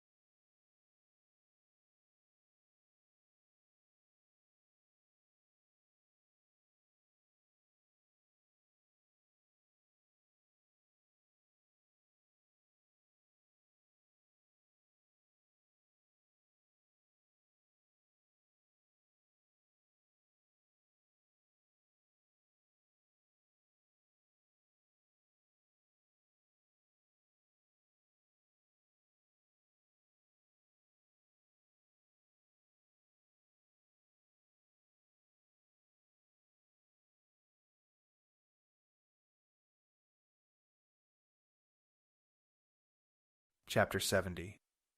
"We're going the wrong way," Ben said, stopping in the middle of the sidewalk. "Ben, what are you talking about?" Joshua asked. He whirled around, clearly not wanting to slow down. "We're almost there. Locust Street is right up—" "No," Ben said, shaking his head. "It's not. That's not the place." "How do you know?" "Hear me out," he answered. "He said there was one on Chestnut Street, right?" Joshua nodded. "Chestnut Street is the same street the APS building is on." "Well, that block anyway." "Yeah, but it's basically Chestnut Street, and Independence Hall and the Liberty Bell and Old City Hall. You sound like Reggie. When did you pick up all the history tidbits?" "I read the brief." Joshua's eyebrows rose. "What, I know how to read, Jefferson." Joshua grinned, just a corner of his mouth lifting up, then it returned to its comfortable place as a single, unreadable line. "So what, all those historic landmarks, but we're looking for a gym." "No, we're looking for where Julie's being held. She said it was a gym, but I'm guessing she hasn't been able to explore it much. So you think she's being held in a landmark, an historic site?" "No, not necessarily, but—" Ben started the other direction, walking back up toward the Rittenhouse Hotel that sprawled above them on their left. "Let's walk and talk, or jog. We need to hurry." "Ben, I'm serious about this. I think I'm onto something. Just hear me out." "Fine," Joshua said, starting to catch up to Ben, "but hurry." "Darus Johansson hired the Hawk, so it's reasonable to assume that he's working out of her facilities. It's a security company first and foremost, right?" "Right." Ben turned the corner and started up West Rittenhouse Square, heading north, retracing the steps they'd just taken 15 minutes earlier. "So, if he's at her facilities, we have to think like her. Maybe he told her to give him some space to work, space for his men. But she's the one footing the bill. The organization. So, the American Philosophical Society is probably the owner of the building?" "Exactly. And if I was Darus, and I was as into history and conspiracy theories as she is, I'd probably love the significance of putting my facilities on the same street as all those other national landmarks." Joshua was striding forward next to Ben now, nodding along. He said. "Makes sense." "It'll make even more sense when we see it," Ben said. "You're confident about this." "It's right, Joshua. I'm telling you." Still, Ben pulled out his phone once again and dialed Mr. E's secured line. The man answered in 2 rings. "What have you found?" Mr. E asked. "Can you run a search for me?" "I still am. Right now I've built up the short list to 18 sites. All buildings that have the characteristics you've requested, and—" "Those aren't it," Ben said, interrupting. "It's the one on Chestnut Street." "Harvey, are you sure? How do you— What information on the building can you see?" "Well, let me see. There is not much, really. Ownership changed hands a few times in the past decade, and—" "Harvey, these are public records, so I highly doubt—" Mr. E's voice cut off. "You there?" Ben asked. "Just a moment. I am pulling up a city zoning map and superimposing the Google map on top, and—" "What?"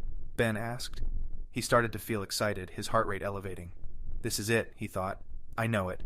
The Rittenhouse loomed over them to their left, the entrance to the great hotel dwarfed by the building above it, and the Rittenhouse Square sprawled out to their right. Ben and Joshua continued heading due north, following West Rittenhouse Street toward Chestnut. All around him buildings soared upward into the sky. He had the brief feeling of nostalgia, wondering how the skyline of this great old American city had looked back when horse-drawn carts filled the city streets instead of commuter vehicles and taxicabs. The large buildings would have been minuscule compared to today's architectural behemoths, but they would have had a beauty to them all their own, their handcrafted designs each taking on the life of their designers. He wanted to stop, to close his eyes and just take it in and imagine, but he didn't. Instead, he set his eyes on the target, knowing that any wasted time was time ticking off an invisible clock, and when the clock gets to 0...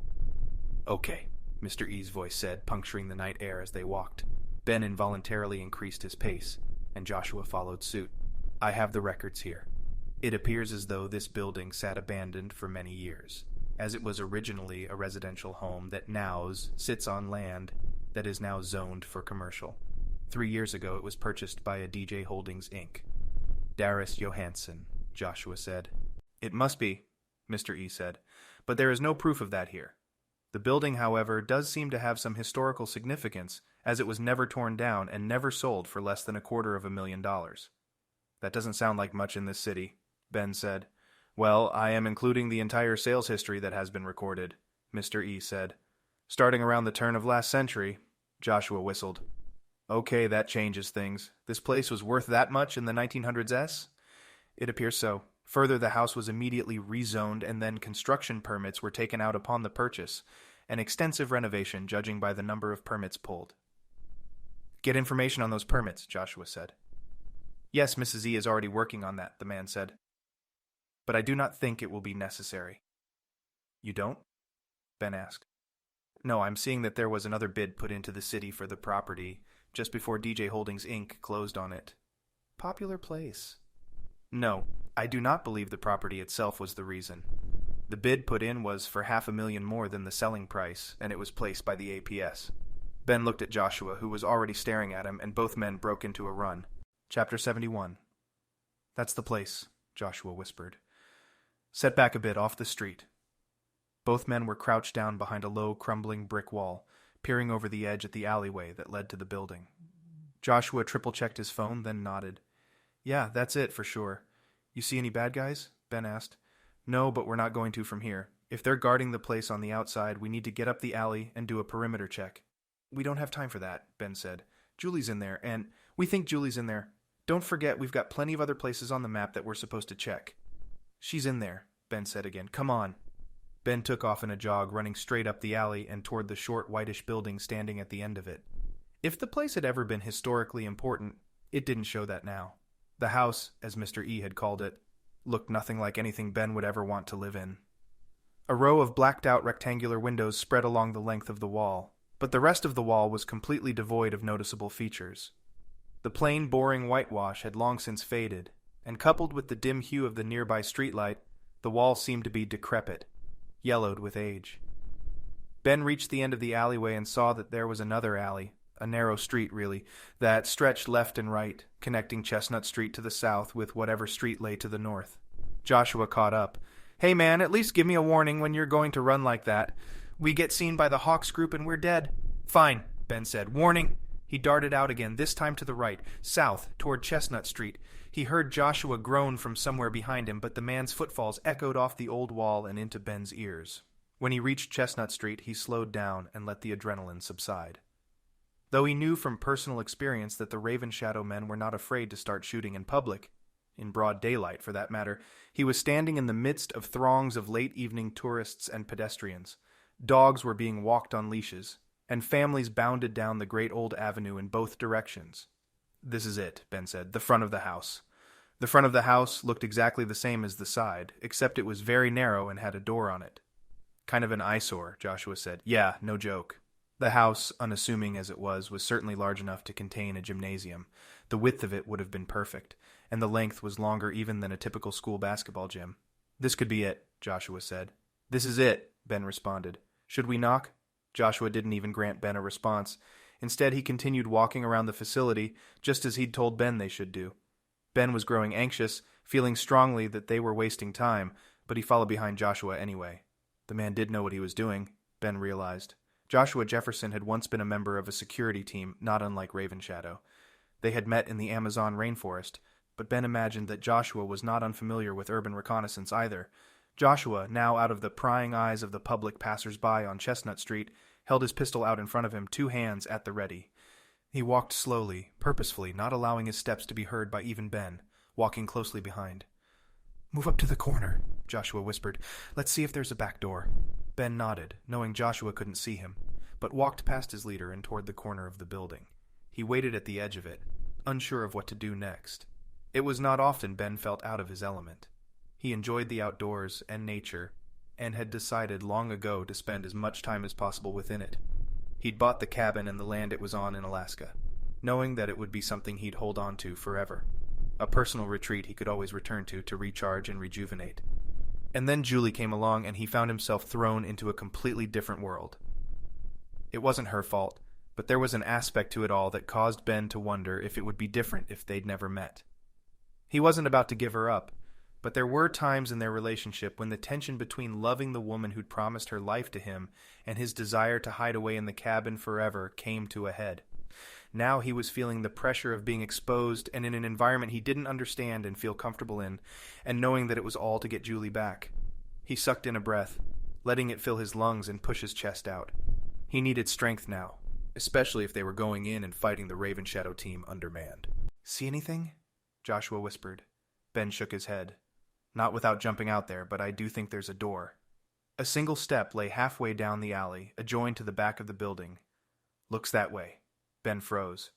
This is it, Joshua. I'm positive. How can you tell? Ben pointed across the alley, at the building across from the one they were currently standing behind. He waited for Joshua to follow his outstretched arm to see what Ben had seen. About 8 feet up, on the corner of the building, sat a mounted surveillance camera, pointed directly at them. Chapter 72. Julie's arms were nearly bleeding where the zip ties had been forced back onto her skin. The second time her hands had been tied was worse than the first. The bonds were much tighter, pulled through a few more clicks than they had before, and the man had even gone to the trouble of finding exactly where the previous zip ties had been, and placed the new ones right on top. The deep red lines on her wrists made this an easy thing to do. She was tired, and at the same time feeling the same way she felt when she overslept. She guessed she'd been here almost 2 days now, or something like that, but she couldn't be sure of how long it really was, or what time of day it was. The blacked-out windows offered no information.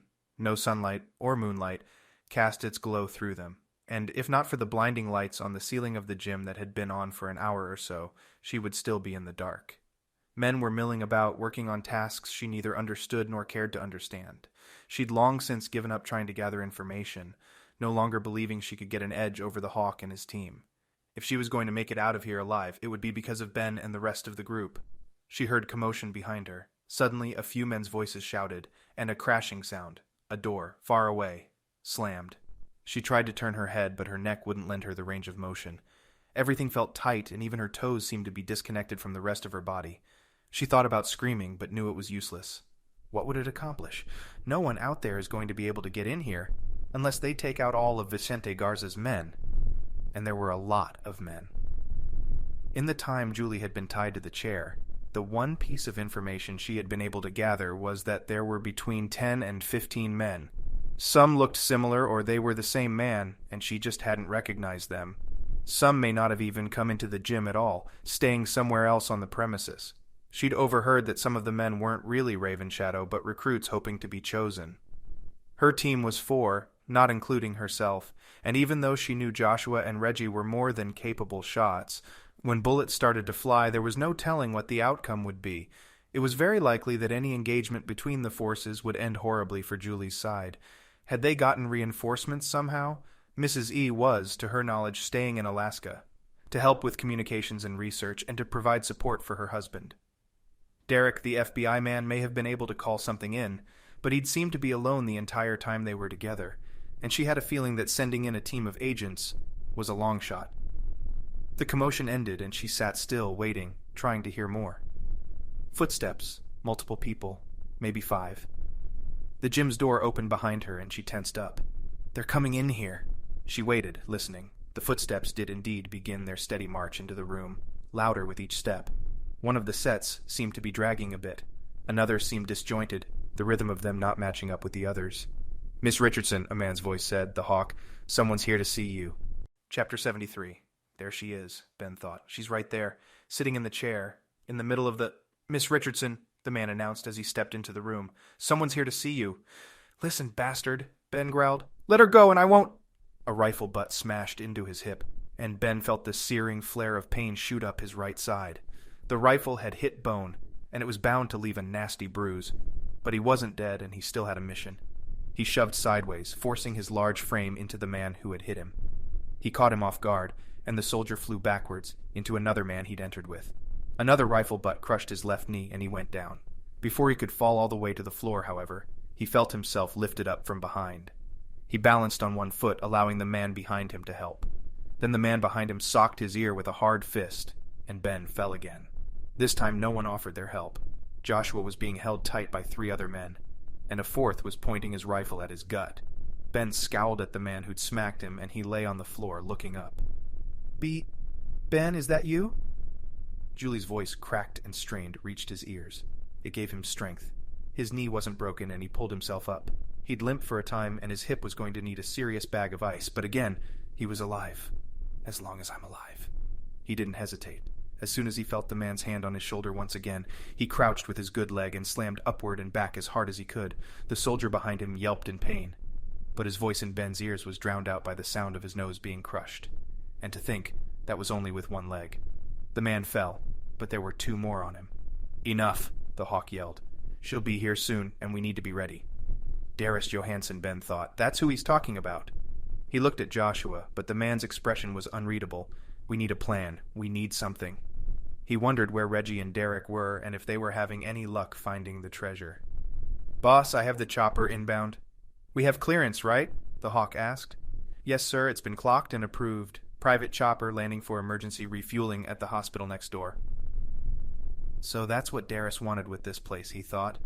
He wondered what the original house was and what it had looked like before Darus had torn it apart.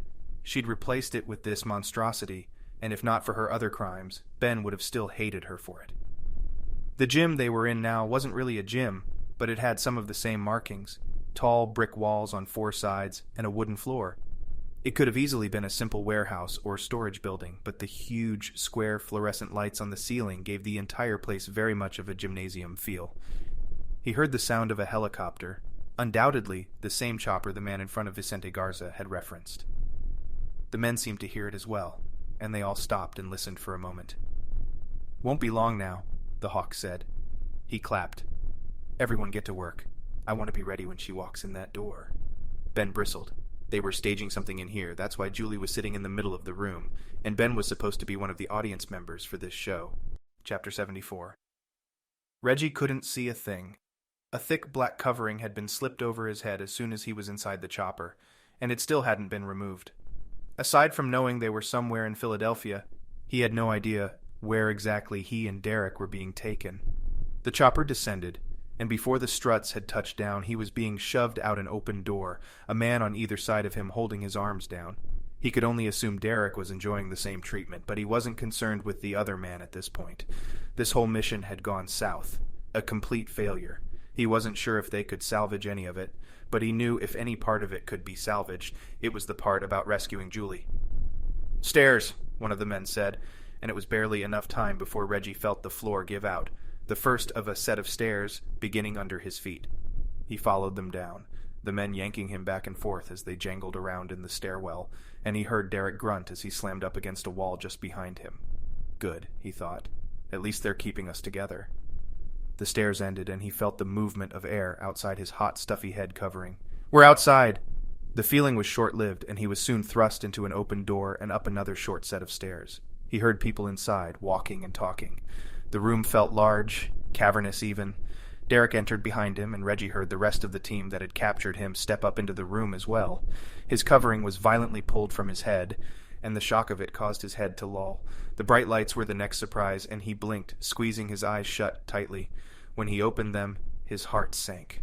Julie was there, front and center in the room. The wooden floors and bright lights told him immediately where he was. This is the gym, he thought. This is the Hawks' facility. But there was more. Ben and Joshua were here as well. Ben looked like he'd already been in a fight, and lost, as he was scratched, bruised, and his ear was trickling blood. He was being held by 2 men who looked both pissed that they'd pulled guard duty, and a bit frightened that their loose cannon of a prisoner might explode any second. Be afraid, Reggie thought. Be very afraid. He eyed the men holding Ben and then shook his head. Joshua was also being held, but it was at gunpoint. 2 men had rifles pointed at him, and he seemed fine, but visibly distraught. Reggie knew the feeling. "Yeah, buddy, we failed." Vicente Garza's arms spread wide. "Gareth, kind of you to join us. I have to admit I was not expecting you this early. We thought we were preparing for the arrival of our current benefactor." "Yeah?" Reggie shot back. "I'm excited to see that be—" "Knock it off, Red. You and I both know your mouth was far bigger than your skill set. If that wasn't true, you wouldn't be standing right here, right now, would you?" Reggie didn't respond. His nostrils flared, his eyes darting back and forth from one man to the next. Far too many to take, and especially without their weapons. He saw the handguns, 2 of them, sitting on a crate that had been wheeled in using an industrial forklift. The lift sat in the corner of the room, the crate resting on the forks themselves. Mance appeared by Reggie's side. Then he walked over to the crate and placed his and Derek's 9mm on the top of it. "This the delivery, boss?" The Hawk whirled around and glared at Mance. "You will refer to me as the Hawk, or Garza, until you have been officially hired." Reggie felt the intensity ratchet up in the room. This is familiar, he thought. This is how the man runs his team. Reggie recognized the sharp, pointed way Garza had dressed the man down, using only a few words. Mance's demeanor immediately changed, suddenly seeming to realize the same thing Reggie already knew. You didn't find the treasure, idiot, Reggie thought. The Hawk walked over to Mance and the crate and forklift. Son, I expected you to deliver something to me, not these two men. We couldn't find it, sir. I mean, the Hawk. Garza stared at Mance. You failed. Failure in this organization is unacceptable. You will be punished, but I need you and the rest of the recruits until after the presentation is completed. Mance gulped, the fear in his eyes almost comical to Reggie. Almost. The Hawk waved for 2 of his men to join him, and the 3 of them, including Mance, began stripping the planks of wood from the sides of the crate. Reggie watched with interest as the package appeared within the shipping crate. One of the men slid the plywood cover off, balancing the 4 handguns on it and carrying it over to another side of the room. Reggie watched him place the lid of the crate and the weapons on the floor near a rolling cart. Besides the cart, forklift, and package, there was no furniture in the room. And the chair. Reggie shuddered as he realized he'd nearly forgotten Julie. He turned to look at her and was shocked to see that she was already staring at him. She had no interest in Mance and the 2 soldiers' attempt at freeing the package. He locked eyes with her. Please. He knew what she was asking. Please help. He knew she would be wanting him to not help her, but to help Ben. She would be begging for his life before her own. He felt his heart tear. He'd loved someone like this once, and it had been the most painful experience of his life. This compared to that was nothing.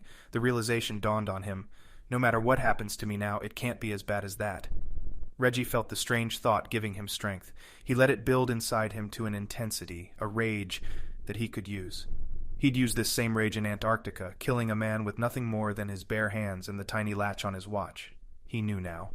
Whatever else happened here today, men would die. Chapter 75. For the first time in nearly 2 days, they were all here together again.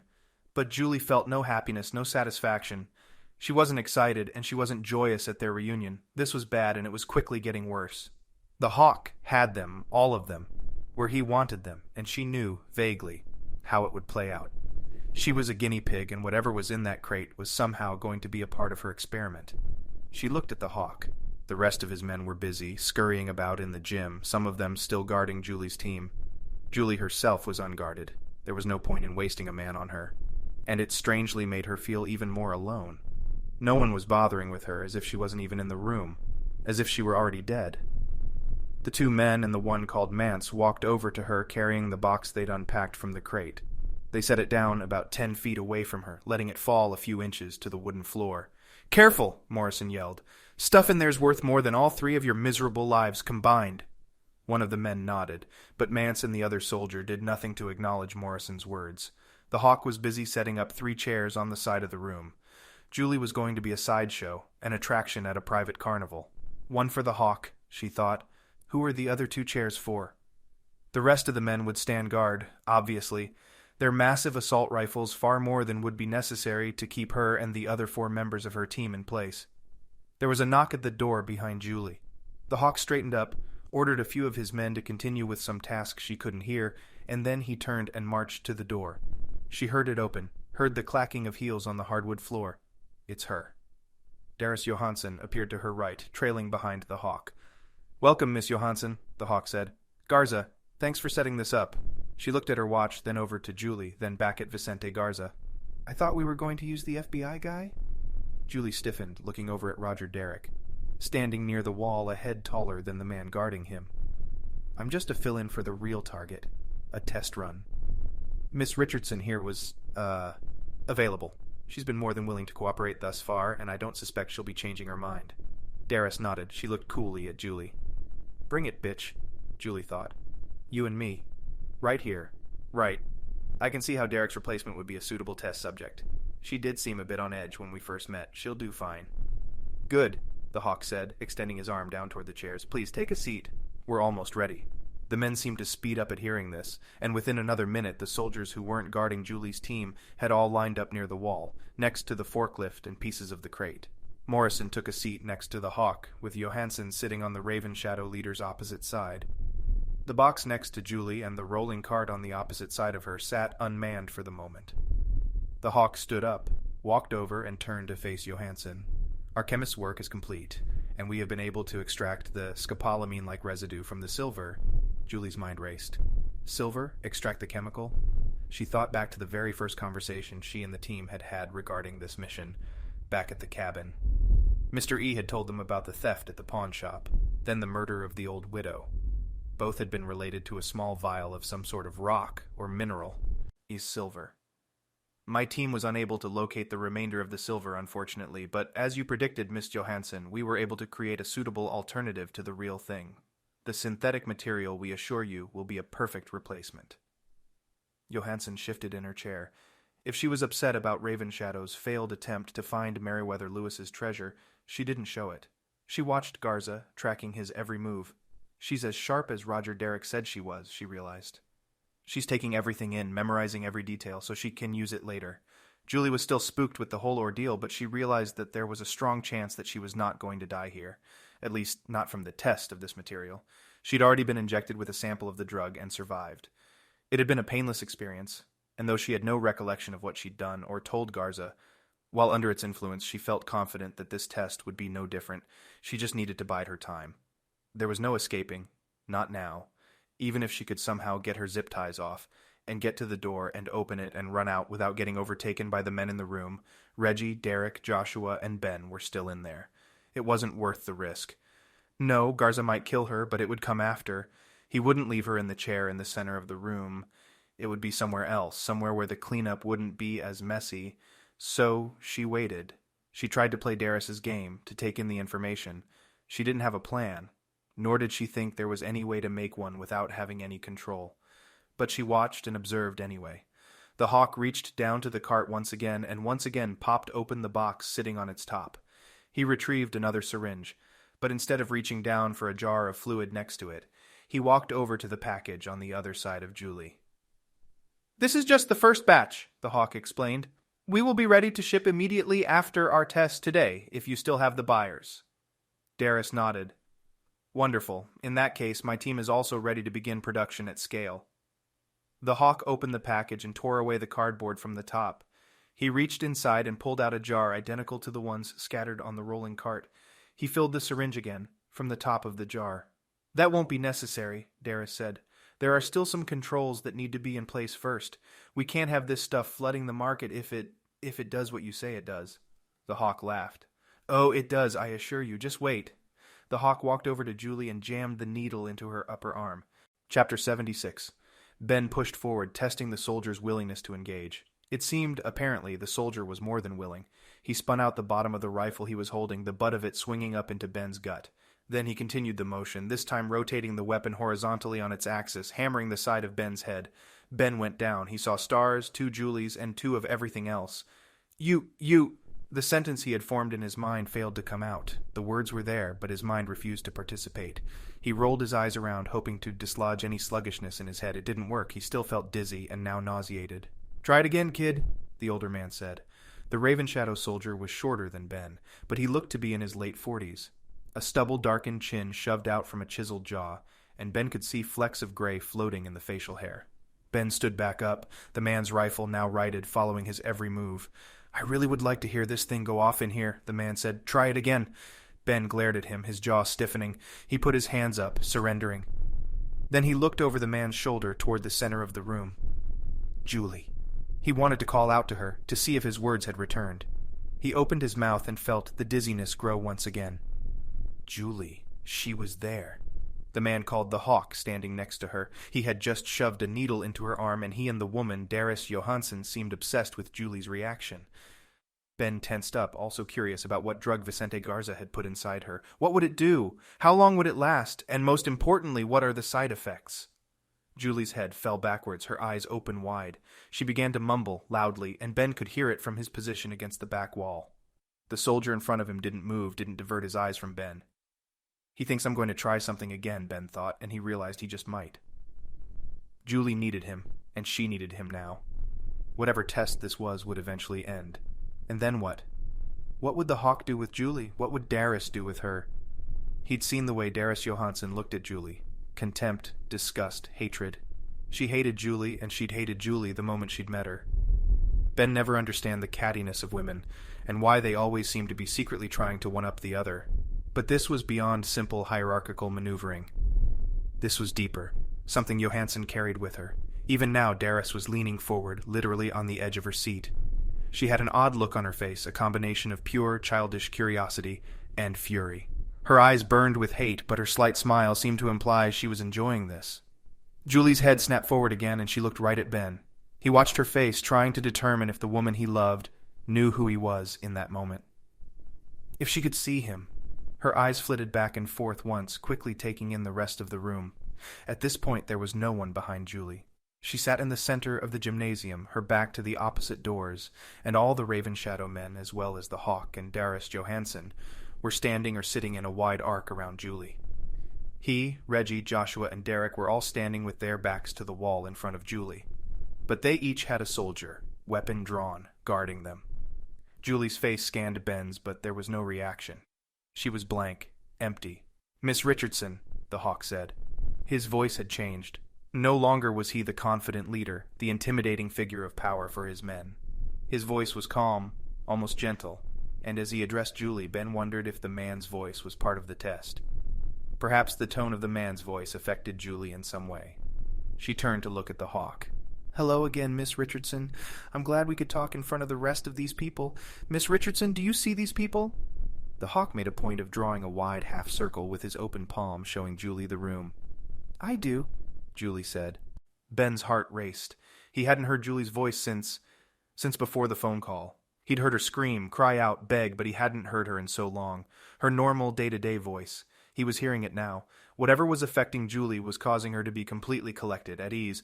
She felt no strife, no pain, and she had no care in the world for the 4 men, 4 friends, standing by at gunpoint.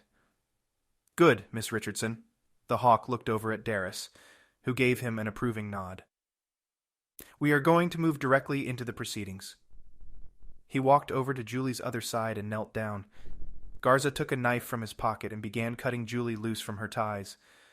Ben watched her face, but there was no grimace of pain, no acknowledgement whatsoever that she could even feel the bindings being released. "Miss Richardson, can you please point to your fiancé?" Julie's arm lifted up immediately, and she pointed at Ben. He shifted, but so did the soldier in front of him. "Try it," he thought, remembering the soldier's words. "Very good. And what about the rest of your team? Can you point to the FBI agent, Roger Derrick?"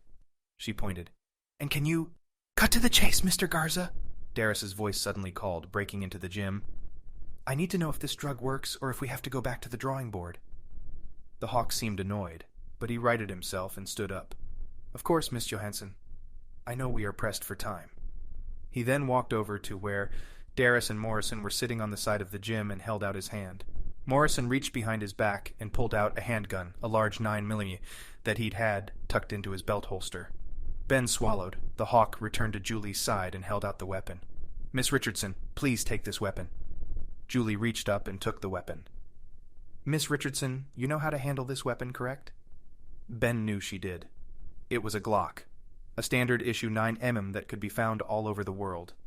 Easy to use and clean, and easy to break down for storage and transport. Reggie had trained her on it himself, and Ben and Julie would often challenge each other on the small shooting range, a stand of trees behind the cabin, once or twice a week. She nodded. "I do." "Good." The Hawk walked forward a few paces toward Ben's wall. "Miss Richardson, please follow me." Julie stood up and trailed behind the Hawk. When Garza had reached the side of the gym Ben was standing on, he stopped. He moved sideways over to the soldier standing in front of Joshua, then stopped again. Julie followed, now standing next to Garza. "Miss Richardson, who is this man?" "Joshua Jefferson." "And do you know him well?" "Reasonably well. We're friends." "I see. And how long have you known Mr. Jefferson?" Julie thought for a moment. "Probably 6, 7 months." "And do you like this man?" She nodded. "I like him. He's a good friend and a good leader." The Hawk chuckled. He spun his head around and looked at Darus, who was turned in her chair so she could more easily face the proceedings happening at the side of the room. Ben saw her face and noticed the same expression, the combination of rage and satisfaction. His heart sank. He knew what was happening. He'd waited too long to make a move, and now... Reggie, standing next to Ben, caught his attention. The soldiers in front of them were watching their boss and Julie, unable to help themselves. Reggie motioned again, and Ben met eyes with him. Reggie mouthed something to him, but he couldn't understand. Reggie repeated it, this time nodding his head toward Julie. "Get Julie." Ben knew that's what he was trying to say, and yet he couldn't understand. "What is the plan? What are you going to do?" Reggie shook his head, a frustrated look on his face. Then he turned and stood straight again, facing the soldier in front of him. The hawk leaned in a bit to make sure Julie could understand him, but Ben could still hear the words he spoke. "Miss Richardson, please shoot Joshua Jefferson in the head." Julie immediately complied, her arm coming up quickly. She aimed, and Ben saw Reggie lurch forward, catching his soldier off guard. Julie was now behind Reggie and the soldier, and Ben couldn't see her or Joshua, but he heard the gunshot. Chapter 77. The gym broke into absolute chaos. Ben reacted quickly to the gunshot, but the soldier standing in front of him did not.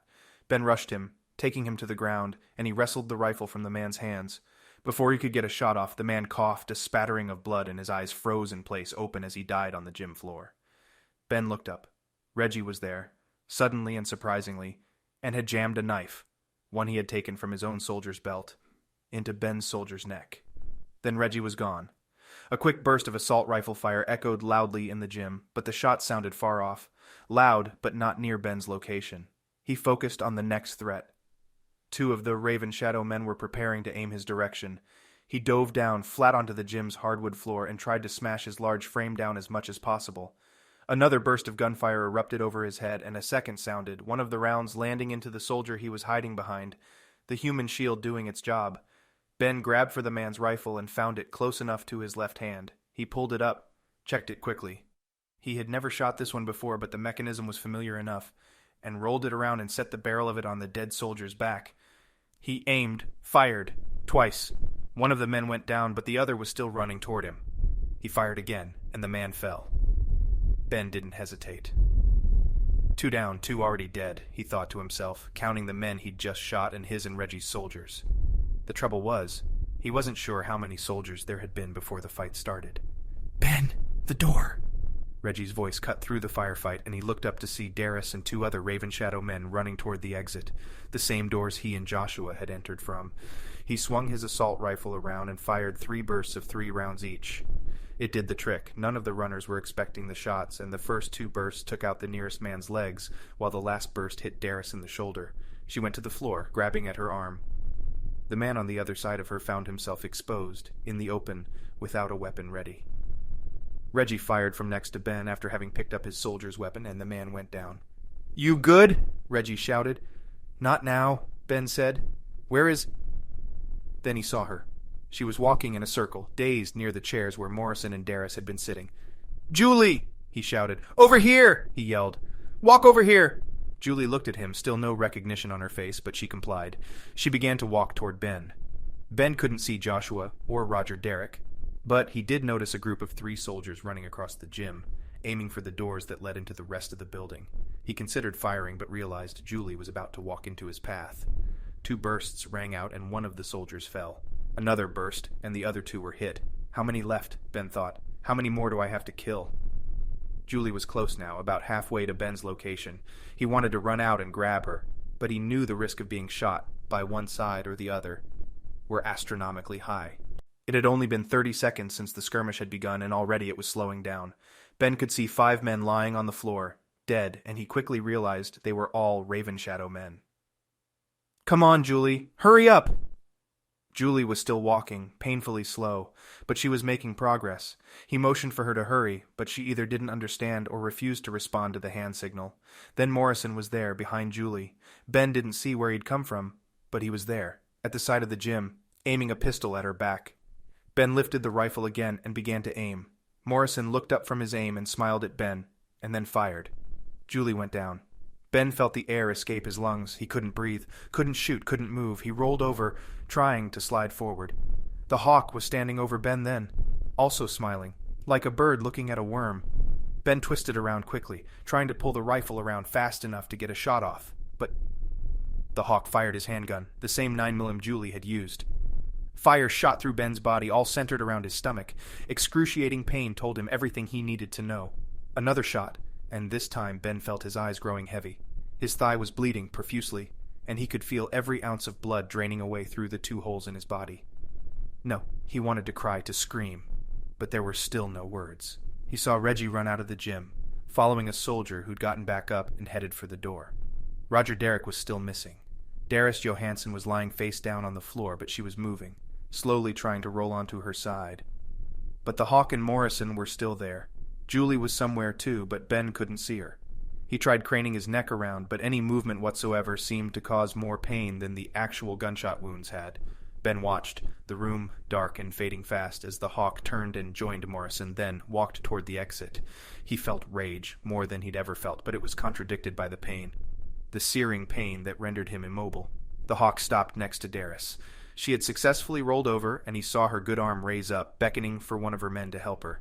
The Hawk didn't hesitate, didn't even speak. He lifted the pistol and aimed. Then he pulled the trigger, and Darus's arm fell back to the floor, just as Ben's world went dark. Chapter 78. Reggie hugged the two women standing in front of him. "It's great to see you again, miss." "You'd better call me Cornelia, my boy," the spunky grandmother said. She smiled, however, and embraced her grandson's new friend. Roger Derrick smiled as well and reached his hand out to the woman standing next to his grandmother. "Roger Derrick, FBI." "Mrs. E," the woman said.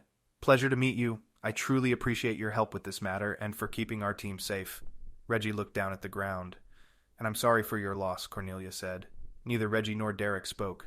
What was there to say, Reggie thought? Their mission had failed miserably. They hadn't been able to stop Darus, and the Hawk, Garza, had made off with the drug she had been trying to improve. The test had worked. Reggie had seen it with his own eyes, used on Julie. They hadn't needed the Jefferson treasure at all. Vicente Garza's team was gone, but Reggie knew better than most that a replacement squad was only a phone call and some training away.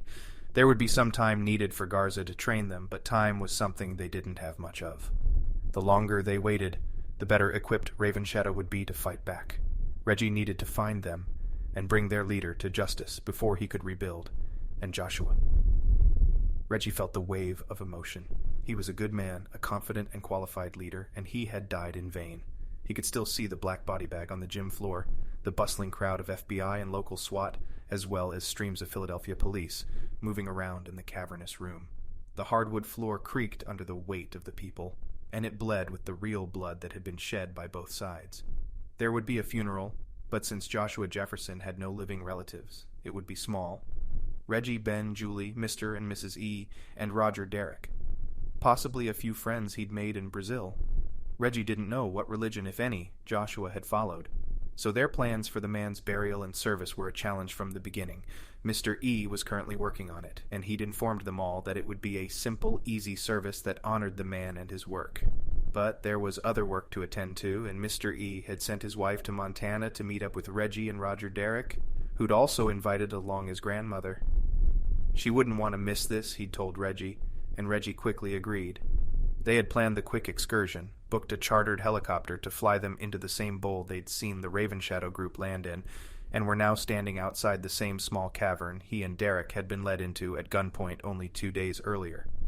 Today, however, they were the only humans in a 20-mile radius. No soldiers, no men trying to kill them, and no hostile helicopter pilots. "This is it?" Cornelia asked. "I hope you boys are going to carry me inside. Ain't no way I'm crawling in there myself." Derrick laughed. "No, Grandma.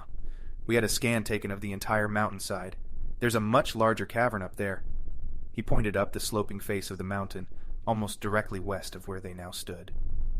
"Well then, why in the world didn't we land up there?" Cornelia asked. Derrick grabbed her hand and pulled her along, careful to ensure she didn't lose her balance. The old woman was rugged, easily taking on the moderate hike. Still, at the pace she was going, it was going to take a half hour to get to the top of the rise and find the cavern's entrance. The GPR scan had indeed revealed a large room inside the mountain, hidden beneath the rock. It appeared to be connected to the smaller cavern they had already explored, and if they were lucky, the hole they'd seen would be wide enough to allow them access by descending into the cavern. Reggie wanted to explore it, and he'd argued that the vein of silver they'd seen in the cave before might just have been hinting at a larger deposit of silver. Roger Derrick was happy to oblige, considering his FBI team that had finally showed up had no need for his help at this point. They were hard at work trying to locate the Hawk and Morrison, and Derrick's boss expected him to take some time off and recover for a few weeks. A spelunking adventure was just the sort of time off he'd needed. They reached the top of the rise in only 15 minutes, but they stopped there to allow Cornelia Derrick to catch her breath. "So you were in Australia?" Derrick asked Mrs. E. She nodded. "A reconnaissance mission, really. Had we known what you all would be put through, I never would have flown all the way over there.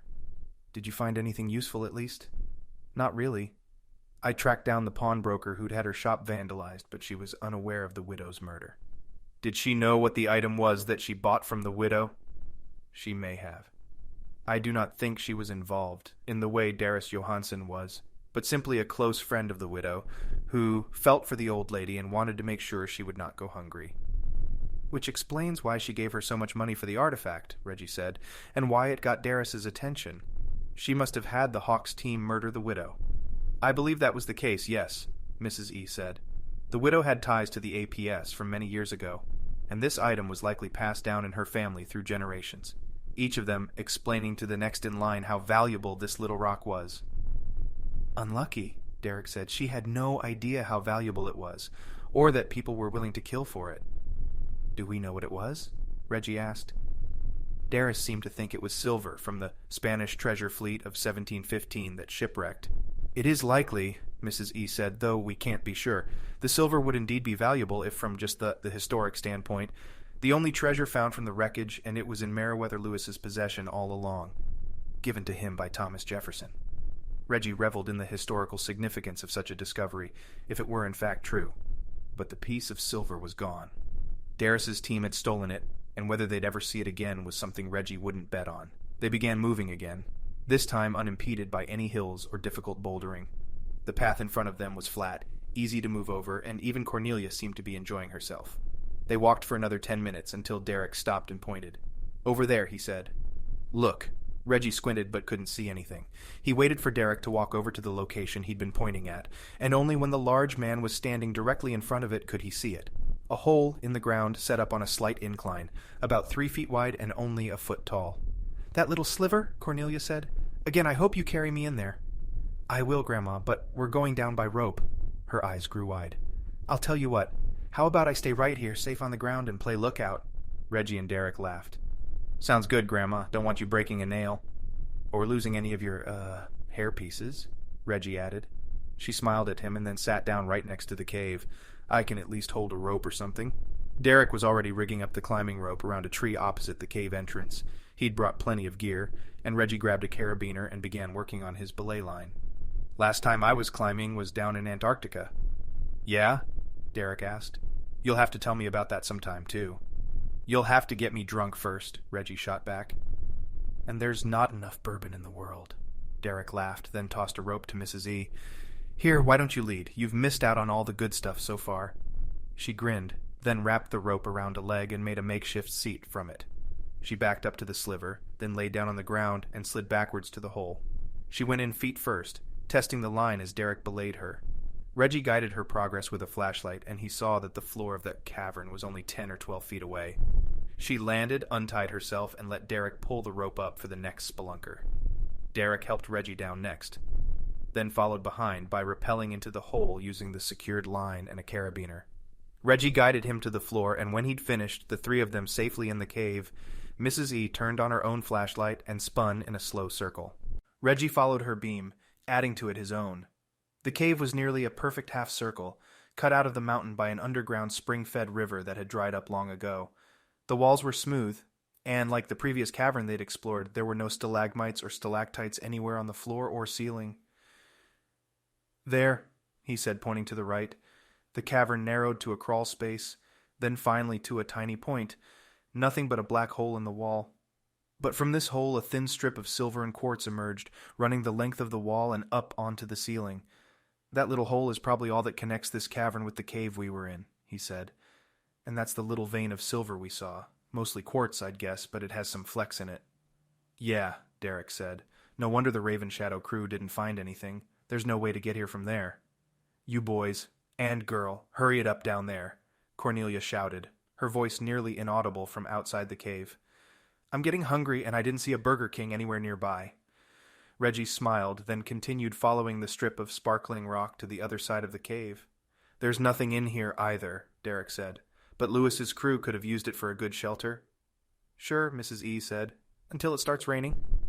Reggie realized she was right.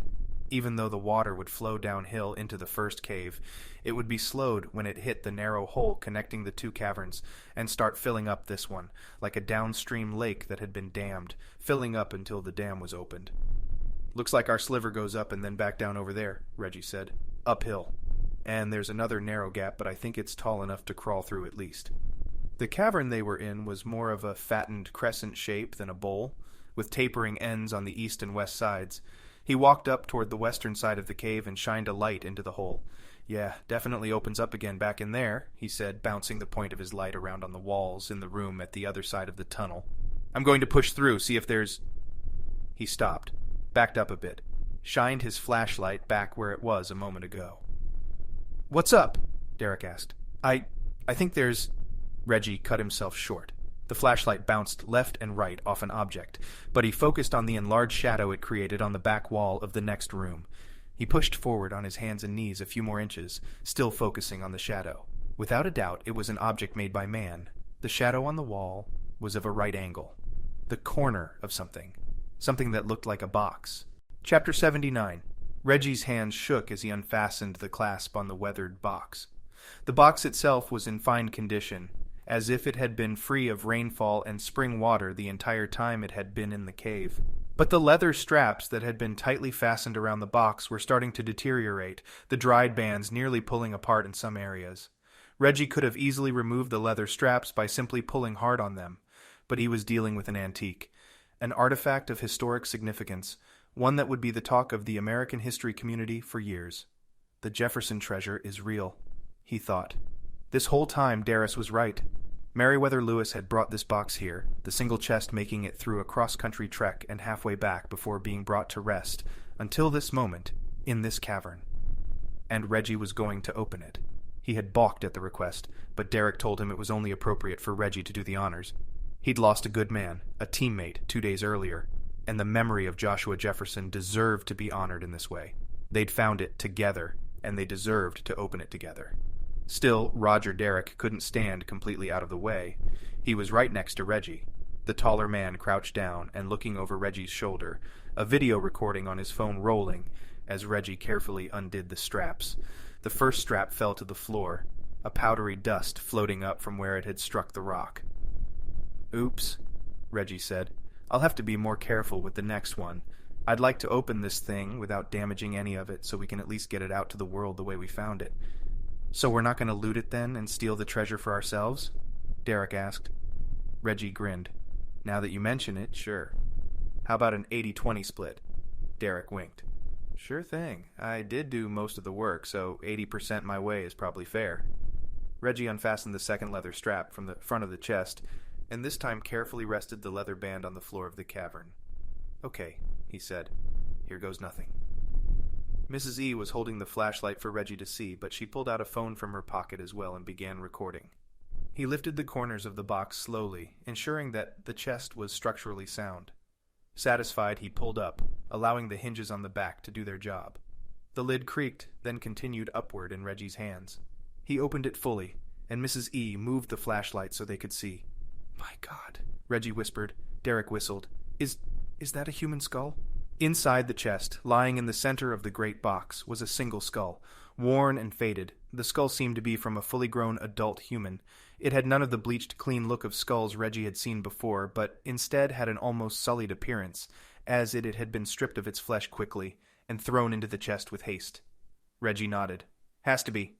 And look, there's something written on it." Reggie grabbed Mrs. E's flashlight as they all leaned in for a better look, and sure enough, scrawled on the backside of this cranium were 2 words, "Thine Captain." "Thine Captain?" Reggie asked. "What in the world?" "No idea," Derek answered, "but look at what it's sitting on." Reggie only then noticed that the skull was resting on a thin, sinewy sheet, and that neither the skull nor the sheet were on the floor of the chest. "It's covering something." "And I don't think it's just a cover," Reggie said. "Here, hold this guy." Without hesitation, he reached into the chest and pulled out the skull. Derek gasped, but cradled the skull in his arms like it was a football and he would be tackled at any moment. "Look at this," Reggie said. He had lifted a corner of the thin strip of leathery paper and shined the light onto the underside of it. What is it?" Derek asked. "It's a map." "A map?" "Yeah, it has drawings and markings on the other side of it, in different colors." Derek whistled again. "And what's that beneath it, the stuff it's sitting on?" Reggie grinned a huge smile that overtook his entire face. He plowed a hand down into the stuff beneath the lifted corner of the sheet and pulled out a few of the items. Small roundish coins fell through his fingers. Some were more lumpy, as if they had been poured from a different mold, or just molded poorly, while some had straight sides and had a more polygonal shape. "Coins, silver and a few gold," Reggie said. He dropped all but one and held it up to his face. "From the Spanish treasure fleet." Chapter 80. Julie stood over Ben's bed, listening to the sound of the man she loved breathing normally. Such a small thing, really, she thought, to be enjoying nothing more than the sound of a man's breathing. But it was no small thing. Ben had been close to perishing from his gunshot wounds. He had lost so much blood so quickly that the EMTs that had arrived shortly after the FBI men and women had been ready to declare him dead. But she wouldn't let them. Neither would Reggie. He was still alive, and he would stay that way. They'd better fix it, or she'd passed out after that from her own abdomen wound, and apparently Roger Derrick had caught her before she'd fallen. She woke up in the hospital, 3 rooms down from Harvey Bennett, a nurse and a doctor standing over her bed.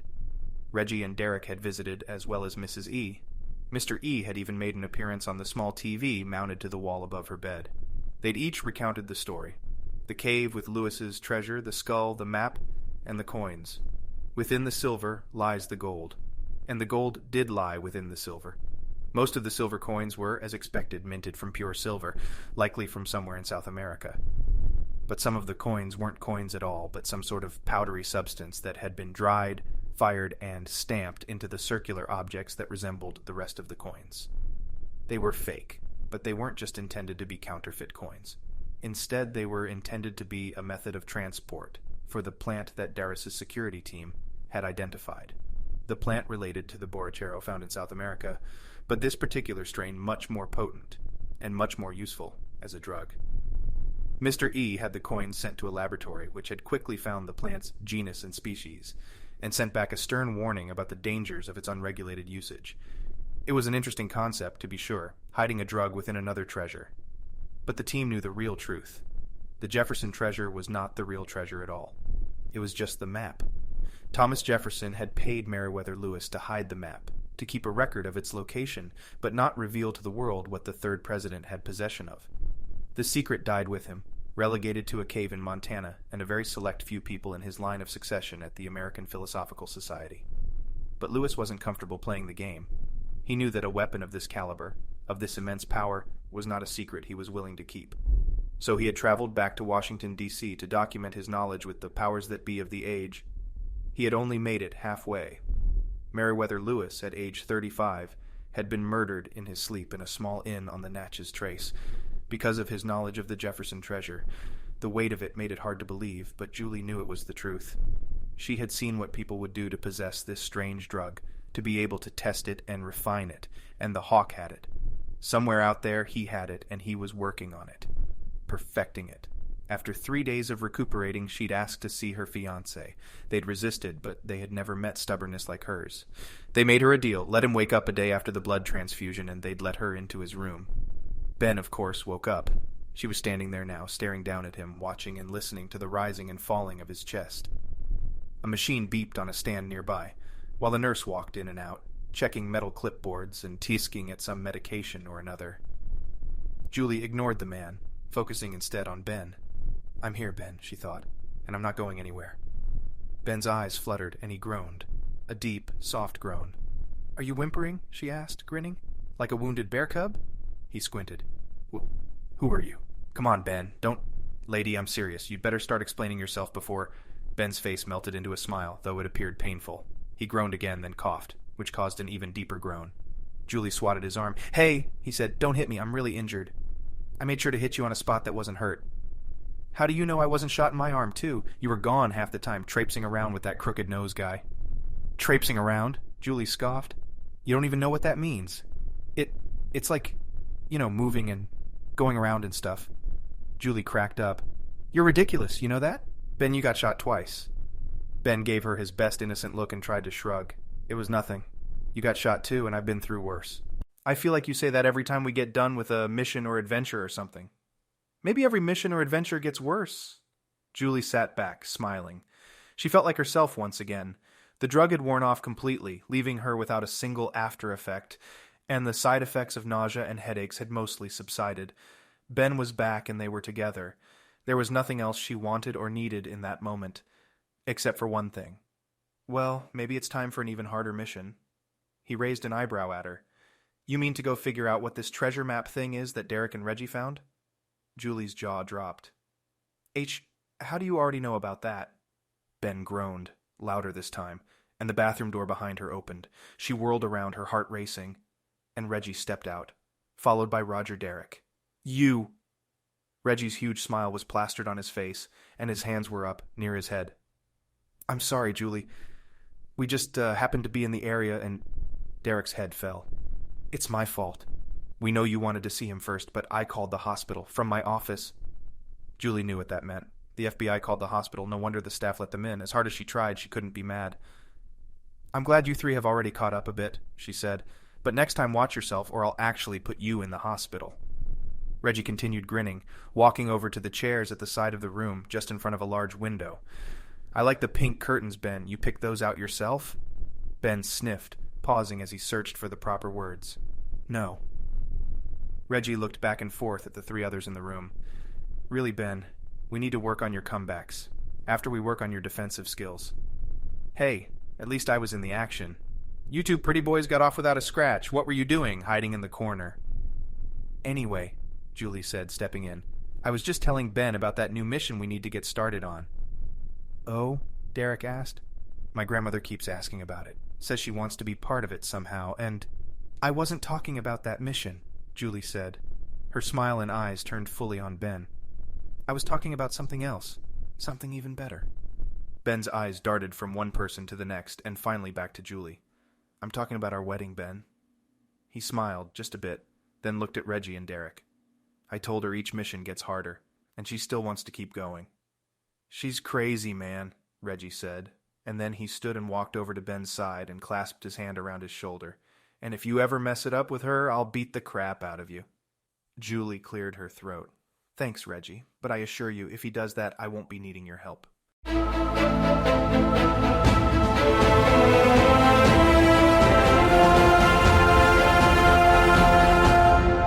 This has been The Jefferson Legacy by Nick Thacker. Copyright 2023 by Conundrum Publishing. All rights reserved. ConundrumPub.com